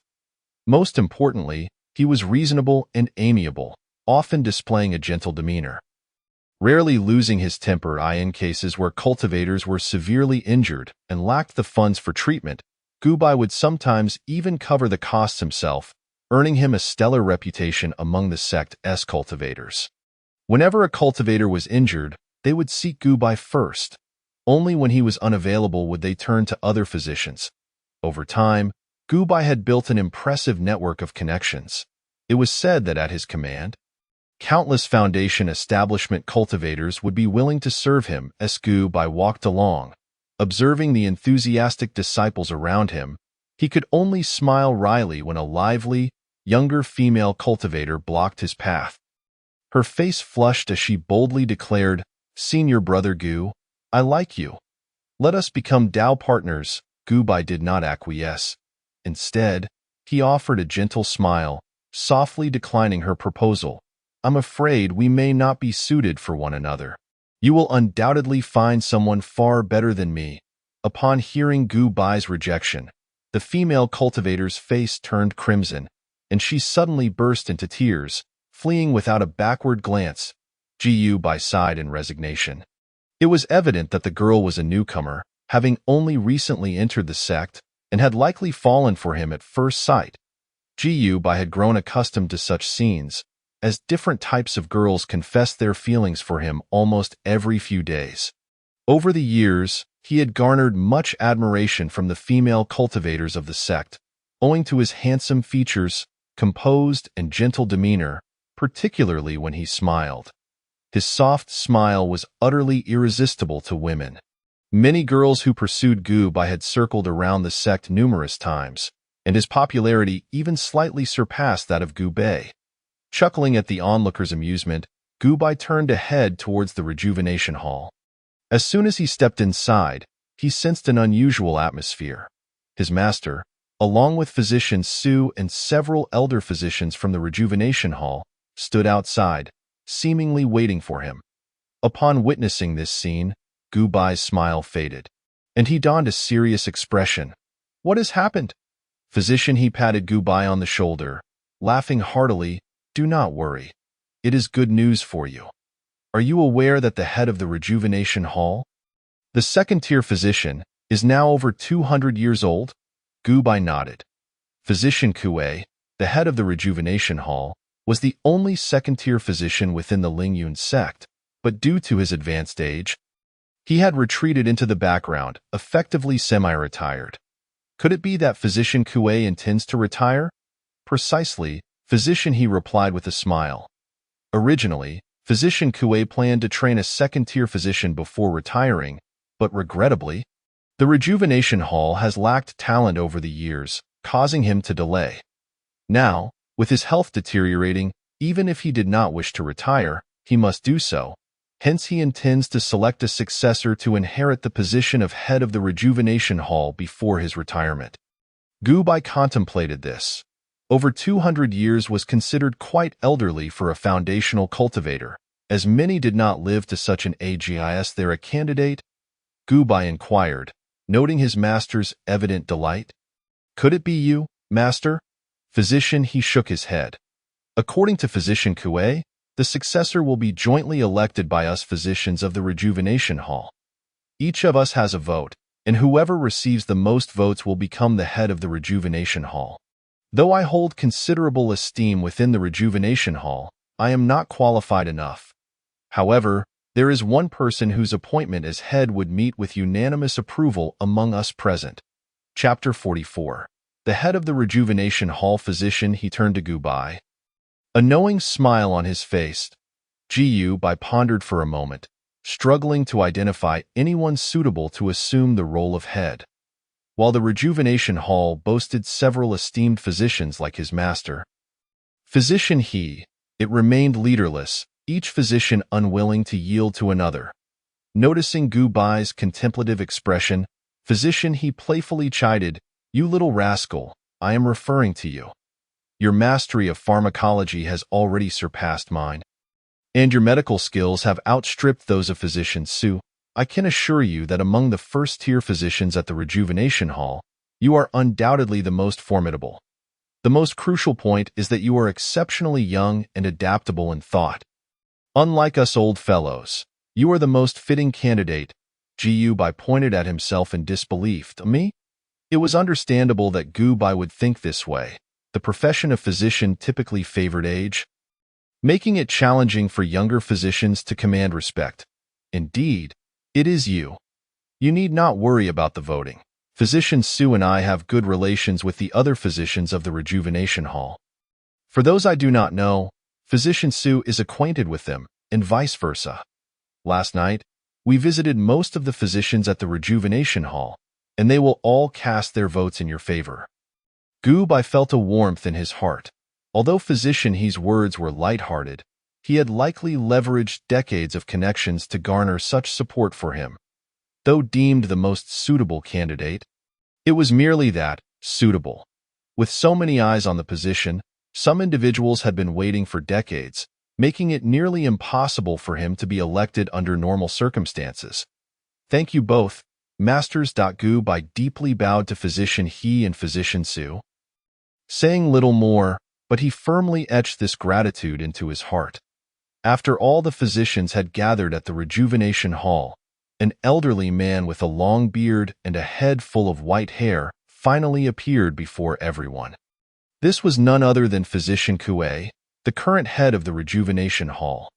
Physician Kue regarded the dozen or so physicians clad in white robes below him, nodding. To be brief, I have grown old, and it is time to select the next head of the Rejuvenation Hall.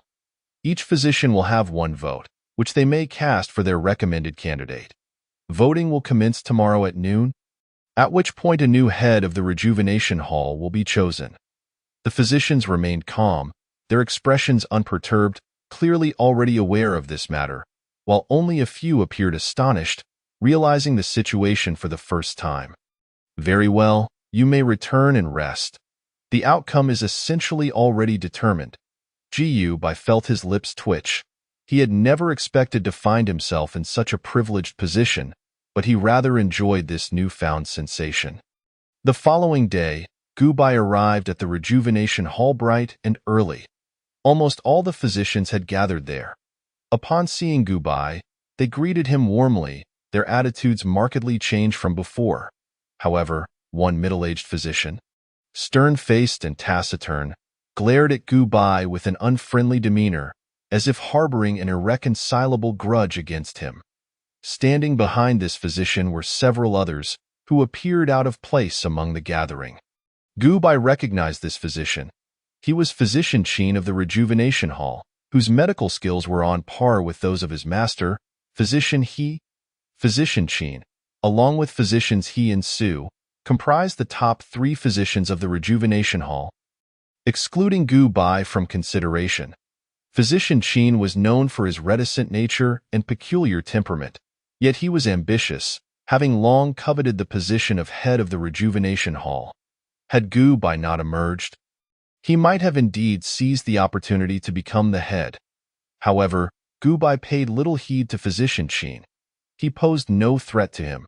Soon, the voting commenced, and Gu Bai naturally voted for himself, while Physicians He and Su cast their votes in his favor as well. The other physicians also largely voted for Gu Bai, with only a handful opting for Physician Qin. Once the voting concluded, Physician Kue opened the box to inspect the results. This young man is truly remarkable. He has garnered the support of the majority of the physicians at the Rejuvenation Hall. After reviewing the list, Physician Kue appeared somewhat astonished, for these physicians were notably proud. Even with good relations, it was challenging to earn their recognition without substantial ability. The Rejuvenation Hall has found its successor. Physician Kue nodded at Gu Bai before tossing him the token of authority for the head of the Rejuvenation Hall. From now on, the Rejuvenation Hall is entrusted to you. Should you have any uncertainties, feel free to consult me. However, my words are merely suggestions. Ultimate authority lies with you. Physician Kue did not cling to power but generously relinquished all his authority. Fully entrusting the rejuvenation hall to Gu Bai'd, Gu Bai nodded, feeling as though he were in a dream. He had effortlessly ascended to the position of head of the rejuvenation hall. He did not allow this achievement to inflate his ego. His ascension to the head was primarily due to the support of his masters, Physician He and Physician Su. While he enjoyed high popularity within the rejuvenation hall, it was insufficient on its own to secure votes from the other physicians. That evening, Gu Bai visited Physician Kuei's dwelling, humbly seeking guidance on various matters. He had thoughts on the future direction of the rejuvenation hall and how it should develop, yet he recognized his lack of experience and sought the counsel of this esteemed elder. The two conversed as if they were longtime friends, engaging in deep discussion throughout the night. Physician Kuei was impressed by Gu Bai's agile and innovative thinking. Many of his ideas were fresh and displayed a commendable sense of perspective.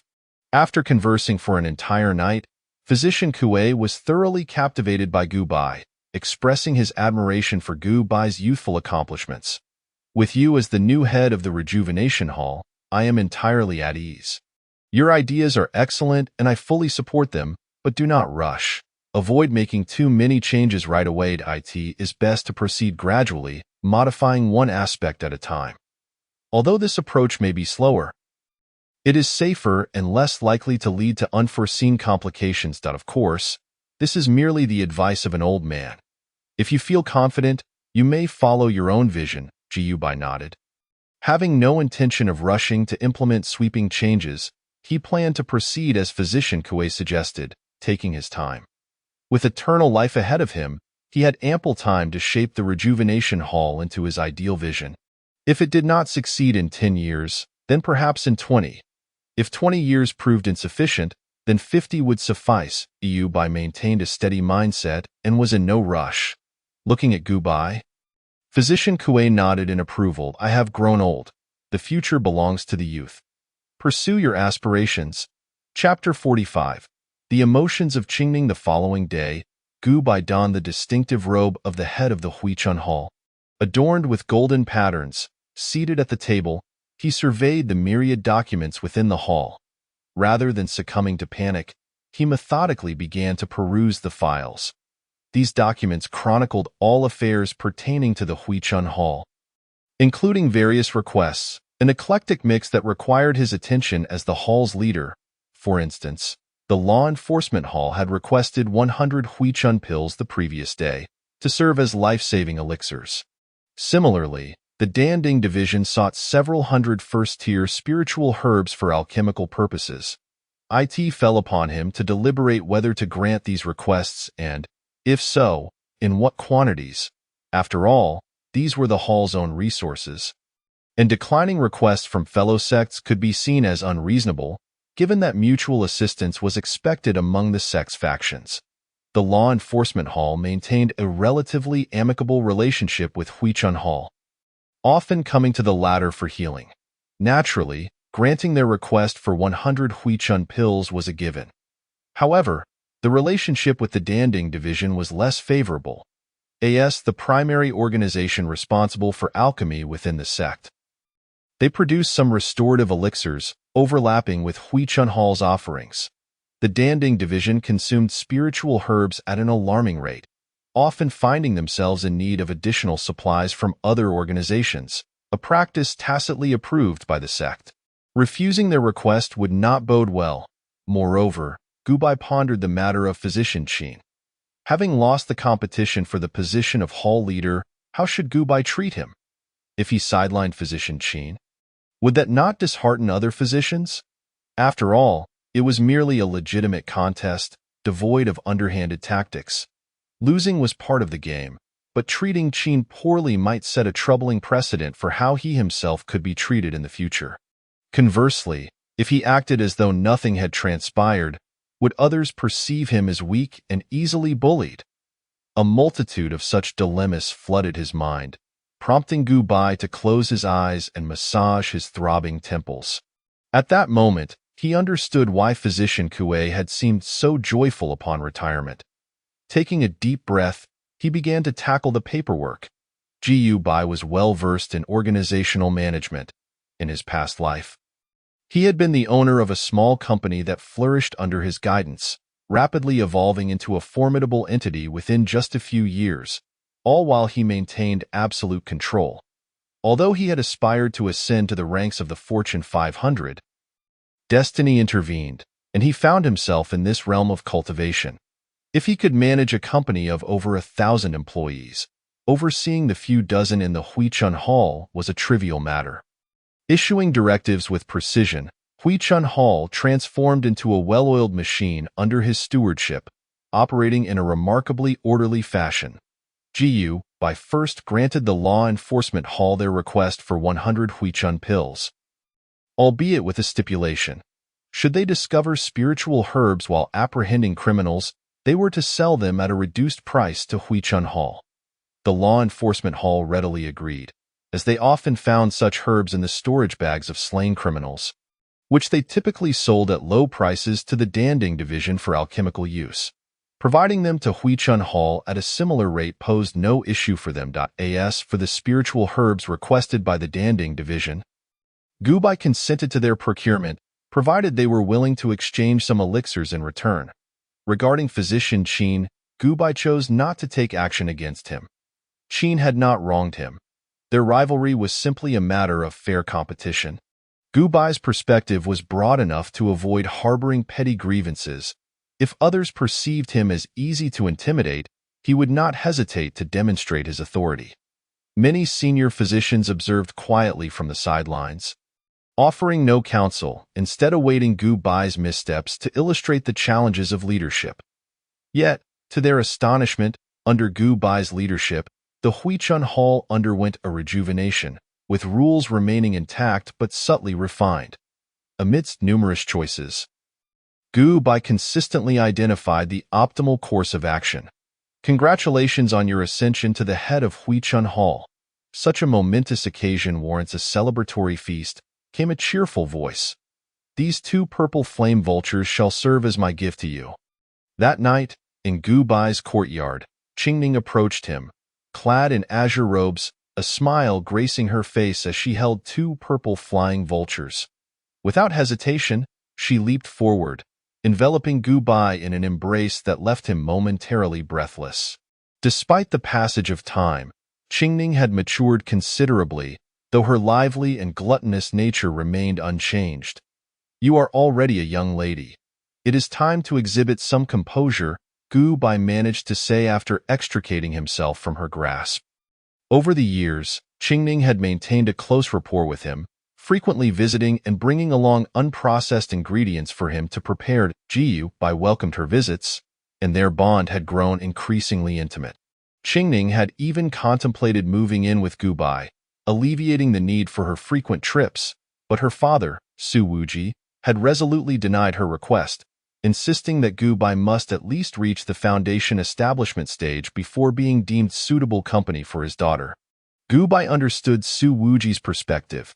He could not expect his precious daughter to be with a mere qi refinement cultivator for a lifetime.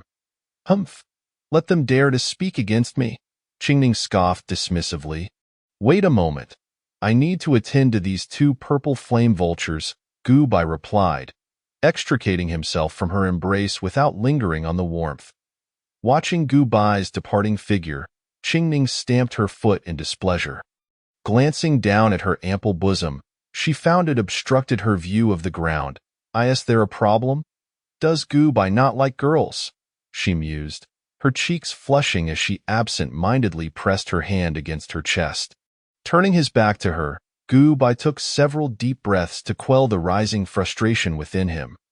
Were it not for his skill and absolute rationality, he might have succumbed to his emotions long ago. It was not that Gubai disliked Qingning. Rather, he felt unworthy of her, given his current low cultivation level. He planned to wait until he broke through to the foundation establishment stage and earned Su Wuji's approval before formally addressing their relationship. Big brother, I'm here. Just as the 2 lapsed into silence, a resonant voice echoed from afar, unmistakably belonging to Gubai. Chapter 46. The transformation of Huichun Hall. Gubai casually found a seat and began to voice his grievances to Gubai. I truly envy you, big brother. You have such wonderful elders, unlike me, who are surrounded by scoundrels.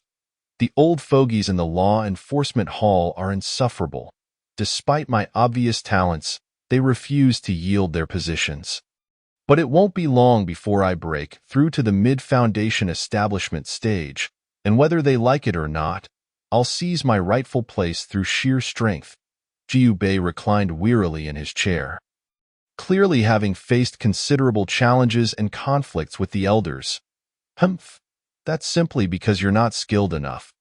Look at how amazing Big Brother is, effortlessly becoming the head of Huichun Hall, Qingning retorted, arms crossed in mock disapproval. Gu Bai smiled but refrained from responding. He was aware that Gu Bei's brashness often led to unnecessary conflict, while he himself preferred a more diplomatic approach, which fostered better relationships with many physicians in Huichun Hall.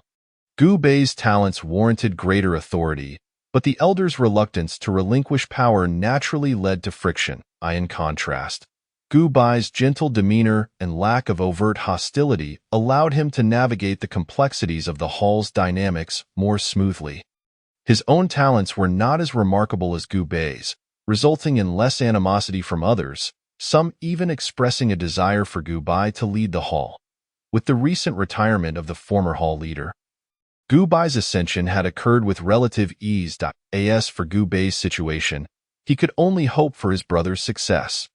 The three friends gathered as usual, sharing stories of their daily lives and occasionally discussing amusing tales from their sect, punctuated by bouts of laughter. This camaraderie was a cherished routine. Whenever they found free time, they would convene, celebrating each other's achievements. In Huichun Hall, Gu Bai adeptly managed the paperwork, and after a while, he finally completed all the tasks at hand. Stretching leisurely. My position has stabilized. It is time to implement some changes. Leaning back in his seat, Gu Bai murmured softly. He had been the head of the Huichun Hall for some time now, and under his leadership, the hall thrived with vitality. Initially met with skepticism from the physicians, they had gradually begun to place their trust in him, with rumors circulating that Gu Bai had already surpassed physician Kuei in terms of managing influence. Furthermore, with the backing of physician He and physician Su, Gu Bai had truly established himself as the unequivocal authority in the Huichun Hall. With the opportune moment at hand, Gu Bai intended to implement some changes. Although the current state of the Huichun Hall was satisfactory, he perceived myriad flaws that could be addressed for improvement. After formulating his ideas, Gu Bai promptly summoned all physicians of the Huichun Hall to convene. Upon receiving the notification, physicians arrived in succession, gathering and whispering among themselves. It seemed that this newly appointed hall master could no longer contain his ambitions and was poised to make significant changes. In my view, the existing framework is preferable, having been established through years of refinement. It cannot simply be altered on a whim. Who knows, this hall master might not be as simple as he appears. Gu Bai paid no heed to the murmurs, standing silently in place, while physician He and physician Su joined him, positioning themselves behind Gu Bai as his staunch supporters. Feeling the affirming gazes of the two elders behind him, Gu Bai's confidence surged. Soon, all the physicians had gathered, even physician Qin, with whom Gu Bai had shared some friction, made an appearance. Observing the multitude before him, Gu Bai felt no trace of anxiety. I believe that while there are no significant issues with our Huichun Hall, we do not require major changes. Minor adjustments to details will suffice. Our current apprenticeship system, wherein a master instructs one or two disciples, is far too slow in its efficacy. A single master can only mentor a limited number of disciples at a time, and instructors are not always available. I suspect most physicians only dedicate a small portion of their time to teaching, while the majority of the learning is left to the disciples' self-study. This rudimentary approach to nurturing disciples results in several years passing before a physician emerges. This is our most fatal flaw. The lack of fresh blood has stunted the growth of our Huichun Hall, leaving us with merely a handful of physicians. What then shall we do? Gu Bai, glancing at the assembled crowd, responded by tapping the table. I propose we adopt a classroom-based system. we can establish dedicated instructors to elucidate the knowledge pertaining to medical practices. The difficulty in becoming a physician lies in the vast amount of knowledge to be acquired. One must memorize hundreds of books, all relying on self-study, which is exceedingly arduous. However, if we create classrooms to expound upon the knowledge found in these texts, the learning process will become significantly easier. We could further categorize medical practices into two main branches: the medicinal path, which focuses on healing through herbs, and the magical path, which employs spells for treatment. Therefore, I hope that the physicians present can take on the role of teachers, instructing students based on their areas of expertise. Gu Bai stood at the podium, articulating his thoughts eloquently, presenting his vision. Indeed, what he proposed mirrored the educational methodologies employed on Earth in his previous life. Although this approach had faced criticism, its merits were undeniable, as it assured that no talented individual would be overlooked and proved to be highly efficient, allowing a few instructors to teach dozens or even hundreds of students. Under the current system of the Huichun Hall, after joining, disciples must find a master to guide them. Yet with only a handful of physicians available, and even fewer willing to take on apprentices, most disciples are left to self-learn, with only individuals like Gu Bai managing to secure mentorship. This led to a staggering attrition rate within the Huichun Hall. Each year, hundreds of disciples would join, yet only a mere handful would persevere. Of course, Gu Bai was not merely copying the previous model. He had tailored it to suit the specific circumstances of the Huichun Hall.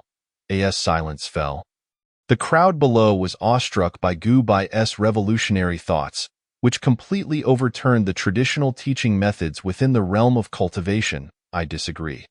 This is a perilous path, one that will cultivate disciples devoid of any sense of belonging to the Huichun Hall. Several older physicians in the audience vehemently opposed, expressing their resistance to this novel educational framework. The majority of the other physicians remained silent, unwilling to endorse this new method of instruction. Chapter 47. Iron-fisted measures. Gu Bai maintained his composure, unfazed by the dissent. While this model could bring tremendous benefits to the Huichun Hall, ensuring a continuous influx of fresh talent, it would inevitably threaten the interests of the existing physicians. After all, the Lingyun sect boasted only a handful of physicians, each enjoying substantial benefits, their status often surpassing that of some foundational cultivators. Should Gu Bai's proposal be implemented, the prestige of being a physician would diminish, and their privileges would be substantially reduced.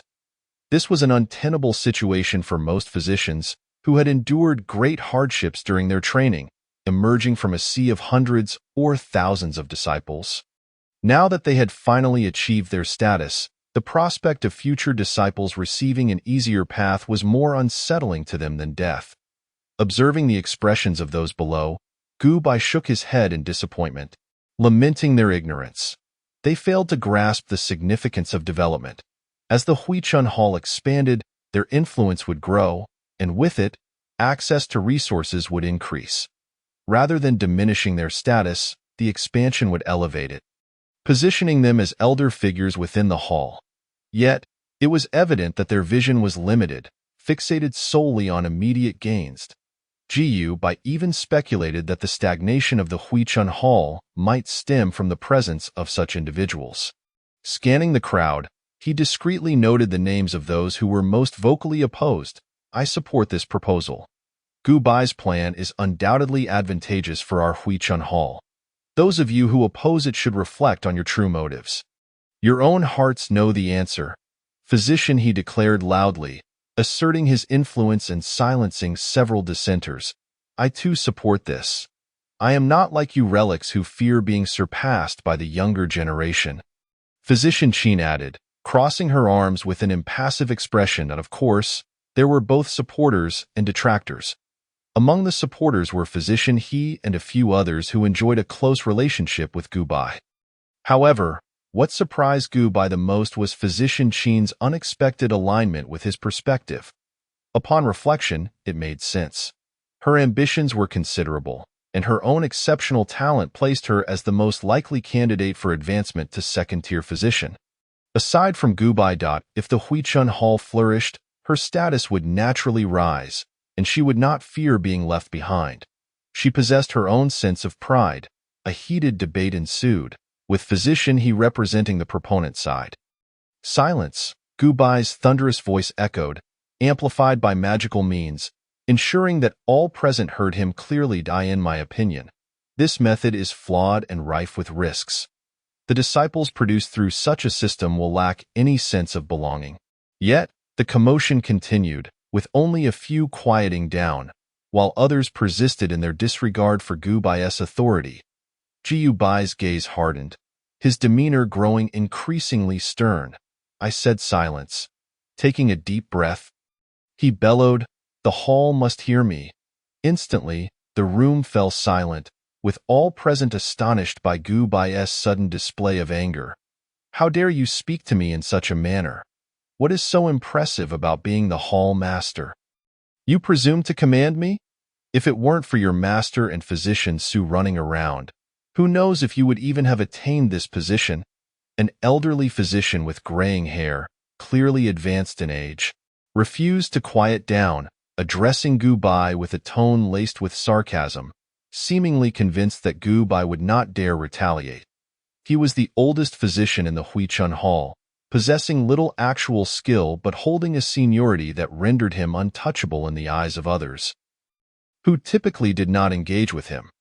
Yellow Dragon City appears to be in need of a physician to oversee it. Physician Fong, given your exceptional skills, perhaps you should consider taking up residence there for a couple of decades. Gu Bai retorted coolly. Though he usually maintained a calm demeanor and rarely lost his temper, Gu Bai was not one to be trifled with. When angered, he could be terrifying. Gu Bai's words ignited a storm of outrage among the crowd. Voices rising in protest. That is unacceptable. Yellow Dragon City is remote and lacks spiritual energy. Physician Fong is advanced in years and unsuitable for such a frontier position. Numerous physicians vehemently advised Gu Bai, while Dr. Fong himself turned pale, staring incredulously at Gu Bai.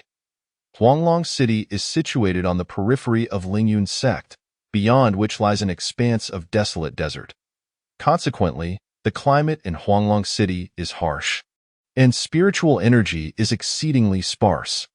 Carrying out missions there, in a sense, constitutes a form of exile. Only those who have committed grave errors are dispatched by the sect to Huangtu City. Dr. Fong, being advanced in years, might very well age to death there without ever returning to the sect. You young rascal, cease your boasting. I have committed no transgression worthy of such a fate, just because you utter a few words. You think you can send me to Huangtu City? You are not the sect leader and possess no such authority. Or do you truly regard yourself as someone of significance? Dr. Fong, infuriated, pointed a trembling finger at Gu Bai and berated him. However, Gu Bai merely responded with a cold smile, refraining from retorting. Instead, he produced a ledger and flung it onto Dr. Fong's face. Upon receiving the ledger and discerning its contents, Dr. Fong's complexion instantly drained of color, rendering him utterly pale. Subsequently, he closed his eyes and collapsed to the ground. This ledger documented, in stark detail, the numerous transgressions he had committed over the years, including the illicit sale of the secret medicines from Huichun Hall to rogue cultivators, the fabrication of false accounts, and the embezzlement of a substantial sum of spiritual herbs, among a myriad of other offenses. Upon taking over Huichun Hall, Gu Bai quickly noticed discrepancies in the accounts. After conducting a personal investigation, he discovered that several senior physicians at Huichun Hall had orchestrated false accounts and siphoned off a significant amount of resources. Thus, he entrusted Gu Bai with the task of leading the law enforcement hall personnel to trace this line of inquiry, ultimately uncovering that Dr. Fong had also been selling the sect's secret medicines at exorbitant prices to various rogue cultivators. This constituted a crime of considerable magnitude, but with the backing of the law enforcement hall and Gu Bai's influence, Gu Bai knew that merely presenting this evidence would suffice to convict Dr. Fong. Jiu, Bai had long been in possession of incriminating evidence against Dr. Fong and several other physicians, but had chosen to withhold its revelation until today. As Dr. Fong suddenly fainted, the surrounding physicians were alarmed, rushing to check on him. Bai harbored no concerns regarding Dr. Fong's well-being. With a dozen physicians present, even if Dr. Fong were to be cleaved in two, they would find a way to revive him, let alone a mere fainting spell. Under the ministrations of the gathered physicians, Dr. Fong regained consciousness in a matter of moments. Kindly assist in escorting Dr. Fong away, Bai said with a smile. The other physicians were left bewildered, not understanding to whom Bai was addressing. In that instant, two figures wearing the garb of the law enforcement hall suddenly emerged from behind Bai, each seizing an arm of Dr. Fong and dragging him away without further ado. "Release me! You have no right to do this," Dr. Fong shouted, his composure entirely lost as he began to plead with Dr. He, please persuade Bai. Has he lost his mind? Do you not recall how I taught you in your youth? Yet, Dr. He turned away, completely disregarding Dr. Fong's cries. Dr. Fong's voice dwindled until it faded into silence, and the atmosphere grew quiet, with no one daring to speak. Bai nodded in satisfaction. This was the grand banquet he had orchestrated, intended to instill a sense of trepidation among those present, ensuring they understood that he, Bai, was not to be trifled with. With the law enforcement hall as his formidable ally, he could mobilize their resources to assist in legal matters. Thus, in the future, should he need to implement any reforms, there would be no one to obstruct him. If anyone has objections, feel free to voice them boldly. I shall consider them earnestly, Bai declared, his eyes narrowing, a charming smile gracing his lips as he surveyed the gathered crowd. Yet, the room remained utterly silent, no one daring to utter a word. Bai then began delegating tasks, not expecting these seasoned veterans to earnestly educate the students. Thus, while ostensibly appointing them as instructors, the reality was that they would only conduct one class per month, primarily covering foundational material, with the rest of their time devoted to maintaining the basic operations of Huichun Hall. The true core of instruction lay with Dr. He and Dr. Su, who would teach courses on pharmacology and medical techniques, respectively. The integrity of these elder physicians was assured, and they would impart their knowledge without reservation, nurturing a new generation of practitioners. Students enlightened by the teachings of these two venerable figures would inherently stand apart from their peers, and as they matured, they would in turn educate new disciples, fostering a virtuous cycle. Naturally, apart from these two mentors, Bai would also select other individuals of good character to serve as instructors. In addition, Bai amended several regulations governing Huichun Hall. Under his stewardship, in just 3 short years, Huichun Hall underwent a remarkable transformation. Every disciple arriving at Huichun Hall would receive exemplary instruction, and those possessing even a modicum of talent had the potential to become physicians. Huichun Hall buzzed with an unprecedented vibrancy. Once a desolate place, it was now alive with the bustling energy of youthful disciples. As Bai strolled through Huichun Hall, the young disciples greeted him with profound respect. "Greetings, Hall Master." "Hello, Hall Master Gu." Bai responded to each salutation with a warm smile, devoid of any airs befitting a Hall Master. This very demeanor endeared him to the new disciples, even reaching the point of admiration. Yet it did not create a chasm between Bai and his students. Rather, he enjoyed a congenial rapport with these newcomers, often engaging in light-hearted banter. During one of his leisurely strolls, Bai stumbled upon 2 young individuals, a boy and a girl, embroiled in a heated argument. He recognized them. The boy, named Dongfang Xinglua, hailed from a mundane medical family, later discovered to possess a talent for cultivation and brought to the Lingyun sect. Dongfang Xinglua exhibited little interest in cultivation but harbored a profound passion for medicine. Shortly after joining the sect, he became a member of Huichun Hall, where he displayed remarkable talent in the medical arts, showcasing unique insights into pharmacological theories. The girl, Lu Ruyan, came from a prestigious lineage as the daughter of Lu Fengyang, the chief alchemist of the Danding division, a peak second-tier alchemist. However, unlike her father, Lu Ruyan did not inherit his alchemical prowess. She had no interest in alchemy whatsoever. Instead, she became infatuated with the medical arts and was particularly drawn to the principles of healing, while harboring a disdain for pharmacological studies. I believe that pharmacology is the ultimate direction of medical practice. Only by mastering the properties of various spiritual herbs and concocting corresponding elixirs based on a patient's condition can one be deemed a competent physician. Dongfang Xinglua insisted, his face flushed with passion. No, that is not the essence of being a physician. A true physician should be well-versed in various healing techniques, able to mend wounds with a mere flick of a hand. Lu Ruyan retorted assertively, hands on her hips, her unwavering stance rendering Dongfang Xinglua speechless. You? This is sheer nonsense. At that moment, Dongfang Xinglua spotted Gu Bai approaching from a distance, his eyes lighting up as if he had found a savior. He dashed over to Gu Bai, exclaiming, "Hall Master, please settle this debate. Which is superior, pharmacology or medical techniques?" Gu Bai, however, simply smiled and shook his head. Both have their merits and neither is superior to the other. Medical techniques excel in treating common injuries and incur minimal costs.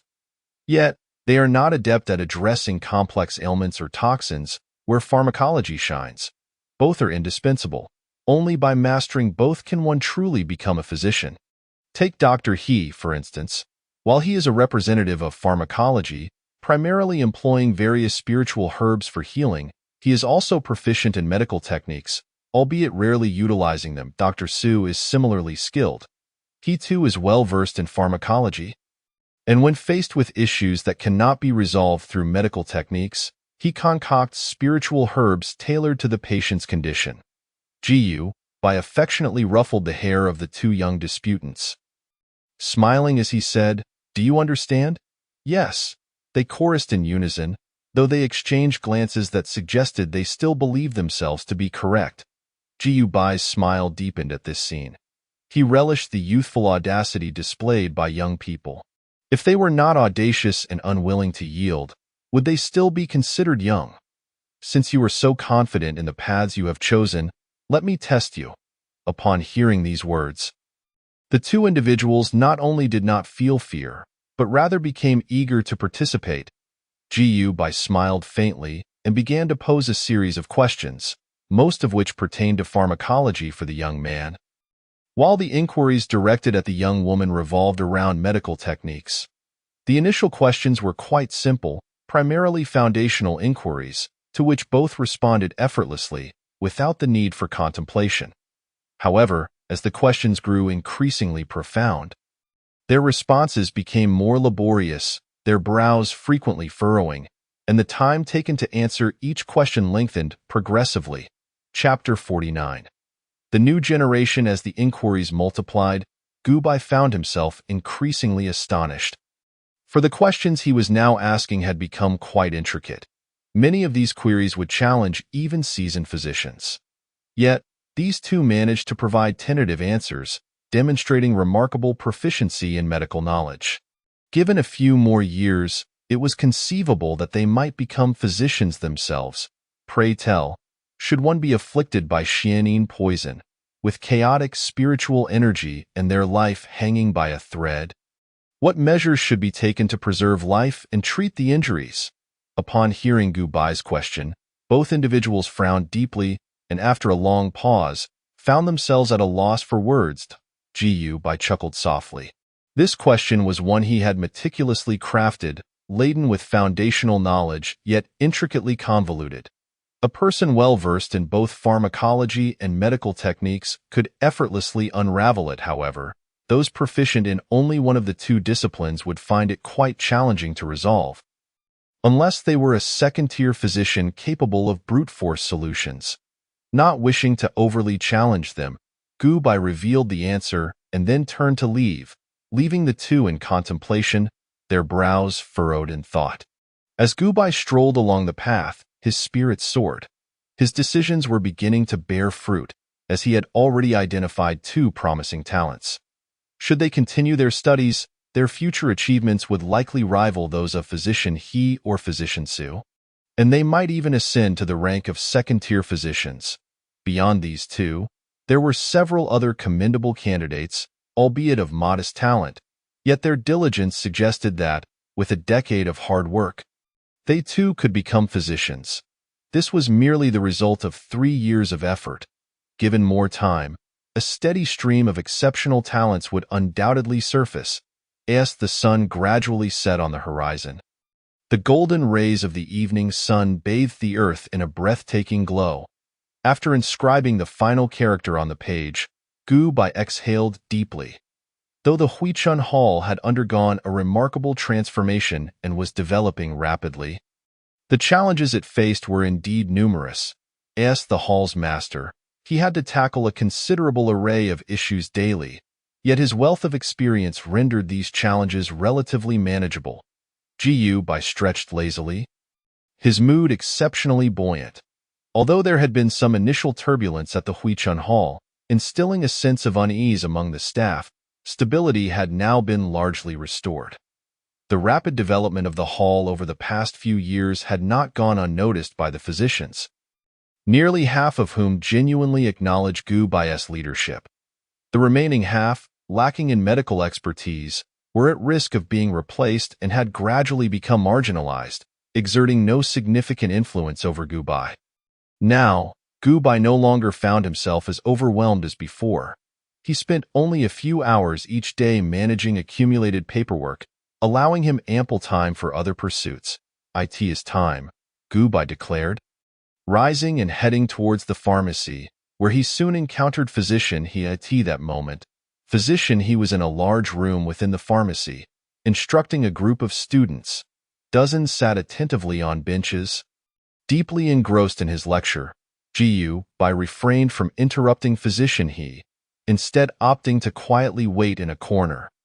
The Huihun flower, when combined with the Tianyang herb, can be refined into a Huihun pill, which serves to invigorate both the spirit and body, inducing a temporary state of exhilaration. An excellent life-saving remedy. Should one be gravely injured and on the brink of death, consuming a Huihun pill will significantly enhance vitality, prolonging life by at least half an hour. Dongfang Xing listened intently, occasionally jotting down notes, while Lu Ruyan appeared rather lackluster, seemingly disinterested in the lecture. If treating external wounds, it is advisable to employ the secret remedy. Heiyu ointment, crafted by the Huichun Hall. Applying it to the wound, in conjunction with magical energy, can greatly expedite the healing process. However, utilizing the medical secret technique, Xuanmiao Hand, should yield comparable results, albeit with a greater consumption of magical energy. Upon hearing this, Lu Ruyan's eyes brightened, and she immediately raised her hand to refute, clearly entering her area of expertise. There is no however in this matter. I am discussing pharmacological principles, not medical techniques, and you ought to pay attention during lectures instead of daydreaming.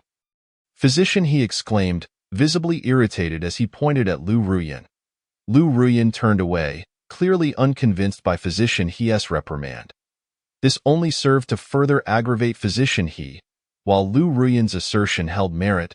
Typically, external injuries were treated using Xuanmiao Hand. Physician He remained somewhat vexed. All right, youthful exuberance is commendable, but do not let it lead to discord. Teacher, please do not be overly upset. Observing the situation, Gu Bai hurriedly intervened, attempting to temper Physician He's temper. His master was admirable in many respects, save for his somewhat volatile temperament. Gu Bai then turned to Lu Ruyan, gently admonishing her, Physician He is imparting knowledge on pharmacology. It is quite discourteous of you to interrupt him. Furthermore, the other students are also here to learn about pharmacological principles. Gu Bai refrained from raising his voice at Lu Ruyan, opting instead for a soft tone to reason with her and highlight her misstep. Lu Ruyan's face flushed crimson as she recognized her error. She was not inherently unreasonable, merely caught up in the heat of the moment, instinctively responding. Reflecting on her actions, she realized that she had indeed acted inappropriately. Interrupting Physician He's well-delivered lesson while the others were earnestly engaged in their studies, "I apologize. I realize I was wrong," Lu Ruyan murmured, her face still flushed. "There is no need to apologize to me. What is required is an apology to Physician He and the other students you disrupted." Lu Ruyan nodded, then turned to Physician He and the other students, softly stating, "I am sorry. I should not have interrupted your learning." Physician He, not wishing to dwell on the matter, smiled upon receiving Lu Ruyan's apology. Under Gu Bai's mediation, the class continued smoothly until dusk, when Physician He concluded his day of instruction. "Gu Bai, what brings you here?"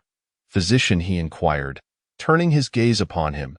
Gu Bai's expression became serious.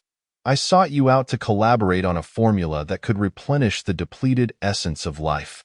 Gu Bai had not forgotten his purpose for joining the Huichun Hall. It had always been singular, to treat Elder Jiang's ailments. Having studied medicine for over 2 decades, Gu Bai had never ceased his quest for medical knowledge. After such a long period of accumulation, he had achieved a modicum of success. He had begun to form an outline for treating Elder Jiang, who, after an extended period of recuperation and consumption of numerous precious restorative herbs, appeared to suffer no significant ailments. It was merely the reckless use of forbidden techniques in his youth that had led to a depletion of his life essence. Ordinarily, this essence could not be replenished. Yet Gu Bai had developed a novel understanding of life through his daily studies of his own body. Chapter 50. A night of in-depth discussion, his own immortality allowed him the freedom to experiment at will. He could conduct various trials without consequence, swiftly recovering from any mishaps. Thus, he had been able to use his own body for experiments, incurring the loss of countless valuable herbs in the process. Gu Bai had formulated an idea for a remedy to restore life essence, though he still required one final component. Consequently, he intended to summon Physician He and the retired Physician Kue for a collaborative discussion. Physician He nodded in agreement. "I had not anticipated that you had advanced so far in the realm of pharmacology. Your proficiency in medicine may well surpass my own." Physician He gazed at Gu Bai with a sense of nostalgia. Having witnessed Gu Bai's transformation from an unknowledgeable apprentice to his current stature, as they embarked on their research, it became evident that there were areas in which Physician He was unfamiliar. Many of Gu Bai's concepts were ones he too only partially grasped. Within Gu Bai's abode, both Physician He and Physician Kue had assembled. In addition to them, another figure had arrived, a refined middle-aged practitioner exuding a subtle fragrance of herbal medicine. "Master Lu Dan, thank you for making the journey." Gu Bai expressed his gratitude towards the middle-aged practitioner. This middle-aged figure was none other than Master Lu Dan, the authority of the Danding division and a top-tier second-tier alchemist. "It is I who should extend my gratitude to you, Physician Gu. Your intervention with my daughter was most fortuitous. I have heard of her misdeeds, and I am grateful for your assistance in guiding her towards understanding her mistakes." Master Lu Dan replied with a warm smile, devoid of any airs of superiority. "Please allow me to concern myself with my daughter's affairs. I hope you will guide her well, not necessarily to become accomplished, but simply to grow into a decent person. Your daughter is not inherently ill-natured. She is merely a bit headstrong. I shall endeavor to guide her properly."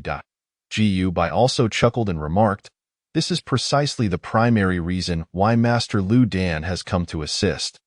As long as Gu Bai takes his daughter as a disciple and diligently teaches her, he will come to help." Master Lu Dan felt quite helpless regarding his daughter, whose temperament was rather headstrong. He worried that her character might lead her to suffer in the future. He had repeatedly expressed his hope that Lu Ruyan could amend this undesirable habit, but Lu Ruyan had always turned a deaf ear. Today, upon hearing that she had taken the initiative to apologize to others, and understanding the context of the situation, Master Lu Dan agreed to come and assist, especially since Gu Bai had sought him out not long ago. Gu Bai, of course, readily agreed, as she had always held a fondness for Lu Ruyin, despite her somewhat fierce disposition. Gu Bai had initially planned to take Lu Ruyin as a disciple when the time was ripe. Dr. He also greeted Master Lu Dan, but Dr. Kuei's expression appeared somewhat awkward. Upon noticing this, Master Lu Dan smiled and said, "I apologize for the events of years past, but I was quite young at the time, and the matter bears little relevance to me. I hope that the grievances of our elder generation do not affect the youth." Seeing Master Lu Dan extend an apology, Dr. Kuei trembled slightly, his eyes reddening, but he ultimately nodded in acknowledgement. Observing this scene, Gu Bai let out a sigh of relief, aware of the discord between Dr. Kuei and Master Lu Dan, or more accurately, between Dr. Kuei and Master Lu Dan's master. Thus, he had inquired about their feelings before inviting them both. Gu Bai had gleaned some understanding of the events from others. Years ago, the sect discovered a top-grade second-tier medicinal herb, which naturally went to the Danding division. At that time, Master Lu Dan's master, Master Su Dan, was considered the foremost alchemist in the Danding division, and this precious herb fell into his hands.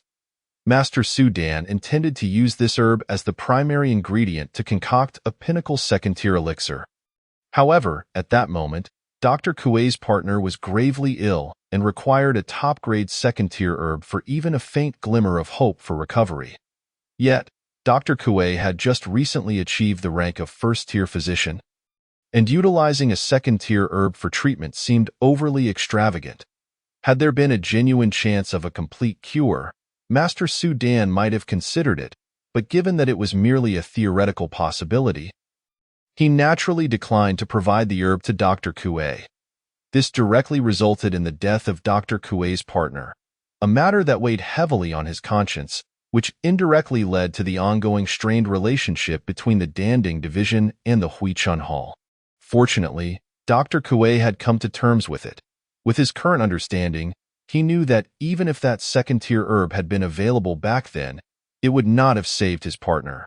Sensing the atmosphere, Gu Bai quickly shifted the topic. Under Gu Bai's guidance, the atmosphere gradually became more amicable. Gu Bai's thoughts were inspired by the longevity elixir, which could extend one's lifespan by enhancing the essence of life. Thus, he deduced a method to replenish the essence of life, albeit this method was still somewhat unrefined. Without hesitation, Gu Bai shared his ideas, and the three listeners were taken aback, for his thoughts were exceedingly profound. It would require over a dozen first-tier superior spiritual herbs and an exceedingly intricate method of refinement. The complexity of this formula even surpassed that of certain second-tier elixirs. For those well-versed in pharmacology, this formula was akin to a work of art.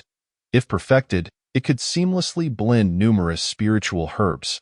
However, it remained in the theoretical phase, with many aspects requiring refinement, which would necessitate their collaborative efforts. The four engaged in a night-long discussion, conversing from evening until dawn.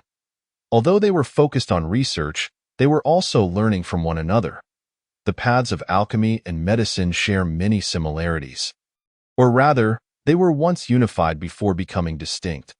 Particularly in the realm of pharmacology, by the second tier, the distinctions between medicine and alchemy were virtually non-existent. In fact, at higher levels, physicians aspiring to further their development would invariably study alchemical knowledge. After just one night of discussion, Gu Bai felt he had gained immensely, acquiring new insights into pharmacology. He had already devised a preliminary direction for the new formula, aptly named the Yin Yang Bu Yuan Dan. The resources required would be considerable, and it would be highly time-consuming. However, as the head of the Huichun Hall, Gu Bai would not lack for the necessary spiritual herbs, especially since he had legitimate purposes for researching an elixir that could replenish the essence of life. Within Ling Yun's sect, there were many individuals akin to Elder Jiang, who fully supported Gu Bai's research into the Yin Yang Bu Yuan Dan. Subsequently, Gu Bai frequently invited the three to his abode for extensive discussions. not only to refine the Yin Yangbu Yuan Dan, but also to seek Master Lu Dan's wisdom on various aspects of alchemy. Master Lu Dan was generous, sharing all he had learned over the years without reservation. Chapter 51.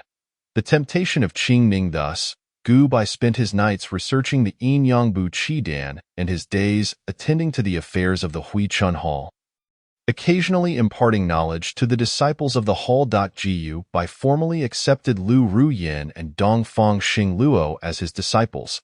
They were now regarded as his designated heirs. In the future, should Gu Bai retire, one of them would be chosen to succeed him as the head of the Hui Chun Hall. The process of researching the Yin Yangbu Yuan Dan proved far more arduous than Gu Bai had anticipated. Presenting new challenges almost daily, he became enveloped in his work, dedicating substantial time to reviewing materials.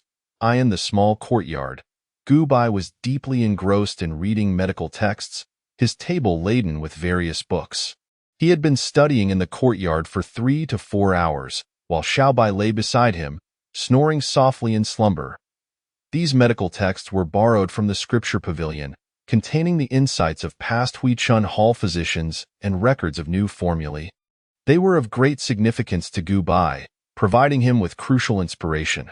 "Brother Gu, you haven't slept in nearly 3 days. Perhaps you should take a break."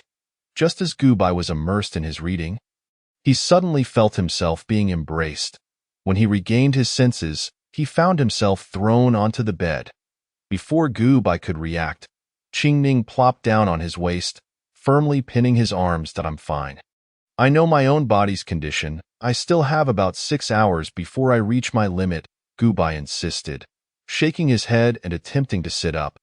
"You lie down obediently. I command you to sleep now," Qing Ning said, her gaze filled with concern, her voice trembling as if she were on the verge of tears. In the past, Qing Ning would always heed Gu Bai's wishes. However, today she was unusually resolute. Forcing him back onto the recliner, rendering him immobile, it was understandable why Qing Ning acted this way. Although Gu Bai appeared unchanged, his gentle smile exuded an inexplicable sense of security, yet Qing Ning, who knew him well, could sense a profound weariness emanating from him. She understood that while Gu Bai's exterior remained the same, internally, he was stretched to his limits. Gu Bai attempted to struggle, but he quickly realized that Qing Ning's hands were as immovable as mountains. Only then did he remember that Qing Ning had already become a foundation-building cultivator, easily able to subdue him. With a resigned sigh, Gu Bai acknowledged that Qing Ning's insistence had brought him back to reality. He had indeed become somewhat obsessed during this time. "All right, I'll rest if that's what you want," Gu Bai relented, fully relaxing and yielding to Qing Ning's demands. "That's more like it. If you don't rest, your body won't hold up," Qing Ning replied, a smile breaking across her face. At that moment, Gu Bai's view was obscured by 2 towering peaks, allowing him only glimpses of Qing Ning's smile through narrow crevices. His face flushed slightly.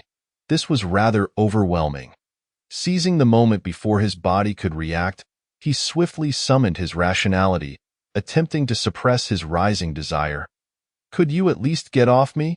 It's quite difficult to rest with you sitting on me," he pleaded. "Humph, I won't budge. What if you run away the moment I get off?" Qing Ning huffed, remaining perched on Gu Bai, resembling an octopus as she tightly embraced him. "I've locked you down now. You better behave and rest," she declared. Feeling the softness against his chest, Gu Bai found himself genuinely helpless. As a young man filled with vigor, how could he withstand such a situation? He truly possesses remarkable endurance. Once his rationality awakens, Gu Bai is instantly devoid of worldly desires. With his eyes closed, in just a few breaths, he descends into a profound slumber. It is not that Gu Bai is of noble character. Free from earthly cravings, as a man, he undoubtedly harbors desires. However, he has made a pact with Su Wuji, stipulating that he shall only receive his daughter once he has achieved the foundational stage. Gu Bai harbors doubts, pondering that should he fail to break through to the foundational stage, and act upon his feelings for Qing Ning, Su Wuji would likely materialize before him, ready to rend him asunder. Consequently, Gu Bai chooses to disregard Qing Ning's repeated insinuations. Qing Ning, embracing Gu Bai, tightly shuts her eyes. After a moment, she opens them, seemingly anticipating something. Yet, upon sensing Gu Bai's steady breathing and confirming he is indeed asleep, she grits her teeth in frustration. A sense of disappointment washes over her, even leading her to question her own appearance. Clinging to Gu Bai and feeling the warmth radiating from him, she too closes her eyes and drifts off into sleep. The room is filled with the harmonious rhythm of their breathing. Meanwhile, within the Zhongzhou residence, Su Wuji opens his eyes, a hint of surprise crossing his features. He had not anticipated that Gu Bai would truly endure the temptation. Upon confirming that Gu Bai is genuinely asleep, Su Wuji murmurs to himself, logically, my daughter's allure should be considerable. Given this scenario, this lad managed to restrain himself. Could it be that the rumors are true? And he is lacking in that regard? Moments later, Su Wuji snorts derisively. I hope you can break through to the foundational stage. If you cannot, my daughter shall remain beyond your reach. As dawn breaks, sunlight filters through the curtains, casting a divine glow upon Gu Bai's countenance. He opens his eyes, glancing at the tightly embraced Qing Ning beside him.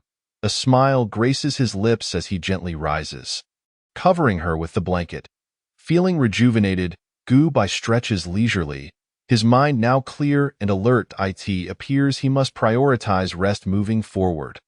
Overexertion yields diminishing returns. Ambling toward the Huichun Hall, Gu Bai reflects on various matters. Prompted by Qing Ning's reminders, he acknowledges that he has indeed been overly diligent of late, leaving little time for leisure. This simply will not do. His initial pursuit of medical knowledge and the study of the yin-yang revitalization pill was solely to cure Elder Jiang, prolonging his life so they could spend more time together. Yet, in his fervor for research, he has neglected to visit Elder Jiang or Elder Qian for tea and conversation in several days. With this realization, the tension in Gu Bai's heart begins to ease. He resolves to slow the pace of his research on the yin-yang revitalization pill, dedicating more time each day to accompany the two elders. To socialize more, perhaps share a drink with Gu Bai, or enjoy a meal with Qing Ning. His spiritual garden has also gone unkempt for several days. It is time to plant some spiritual fruits favored by Gu Bai and Qing Ning.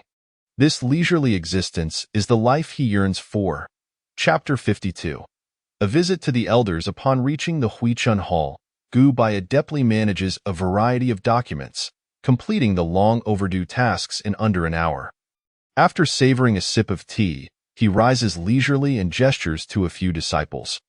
Returning to his dwelling, he plucks some tender leaves from the spiritual tea tree he planted shortly after joining the sect. After 30 years of meticulous care and nourishing with precious spiritual soil, it has flourished into a spiritual plant. Under Gu Bai's attentive roasting, a box of exquisite tea leaves is prepared. Satisfied, he packages them in a beautiful box and heads toward Elder Qian's abode. Old Qian, I have come to see you, Gu Bai calls from a distance. Coming, coming. The door swings open, revealing Elder Qian, whose slightly hunched figure now betrays his age, appearing much slower and resembling a frail old man. Weren't you busy concocting that potion? How do you find time to visit this old codger? Elder Qian's face brightens with a warm smile, clearly delighted by Gu Bai's visit. Isn't it fortuitous that I have some free time? I brought you some freshly made tea, your favorite Longshu tea. Gu Bai, visibly relaxed, offers the meticulously prepared tea to Elder Qian. This rascal. You haven't been ungrateful after all, just as I was running low on the tea you gifted me last time. Elder Qian's eyes narrow with joy, as if he has received a treasure rather than mere tea leaves. Let's head over to Old Zhang's place. The scenery there is lovely. Today, I have some time to showcase my skills to both of you. Gu Bai smiles and, accompanied by Elder Qian, they stroll leisurely toward Elder Zhang's dwelling, chatting amicably. Old Zhang, look who has come to visit. Gubai calls out as they approach the entrance. Old Qian, are you not aware that this is my nap time? Elder Jiang grumbles as he emerges, only to halt upon spotting Gubai in white robes standing next to Elder Qian. You finally remembered to visit me. I thought you had forgotten this old man. Elder Jiang's voice is stiff, yet his lips betray a hint of a smile. I merely found the time today to see how you are. I brought you some of my personally crafted longshu tea. Gubai offers a somewhat sheepish smile as he hands the tea leaves to Elder Jiang. Upon seeing the tea leaves, Elder Jiang's face mirrors Elder Qian's delight, carefully accepting the gift as if it were a rare treasure. Come, let us ignite the fire and brew the tea. Without further ado, Gubai produces a set of tea utensils, and Elder Jiang, with a knowing gesture, conjures a small flame to begin brewing. The three of them sit together, quietly savoring the tea. When Gubai first joined the sect, he frequently visited the dwellings of Elders Qian and Jiang for games of chess and lively discussions. However, since his tenure at the Huichun Hall, such visits have become rare, as he devoted himself to the study of medicine and healing. Once he assumed the role of the hall master, his time dwindled further, particularly during the tumultuous early days when the hall was rife with anxiety, leaving him perpetually occupied. Subsequently, in his quest for the yin-yang revitalization pill, he hardly found time to converse with the elders. Though the two elders do not voice their feelings, Gubai's visits undoubtedly bring them joy for days on end. General, Gubai chuckles as he places the final piece on the board, sealing Elder Jiang's fate. When did you become so adept? Elder Jiang scratches his head, struggling to accept his decisive defeat. Ha, old Jiang. I never expected you to be so lacking. Elder Qin roars with laughter, prompting Elder Jiang to retort in playful indignation, their banter resembling that of two mischievous old children. The faint, slightly decayed scent of age dissipates amidst their jovial exchange. Gubai observes the scene, a smile unconsciously forming on his lips. This is the life he longs for. It is precisely for moments like these that he pursued the study of medicine. That evening, Gubai prepared a large pot of purple-tailed chicken soup, a delicacy derived from a rare spiritual bird nourished on various spiritual substances, its meat tender and rich in vitality. After a hearty feast with the two elders, they reclined on lounge chairs, sipping tea and admiring the moon. Gazing up at the starry sky and listening to the elders' chatter, Gubai felt a profound sense of tranquility within. The following day, Gubai swiftly attended to the affairs of the Huichun Hall and sought out Gubei and Qingning, who were training in the inner sect. Gubai intended to take some time to relax and enjoy a few days of carefree fun with them. He first found Gubei, who was practicing in the law enforcement hall. Upon learning of Gubai's intentions, Gubei readily agreed. All right, since you insist, I shall postpone a few tasks to join you. It has been quite some time since I've had a proper break since joining the law enforcement hall. Afterward, they approached Qingning, who was the most leisurely of the trio, not affiliated with any organization and only occasionally undertaking sect tasks. Sure, Brother Gu, however, staying within the sect is rather dull. Not far from Lingyun's sect lies the Xinlong immortal city. During my mission, I visited there and found an abundance of entertainment. Let us go there instead. Qingning exclaimed, brimming with excitement, her hands flailing joyfully. Indeed, I too visited Xinlong immortal city while pursuing a fugitive. It is indeed a bustling place. Moreover, the annual Xinlong festival is about to commence. If we leave now, we should arrive just in time. Yu Bei suddenly emerged from behind Gubai, arms crossed and nodding in approval as he spoke. Upon seeing Gubei, Qingning's expression immediately fell. The trio did not linger long. They rented a purple cloud celestial crane, a specialized spiritual beast capable of traversing 1,000 miles in a day. While it possessed no combat prowess, its speed rivaled that of foundational stage demonic beasts. After merely half a day aboard the purple cloud celestial crane, they arrived at Xinlong immortal city. Is this what an immortal city looks like? Gubai mused, standing at the city gate, gazing at the bustling stars above. Since joining Lingyun's sect, he had rarely ventured outside, and this was his first visit to an immortal city. Qianlong Immortal City could be considered a city of cultivation, home to a multitude of practitioners. The city's lord, Qianlong Zhenren, was one of the few golden core loose cultivators in Qingzhou.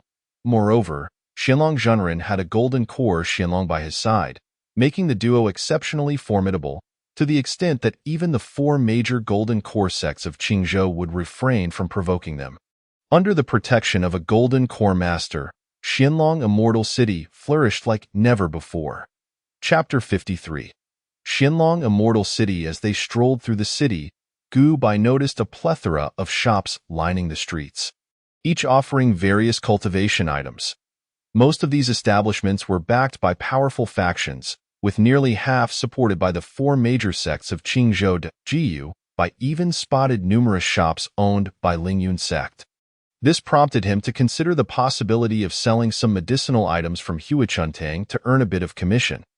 Although Huachuntang possessed many secretive medicines, it also had a range of common medicinal items available for sale. Typically reserved for sect members, these affordable and practical medicines were beloved by sect practitioners, and he imagined that other loose cultivators would appreciate them as well. Brother Gu, why have you stopped? It seems there's a performance over there. Let us go take a look. Qing Ning's excited voice called out from ahead, and by the time Gu Bai regained his senses, he was already being pulled by Qing Ning towards a crowded area.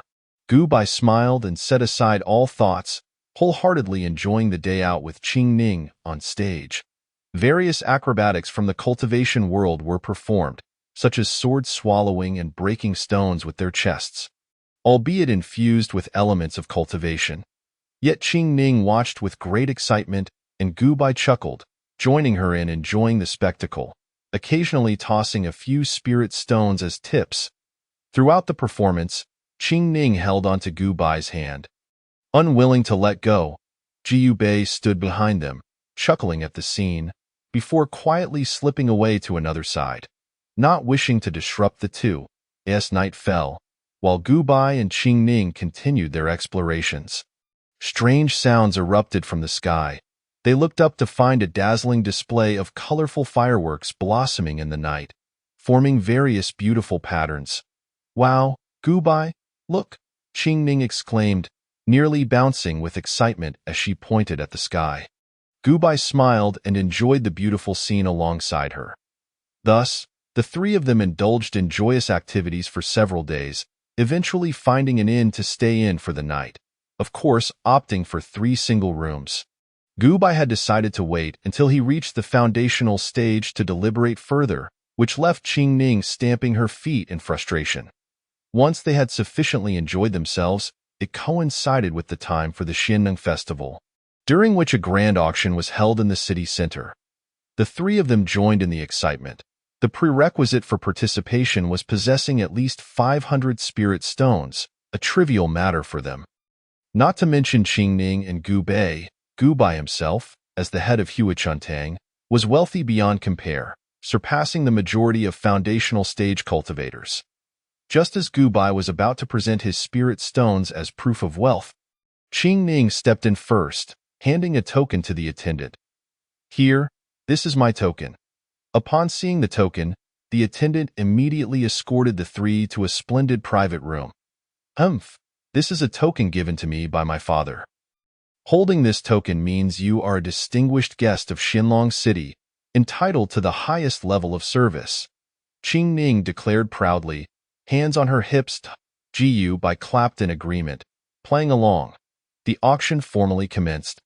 Starting with the first item, a second-tier low-grade medicinal pill, the Gu Yuan Dan, with an opening bid of 100 spirit stones. I bid 120 spirit stones. I bid 130 spirit stones. Gu Bai observed with curiosity, as this was his first experience at a legendary auction. However, after a while, he gradually lost interest. The items on auction were primarily spiritual artifacts ranging from top-tier first to second tiers. Occasionally, second-tier mid-grade items appeared, which might seem exceedingly rare to others, but to Gu Bai, they were rather mundane. After all, with the backing of the venerable Lingyun sect, as the head of Hua Chuntang, he lacked for nothing. Anything he desired could be retrieved from the sect's treasury with a mere request. By the end of the auction, Gu Bai had yet to encounter any items that piqued his interest, though he left feeling quite satisfied. The eclectic array of items had broadened his horizons. Qingning, on the other hand, purchased numerous items, including a dress of average defensive capability but exorbitant price, and medicinal pills that promised beauty and youthfulness. After the auction, the trio returned to their sect, having thoroughly enjoyed their escapades. Once back at the sect, Gu Bai dived into his research on yin-yang recovery pills, albeit with less fervor than before. He now set aside time each day to spend with his friends. Additionally, Gu Bai devoted time to mentor his two newly accepted disciples, Lu Ruyan and Dongfang Xingluo, both of whom displayed remarkable talent. Learning with remarkable speed, Gu Bai shared all his knowledge without reservation, imparting his understanding of medicine, his insights into medical arts, and his experiences. The two disciples were diligent, showing no signs of complacency despite their innate gifts. Studying with a dedication that rivaled Gu Bai's own efforts during his medical training years ago. Master, come see how well I've learned the Huichun technique. One morning, as Gu Bai arrived at Huichuntang, Lu Ruyan rushed over, brimming with excitement. After stopping before Gu Bai, she drew a dagger from her waist and swiftly made a shallow cut on her arm, allowing a trickle of blood to seep forth. Unfazed, Lu Ruyan released a soft green light from her right hand and gently pressed it over the wound. Under the influence of the green light, the wound began to heal gradually. Witnessing this, Gu Bai felt a stir of emotion. He had only taught Lu Ruyan the Huichun technique the day prior, and yet she had already mastered it to an entry-level proficiency today. Although the Huichun technique is a fundamental medical secret, essential for all physicians, its learning curve is not trivial. Most individuals require at least a month to reach the basics. Gu Bai himself had taken 3 arduous days to barely grasp it. Yet Lu Ruyan had succeeded in just a single day, showcasing a talent that could only be described as remarkable. Well done, truly impressive. Back in my day, it took me 3 days to reach this level. I never anticipated you'd achieve it in just one, Gu Bai praised without hesitation, and Lu Ruyan certainly deserved the commendation. However, do take care of your health. Do not experiment on your own body next time. Gu Bai remarked, a hint of concern in his tone as he examined Lu Ruyan's arm. Her once fair and delicate arm was now marred with scars. Although they had nearly healed, unsightly white marks still remained. Clearly, Lu Ruyan had been experimenting on herself, repeatedly cutting her arm to practice the Huichun technique. Chapter 54. Teaching disciples, Lu Ruyan averted her gaze, seemingly unconcerned with Gu Bai's words. Gu Bai chuckled helplessly and decided against further admonishment. He channeled his energy, placing his hand over her scars, initiating a healing process. Under Gu Bai's treatment, the white scars on Lu Ruyan's arm began to fade, and within moments, her arm returned to its original state, smooth and unblemished. What kind of secret technique is this? It's incredible that it can completely restore an injury without leaving a trace, Lu Ruyan exclaimed, her eyes sparkling with excitement as she hurriedly inquired. The basic Huichun technique, though I have honed my skills through extensive practice, which enhances its effects, Gu Bai replied, shaking his head. He had indeed utilized the Huichun technique, merely refining it further to allow for more thorough healing of the scars. Lu Ruyan nodded, gazing at Gu Bai with admiration, making him feel a bit bashful. At that moment, a voice rang out from a distance. Master, I'm here. Dongfang Xingluo approached, laughing as he ran over, a stack of books in his hands. Master, I finished all the medical books you recommended yesterday. Are there any more you would suggest? Gu Bai was taken aback once more. He had bestowed upon Dongfang Xingluo several medical texts, each one exceedingly thick. For an ordinary individual to master the contents, it would require at least a month of diligent study. It was only through his unparalleled rationality that he had managed to grasp everything within a single day. To his astonishment, Dongfang Xingluo had also achieved this feat in just one day. However, Gubai remained skeptical and posed several questions, queries that encompassed the very essence of the medical tomes. Only by thoroughly comprehending those texts could one hope to answer his inquiries. After a brief moment of hesitation, Dongfang Xingluo responded to Gubai's questions with remarkable fluency. Indeed, you possess an exceptional talent. Yet there is no need to overexert yourself. You are still young and have ample time ahead of you. Gubai nodded in agreement, offering his praise to Dongfang Xingluo, however, upon noticing the pronounced dark circles beneath his eyes and his lethargic demeanor. Gubai realized that Dongfang Xingluo had likely gone an entire day without sleep and had possibly consumed stimulating pills. Otherwise, such exhaustion would be unfathomable. I will be mindful of my rest. Master, Dongfang Xingluo replied with a hint of embarrassment, smiling as he made the promise. Yet, it was evident from his demeanor that he intended to continue burning the midnight oil in secret. I am the most formidable. I have completed the task assigned by Master even before you, Lu Ruyin declared, turning to Dongfang Xingluo with a smug grin. I merely encountered a delay on the road. Had it not been for my junior brother's questions, I would have surely arrived before you, he retorted. Spare yourself the excuses. In any case, I have triumphed this time, Lu Ruyin countered, her tone triumphant. Gubai observed the bickering duo with a sense of satisfaction. He did not dislike the competitive atmosphere between them. Youth should thrive on competition, striving to outdo one another. What else could define youth? Naturally, one must also temper their efforts and avoid overexerting their bodies. The two continued to pose their inquiries to Gubai, who answered them in great detail. Before their departure, he retrieved 2 boxes from his robes and presented them to the pair. This is my personally concocted Xian Guilong Shui soup, which replenishes qi and blood, as well as nourishes the body. You both have been pushing yourselves too hard lately, and I cannot dissuade you from your fervor. Thus, this soup is intended to restore your health. The two received the boxes with immense joy, cradling them as though they were rare treasures. They had previously tasted Gubai's culinary creations, which were so delectable that they could nearly swallow their tongues in delight. Thank you, Master, they chorused, expressing their gratitude before returning to their respective abodes, boxes held tightly in their arms. Gubai watched their departing figures. A smile of contentment graced his lips, reminiscent of a parent observing their children. It felt as though he had unwittingly become a reliable elder, akin to Zhang Changlao and He Shi. Surely, under Gubai's guidance, the two would one day impart their knowledge to their own disciples in a similar manner. Time passed slowly, and in the blink of an eye, 2 years had elapsed. Throughout this period, Gubai steadily advanced his research on the Yin-Yang Buyuan Dan, achieving remarkable progress. The formula had been refined to a significant extent and, in another 2 to 3 years, it was expected to be perfected. Simultaneously, he diligently managed the rejuvenation hall, witnessing a gradual increase in the number of disciples. Lu Ruyin and Dongfang Xingluo had not relaxed their efforts during these 2 years.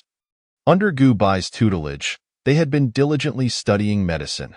Moreover, drawing from their experiences accumulated over the preceding years, they had both qualified to be physicians, despite their pronounced weaknesses in certain areas. One day, they approached Gubai to request a physician's assessment, knowing that passing it would elevate them to first-tier physicians.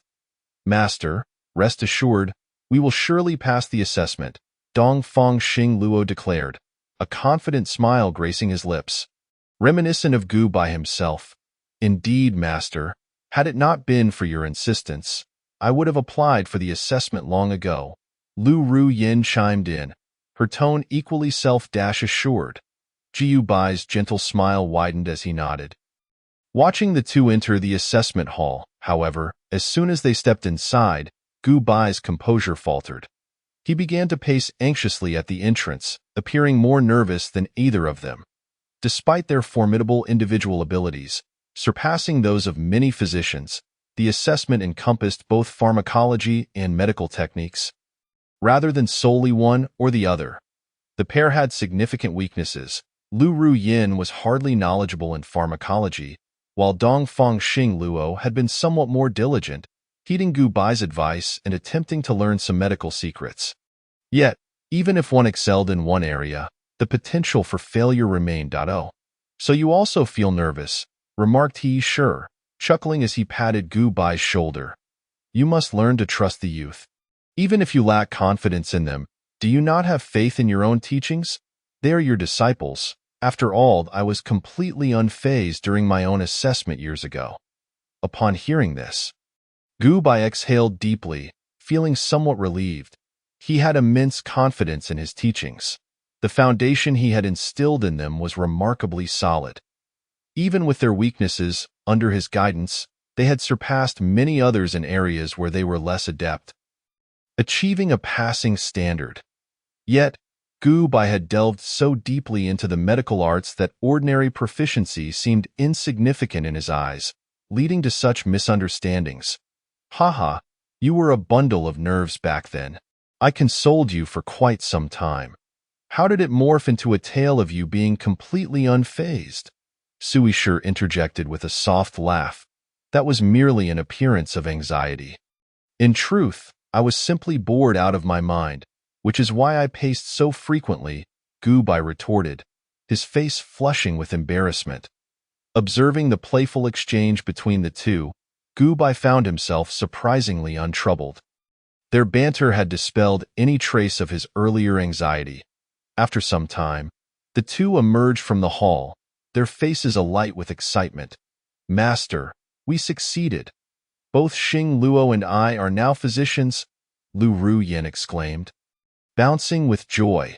Congratulations on your successful graduation, Gu Bai responded, his heart swelling with pride as he beheld their exuberance. Though the two possessed certain flaws and serious weaknesses, it did not diminish their undeniable excellence. In less than a decade, they would undoubtedly become the pillars of the Rejuvenation Hall. All thanks to Master S' exceptional guidance.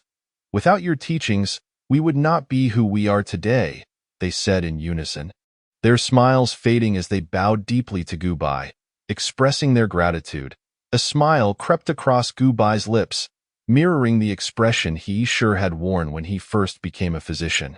He felt a blend of pride, satisfaction, and a tinge of melancholy, emotions that were complex and profound. At that moment, he began to comprehend the sentiments that he sure must have experienced back then, which were likely akin to his own. These are the spirit stones you earned during your 2 years of treating patients. As your master, I will temporarily keep them for safekeeping. Now that you have graduated, I shall return them to you, Gu Bai said cheerfully, handing over 2 large bags of spirit stones.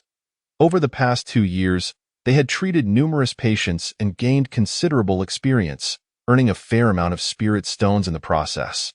According to the traditions of the cultivation world, these stones rightfully belong to their master. Following in the footsteps of He Shi, Gu Bai had stored these stones, intending to return them upon their graduation. Master! The sight of the spirit stones brought tears to their eyes, overwhelming them with emotion. All right, no need to look at me with such eyes. It won't work on me, if there's nothing else. You may return now. I have matters to attend to, Master.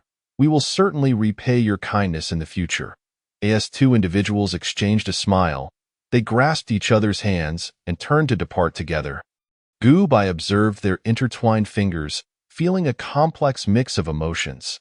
It was indeed surprising that his own pig had taken a liking to his cabbage. However, considering their close companionship as his disciples, along with their exceptional talents, it was only natural that their bond deepen. Gu Bai had anticipated their union, yet he foresaw that Dongfang Xing Luo might face some challenges. After all, Lu Ruyin's father was Master Lu Dan, the head of the Danding division. Even though Dongfang Xing Luo was remarkably gifted, winning Lu Ruyin's heart would not be an easy feat. This situation mirrored his own experiences. Gu Bai surmised that, much like himself, Dongfang Xinglua would need to reach the Foundation establishment realm before Master Lu would consent to their relationship. Jiyu Bai silently wished him well, hoping that the young man would muster the resolve to achieve that breakthrough.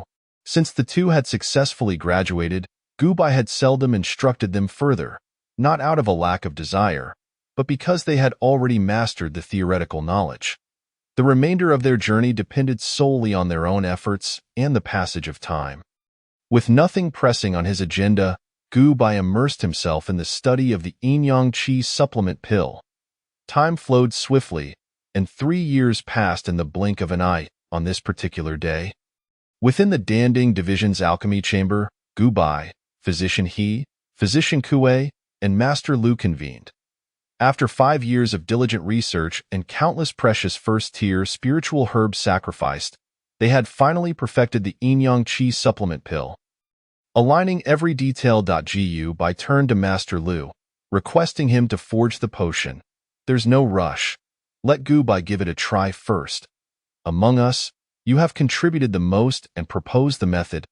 Physician Lu replied, shaking his head. If he were to concoct the pill, others might mistakenly believe it was his creation. Even if he claimed it was Gu Bai's work, skepticism would abound, and he would be accused of false modesty, thus overshadowing Gu Bai's achievements. The initial concept of the Yin-Yang Qi supplement pill originated with Gu Bai, who had gathered them together. They had merely refined the details. Gu Bai's foundational knowledge in alchemy and profound understanding of pharmacology set him apart. Under his guidance, Gu Bai had officially become a first-tier alchemist, excelling among his peers and capable of producing nearly all first-tier spiritual herbs. Even without their assistance, Gu Bai would have eventually succeeded in researching the Yin-Yang Qi supplement pill. Albeit with a greater expenditure of time, he took pride in not usurping others' accomplishments. Indeed, Gu Bai, crafting the Yin-Yang Qi supplement pill should pose no challenge for you. Physician, he added promptly, as he naturally thought of Gu Bai's well-being as his mentor. A genuine smile graced Gu Bai's face, warmth spreading through his heart as he felt immensely fortunate to be surrounded by such honorable seniors. Without excessive pretense, he accepted the spiritual herbs, closed his eyes, and began to adjust his state of mind. Moments later, upon opening his eyes, they appeared vacant, devoid of any emotion. The other three were accustomed to this sight. Gu Bai always entered such a trance while alchemizing, completely shutting out his feelings, resembling a marionette. The vastness of the cultivation world harbored countless extraordinary talents, and this ability did not strike them as particularly remarkable, merely a testament to Gu Bai's exceptional aptitude. Gu Bai formed hand seals, summoning the earthly fire from the furnace, and systematically placed the spiritual herbs into it. Under his meticulous control, the flames gradually refined the herbs, as he continually cast seals to regulate the temperature. The Yin-Yang Qi supplement pill required no intricate medicinal powers. It merely needed the purest essence retained. As the flames worked their magic, the herbs transformed into a liquid, impurities being eliminated, leaving only the most refined portions.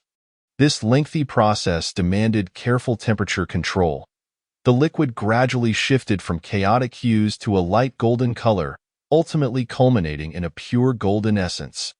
This meticulous procedure necessitated constant vigilance, as the liquid in the furnace reacted and transformed continuously. Gu Bai would cast seals at intervals to stabilize the potion's potency. A minuscule miscalculation, whether a slight increase or decrease in temperature, could render all efforts futile. Guided by his absolute rationality, Gu Bai was nearly assured of avoiding any errors. Coupled with an understanding of the Yin-Yang Qi supplement pill that surpassed common comprehension, the alchemical process persisted for an entire day, exhausting his vitality, spirit, and energy. Only with his cultivation of the ancient would eternal spring technique. Alongside reaching the 9th layer of Qi refinement, could he withstand such demands? In contrast, even a second-tier alchemist might falter due to a moment's inattention, resulting in a complete failure. The furnace emitted a rich aroma, signaling the final step of condensing the liquid into pill-formed Gu executed the last seal. The flames extinguished. He immediately collapsed onto the ground, gasping for breath. Did it succeed? Physician He rushed to support Gu Bai, employing a healing technique to restore his energy and spirit before anxiously inquiring. It was a success, Gu Bai replied, gradually regaining his composure. He opened the furnace and retrieved a golden pill, a premium yin-yang qi supplement pill. This was Gu Bai's achievement. On his very first attempt, he had produced a high-quality pill of considerable difficulty. All medicinal pills exist in two categories, ordinary and premium. The efficacy of premium pills far surpasses that of their ordinary counterparts. Yet their crafting is significantly more challenging. Among alchemists of the same tier, it is rare to create a premium pill. Only those of a higher tier have a chance of producing premium pills from lower-tier concoctions. Gu Bai's luck was exceptional. Under normal circumstances, it would be arduous for him to create a premium version of the yin-yang qi supplement pill.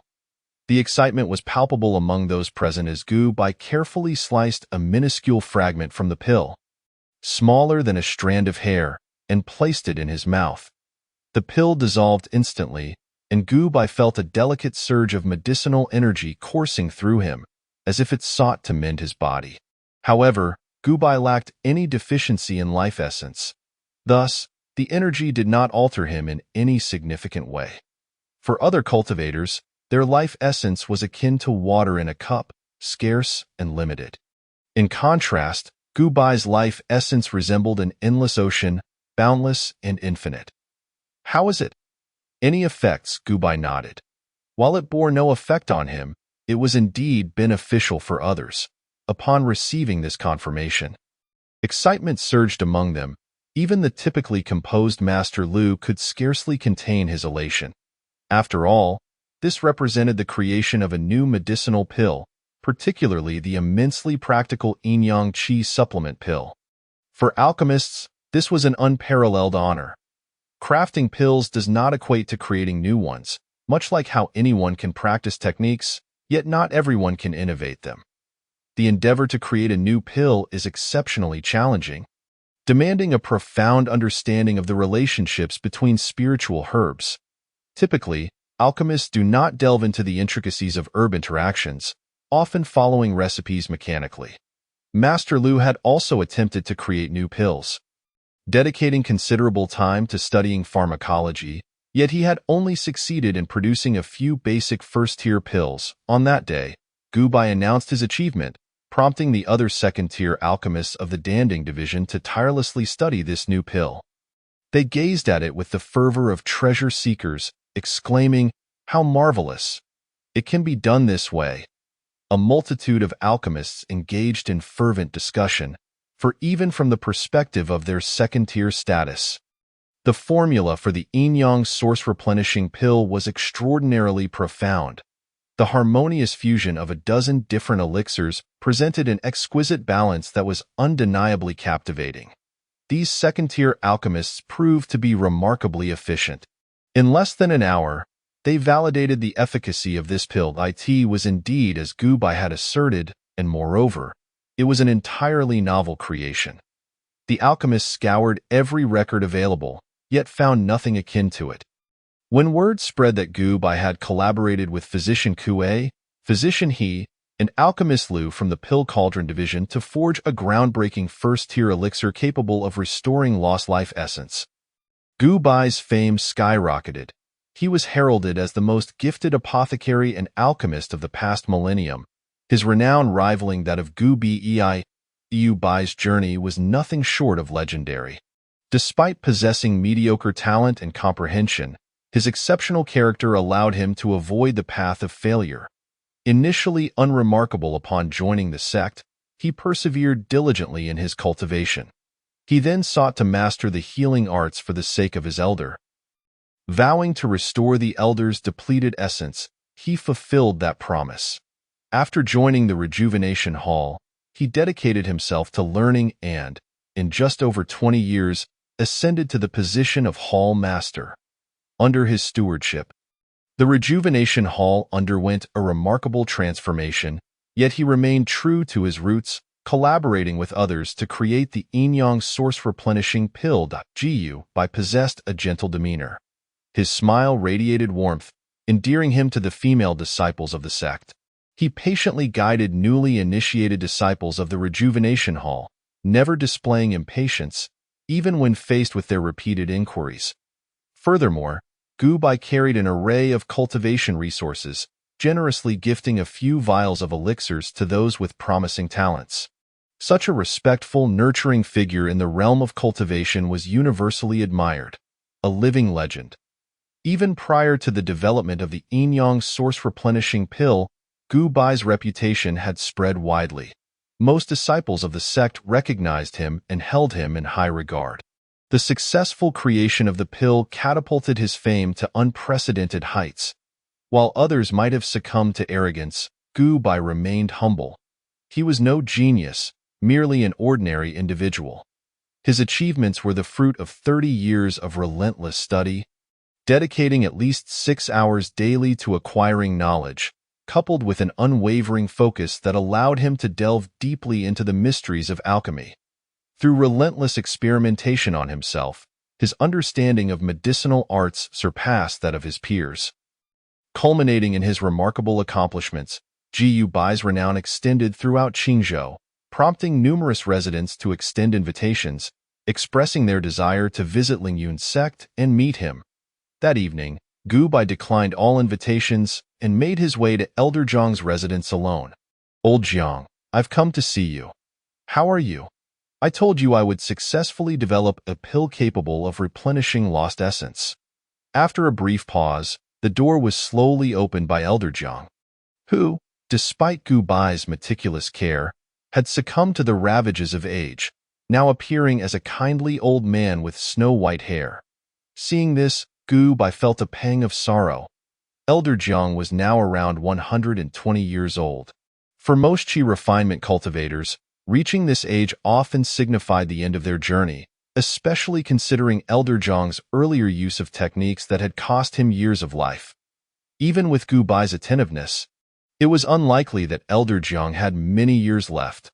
Fortunately, Gu Bai had timely developed the yin-yang source-replenishing pill, which could restore Elder Zhang's lost essence, potentially granting him an additional decade or more.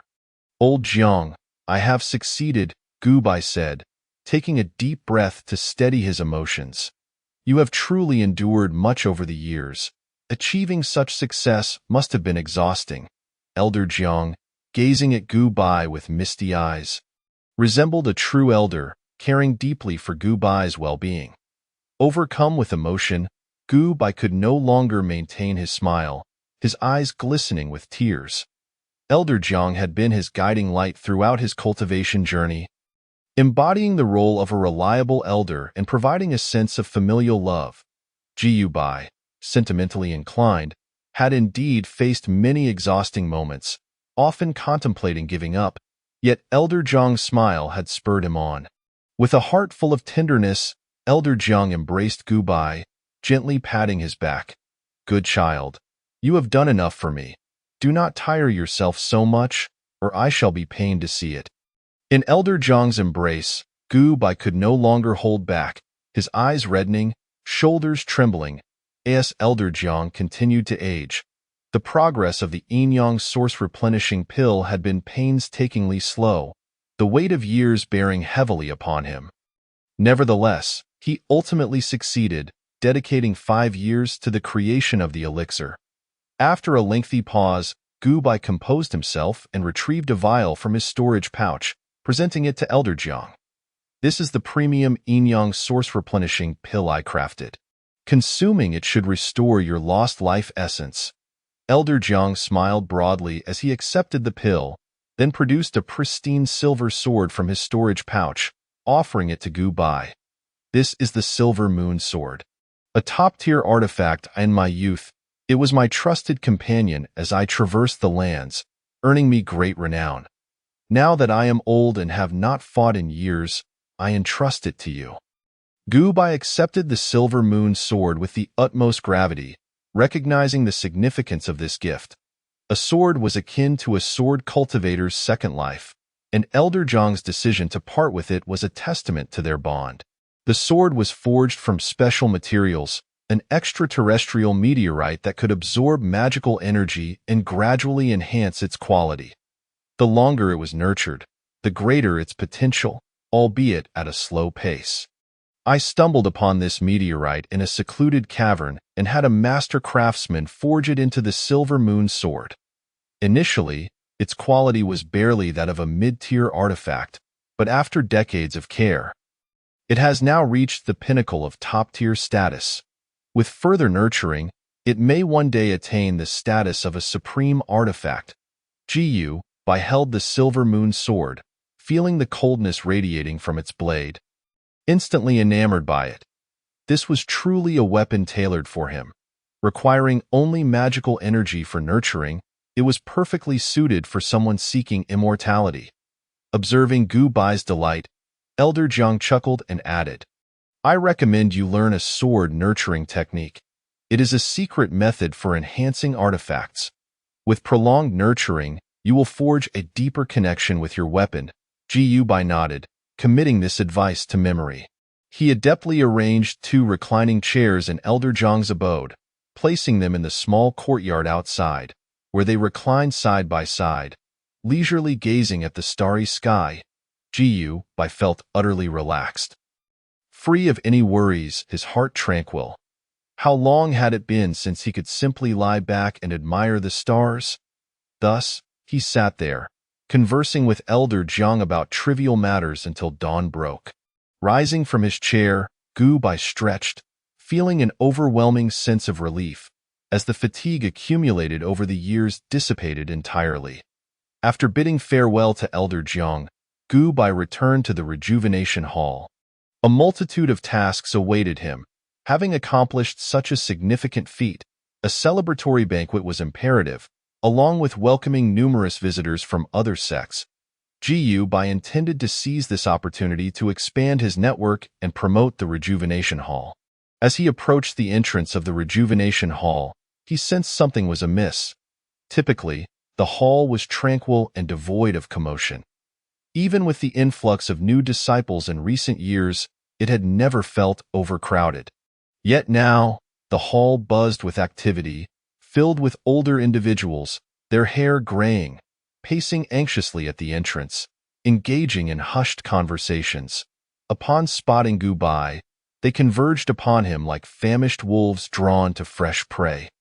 "Dr. Gu, I am Elder Fong from the inner sect that I in my youth. I sustained severe injuries, and my essence has since diminished.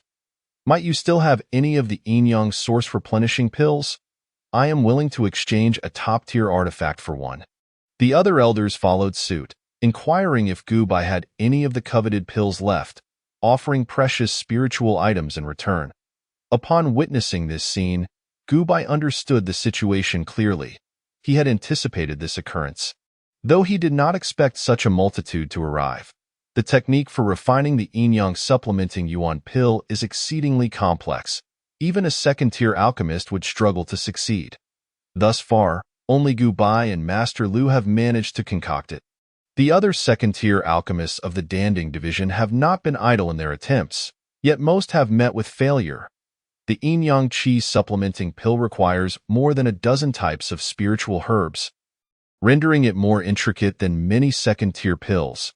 During the refining process, the herbs often clash with one another, and even the slightest deviation necessitates a different approach point. One must adapt to the circumstances at hand. For there exists no fixed recipe. Mastery of pharmacology is essential, yet most alchemists merely follow established recipes. To date, only he and Master Lu have succeeded in this endeavor. None of the second-tier alchemists at the Danding division have achieved success. This is not a mere figment of Gu Bai's imagination, but rather a fact relayed to him by Master Lu. This has led to a phenomenon of supply failing to meet demand. Only 2 individuals possess the ability to refine the yin-yang qi supplementing pill, while the number of those in need is substantial. Lingyun's sect, as an established golden core sect, boasts countless disciples and elders. And over a century ago, It endured a war of considerable scale, resulting in many burning through their life essence.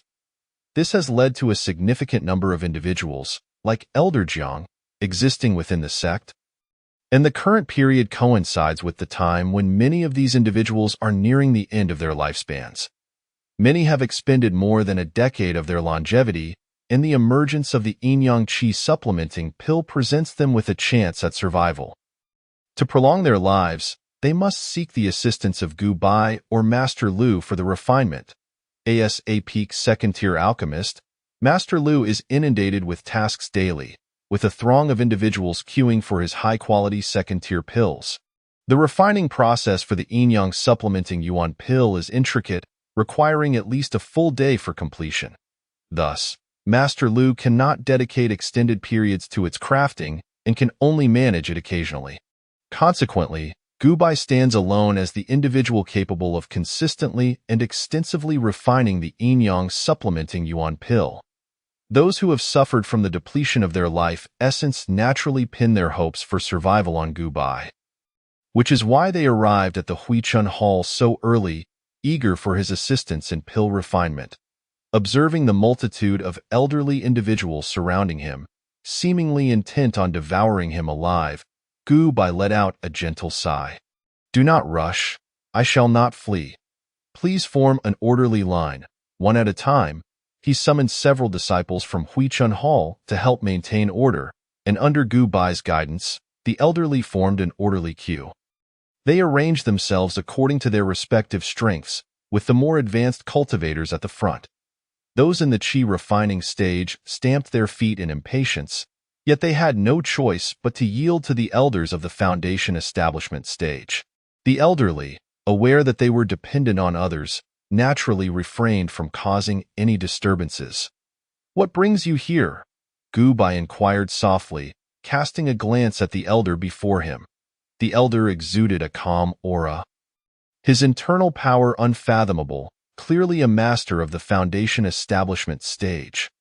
However, he did not adopt any airs of superiority, promptly responding, "Dr. Gu, I am an elder from the enforcement hall. In my youth, I fought valiantly for the sect, but I sustained numerous injuries and require the yin-yang supplementing yuan pill to restore my health. I am willing to offer a high-quality magical artifact as a token of appreciation, and I have prepared the requisite spiritual herbs.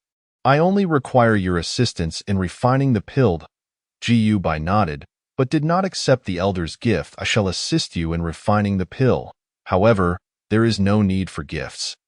Just ensure that you maintain a good rapport with Huichun Hall and look after Gu Bai when you can." Gu Bai shook his head, revealing his signature gentle smile.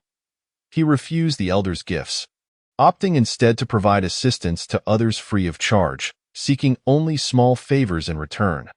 "Dr. Gu, I shall remember this kindness. Should you ever require my assistance, do not hesitate to ask. I would brave any peril for you." The elder exclaimed, his excitement palpable. Gu Bai had become his savior. Though he was a foundation establishment cultivator, his past battles had depleted too much of his life essence. He estimated that he could live only until the age of 200. But with the yin-yang supplementing yuan pill, he could extend his life by at least another 50 years. The elder believed his vulnerabilities were now firmly in Gu Bai's grasp and anticipated that Gu Bai would take advantage of the situation to extract every last drop from him. However, to his surprise, Gu Bai accepted nothing but the necessary spiritual herbs to cover costs. Gu Bai nodded with a smile, extending the same courtesy to those who followed. This was precisely what Gu Bai desired. Although the gifts offered were invaluable, he had little use for them, being merely a qi refining stage cultivator. His resource consumption was minimal, and he had no need for powerful magical artifacts.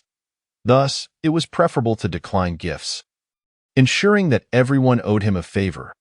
The cultivation community tends to honor debts of gratitude, making it challenging to repay such favors, thereby naturally aligning them as Gu Bai's allies.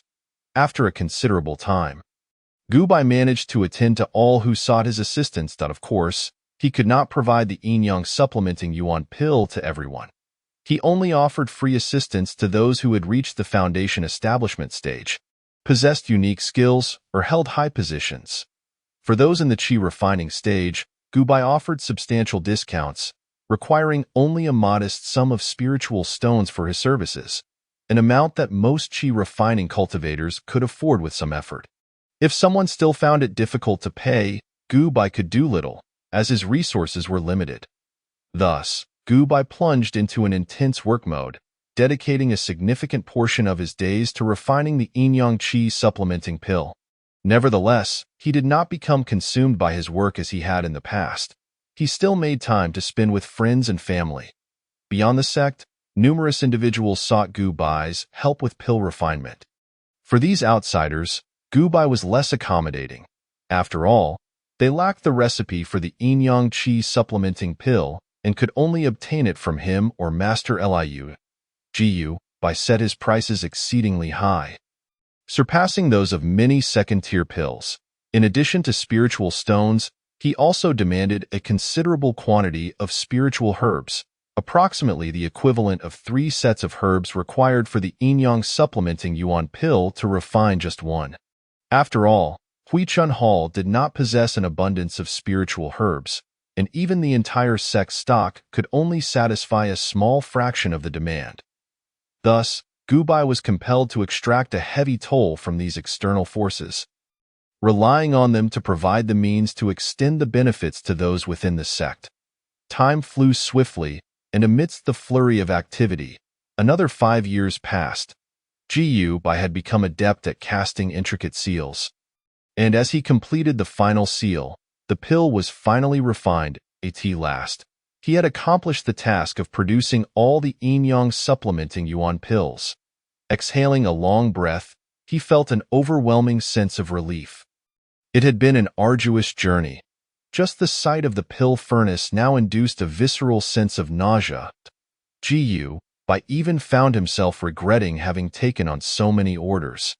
It took him 5 years to fulfill them all. To meet the demands, Gubai altered the recipe for the yin-yang supplementing yuan pill several times, replacing rarer spiritual herbs with more common varieties, significantly reducing costs. Otherwise, the spiritual herbs available in Qingzhou and the surrounding regions would have been insufficient to produce such a large quantity of the yin-yang supplementing yuan pill. Gubai also learned a profound fire control technique from Master Lu, improving the refining process. While this made the process more complex and slightly more challenging, it drastically reduced the time required for refinement. What once took a full day to produce a single pill could now be accomplished in less than half a day. Over the past 5 years, Gubai dedicated nearly half of his time to alchemy, refining pills for longer than many alchemists would in their entire lifetimes. His alchemical skills had seen tremendous improvement. He could effortlessly handle first-tier pills, and even many second-tier pills posed little challenge. Gubai believed that with sufficient power, he could easily refine second-tier pills. According to Master Lu, Gubai's alchemical proficiency had surpassed that of many second-tier alchemists. And once he broke through to the foundation establishment stage, he would instantly become a second-tier alchemist. One day, as was his custom, Gubai continued to learn about alchemy from Master Lu. Ever since meeting Master Lu, Gubai had frequently sought his guidance on various aspects of pill crafting. Master Lu generously shared his lifetime of knowledge with Gubai, and although he was not a formal mentor, he was akin to one. Although Gubai had already absorbed much of Master Lu's teachings, he still sought opportunities to share tea and engage in discussions about the path of alchemy whenever he found the time. "Oh, how I wish you were one of our Dan Ding division members. When you break through to the foundation establishment stage, I could hand over the division to you, allowing me to retire and enjoy my twilight years. You cannot fathom the exhaustion that comes with overseeing the entire Dan Ding division, as every member of the sect eagerly awaits your guidance in alchemy, while the resources provided by the sect are woefully insufficient. As the hall master, I find myself daily devising strategies to procure spiritual herbs, seeking assistance from the Rejuvenation Hall and the Law Enforcement Hall alike." Master Lu, sipping the tea personally brewed by Gubai, gazed at the refined young man in white robes seated before him, and with a hint of regret remarked, "It is no wonder that Master Lu holds such sentiments. Gu Bai is truly exceptional, revering his elders, cherishing his juniors, and respecting his peers, all while possessing formidable management skills. Under Gu Bai's stewardship, the Rejuvenation Hall has undergone a remarkable transformation. Once home to merely a dozen physicians, it now boasts over 20. Furthermore, the costs associated with healing have been significantly reduced, as the increase in physicians has alleviated the exorbitant fees and lengthy waiting times that once plagued the hall. Now, with affordable prices and no need for queues, even ordinary disciples can access treatment. Gu Bai, the architect of this change, is immensely popular among the sect's common disciples. Compared to the younger generation, his prestige among the elder cultivators is even higher. For he has rendered a true life-saving grace. Tio put it simply, while some may be unfamiliar with Gu Bai, every disciple within the sect knows of Gu Bai, whose praises are sung far and wide for his promising potential. Were Gu Bai to take charge of the Danding division, he could rest easy in his retirement. Ha ha ha, Master Lu chuckled. Gu Bai merely smiled lightly, not dwelling on the jest. Chapter 59. Preparing for Foundation Establishment. Speaking of which, Gu Bai, you are not so young anymore, are you? Master Lu inquired, observing Gu Bai's unchanging visage. After a moment's hesitation, he continued. Gu Bai nodded and responded, "Indeed, I am no longer young. It has been over 42 years since I entered the sect at the age of 18, and I am now 60. Upon hearing this, Master Lu's expression shifted to one of concern. He had not anticipated Gu Bai's age to be so advanced.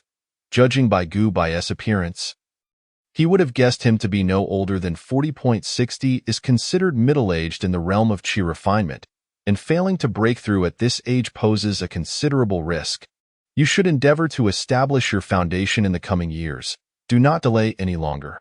Fortunately, I have a high-quality mixed yuan foundation establishment pill that I can offer you to aid in your endeavor."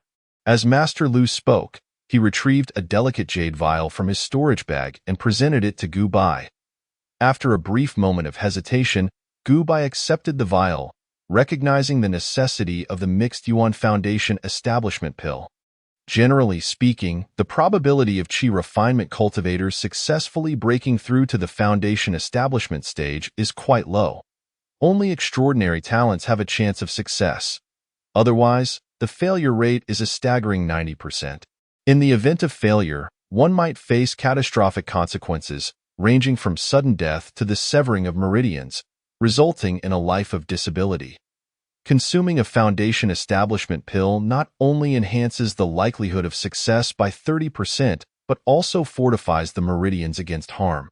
At the very least, should one fail in their attempt, the damage to their meridians would be minimal, requiring only about 20 years of recuperation, or even less if treated by a skilled physician. Of course, this is merely a standard foundation establishment pill, situated between first and second-tier pills, and for independent cultivators, acquiring even half of one would require depleting their entire fortune. However, for sect cultivators, especially inner disciples, foundation establishment pills are hardly considered rare commodities. The truly scarce resource is the mixed yuan foundation establishment pill, an upgraded version crafted by second-tier alchemists, which can enhance the success rate by 50% and, in the event of failure, offers substantial protection to the meridians, allowing for full recovery within 1 to 2 years. Nevertheless, the complexity of crafting a mixed yuan foundation establishment pill is immense, only achievable by second-tier alchemists with access to numerous precious second-tier spiritual herbs. The cost of a single mixed yuan foundation establishment pill surpasses that of 10 standard foundation establishment pills combined, and the truly gifted do not typically require such an additional advantage, rendering its use a waste. Thus, even in a prestigious sect like Lingyun, the quantity of mixed yuan foundation establishment pills is lamentably low. What Master Lu has provided to Gu Bai is indeed a high-quality mixed yuan foundation establishment pill, a product only a top-tier second-tier alchemist could produce with a minuscule chance. This is precisely what Gu Bai sought. He had intended to ask Master Lu for one, only to be pleasantly surprised by the early offer of such a remarkable item. The efficacy of this high-quality mixed yuan foundation establishment pill far exceeds that of a regular one, augmenting the success probability by 70% and ensuring that in the event of failure, the meridians remain perfectly intact, suffering no damage whatsoever. Having previously consumed a creation azure cloud fruit, Gu Bai's unassisted probability of success for foundation establishment hovers around 25%. With the addition of the high-quality mixed yuan foundation establishment pill, that probability skyrockets to an astonishing 95%, rendering failure nearly impossible. Thank you, Master Lu. If you require assistance in the future, do not hesitate to ask. I shall help in any way I can. Gu Bai expressed with a respectful bow. Ha ha ha, it is but a small favor. There is no need for such formality. Just ensure you look after my daughter, Lu Ruyan, Master Lu replied. Rest assured. For I shall not treat her poorly, Gu Bai affirmed with utmost sincerity. With your word, I am at ease. However, I must also ask you to keep an eye on Dongfang Xinglua. Do not permit him to approach my daughter. I have made it clear to him that he must reach the foundation establishment stage before he can be with her. Should you see him attempting to get close, please intervene and inform me. I shall not hesitate to break his leg. I believe with your medical expertise, even if I were to break it, you would surely mend it, Master Lu added, his voice laced with indignation.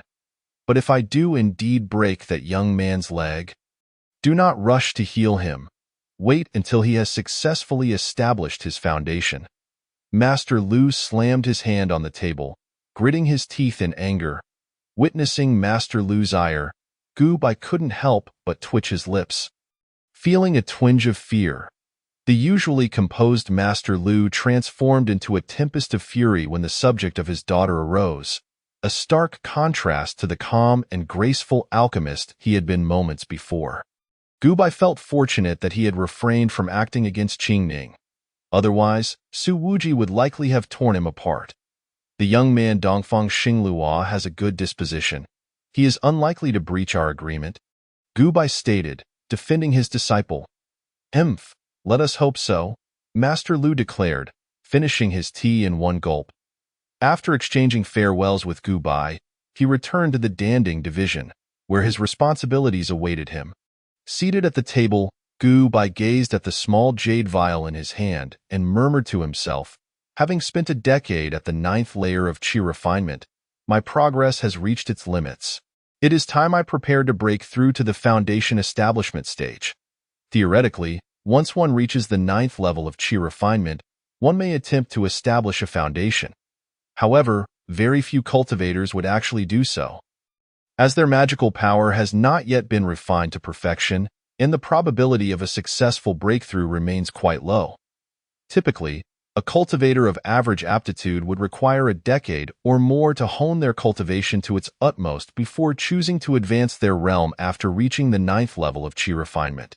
Gu Bai, having polished his magical power to the pinnacle, originally intended to devote approximately 15 years to this endeavor. However, due to the generous gift of numerous exquisite elixirs from Master Lu Dan, he was able to save a considerable amount of time. Additionally, regardless of his busy schedule, Gu Bai dedicated a portion of each day to his cultivation, never once interrupting his practice. Consequently, he managed to refine his magical power to perfection within a mere 10 years. Previously, he had refrained from breaking through due to the need to concoct the yin-yang revitalizing pill, coupled with his magical power not being fully polished. Yet now, having completed all orders for the yin-yang revitalizing pill and recently achieving the zenith of his magical power, Gu Bai chose to keep his impending breakthrough discreet, confiding solely in Qingning and Gu Bei, requesting their protection during this critical moment. When a cultivator seeks to advance their realm, it is imperative to maintain an absolutely secure environment, free from external disturbances. Gu Bai feared potential disruptions during his breakthrough, hence he enlisted the aid of Gu Bei and Qingning, the two individuals he trusted most.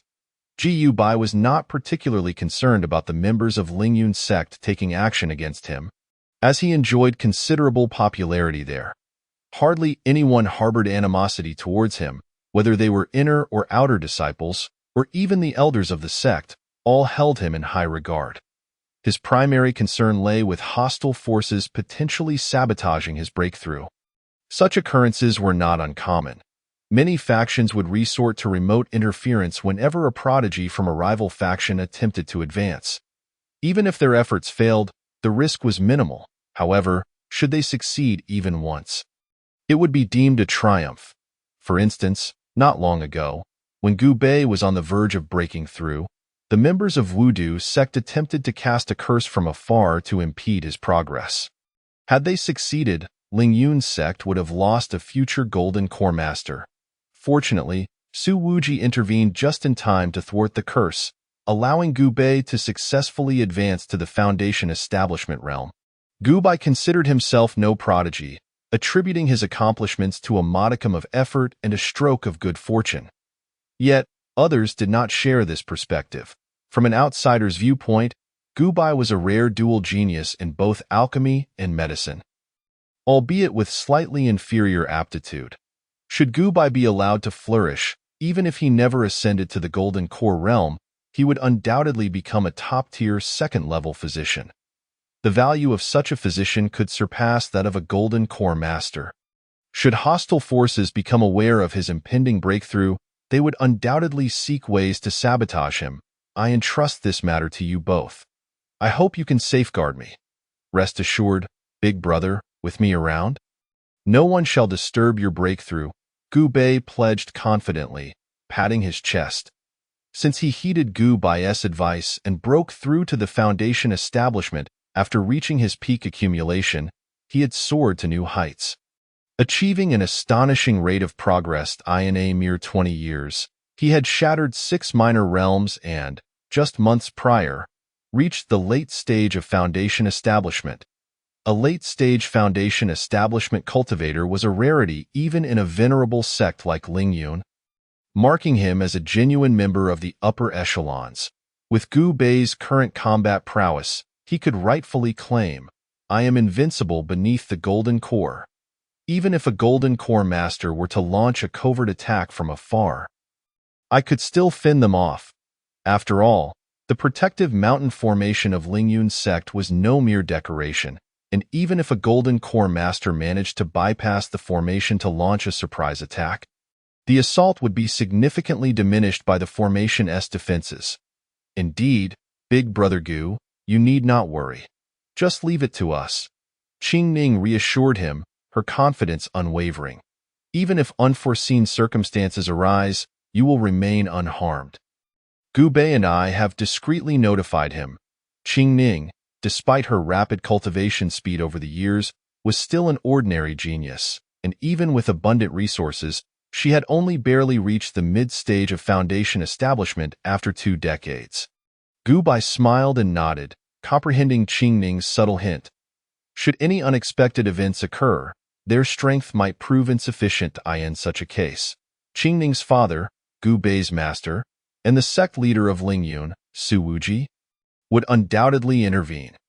Although Gu Bai was not well acquainted with Su Wuji and had yet to exchange words with him, the individuals around him were familiar with the sect leader. Moreover, as a member of Lingyun's sect, Su Wuji would naturally not disregard his well-being. He might even be lurking nearby, quietly ensuring his safety. With this thought, Gu Bai felt a wave of reassurance wash over him. After all, Su Wuji was the sect leader of Lingyun. In his youth, Su Wuji could be likened to another Gu Bei, albeit lacking in talent and possessing no special physique. Yet, this did not diminish Su Wuji's excellence. He was an absolute champion among his peers and had briefly served as the head of the law enforcement hall, capturing criminals. During the war a century ago, he managed to stall a Golden Core Master with his Foundation Establishment cultivation for a brief period. Following that, Su Wuji's journey became even more legendary. Amidst the fierce conflict, he quietly broke through and, alongside another Golden Core Master, launched a surprise attack on a Golden Core Master from Wudu's sect, ultimately slaying him and bringing the war to a definitive conclusion. Subsequently, Su Wuji became the sect leader, marrying a female cultivator who admired him, and together they had Qing Ning, living peacefully ever since. Entering the cultivation chamber, Gu Bai sensed the rich spiritual energy permeating the air. Nodding in satisfaction before sitting cross-legged. During a breakthrough, a cultivator requires an abundance of spiritual energy, and the cultivation chamber is specifically designed for this purpose, equipped with a spirit-gathering array that continuously supplies energy for foundation establishment. The chamber Gu Bai occupied was evidently of the highest quality, with an abundance of spiritual energy that had formed a thin mist. In such an environment, conducting a breakthrough could slightly enhance the odds of success. Gu Bai did not rush to break through. Instead, he remained seated quietly, nurturing his state. 3 days later, Gu Bai slowly opened his eyes, feeling his energy, spirit, and vitality at their zenith, his mind exceptionally clear. As a physician, Gu Bai understood that his body was in an excellent condition. Without hesitation, he consumed a premium primordial harmonizing pill and began to condense the magical power within him for foundation establishment. The elixir transformed into a rich and gentle medicinal power, assisting Gu Bai in his endeavor. His breakthrough proceeded remarkably smoothly, swiftly reaching the final stage. The surrounding white mist swirled like a vortex, rapidly flowing into Gu Bai's body. "Open for me!" With a low roar, it felt as though an invisible barrier had shattered, and Gu Bai's aura began to surge dramatically. That critical moment, far away in the distant Tianqing sect. The sect leader, Tianqing Zhenren, abruptly opened his eyes. Now is the time. Without hesitation, Tianqing Zhenren summoned the stargazing compass, which revealed a general outline of the entire Qingzhou region. He pressed his hands in the direction of Lingyun's sect and silently recited a spell. A few days prior, he had observed the stars at night and divined that today, a person of great significance to Lingyun's sect would undergo a breakthrough. Given that Tianqing sect's relationship with Lingyun's sect was far from amicable, he could not allow that unknown individual to succeed in their breakthrough. Thus, Tianqing Zhenren had precisely timed his actions, employing his ultimate technique, the 7-star curse-killing technique. This technique could disregard distance and forcibly curse an enemy. If one knew the name and location of the target or possessed related items, the curse's potency would be amplified. However, he did not yet know the identity of this mysterious individual, nor their name. He only knew that they would attempt to break through in Lingyun's sect today, a notably vague piece of information. Logically, even if the 7-star curse-killing technique could be successfully executed, locating the target would be exceedingly difficult. Nevertheless, thanks to the enhancement of Tianqing sect's treasured stargazing compass and the mysterious stargazing techniques, Tianqing Zhenren astonishingly managed to lock onto Gu Bai, above Lingyun sect. The power of the stars suddenly responded to a mysterious command, slowly condensing into a spear, its tip directly aimed at Gu Bai's direction. At this moment, Gu Bai was at the most critical juncture of his breakthrough, completely oblivious to the impending danger. Was that a false alarm?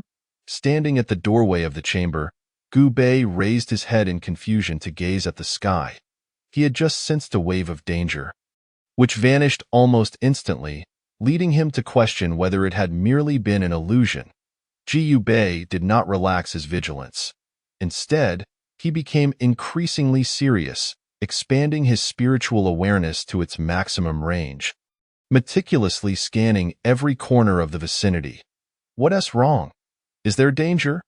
Qing Ning, noticing Gu Bei's demeanor, also grew anxious, extending her own awareness to its fullest extent, diligently searching the surroundings. After a moment, Gu Bei shook his head, his expression grave. "I don't know, I can ascertain that within a 10-mile radius, there exists not a hint of threat.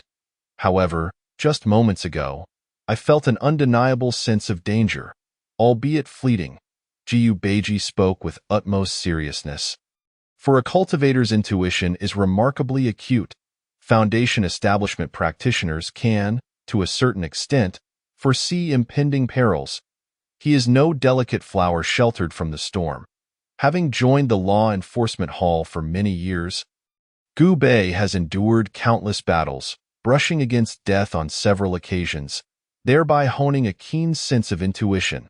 It is this sharp instinct that has allowed Gu Bei to evade danger time and again. And he possesses unwavering faith in his own perceptions. Just now, he distinctly sensed a threat, albeit one that appears not to be directed at him, but rather at another. His proximity merely happened to place him in the line of fire. "What shall we do now?" Qingning inquired, a hint of urgency in her voice, signifying that someone had made a move against Gu Bei, yet they remained oblivious to the source of the danger. "Perhaps we should inform my father, so he can prepare in advance." Jiu Bei shook his head, remaining remarkably calm. "Rest assured, the sect leader has likely already sensed the danger. With him around, Gu Bei will be safe." Upon hearing this, Qingning felt a measure of relief. Meanwhile, in a secluded chamber not far away, Su Wuji slowly opened his eyes. "Damn it, daughter, do you truly not trust your father?" He had overheard their conversation and was quite pleased with Gu Bei's on-site performance. His reaction to the sensed danger and his choice to trust his master were nothing short of exemplary. Yet, he lamented that his daughter seemed to have little faith in him as a father. Reflecting on Gu Bei's recent breakthrough to the Foundation establishment stage, Su Wuji felt a pang of sadness as he recalled that his daughter had begun associating with him. Shaking his head to dispel these tumultuous emotions, Su Wuji raised his gaze skyward. There can be no mistake. Only the sect leader of Tianqing sect could wield the stellar powers with such finesse and cast spells over great distances. He spoke with a chilling tone. "That old fellow from Tianqing sect dares to set his sights on my sect's disciples." The attack from the heavens was something that an ordinary golden core cultivator might not perceive. Yet as a swordsman, Su Wuji's spirit was exceptionally sensitive, allowing him to faintly detect a subtle threat looming overhead. In an instant, he focused his thoughts, transforming his mind into a sword, and unleashed an invisible blade aimed at the sky. This technique could only be mastered after achieving an exceedingly high level of sword intent. Even without a physical sword, one could manifest a blade of spirit to severely wound an enemy's mind or soul. The formless blade cleaved through the nascent spear in the sky, effectively extinguishing the threat in its cradle. Concurrently, far away in Tianqing sect, the Tianqing Zhenren suddenly spat out a mouthful of blood. "Damn it! That guy Su Wuji has grown significantly stronger, able to detect such dangers in advance." Wiping the blood from his lips, he felt a wave of anxiety wash over him. If Su Wuji were to fully mature, he would become a terrifying harbinger of death. It wasn't that they had not wished to eliminate this future adversary while Su Wuji was still young, but he had been protected too well by the old sect leader of Lingyun sect, Lu Xuantian, leaving them with no opportunity to strike. By the time they resolved to unite with other golden core cultivators for a surprise attack, Su Wuji had already reached the golden core stage, something no one had anticipated, considering he was only a little over 100 years old at the time. Coughing violently, Tianqing Zhenren expelled more blood, his complexion easing slightly. It seems I must relay the divination results to the Wudu sect. They excel in various curses. Let us hope they can succeed. Although their ambush had failed, Tianqing Zhenren had learned the specific location and identity of the one who had broken through.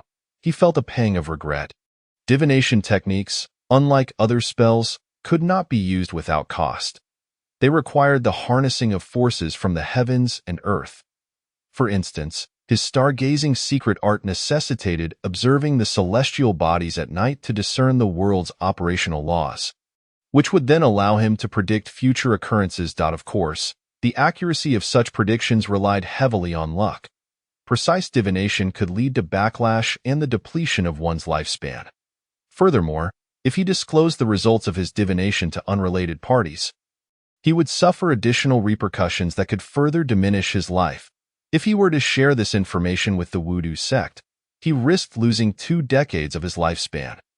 However, trading 20 years of his own life for the emergence of a future top-tier physician from Lingyun sect seemed a worthwhile bargain. Tianqing Zhenren produced a talisman inscribed with golden characters and sent all the information he possessed to the leader of the Wudu sect.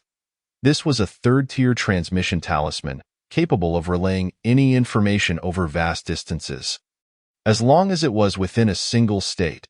Simultaneously, deep within the Wudu sect, a toxic pool filled with noxious fumes was rife with a viscous greenish-purple liquid, billowing toxic smoke.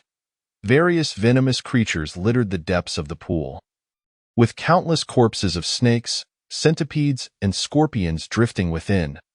The leader of the Wudu sect was seated within the pool, gradually absorbing the deadly toxins, his complexion a shade of deep purple-black. After a moment, seemingly owing to the absorption of the poison, his color began to normalize. The Wudu Zhenren exhaled a plume of purple toxin, his violet eyes snapping open. Upon glancing at the talisman, his expression shifted dramatically. That physician from Lingyun sect, Gu, has managed to break through today. Thankfully, Tianqing Zhenren informed me in time. Otherwise, that physician would have succeeded in his breakthrough, he murmured softly. Having mastered his poison techniques to a great degree, he now felt emboldened against any golden core cultivator, confident that even a golden core Zhenren could not unravel his toxins. Yet, he harbored a distinct fear of physicians. While ordinary second-tier physicians could not undo his poisons, this particular physician was a different matter altogether. Over the years, he had gathered substantial intelligence on Gu, who, even as a first-tier physician, had managed to neutralize many of the Wudu sect's previously unsolvable poisons, many of which even the members of the Wudu sect could not counter. Should Gu truly mature, it was uncertain whether he could also unravel his own toxins. With this thought, the Wudu Zhenren's expression hardened, his eyes alight with murderous intent. He formed seals with his hands, murmuring incantations in obscure tones. As the final syllable fell from his lips, a purple skull materialized from his body, grinning menacingly as it transcended space to launch an assault on Gu Bai. This was his secret technique, the Wudu Tian Sha technique, an unstoppable curse that could ignore distance and forcibly strike down enemies. Having just executed this powerful technique, the Wudu Zhenren's face turned pale, nearly collapsing to the ground. Although immensely potent, this maneuver drained all of his mana in one fell swoop and even consumed a portion of his life essence. He would not use it lightly under normal circumstances. Chapter 62. The Foundation Establishment Realm. Meanwhile, Gu Bai, who was intently focused on his breakthrough, suddenly sensed an unsettling premonition, as if some imminent danger were about to unfold. He did not cease his efforts, trusting in Su Wuji's ability to protect him. Not far away, Su Wuji also perceived the threat. The space surrounding Gu Bai appeared to be shifting, as if something unknown was targeting him. Do they truly believe that Lingyun sect is easy prey? Who dares to tread upon us? Su Wuji's eyes turned icy in an instant. Slowly drawing the Jijiang from his back, he unleashed an invisible sword energy towards Gu Bai. The sword energy passed through Gu Bai without inflicting any harm, instead severing the connection between him and the unknown spell, causing it to lose its direction. This exemplified Su Wuji's swordsmanship, capable of cutting through all things, rendering anything vulnerable to his strike. Now that Su Wuji's sword techniques had reached their pinnacle, he could even sever certain concepts. Turning his gaze towards Gu Bai, he murmured softly, "I did not expect you to be so detestable." When Gu Bai broke through, there was not such a commotion. Yet, this was only fitting. The more one is hated or feared by others, the more it signifies their excellence. You have earned my approval. Entrusting my daughter to you, I can finally rest easy. The Five Poisons sect? Witnessing the sudden spurt of blood from the Five Poisons, true man observed with a somber expression as he gazed towards the direction of Lingyun sect. He had not anticipated that Su Wujia's strength had escalated to such heights, capable of severing even this assault. There was no time to delay. He must gather personnel and stockpile resources at once, preparing to initiate war. If he waited a few more years for Gu Bei to break through to the Golden Core realm. With both Gu Bei and Su Wujia, these two prodigies, Lingyun's sect would usher in an unprecedented era of prosperity. Given the current land and resources of Lingyun's sect, it was unlikely to suffice for the needs of these two geniuses. Even if they did not attack Lingyun's sect, the latter would inevitably strike out due to the lack of resources. Su Wujia, lost in thought, also turned his gaze towards the Five Poison sect. His brow furrowed in contemplation. It was high time for Lingyun's sect to commence preparations for war. Once Gu Bei achieved the Golden Core breakthrough, with his sect boasting 7 Golden Core cultivators, including his master, Lu Xuantian, a peak Golden Core cultivator, they would be capable of overwhelming any Golden Core force. Possessing such formidable military might, even if they refrained from aggression against other sects, those sects would unite to counter their power. All of this transpired without affecting Gu Bei, who, undisturbed by external forces, successfully advanced to the Foundation Establishment realm. Clenching his fist, Gu Bei felt the immense spiritual energy within him, a smile subtly gracing his lips. After 42 years of cultivation within the sect, he had finally made a breakthrough to the Foundation Establishment realm. He gently pushed open the door to his chamber. Gu Bei had barely stepped outside when a flash of green darted past him. Enveloping him in a warm embrace, it was none other than Qing Ning, who tightly held onto Gu Bei, feeling a profound sense of security in his warmth. This is wonderful, truly wonderful. You have finally broken through to the Foundation Establishment realm. Qing Ning exclaimed, her body trembling slightly with excitement as she buried her head in Gu Bai's chest, her joy surpassing even his own. She had been filled with dread, fearing Gu Bai might fail to break through, leading to a future where he would become nothing but bones, leaving her to live in solitude. Just the thought of such a scenario sent shivers down her spine, and no one could comprehend the anxiety she felt during Gu Bai's breakthrough. But now that he had succeeded, entering the Foundation Establishment realm and sharing a lifespan of 300 years with her, she felt immeasurable joy, envisioning at least 2 more centuries together. All right, no more tears. You've turned into a weeping flower, and it's not becoming at all this time. Gu Bai chose not to shy away but embraced Qing Ning in return, gently patting her shoulder and speaking in a remarkably tender tone. Although Gu Bai had always been gentle in the past, his current tone was extraordinarily affectionate, infused with emotions that seemed capable of melting one's heart. The two remained locked in a warm embrace, savoring each other's presence. In the past, when Gu Bai was merely a qi refinement cultivator, he often felt uncertain in front of Qing Ning. Despite his numerous accomplishments, he was still just a lowly qi refinement cultivator. In the world of cultivation, strength reigned supreme. Without power, even the most talented would be looked down upon. Fortunately, Gu Bai had finally ascended to the Foundation Establishment realm, which was considered a respectable level of power within Lingyun's sect. No longer needing to evade, he finally confronted the feelings he harbored for Qing Ning. Jiu de Gu. She tightened her embrace further, tears streaming down her cheeks, soaking Gu Bai's clothes. Not tears of sorrow, but tears of overwhelming happiness. I am here. I have always been here, Gu Bai replied with a gentle smile, softly patting her shoulder. Jiu Bei stood at a distance, feeling immense joy as he wished to join Gu Bai. But he restrained himself, choosing to silently observe the two, a smile of happiness adorning his face.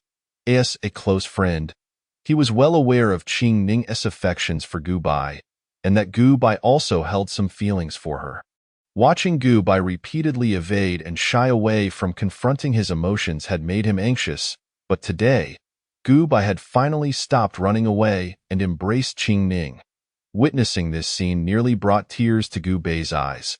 a feeling akin to witnessing a heartwarming moment, and he silently wished the two well. Meanwhile, not far away, Su Wujia, who had been secretly observing, clenched his teeth, his fists tightening.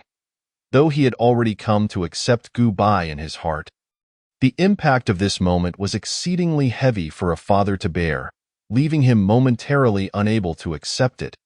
After a brief silence, Su Wujia released his clenched fists, choosing to respect his daughter's choice and silently bless the two. After all, apart from Gu Bai's slightly inferior aptitude, he was perfect in every other aspect. Truth be told, Su Wujia had never encountered anyone with a temperament as gentle as Gu Bai's. Gu Bai wore his signature warm smile, seemingly genuinely happy every day, and just seeing that smile was enough to uplift the spirits of those around him. While there were others in Ling Yun's sect with superior talents, some even possessing the potential to reach the golden core, they paled in comparison to Gu Bai in other aspects. Chapter 63.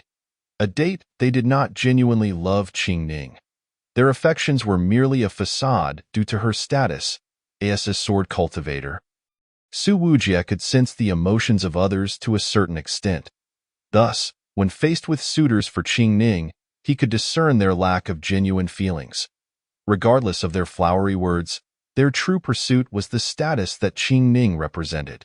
However, based on his years of observation, he could see that Gu Bai genuinely cherished Qing Ning, not for her status, nor for any benefits she might provide, but simply for who she was. Gu Bai's affection was pure, devoid of any ulterior motives. Every time he laid eyes on Qing Ning, his mood would brighten significantly, and the same held true for Qing Ning. Her spirits soared whenever she saw Gu Bai. Aside from Gu Bai, Su Wujia found it difficult to identify anyone more suitable within Ling Yun's sect for Qing Ning, and thus he could only silently wish them well. He also refrained from further observing Gu Bai. After all, he feared that if he continued, his blood pressure might rise to dangerous levels. Gu Bai and Qing Ning embraced for what felt like an eternity, so long that they lost track of time. Gu Bai, standing at a distance, transitioned from feelings of contentment to boredom. Perhaps the two had suppressed their emotions for too long, unwilling to let go.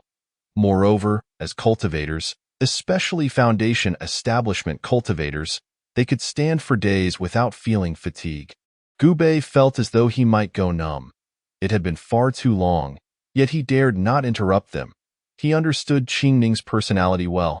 She had waited far too long for this day. If he were to meddle, she might merely shoot him a glare. But if he dared to disrupt this moment, she would likely unleash her wrath upon him. With a sigh, Gu Bai felt a sense of melancholy wash over him. Once, the three of them had shared a bond, yet he now felt oddly superfluous. Gu Bai, too, felt somewhat helpless. He was aware that their embrace had lingered too long, however, as a man, he could not concede. If he were to be the first to let go, it would feel like a defeat. All right, we've embraced long enough. Can we loosen our hold now? I was planning to prepare a celebratory feast with your favorites, braised pork and sweet and sour ribs. Gu Bai's eyes narrowed slightly as he smiled at Qing Ning, his tone tender. Qing Ning softly affirmed, obediently releasing her grip. Seeing this, Gu Bai smiled and took her hand, leading her back to his dwelling. Gu Bai had initially intended to leave quietly, but upon hearing the mention of braised pork and sweet and sour ribs, his eyes lit up, halting his departure. Those were his favorite dishes as well. He knew well that this was the moment to grant the two some privacy. He should find a place to occupy himself. Yet the thought of the delicious food made his mouth water.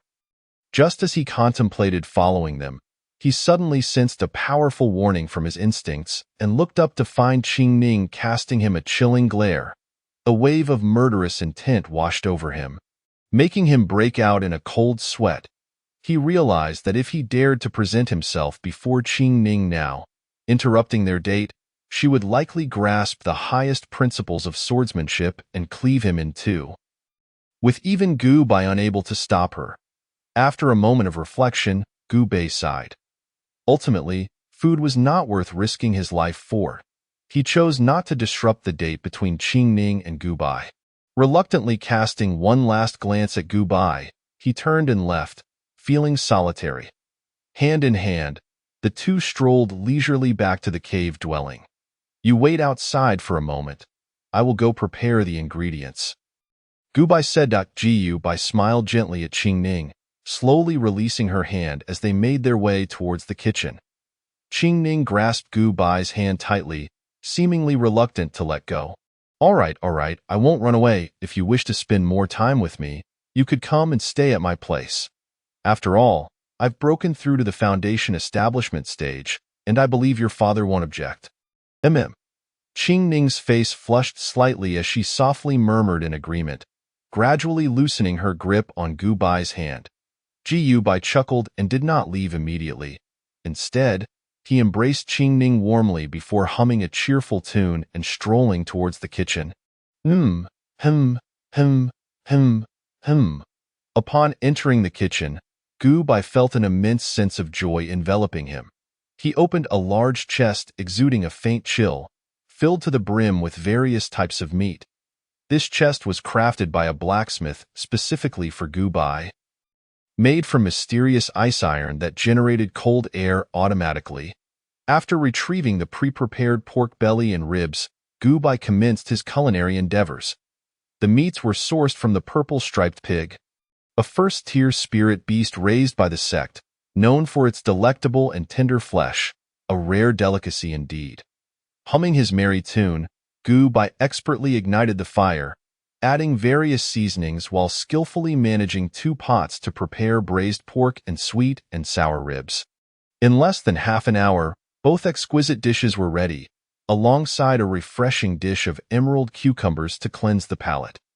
After a moment of contemplation, Gu Bai approached a corner of the kitchen, lifting a brick to reveal a moderately sized chamber stacked with various spirit wines, all brewed by Gu Bai himself many years ago and preserved until now. After surveying the selection, Gu Bai chose the fruit wine crafted from 100 different spirit fruits. Known for its sweet and sour flavor, akin to a delightful beverage, making it perfect for female cultivators, he did not leave immediately.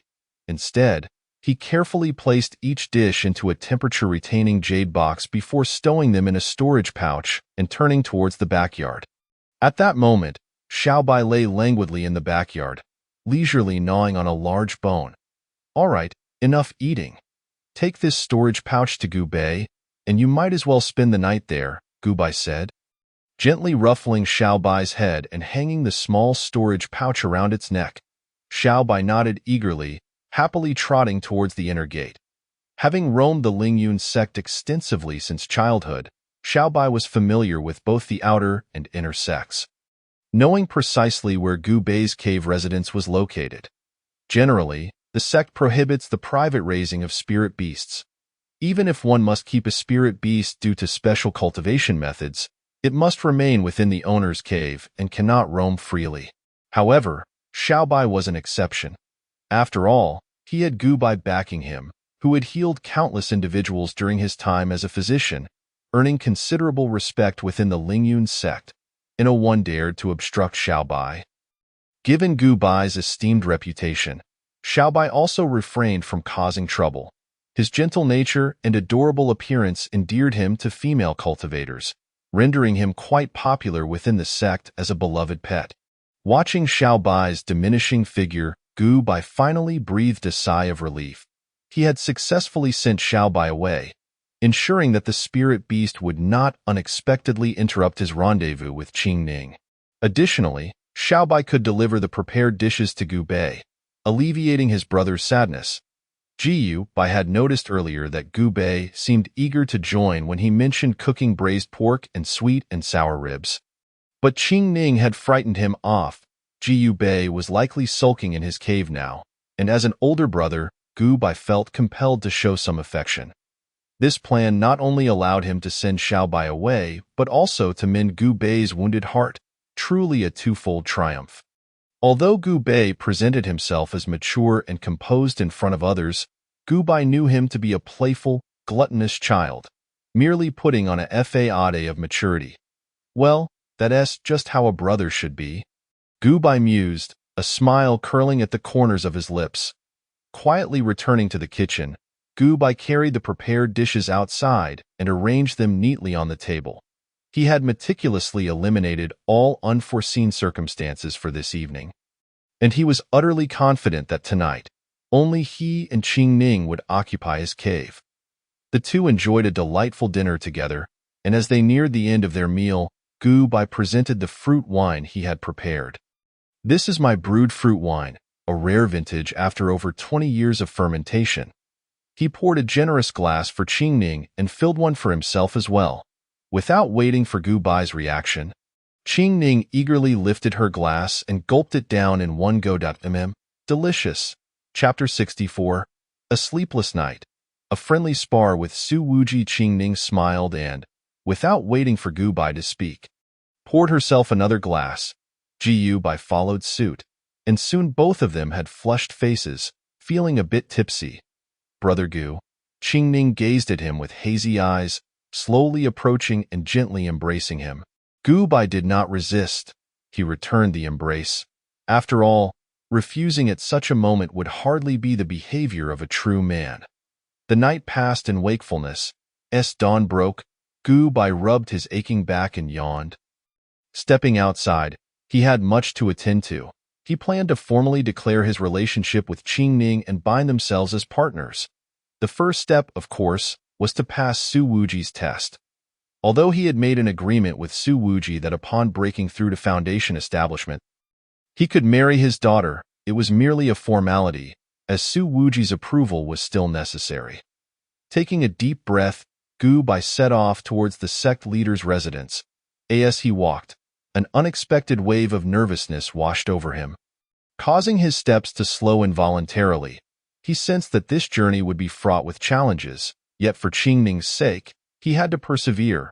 Gu Bai chose not to involve Qing Ning. While her presence would surely afford him some protection against Su Wuji's potential harshness, he did not wish to hide behind a woman. True acknowledgement from Su Wuji could only be earned through his own efforts. As he neared the sect leader's residence, an increasing sense of unease gripped Gu Bai.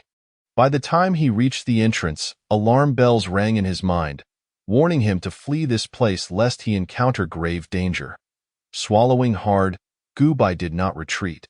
Instead, he stepped forward with resolve and pushed open the grand doors of the sect leader's abode. Inside, the hall was eerily empty, seemingly cleared out by Su Wuji, leaving only him and an extraordinarily beautiful female cultivator seated beside him. Zhang Shuiro, a formidable practitioner at the late Foundation establishment stage, and Su Wuji's partner, Gu Bai. What brings you to the sect leader's residence? Su Wuji inquired before Gu Bai could speak. Respectful leader, I wish to discuss my relationship with Qing Ning. After careful consideration, I have decided to bind myself to her as a partner, Gu Bai replied, his tone respectful yet firm. You? Su Wuji was caught off guard, his astonishment turning into indignation. He had not expected Gu Bai to be so audacious as to declare his intentions so boldly. Very well, since you insist, I will give you a chance. Draw your weapon and duel with me. If you win, I shall consent to your union with Qing Ning. Su Wuji rose, unsheathing the Wuji sword.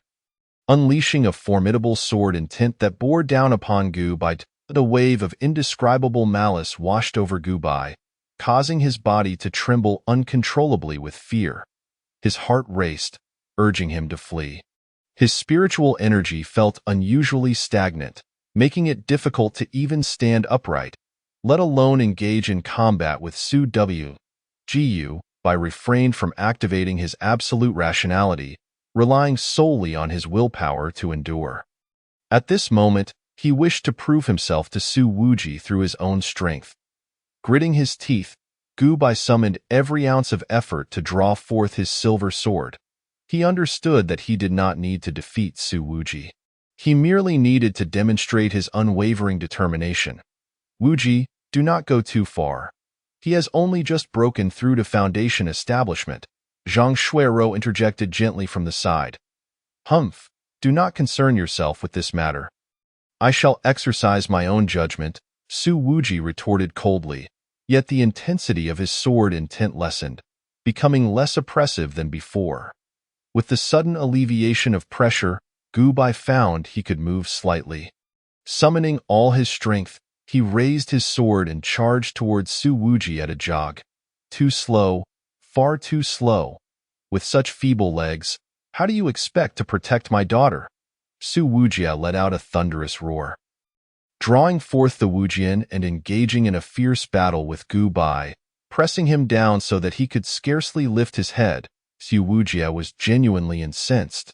He could discern that Gu Bai's aura was somewhat depleted. It was evident that he had certainly targeted his daughter the day before. Although he had anticipated such a day would come, its arrival was far swifter than he had expected, leaving him utterly unprepared. A fire raged within him, and without a proper confrontation, his wrath could not be quelled.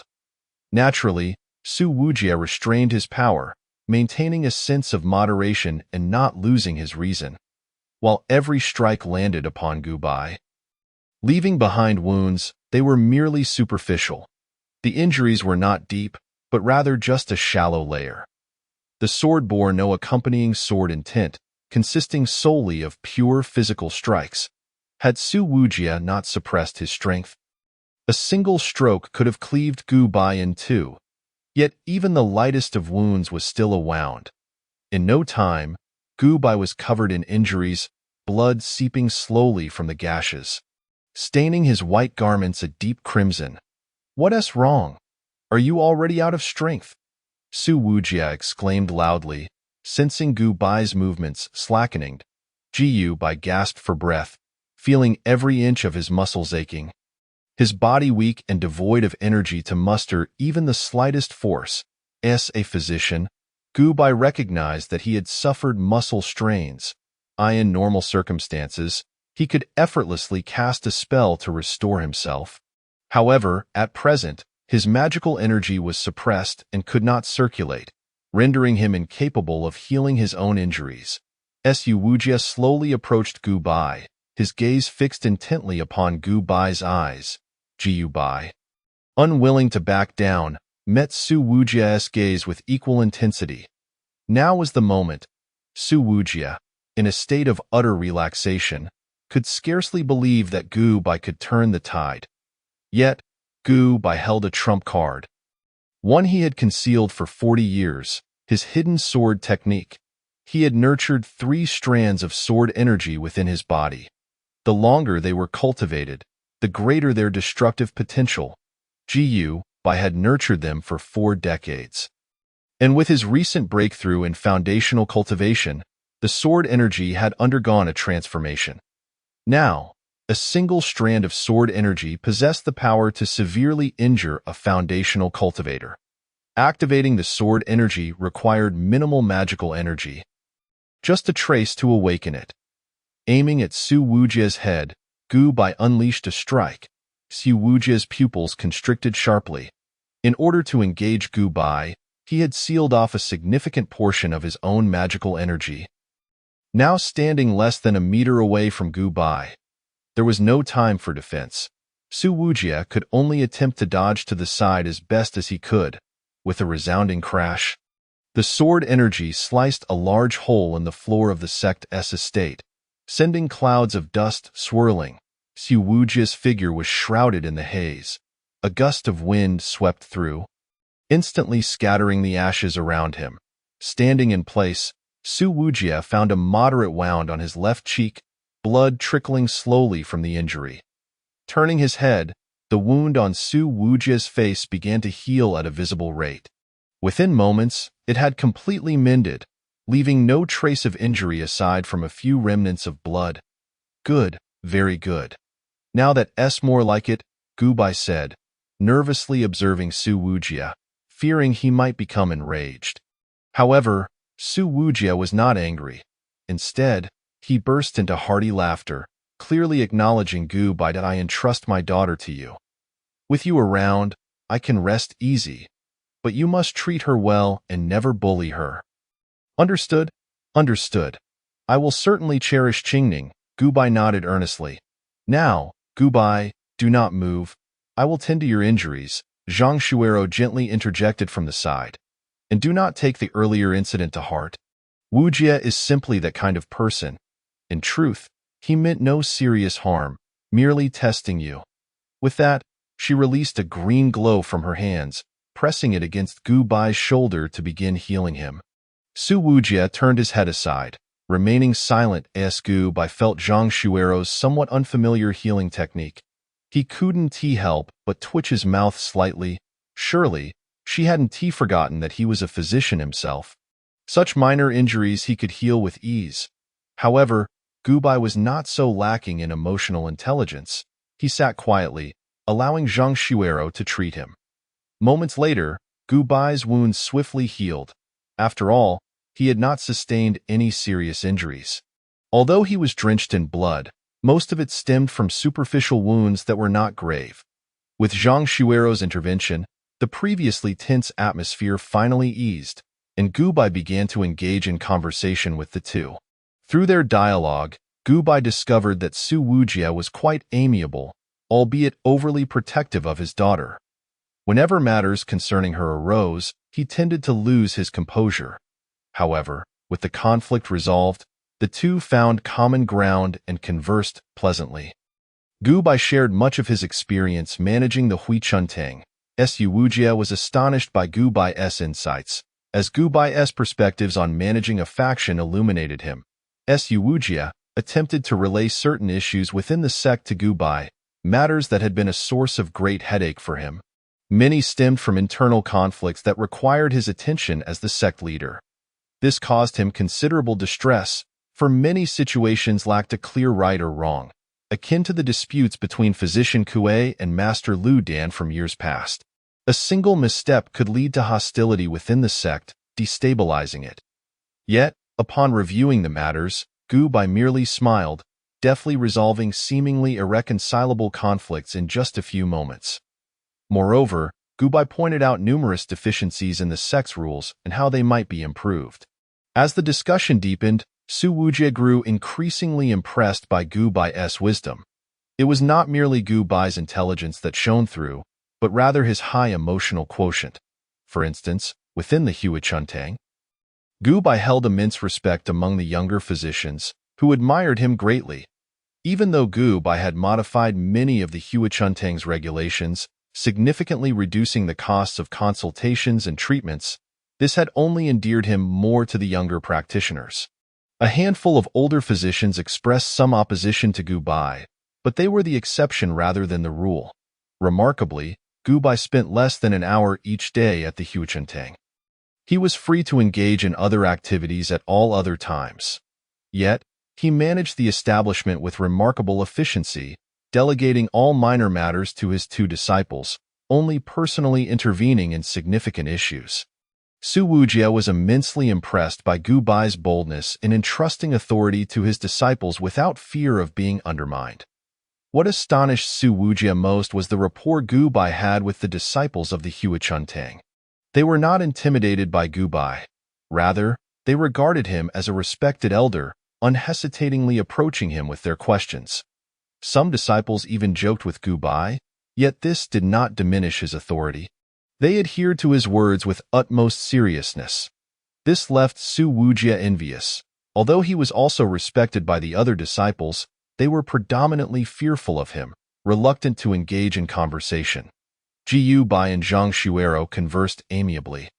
During her free time, she enjoyed cooking, and fortuitously, Gu Bai was quite skilled in the culinary arts. They delved deeply into discussions on cooking techniques, both benefiting immensely, and Gu Bai learned many unique culinary methods from the world of cultivation. In just a short while, Gu Bai's charm, combined with his innate affability, captivated both Su Wujie and Zhang Shuero, evoking a profound sense of fondness from them. Su Wujie even personally guided Gu Bai in sword techniques, seeking to regain some face by showcasing his strength in a domain where he excelled, demonstrating to Gu Bai that while he might not be adept at managing the sect, his prowess was undeniable. Gu Bai readily agreed. After all, this was personal instruction from a golden core swordsman. Step forward a bit more. Yes, just like that. Now, with all your might, swing your sword at me. As the two became increasingly engrossed in their practice. The door to the sect's estate was suddenly flung open, and Qingning rushed in with an anxious expression. Upon seeing Gu Bai's appearance, her eyes instantly filled with tears. Father, how could you treat Brother Gu like this? Gu Bai's current state was indeed tragic. His white garments were stained crimson with blood, tattered and covered in sword marks. Anyone glancing at him would immediately assume he had suffered severe injuries. It is not like that. Qingning, please let me explain. The usually composed Su Wujia was now flustered, hurriedly attempting to clarify to Qingning. However, Qingning had no patience to listen. She immediately scooped Gu Bai up in her arms, lifting him as if he were a princess, and dashed out of the sect's estate, leaving the two behind in a state of bewilderment. Caught in Qingning's embrace, Gu Bai was momentarily dazed, but upon seeing her distressed demeanor, he realized the gravity of the situation. Qingning must have misconstrued the earlier scene. Qingning, let me explain. It's not what you think, Gu Bai pleaded helplessly. Brother Gu, there's no need for explanations. I understand everything. Gu Bai's mouth twitched as he struggled to escape Qingning's grasp, subsequently shedding his blood-stained robe to reveal his unscathed skin. He then proceeded to clarify the misunderstanding. Humph, Father, really, why must you make things so difficult for him? Even if you didn't mean to harm him, it was still too much. Lemon, filled with indignation, spoke with a hint of defiance, yet her gaze faltered before Gu Bai smiled gently, realizing without a doubt that Lemon was apprehensive about the possibility of being disliked due to Su Wuji, which was why she could not meet his eyes. He tenderly embraced Lemon and softly reassured her, do not worry. I will never harbor any dislike for you because of this matter. You are who you are, and my feelings for you will not be swayed by others. Brother Gu, Lemon exclaimed, unable to maintain her composure upon hearing his words, and she enveloped Gu Bai in a heartfelt embrace. All right, no need to worry any longer. I have just passed the test set by the sect leader, and he has consented to our union as partners. Gu Bai spoke gently, his words meant to put Lemon completely at ease. Is that true? How wonderful! Lemon's spirits soared, and she bounced with joy upon receiving the news. Observing her exuberance, Gu Bai felt a wave of relief wash over him as he gazed at her with tenderness. Chapter 65. A grand wedding. The wedding between Gu Bai and Lemon was not intended to be overly extravagant. However, when the day arrived, nearly everyone from the sect attended. Gu Bai had initially planned to invite a select few acquaintances, including Elder Jiang, Elder Qian, his mentors, Physician He and Physician Su, as well as Master Lu Dan and Physician Kue. Lemon, too, extended invitations to her familiar faces, predominantly her elders, including Su Wuji and Zhang Shuero. Yet somehow, word had spread, and nearly the entire sect was aware that Gu Bai had not only ascended to the Foundation establishment realm, but also intended to unite with the sect leader's daughter. Lemon. Upon learning this news, a significant portion of the sect's members desired to attend the wedding of Gu Bai and Lemon. After all, Gu Bai had spent years within the sect healing the sick and saving lives, rescuing many from the brink of death, including those deemed beyond hope by other physicians. He had become a savior to countless individuals.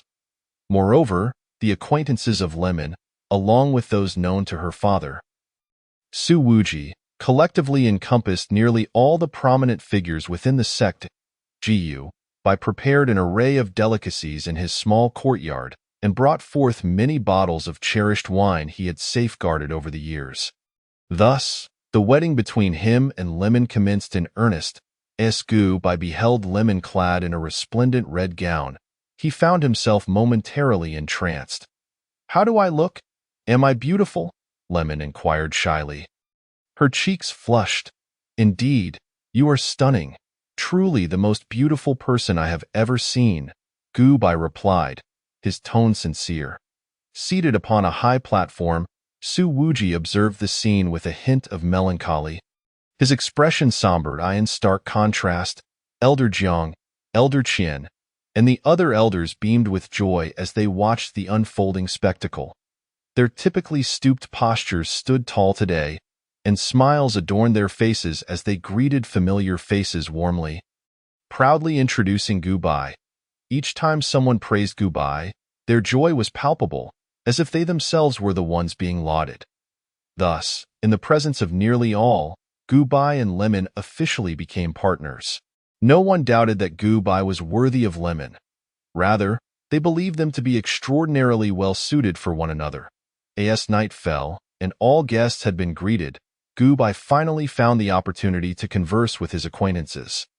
"Old Jiang, I trust one have not let you down," he said with a beaming smile, a rare hint of pride in his voice. Elder Jiang, having benefited from Gu Bai's elixirs, appeared rejuvenated, shedding his previous frailty. "You young rascal, I shall not say much more. I simply wish to express that you are my pride. I am immensely proud of all you have accomplished," Elder Jiang replied earnestly, his gaze fixed upon Gu Bai. Gu Bai nodded, a genuine smile gracing his lips. "Ha ha ha, you truly are remarkable, young man, marrying Lemon as your partner. However, looking at the vast Lingyun sect, it seems only Lemon is worthy of you." Physician, he chuckled heartily. Exuding happiness, Gu Bai continued to meet with several other elders, who echoed Elder Jiang's sentiments, all regarding him as their pride. As the evening drew to a close and the last guests departed, leaving only him and Lemon, Gu Bai gazed up at the starry sky in quiet contemplation. Undoubtedly, he had proven himself to be exceptional, living up to the expectations of the elders. Initially, he had intended to remain complacent, practicing only occasionally, content to live a life of ease. However, as the elders began to place their hopes in him, offering encouragement and resources, Gu Bai found himself compelled to strive harder. He began to practice diligently each day, mastering spells with newfound determination. Later, to aid Elder Jiang in recovering his lost vitality, Gu Bai joined the Rejuvenation Hall and delved into the study of medicine. There, he met Physician He and Physician Su, who also began to harbor expectations for his future. They tirelessly endeavored to ensure his ascension to the position of Hall Master, exhausting much of their own connections in the process. Gu Bai did not disappoint his mentors. In response to their hopes, he immersed himself in the study of medicine, starting from scratch. Now, his skills had surpassed those of his two mentors. He had risen to the rank of a second-tier physician and managed the Rejuvenation Hall with utmost efficiency. He had fulfilled all the expectations placed upon him by his elders, becoming their pride. Although everything he had achieved was born from the hopes others had for him, he did not view these expectations as constraints. Rather, he willingly embraced them, recognizing them as expressions of love from his elders, who merely wished for him to thrive. These expectations shaped his identity, and he made these choices of his own volition. Without anyone coercing him, Gu Bai could have chosen to remain stagnant, leading an ordinary life. Yet it was the love of his elders that spurred him to change. It was through these expectations that he had arrived at this point. Evolving from an ordinary individual, one who had once been lackadaisical, to the Hall Master of the Rejuvenation Hall, a figure admired by all young physicians, a respected mentor to Dongfang Xingnua and Lu Ruyan, and someone recognized by Su Wuji. He had become a rare dual talent in alchemy and medicine, cherished by Lemon, a source of immense pride for Gu Bai, and a junior who brought pride to his elders. Now, he was surrounded by loving mentors, a devoted wife, respectful disciples, and his brother Gu Bai. A serene smile graced his lips. Life was truly splendid. He had achieved the most ideal existence, a life akin to paradise. Requiring no further changes, Gu Bai took Lemon's hand and pushed open the familiar door to his courtyard, stepping inside. Although he had reached the Foundation establishment realm, allowing him to select a superior residence according to sect regulations. He declined Su Wuji's offer to exchange for a better one, even for the finest chambers within the inner sect. Gu Bai was a sentimental individual, having resided in his original abode for decades. He was reluctant to abandon the environment he cherished. Moreover, he had cultivated several spirit fruit trees in that dwelling, with a dragonbeard tea tree gracing the front yard and an abundance of vegetables flourishing in the back. These were the fruits of Gu Bai's meticulous care over the years, as the fruit trees now towered over 10 meters, yielding bountiful harvests of spirit fruits beloved by Gu Bai and Lemon. The dragonbeard tea tree had also thrived under his diligent attention, transforming into a spirit tree. Every blade of grass and twig in that residence was a testament to Gu Bai's years of labor. And Lemon too adored his original abode. Whenever she had free time, she would come to play with Gu Bai, often spending more time there than in her own residence, considering it her home as well. Seeing that neither of them wished to relocate, Su Wuji had no choice but to enlist a second-tier array master from the sect to set up a second-tier gathering spirit array, enhancing the spiritual energy surrounding Gu Bai's dwelling several-fold. A sleepless night passed. Chapter 66. The mundane days. As dawn broke, Gu Bai emerged from his quarters, clutching his waist and staggering slightly, utterly exhausted after a night devoid of sleep. After a brief cleanup, he had rushed to Su Wuji's side, where he was soundly reprimanded. By midday, after freshening up and resting a bit, Gu Bai invited everyone to attend his wedding, remaining tirelessly occupied until that day, with scarcely a moment to rest. Today was yet another day filled with various guests, and after the evening festivities, he had engaged in a prolonged bout with Lemon, leaving even the sturdiest of men weary. Though he was indeed immortal and would not perish, recovering from injuries almost instantaneously, this fatigue was not physical but rather mental, as if he were devoid of vital energy. Even with his body fully restored, Gu Bai still felt overwhelming weariness. He rummaged through his storage pouch and retrieved a small jade vial contained a golden liquid. Gu Bai took a delicate sip, and his pallid complexion began to flush with vitality. This elixir, a product of his own research, may appear modest in its small container, yet it represents the essence of a vast cauldron of nourishing concoction that Gu Bai had painstakingly distilled into this precious essence. Perhaps it was the power of suggestion, but Gu Bai found that his waist no longer ached, and his legs felt revitalized. Having regained his strength, Gu Bai stretched languorously and made his way toward the Huichun Hall. It had been several days since he had last visited. Although his two disciples and master he were managing things well in his absence, certain significant decisions had been postponed, awaiting Gu Bai's return for resolution. After diligently addressing the accumulated matters of the hall for a couple of hours, Gu Bai imparted some medical knowledge to his disciples before taking a detour to procure some ingredients. Then returned to his cave abode. As he stepped inside, he was unexpectedly knocked to the ground by a large white mass that affectionately nudged him. This was Xiao Bai. Ever since Xiao Bai had come into Gu Bai's life, it had reached new heights of existence, having been nourished on the finest spirit beast meat and water infused with spiritual energy, alongside consuming pills that enhanced its innate prowess.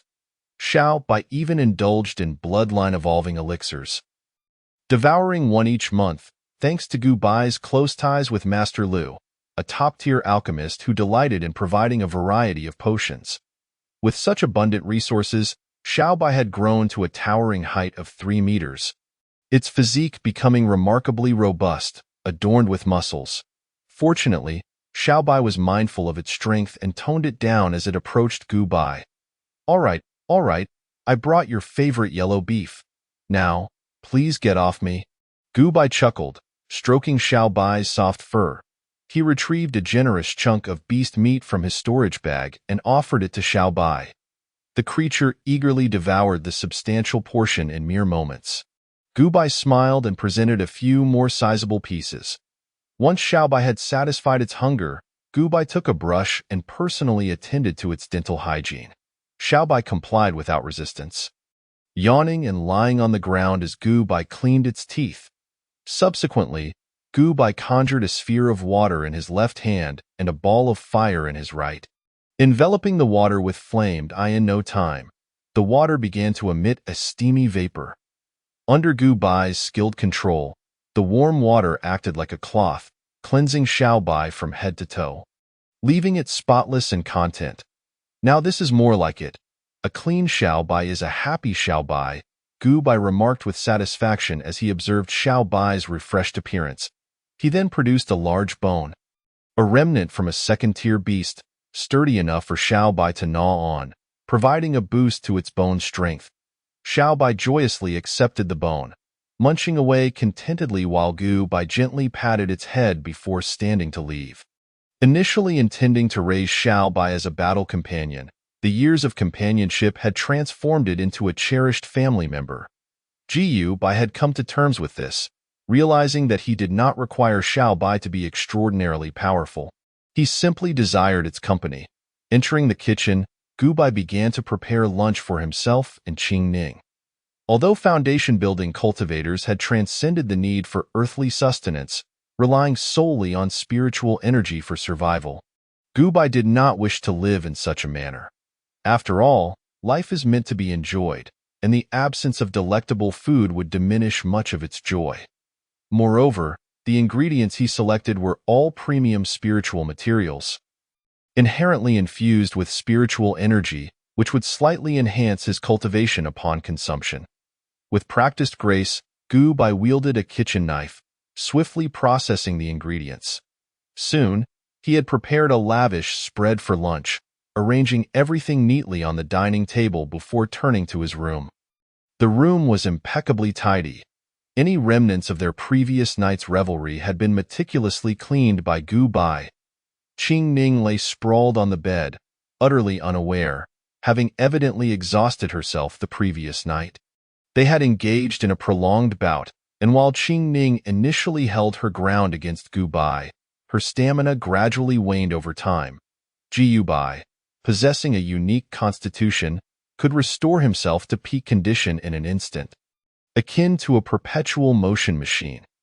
However, Qing Ning's years of endurance were not easily satisfied, leading to a fierce contest that lasted until dawn, where Gu Bai barely emerged victorious. Stop sleeping, rise and shine. I've prepared a feast for you. Gu Bai gently shook Qing Ning, his tone soft and inviting.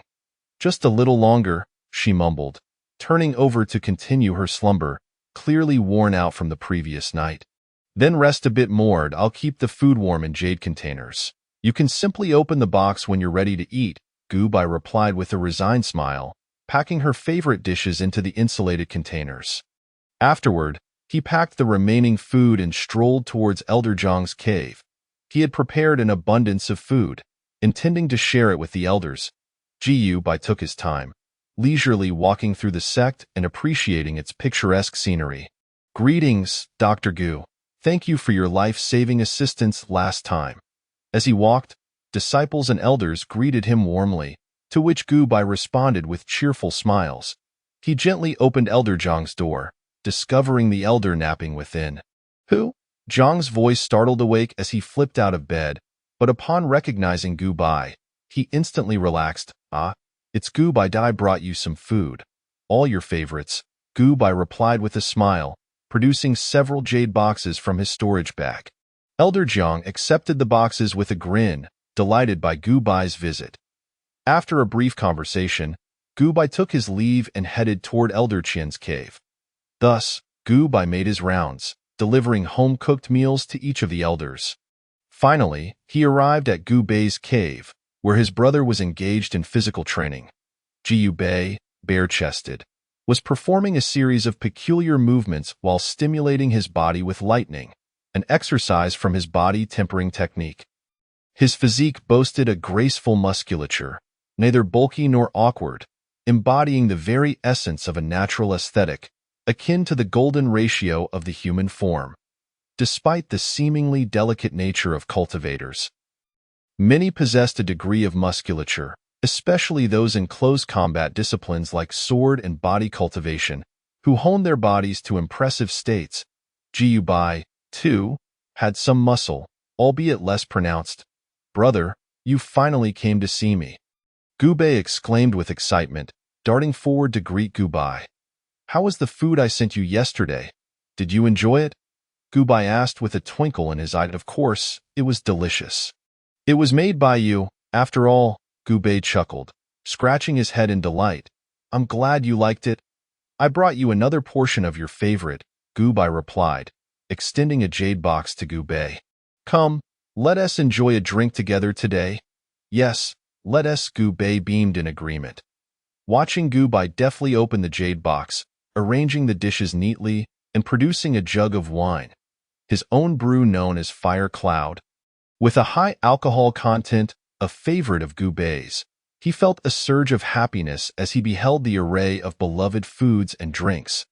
Though these were not precious items, Gubei felt an immense joy, far surpassing the thrill of acquiring rare treasures, as warmth enveloped his heart. Having such a brother who constantly thought of him was indeed a great fortune. Last night, he had nearly given up hope, but unexpectedly, Bai delivered the braised pork and sweet and sour ribs he had longed for. The feeling of being cared for was truly wonderful. He wished nothing but happiness for Gubai and Qingning, a couple he had watched grow together. Yet, he couldn't help but feel a twinge of sadness. Qingning had taken his beloved brother away. What if, after becoming a couple, Gubai only focused on Qingning and no longer cared for him? But as he opened the jade box and took a bite of the steaming braised pork, tears welled in his eyes. His brother had not changed. He remained the caring sibling who always wanted to share good things with him.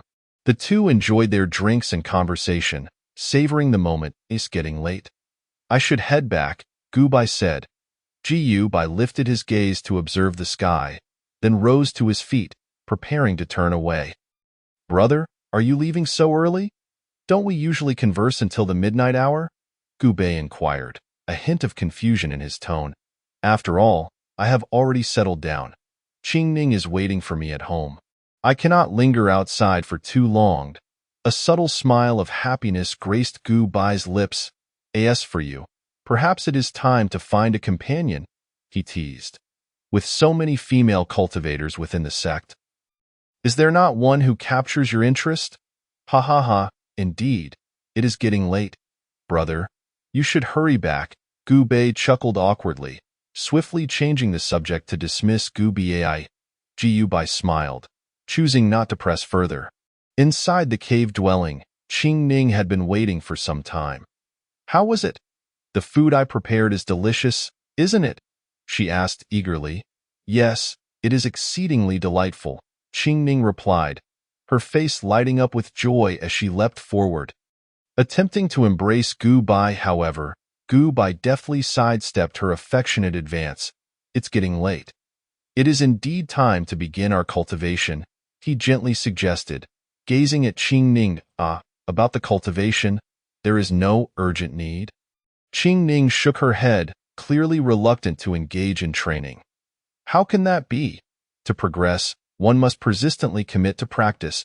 We must train daily, without exception," Gubai asserted with unwavering resolve, refusing to indulge her this time. "Very well, I shall cultivate if that pleases you," Qingning pouted, ultimately conceding to Gubai's insistence and focusing on her practice. Observing her demeanor, Gubai felt a twinge of helplessness. It was evident that Qingning had lost her enthusiasm for cultivation. She had not always been this way. Though she had previously loathed training, she would diligently practice without needing prompting. Yet, since entering the foundation establishment stage, her dedication had waned, and she seemed content with her current level.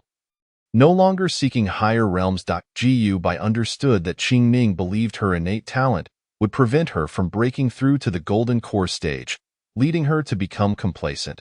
She wished to remain in the foundation establishment realm, living out her days in happiness, unwilling to exert further effort. After all, Even if she were to fortuitously achieve the golden core stage, Gu Bai would have long since passed away. This simply won't do. Gu Bai thought, feeling a sense of urgency. Qing Ning, the cultivation technique I practice is quite unique, known as the ancient wood everlasting technique, which grants me a lifespan far exceeding that of other cultivators of the same level. With the aid of longevity elixirs, I could easily live over 400 years while remaining in the foundation establishment stage. I hope that as my lifespan draws near its end, you will still be by my side, so I do not have to face solitude and death. Can you promise me this?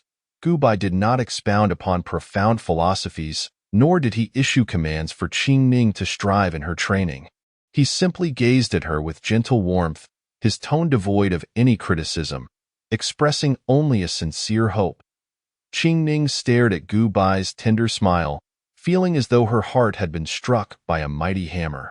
Very well, I shall cultivate diligently to ensure that Gu Degu does not face loneliness in the future, she declared, patting her chest with determination. The two then found their respective spots and began to cultivate in silence. Gu Bai discreetly stole glances at Qing Ning, who was diligently training, and breathed a sigh of relief. He could see that, in response to his request, she was genuinely putting in effort. Though Qing Ning's talent could only be deemed as good and not extraordinary, this did not diminish her capabilities. Through her hard work, she had once achieved the rank of the inner sect's top disciple. Moreover, during her qi refinement stage, she laid a solid foundation, mastering the 3-yuan transformation technique up to its third phase and consuming a creation azure cloud fruit before her breakthrough, allowing her to advance to the mid-foundation stage within merely 20 years. If she continued at this pace, she had a genuine chance of breaking through to the golden core stage. One should not underestimate the speed at which she reached the mid-foundation stage within 20 years. Such progress in the realm of cultivation was nothing short of remarkable and bordered on the extraordinary. In the foundation establishment realm, cultivators could enjoy 300 years, with the stage itself marking the initial transcendence beyond the mortal coil. Generally, cultivators would not exhibit signs of declining vitality until after the age of 250, making breakthroughs less likely but still achievable with several remedies at their disposal. This was in stark contrast to the qi refinement stage, where vitality began to wane after the age of 80, significantly diminishing the chances of breaking through to the foundation establishment stage. Qing Ning had delayed her breakthrough to accumulate her foundation, finally achieving the foundation establishment stage at the age of 42. Now, at 62, merely 2 years older than Gu Bai, she had reached the mid-foundation stage, a remarkable feat indeed. Following this, she had nearly 200 years left to cultivate. With her talent, she would likely require only a century to reach the pinnacle of the foundation establishment stage, which is the 9th layer. Afterward, she would have almost 100 years to prepare for her advancement to the golden core stage. With her father, Su Wuji, being a cultivator of that realm, while breaking through to the golden core stage was notoriously difficult and not solely dependent on time, precious elixirs, or innate talent, Qing Ning possessed that very talent. As for time and elixirs, she was not lacking either. Upon careful consideration, Qing Ning had a substantial probability of achieving the golden core stage. As for Gu Bai, his rapid cultivation and simultaneous breakthrough to the foundation establishment stage alongside Qing Ning, followed by reaching the late foundation establishment stage in just 20 years, could only be attributed to his extraordinary talent, which defied conventional standards within the cultivation world. Gu Bai's comprehension, aptitude, and temperament far surpassed those of ordinary individuals. For someone of his caliber, the golden core stage might represent a lifelong aspiration requiring immense sacrifice. Yet for Gu Bai, it appeared almost effortless, as if the golden core realm was merely the beginning of his journey. Since that day, Gu Bai's life had settled into a tranquil routine. Each day, he would diligently attend to matters at the revitalization hall, guiding its development. Additionally, he frequented the pill refining division, assisting Master Lu in concocting various elixirs and offering suggestions to enhance the management of the division. There was no denying that Master Lu was an exceptionally skilled alchemist, his abilities reaching the pinnacle of the second tier, lacking in no area. However, he did struggle with managing his faction. Under his stewardship, the pill refining division functioned adequately but still had many areas ripe for improvement. Whenever issues arose within the division, Master Lu would seek Gu Bai's counsel, and Gu Bai would share his insights without reservation. Thanks to Gu Bai's assistance, the pill refining division gradually expanded, providing the sect with superior elixirs. Each evening, Gu Bai would return home before dark, taking leisurely strolls with Qing Ning, engaging in lighthearted conversations, or enjoying drinks with Gu Bei, sharing tea with the elders, and playing chess, leading a simple yet blissful life in Gu Bai's mind. This state of happiness should last for a long time. However, he soon sensed an anomaly when Su Wuji unexpectedly sought him out. Why the sudden visit? Is there some urgent matter at hand? Gu Bai observed Su Wuji, who appeared somewhat fatigued, and felt a sense of foreboding. Su Wuji's expression was grave. Although he usually maintained a stern demeanor, it was now clear that he was in a heightened state of tension. Gu Bai, I need you to mobilize the revitalization hall to produce 1,000 portions of black jade healing ointment, 1,000 packets of hemostatic powder, and 2,000 revitalization pills to in short. I require this quantity, and I hope you can work with the physicians of the revitalization hall to complete this as swiftly as possible. The timeline is tight. Everything must be finished within 5 years. I trust you will take this seriously, as it is of utmost importance to the sect. Produce as much as you can. Upon hearing this, Gu Bai nodded solemnly, instantly realizing the gravity of the situation. Su Wuji's words merely referenced a selection of conventional healing medicines and elixirs, totaling several dozen varieties, none of which were particularly complex. The most challenging among them were merely some second-tier elixirs, yet even these were among the more fundamental within that classification. While other physicians might struggle to concoct them, Gu Bai could do so with ease. Typically, producing these elixirs is not particularly difficult. However, Su Wuji's demand was exceedingly high, requiring thousands of each type. Such a colossal quantity posed a significant challenge even for the current Hui Chun Tang. Something was amiss, profoundly so. Under normal circumstances, a sect would not stockpile such a vast array of medicines, particularly in peacetime when disciples faced minimal threats and the demand for medicinal supplies was low. It was only during times of war that such an extensive collection would be necessary. With this realization, Gu Bai felt his body stiffen, and he understood that soon, Qingzhou was likely to erupt into war. The sect was preparing for conflict. Reflecting on this, it indeed seemed that the time for battle had arrived. Currently, Qingzhou was home to 4 major Golden Core factions: Lingyun sect, Wudu sect, Chunyang sect, and Tianqing sect. Among these, even the weakest, Tianqing sect, boasted at least 3 Golden Core masters.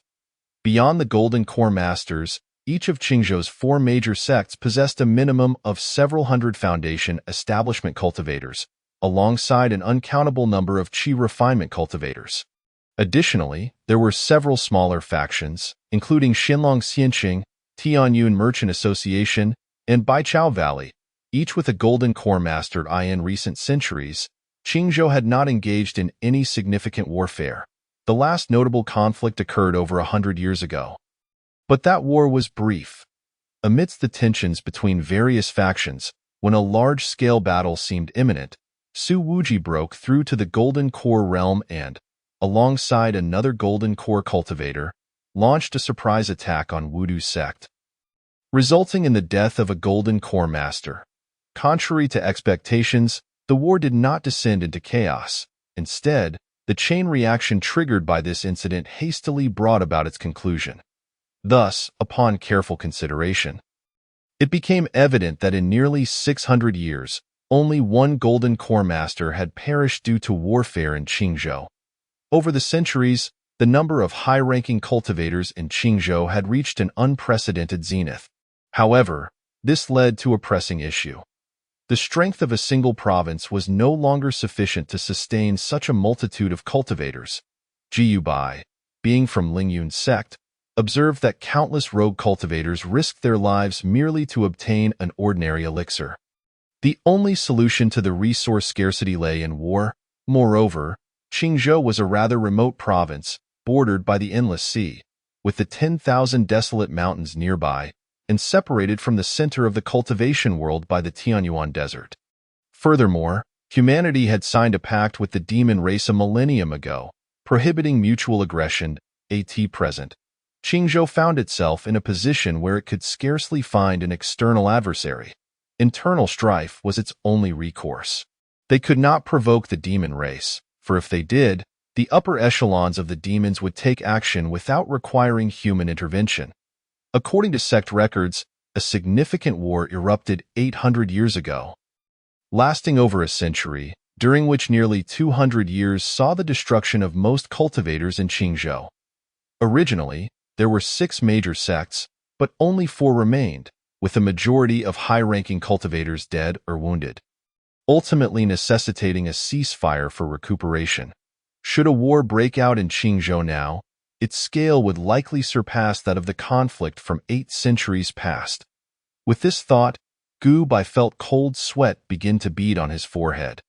War was no trivial matter. It was ruthlessly brutal. Chapter 69. Discussing plans if a conflict were to arise, Lingyun's sect would likely be the primary target. After all, Lingyun's sect was the strongest sect in Qingzhou, boasting 6 golden core masters, far surpassing the other 3 major sections, coupled with the imminent rise of the genius Su Wuji and the promising future of Gu Bei as a golden core master. The potential of Lingyun's sect was indeed formidable. However, that was merely in the future. Currently, while Lingyun's sect was powerful, it did not significantly outmatch the other 3 sects, being capable of contending with at most 2 of them simultaneously. The other sects would not sit idly by while Lingyun's sect grew stronger. Once hostilities commenced, they would undoubtedly unite to eliminate the strongest presence before determining their own fates.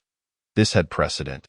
800 years ago, the most powerful sect among the 6, the Wanjian sect, was obliterated because its overwhelming strength compelled the remaining 5 sects to ally against it. At that time, Lingyun's sect was merely one among those 5. Many of Lingyun's sect's current swordsmanship manuals, including the sword techniques practiced by Su Wuji, originally stemmed from the now-defunct Wanjian sect. However, Lingyun's sect had now become the Wanjian sect of 8 centuries ago. This situation could not persist. If Lingyun's sect were truly annihilated, Qingning Gu Bei, or his esteemed elders and beloved disciples would not choose to flee but would fight until the very end, ultimately unable to escape the clutches of death. What then would become of him? Lingyun's sect had become a vessel for his deep-seated emotions. Gu Bai felt utterly bound to it. If Lingyun's sect were to be destroyed, he feared he would succumb to madness. Shaking his head, Gu Bai activated his absolute rationality, forcibly regaining his composure. Upon calming his thoughts, Gu Bai recognized that with his current strength, he could accomplish little beyond providing some assistance to the sect, modestly increasing its chances of success. With this in mind, Gu Bai promptly made his way to the Danding division, where he found Master Lu, who bore a serious expression, visibly troubled. Upon seeing Gu Bai, he relaxed slightly. The sect leader just summoned me and requested that I lead the Danding division in concocting various elixirs. The quantity is immense. I suspect we are preparing for war. I just spoke with the master of the artifact workshop, and he mentioned that the sect leader approached him as well, asking him to forge a large number of magical artifacts. The two engaged in extensive discussion, ultimately confirming that Lingyun's sect had indeed entered a state of war preparation. Even if conflict did not arise imminently, it would surely come soon. After deliberating for a considerable time, they devised a meticulously detailed plan, enabling the Danding division and Hui Chuntang personnel to fulfill the sect's tasks to the greatest extent possible. What more can I do? Master Lu asked, his expression one of helplessness as he gazed blankly at Gu Bai. They had already formulated a plan. The next step was merely to follow it, crafting elixirs daily as per the outlined procedures. However, That was only his primary responsibility. What else could he contribute? Development, Gubai replied decisively. We must expand the Danding division as much as possible. The strength of the sect is multifaceted, with elixirs occupying a pivotal role, as long as we can secure a sufficient quantity of elixirs. Our combat capabilities will rise dramatically. I too must expand Hui Chuntang, cultivating more physicians to treat more disciples, Gubai stated gravely. He prepared to adopt some more aggressive strategies to rapidly enhance both Hui Chuntang and the Danding division. I'm entirely at your disposal. Feel free to ask me for anything. If it's within my power, I will certainly assist. At such a time, personal interests paled in importance. If the sect were annihilated, none would escape unscathed. Their elders, teachers, spouses, and disciples were all within the sect. When the time came, thoughts of escape would be the last on their minds. I have an idea. If all goes well, it could yield a substantial amount of spiritual herbs for us. I must go out for a while to procure some spiritual herbs.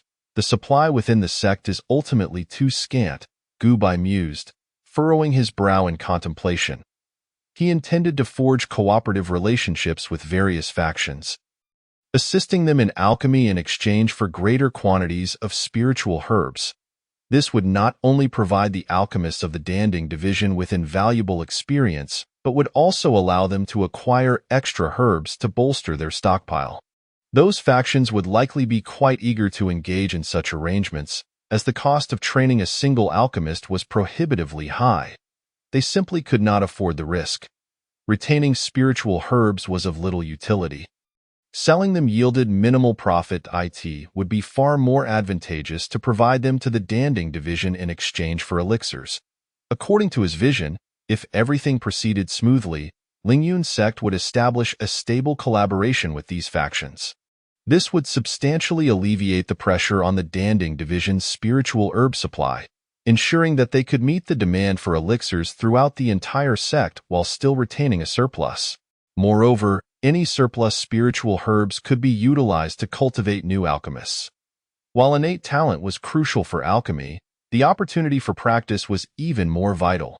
Only through the production of large quantities of spiritual herbs could alchemical skills be honed, albeit at the expense of significant herb resources. Thus, in the past, the number of alchemists in the Danding division had been relatively limited, with most herbs entrusted to seasoned alchemists. While this greatly reduced costs, it resulted in a lack of continuity, leaving apprentices with little opportunity to gain hands-on experience. Without hesitation, Gubai made his way to the sect leader's residence, seeking out Su Wuji to lay bare his thoughts. Su Wuji furrowed his brow, and after a moment, he relaxed, nodding appreciatively. Your idea is quite astute. It could indeed bring a substantial influx of spiritual herbs to the sect. I wholeheartedly support you. This is a summons from the Law Enforcement Hall. Possessing this token allows the personnel of the Law Enforcement Hall to assist you. However, I urge you to act swiftly and gather as many elixirs as possible. Once combat ensues, no amount of elixirs will suffice. And those factions will not dare to sell us elixirs during the turmoil of war. Su Wuji, not one to waste words, was almost driven to madness with his current busyness. He instantly agreed with Gubai's plan and provided tangible support. As for the rest, I have nothing more to say. I trust you to handle matters as you see fit. Su Wuji paused for a moment before adding, also, take care of your safety. I do not wish for my daughter to be left alone in the future. Gubai accepted the token and smiled. Rest assured, I am quite the preservationist of my own life. After all the effort it took to reach this position, I certainly wouldn't throw my life away. Observing Gubai's departing figure, Su Wuji, who had been somewhat agitated, surprisingly found himself calm. He was fully supportive of Gubai's strategy, yet executing it posed considerable challenges. It necessitated ample personal charisma and a commendable reputation to ensure those factions would trust the Lingyun sect with the elixirs, without fearing that the sect would abscond with them. Should someone with a temper approach, there was a risk that not only would the collaboration falter, but enmity could also arise. However, reflecting on Gu Bai's extraordinary charisma and the reassuring warmth he exuded. Su Wuji felt a wave of relief wash over him. After all, even in adversarial circumstances, he had been won over by Gu Bai's charm, so how could others resist? Chapter 70. Journey to the Law Enforcement Hall. Gu Bai did not linger unnecessarily. After a brief preparation, he set off with Dongfang Xinglua and Lu Ruyan toward the Law Enforcement Hall. Both Lu Ruyan and Dongfang Xinglua had begun to mature, capable of standing on their own. Particularly Dongfang Xinglua, who had been learning diligently at Gu Bai's side, becoming increasingly reliable. Gu Bai intended to take them along for training, so that in future similar situations, they could manage on their own. Master, what are we going to do? Are we bringing along people from the Law Enforcement Hall? Lu Ruyan, following closely behind Gu Bai, inquired with a hint of curiosity. Gu Bai smiled and briefly explained the purpose of their visit, though he refrained from disclosing the imminent outbreak of war. Knowing about the impending conflict would be of little assistance to them. Ignorance seemed the better option. Yay, we get to go out and have fun. The two were thrilled at the prospect of an outing, with Lu Ruyan even bouncing with joy.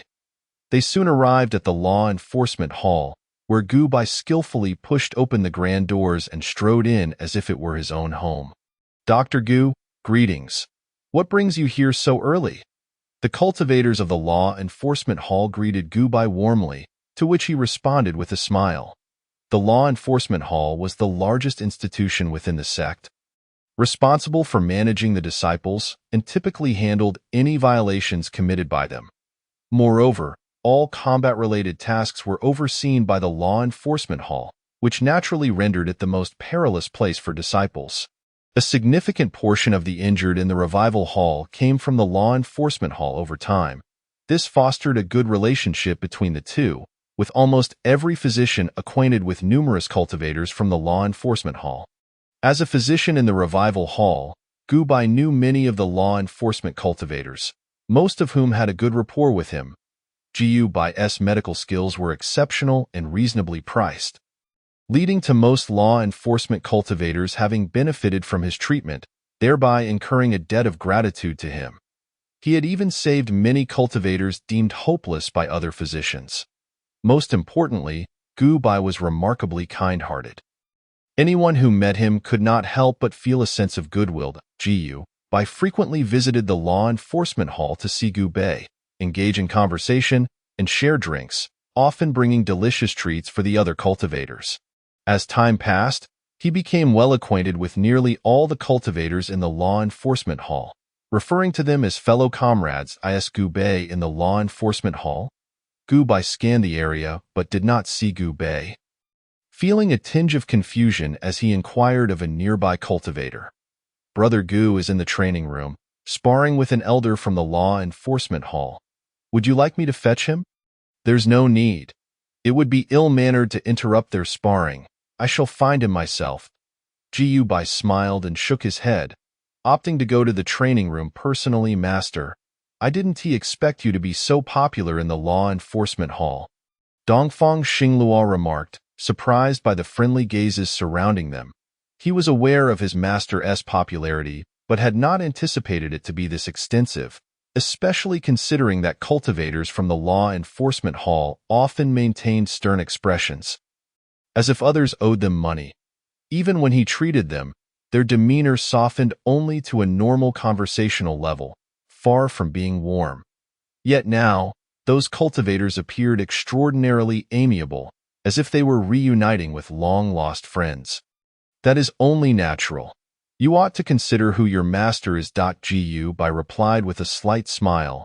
A hint of pride in his voice. It was the culmination of over 40 years of effort that had earned him such esteem in the Law Enforcement Hall. How impressive! I aspire to be like you one day, master. Dongfang Xinglua expressed his admiration. That day will come. You are already quite remarkable. Just put in a bit of effort. Gu Bai chuckled, ruffling Dongfang Xinglua's hair. Master, you are biased? Lu Ruyan pouted, casting a glance at Gu Bai before quickly stepping in front of him. Gu Bai instantly understood her sentiment, smiled, and similarly ruffled Lu Ruyan's hair. You are equally exceptional. You too will become as formidable as I am. Gu Bai spoke in a light and gentle tone. Both of his disciples excelled in various aspects, yet they often found themselves competing in trivial matters or feeling envious. They had already matured significantly. Under normal circumstances, both would have graduated successfully, becoming capable physicians like Gu Bai. However, in Gu Bai's presence, they still behaved like children. If Gu Bai praised Dongfang Xinglua without acknowledging Lu Ruyan, she would sulk and vice versa. Fortunately, Gu Bai was adept at managing such situations. He found it peculiar that those of his own age, and even some older, behaved like children in his presence. The most notable example was Qingning, who was 2 years his senior yet relied heavily on him, making him feel like an old father figure, despite Gu Bai's relatively young age, which was merely a reflection of his mature demeanor. Gu Bai chuckled. This elder role was rather pleasant, akin to how Elder Jiang had cared for him, as he now cared for others. Before long, Gu Bai and his companions reached the training room. The so-called training room of the Law Enforcement Hall was essentially just a large open space, that moment. Amidst the crackling of thunder and flashes of light, Gu Bai was engaged in combat with a sharp-eyed middle-aged cultivator wielding a long sword. Their battle bore no resemblance to that of foundational cultivators. Their prowess could rival that of golden core cultivators. Gu Bai was surrounded by flickering purple lightning, clad in armor conjured by the electricity. With hundreds of lightning spears floating behind him, the middle-aged cultivator, though not as expressive as Gu Bai, wielded his sword with tremendous force. The ferocity of his sword chi was such that, even from a distance, Gu Bai felt a slight sting in his eyes. With each casual strike, they could carve significant gouges into the ground, which had been reinforced through special methods. A foundational cultivator's full-strength attack would merely crack the surface, whereas the two of them nearly uprooted it entirely. After observing for a while, Gu Bai frowned and asked a nearby cultivator from the Law Enforcement Hall, "Have Gu Bai and the Law Enforcement Hall head had a falling out? Why are they sparring so fiercely? It hardly seems like a friendly match." Chapter 71. The Valley of Herbs. The middle-aged cultivator known to Gu Bai was none other than Wang Mang, the head of the Law Enforcement Hall. His life story is nothing short of legendary. During his time in the Qi refinement stage, he, along with other disciples of the Law Enforcement Hall, vanquished a foundation-building level bandit. Since then, he has made remarkable strides, single-handedly slaying numerous notorious bandits that plagued Qingzhou in the past. The territory of Lingyun's sect was exceedingly chaotic, rife with countless bandits wreaking havoc. These marauders specialized in seizing resources from other cultivators, causing significant troubles for Lingyun's sect.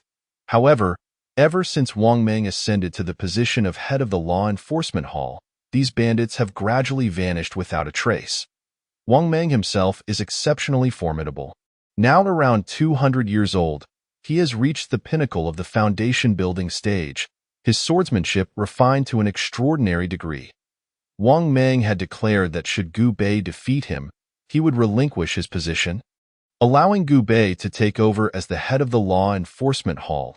A young disciple expressed concern about such an unconventional method of succession.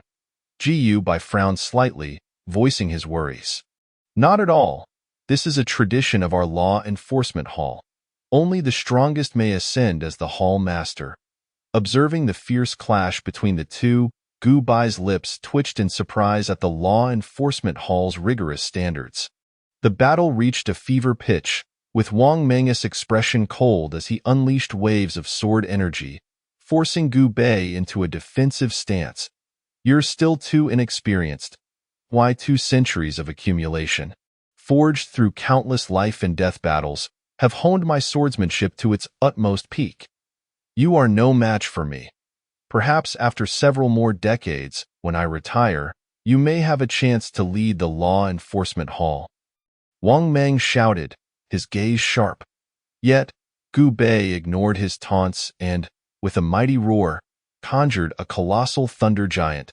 towering 10 meters high, clad in heavy armor and wielding a massive spear of lightning. The thunder giant gazed down at Wang Mang, who looked up, his eyes twitching at the sight of the imposing figure. Without further ado, Gu Bei thrust the gigantic spear towards Wang Mang. Wang Mang narrowly dodged, countering with a massive wave of sword energy. The strike landed on the thunder giant's foot, severing a portion of it, but such wounds were trivial. Within mere moments, the giant had fully restored itself. Thus, Gu Bei, embodying the thunder giant, dominated the match, emerging victorious.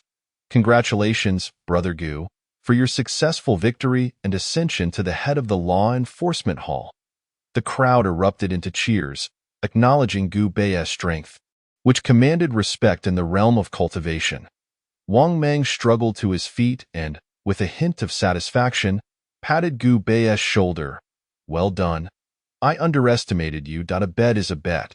The Law Enforcement Hall is now in your capable hands. Should you have any uncertainties, feel free to consult me. Wang Mang was not a narrow-minded individual. He viewed power with a level-headed perspective. Defeat was merely defeat. He had no desire for power. Congratulations, Gu Bei chimed in, applauding with a smile. Yes, brother?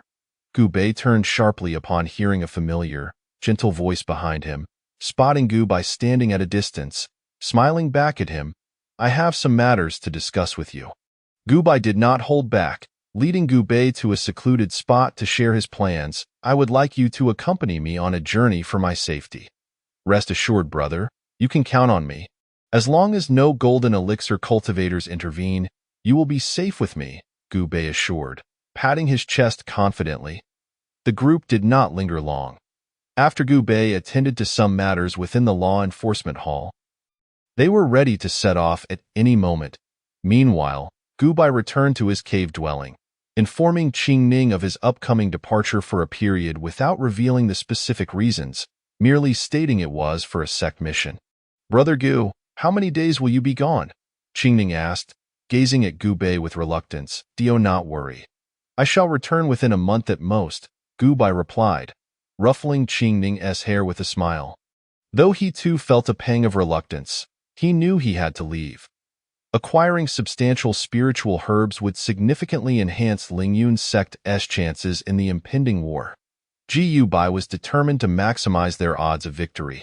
He did not wish for everything he cherished to be consumed by the flames of conflict. As for Qing Ning, it was best for her to remain within the sect.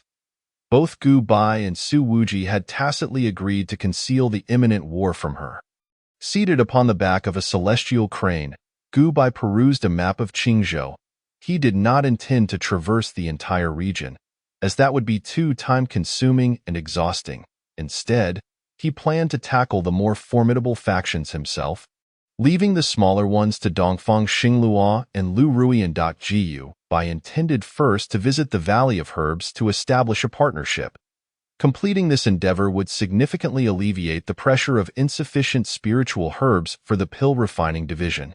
Nestled within a spiritually rich canyon, the Valley of Herbs cultivated a vast array of spiritual herbs.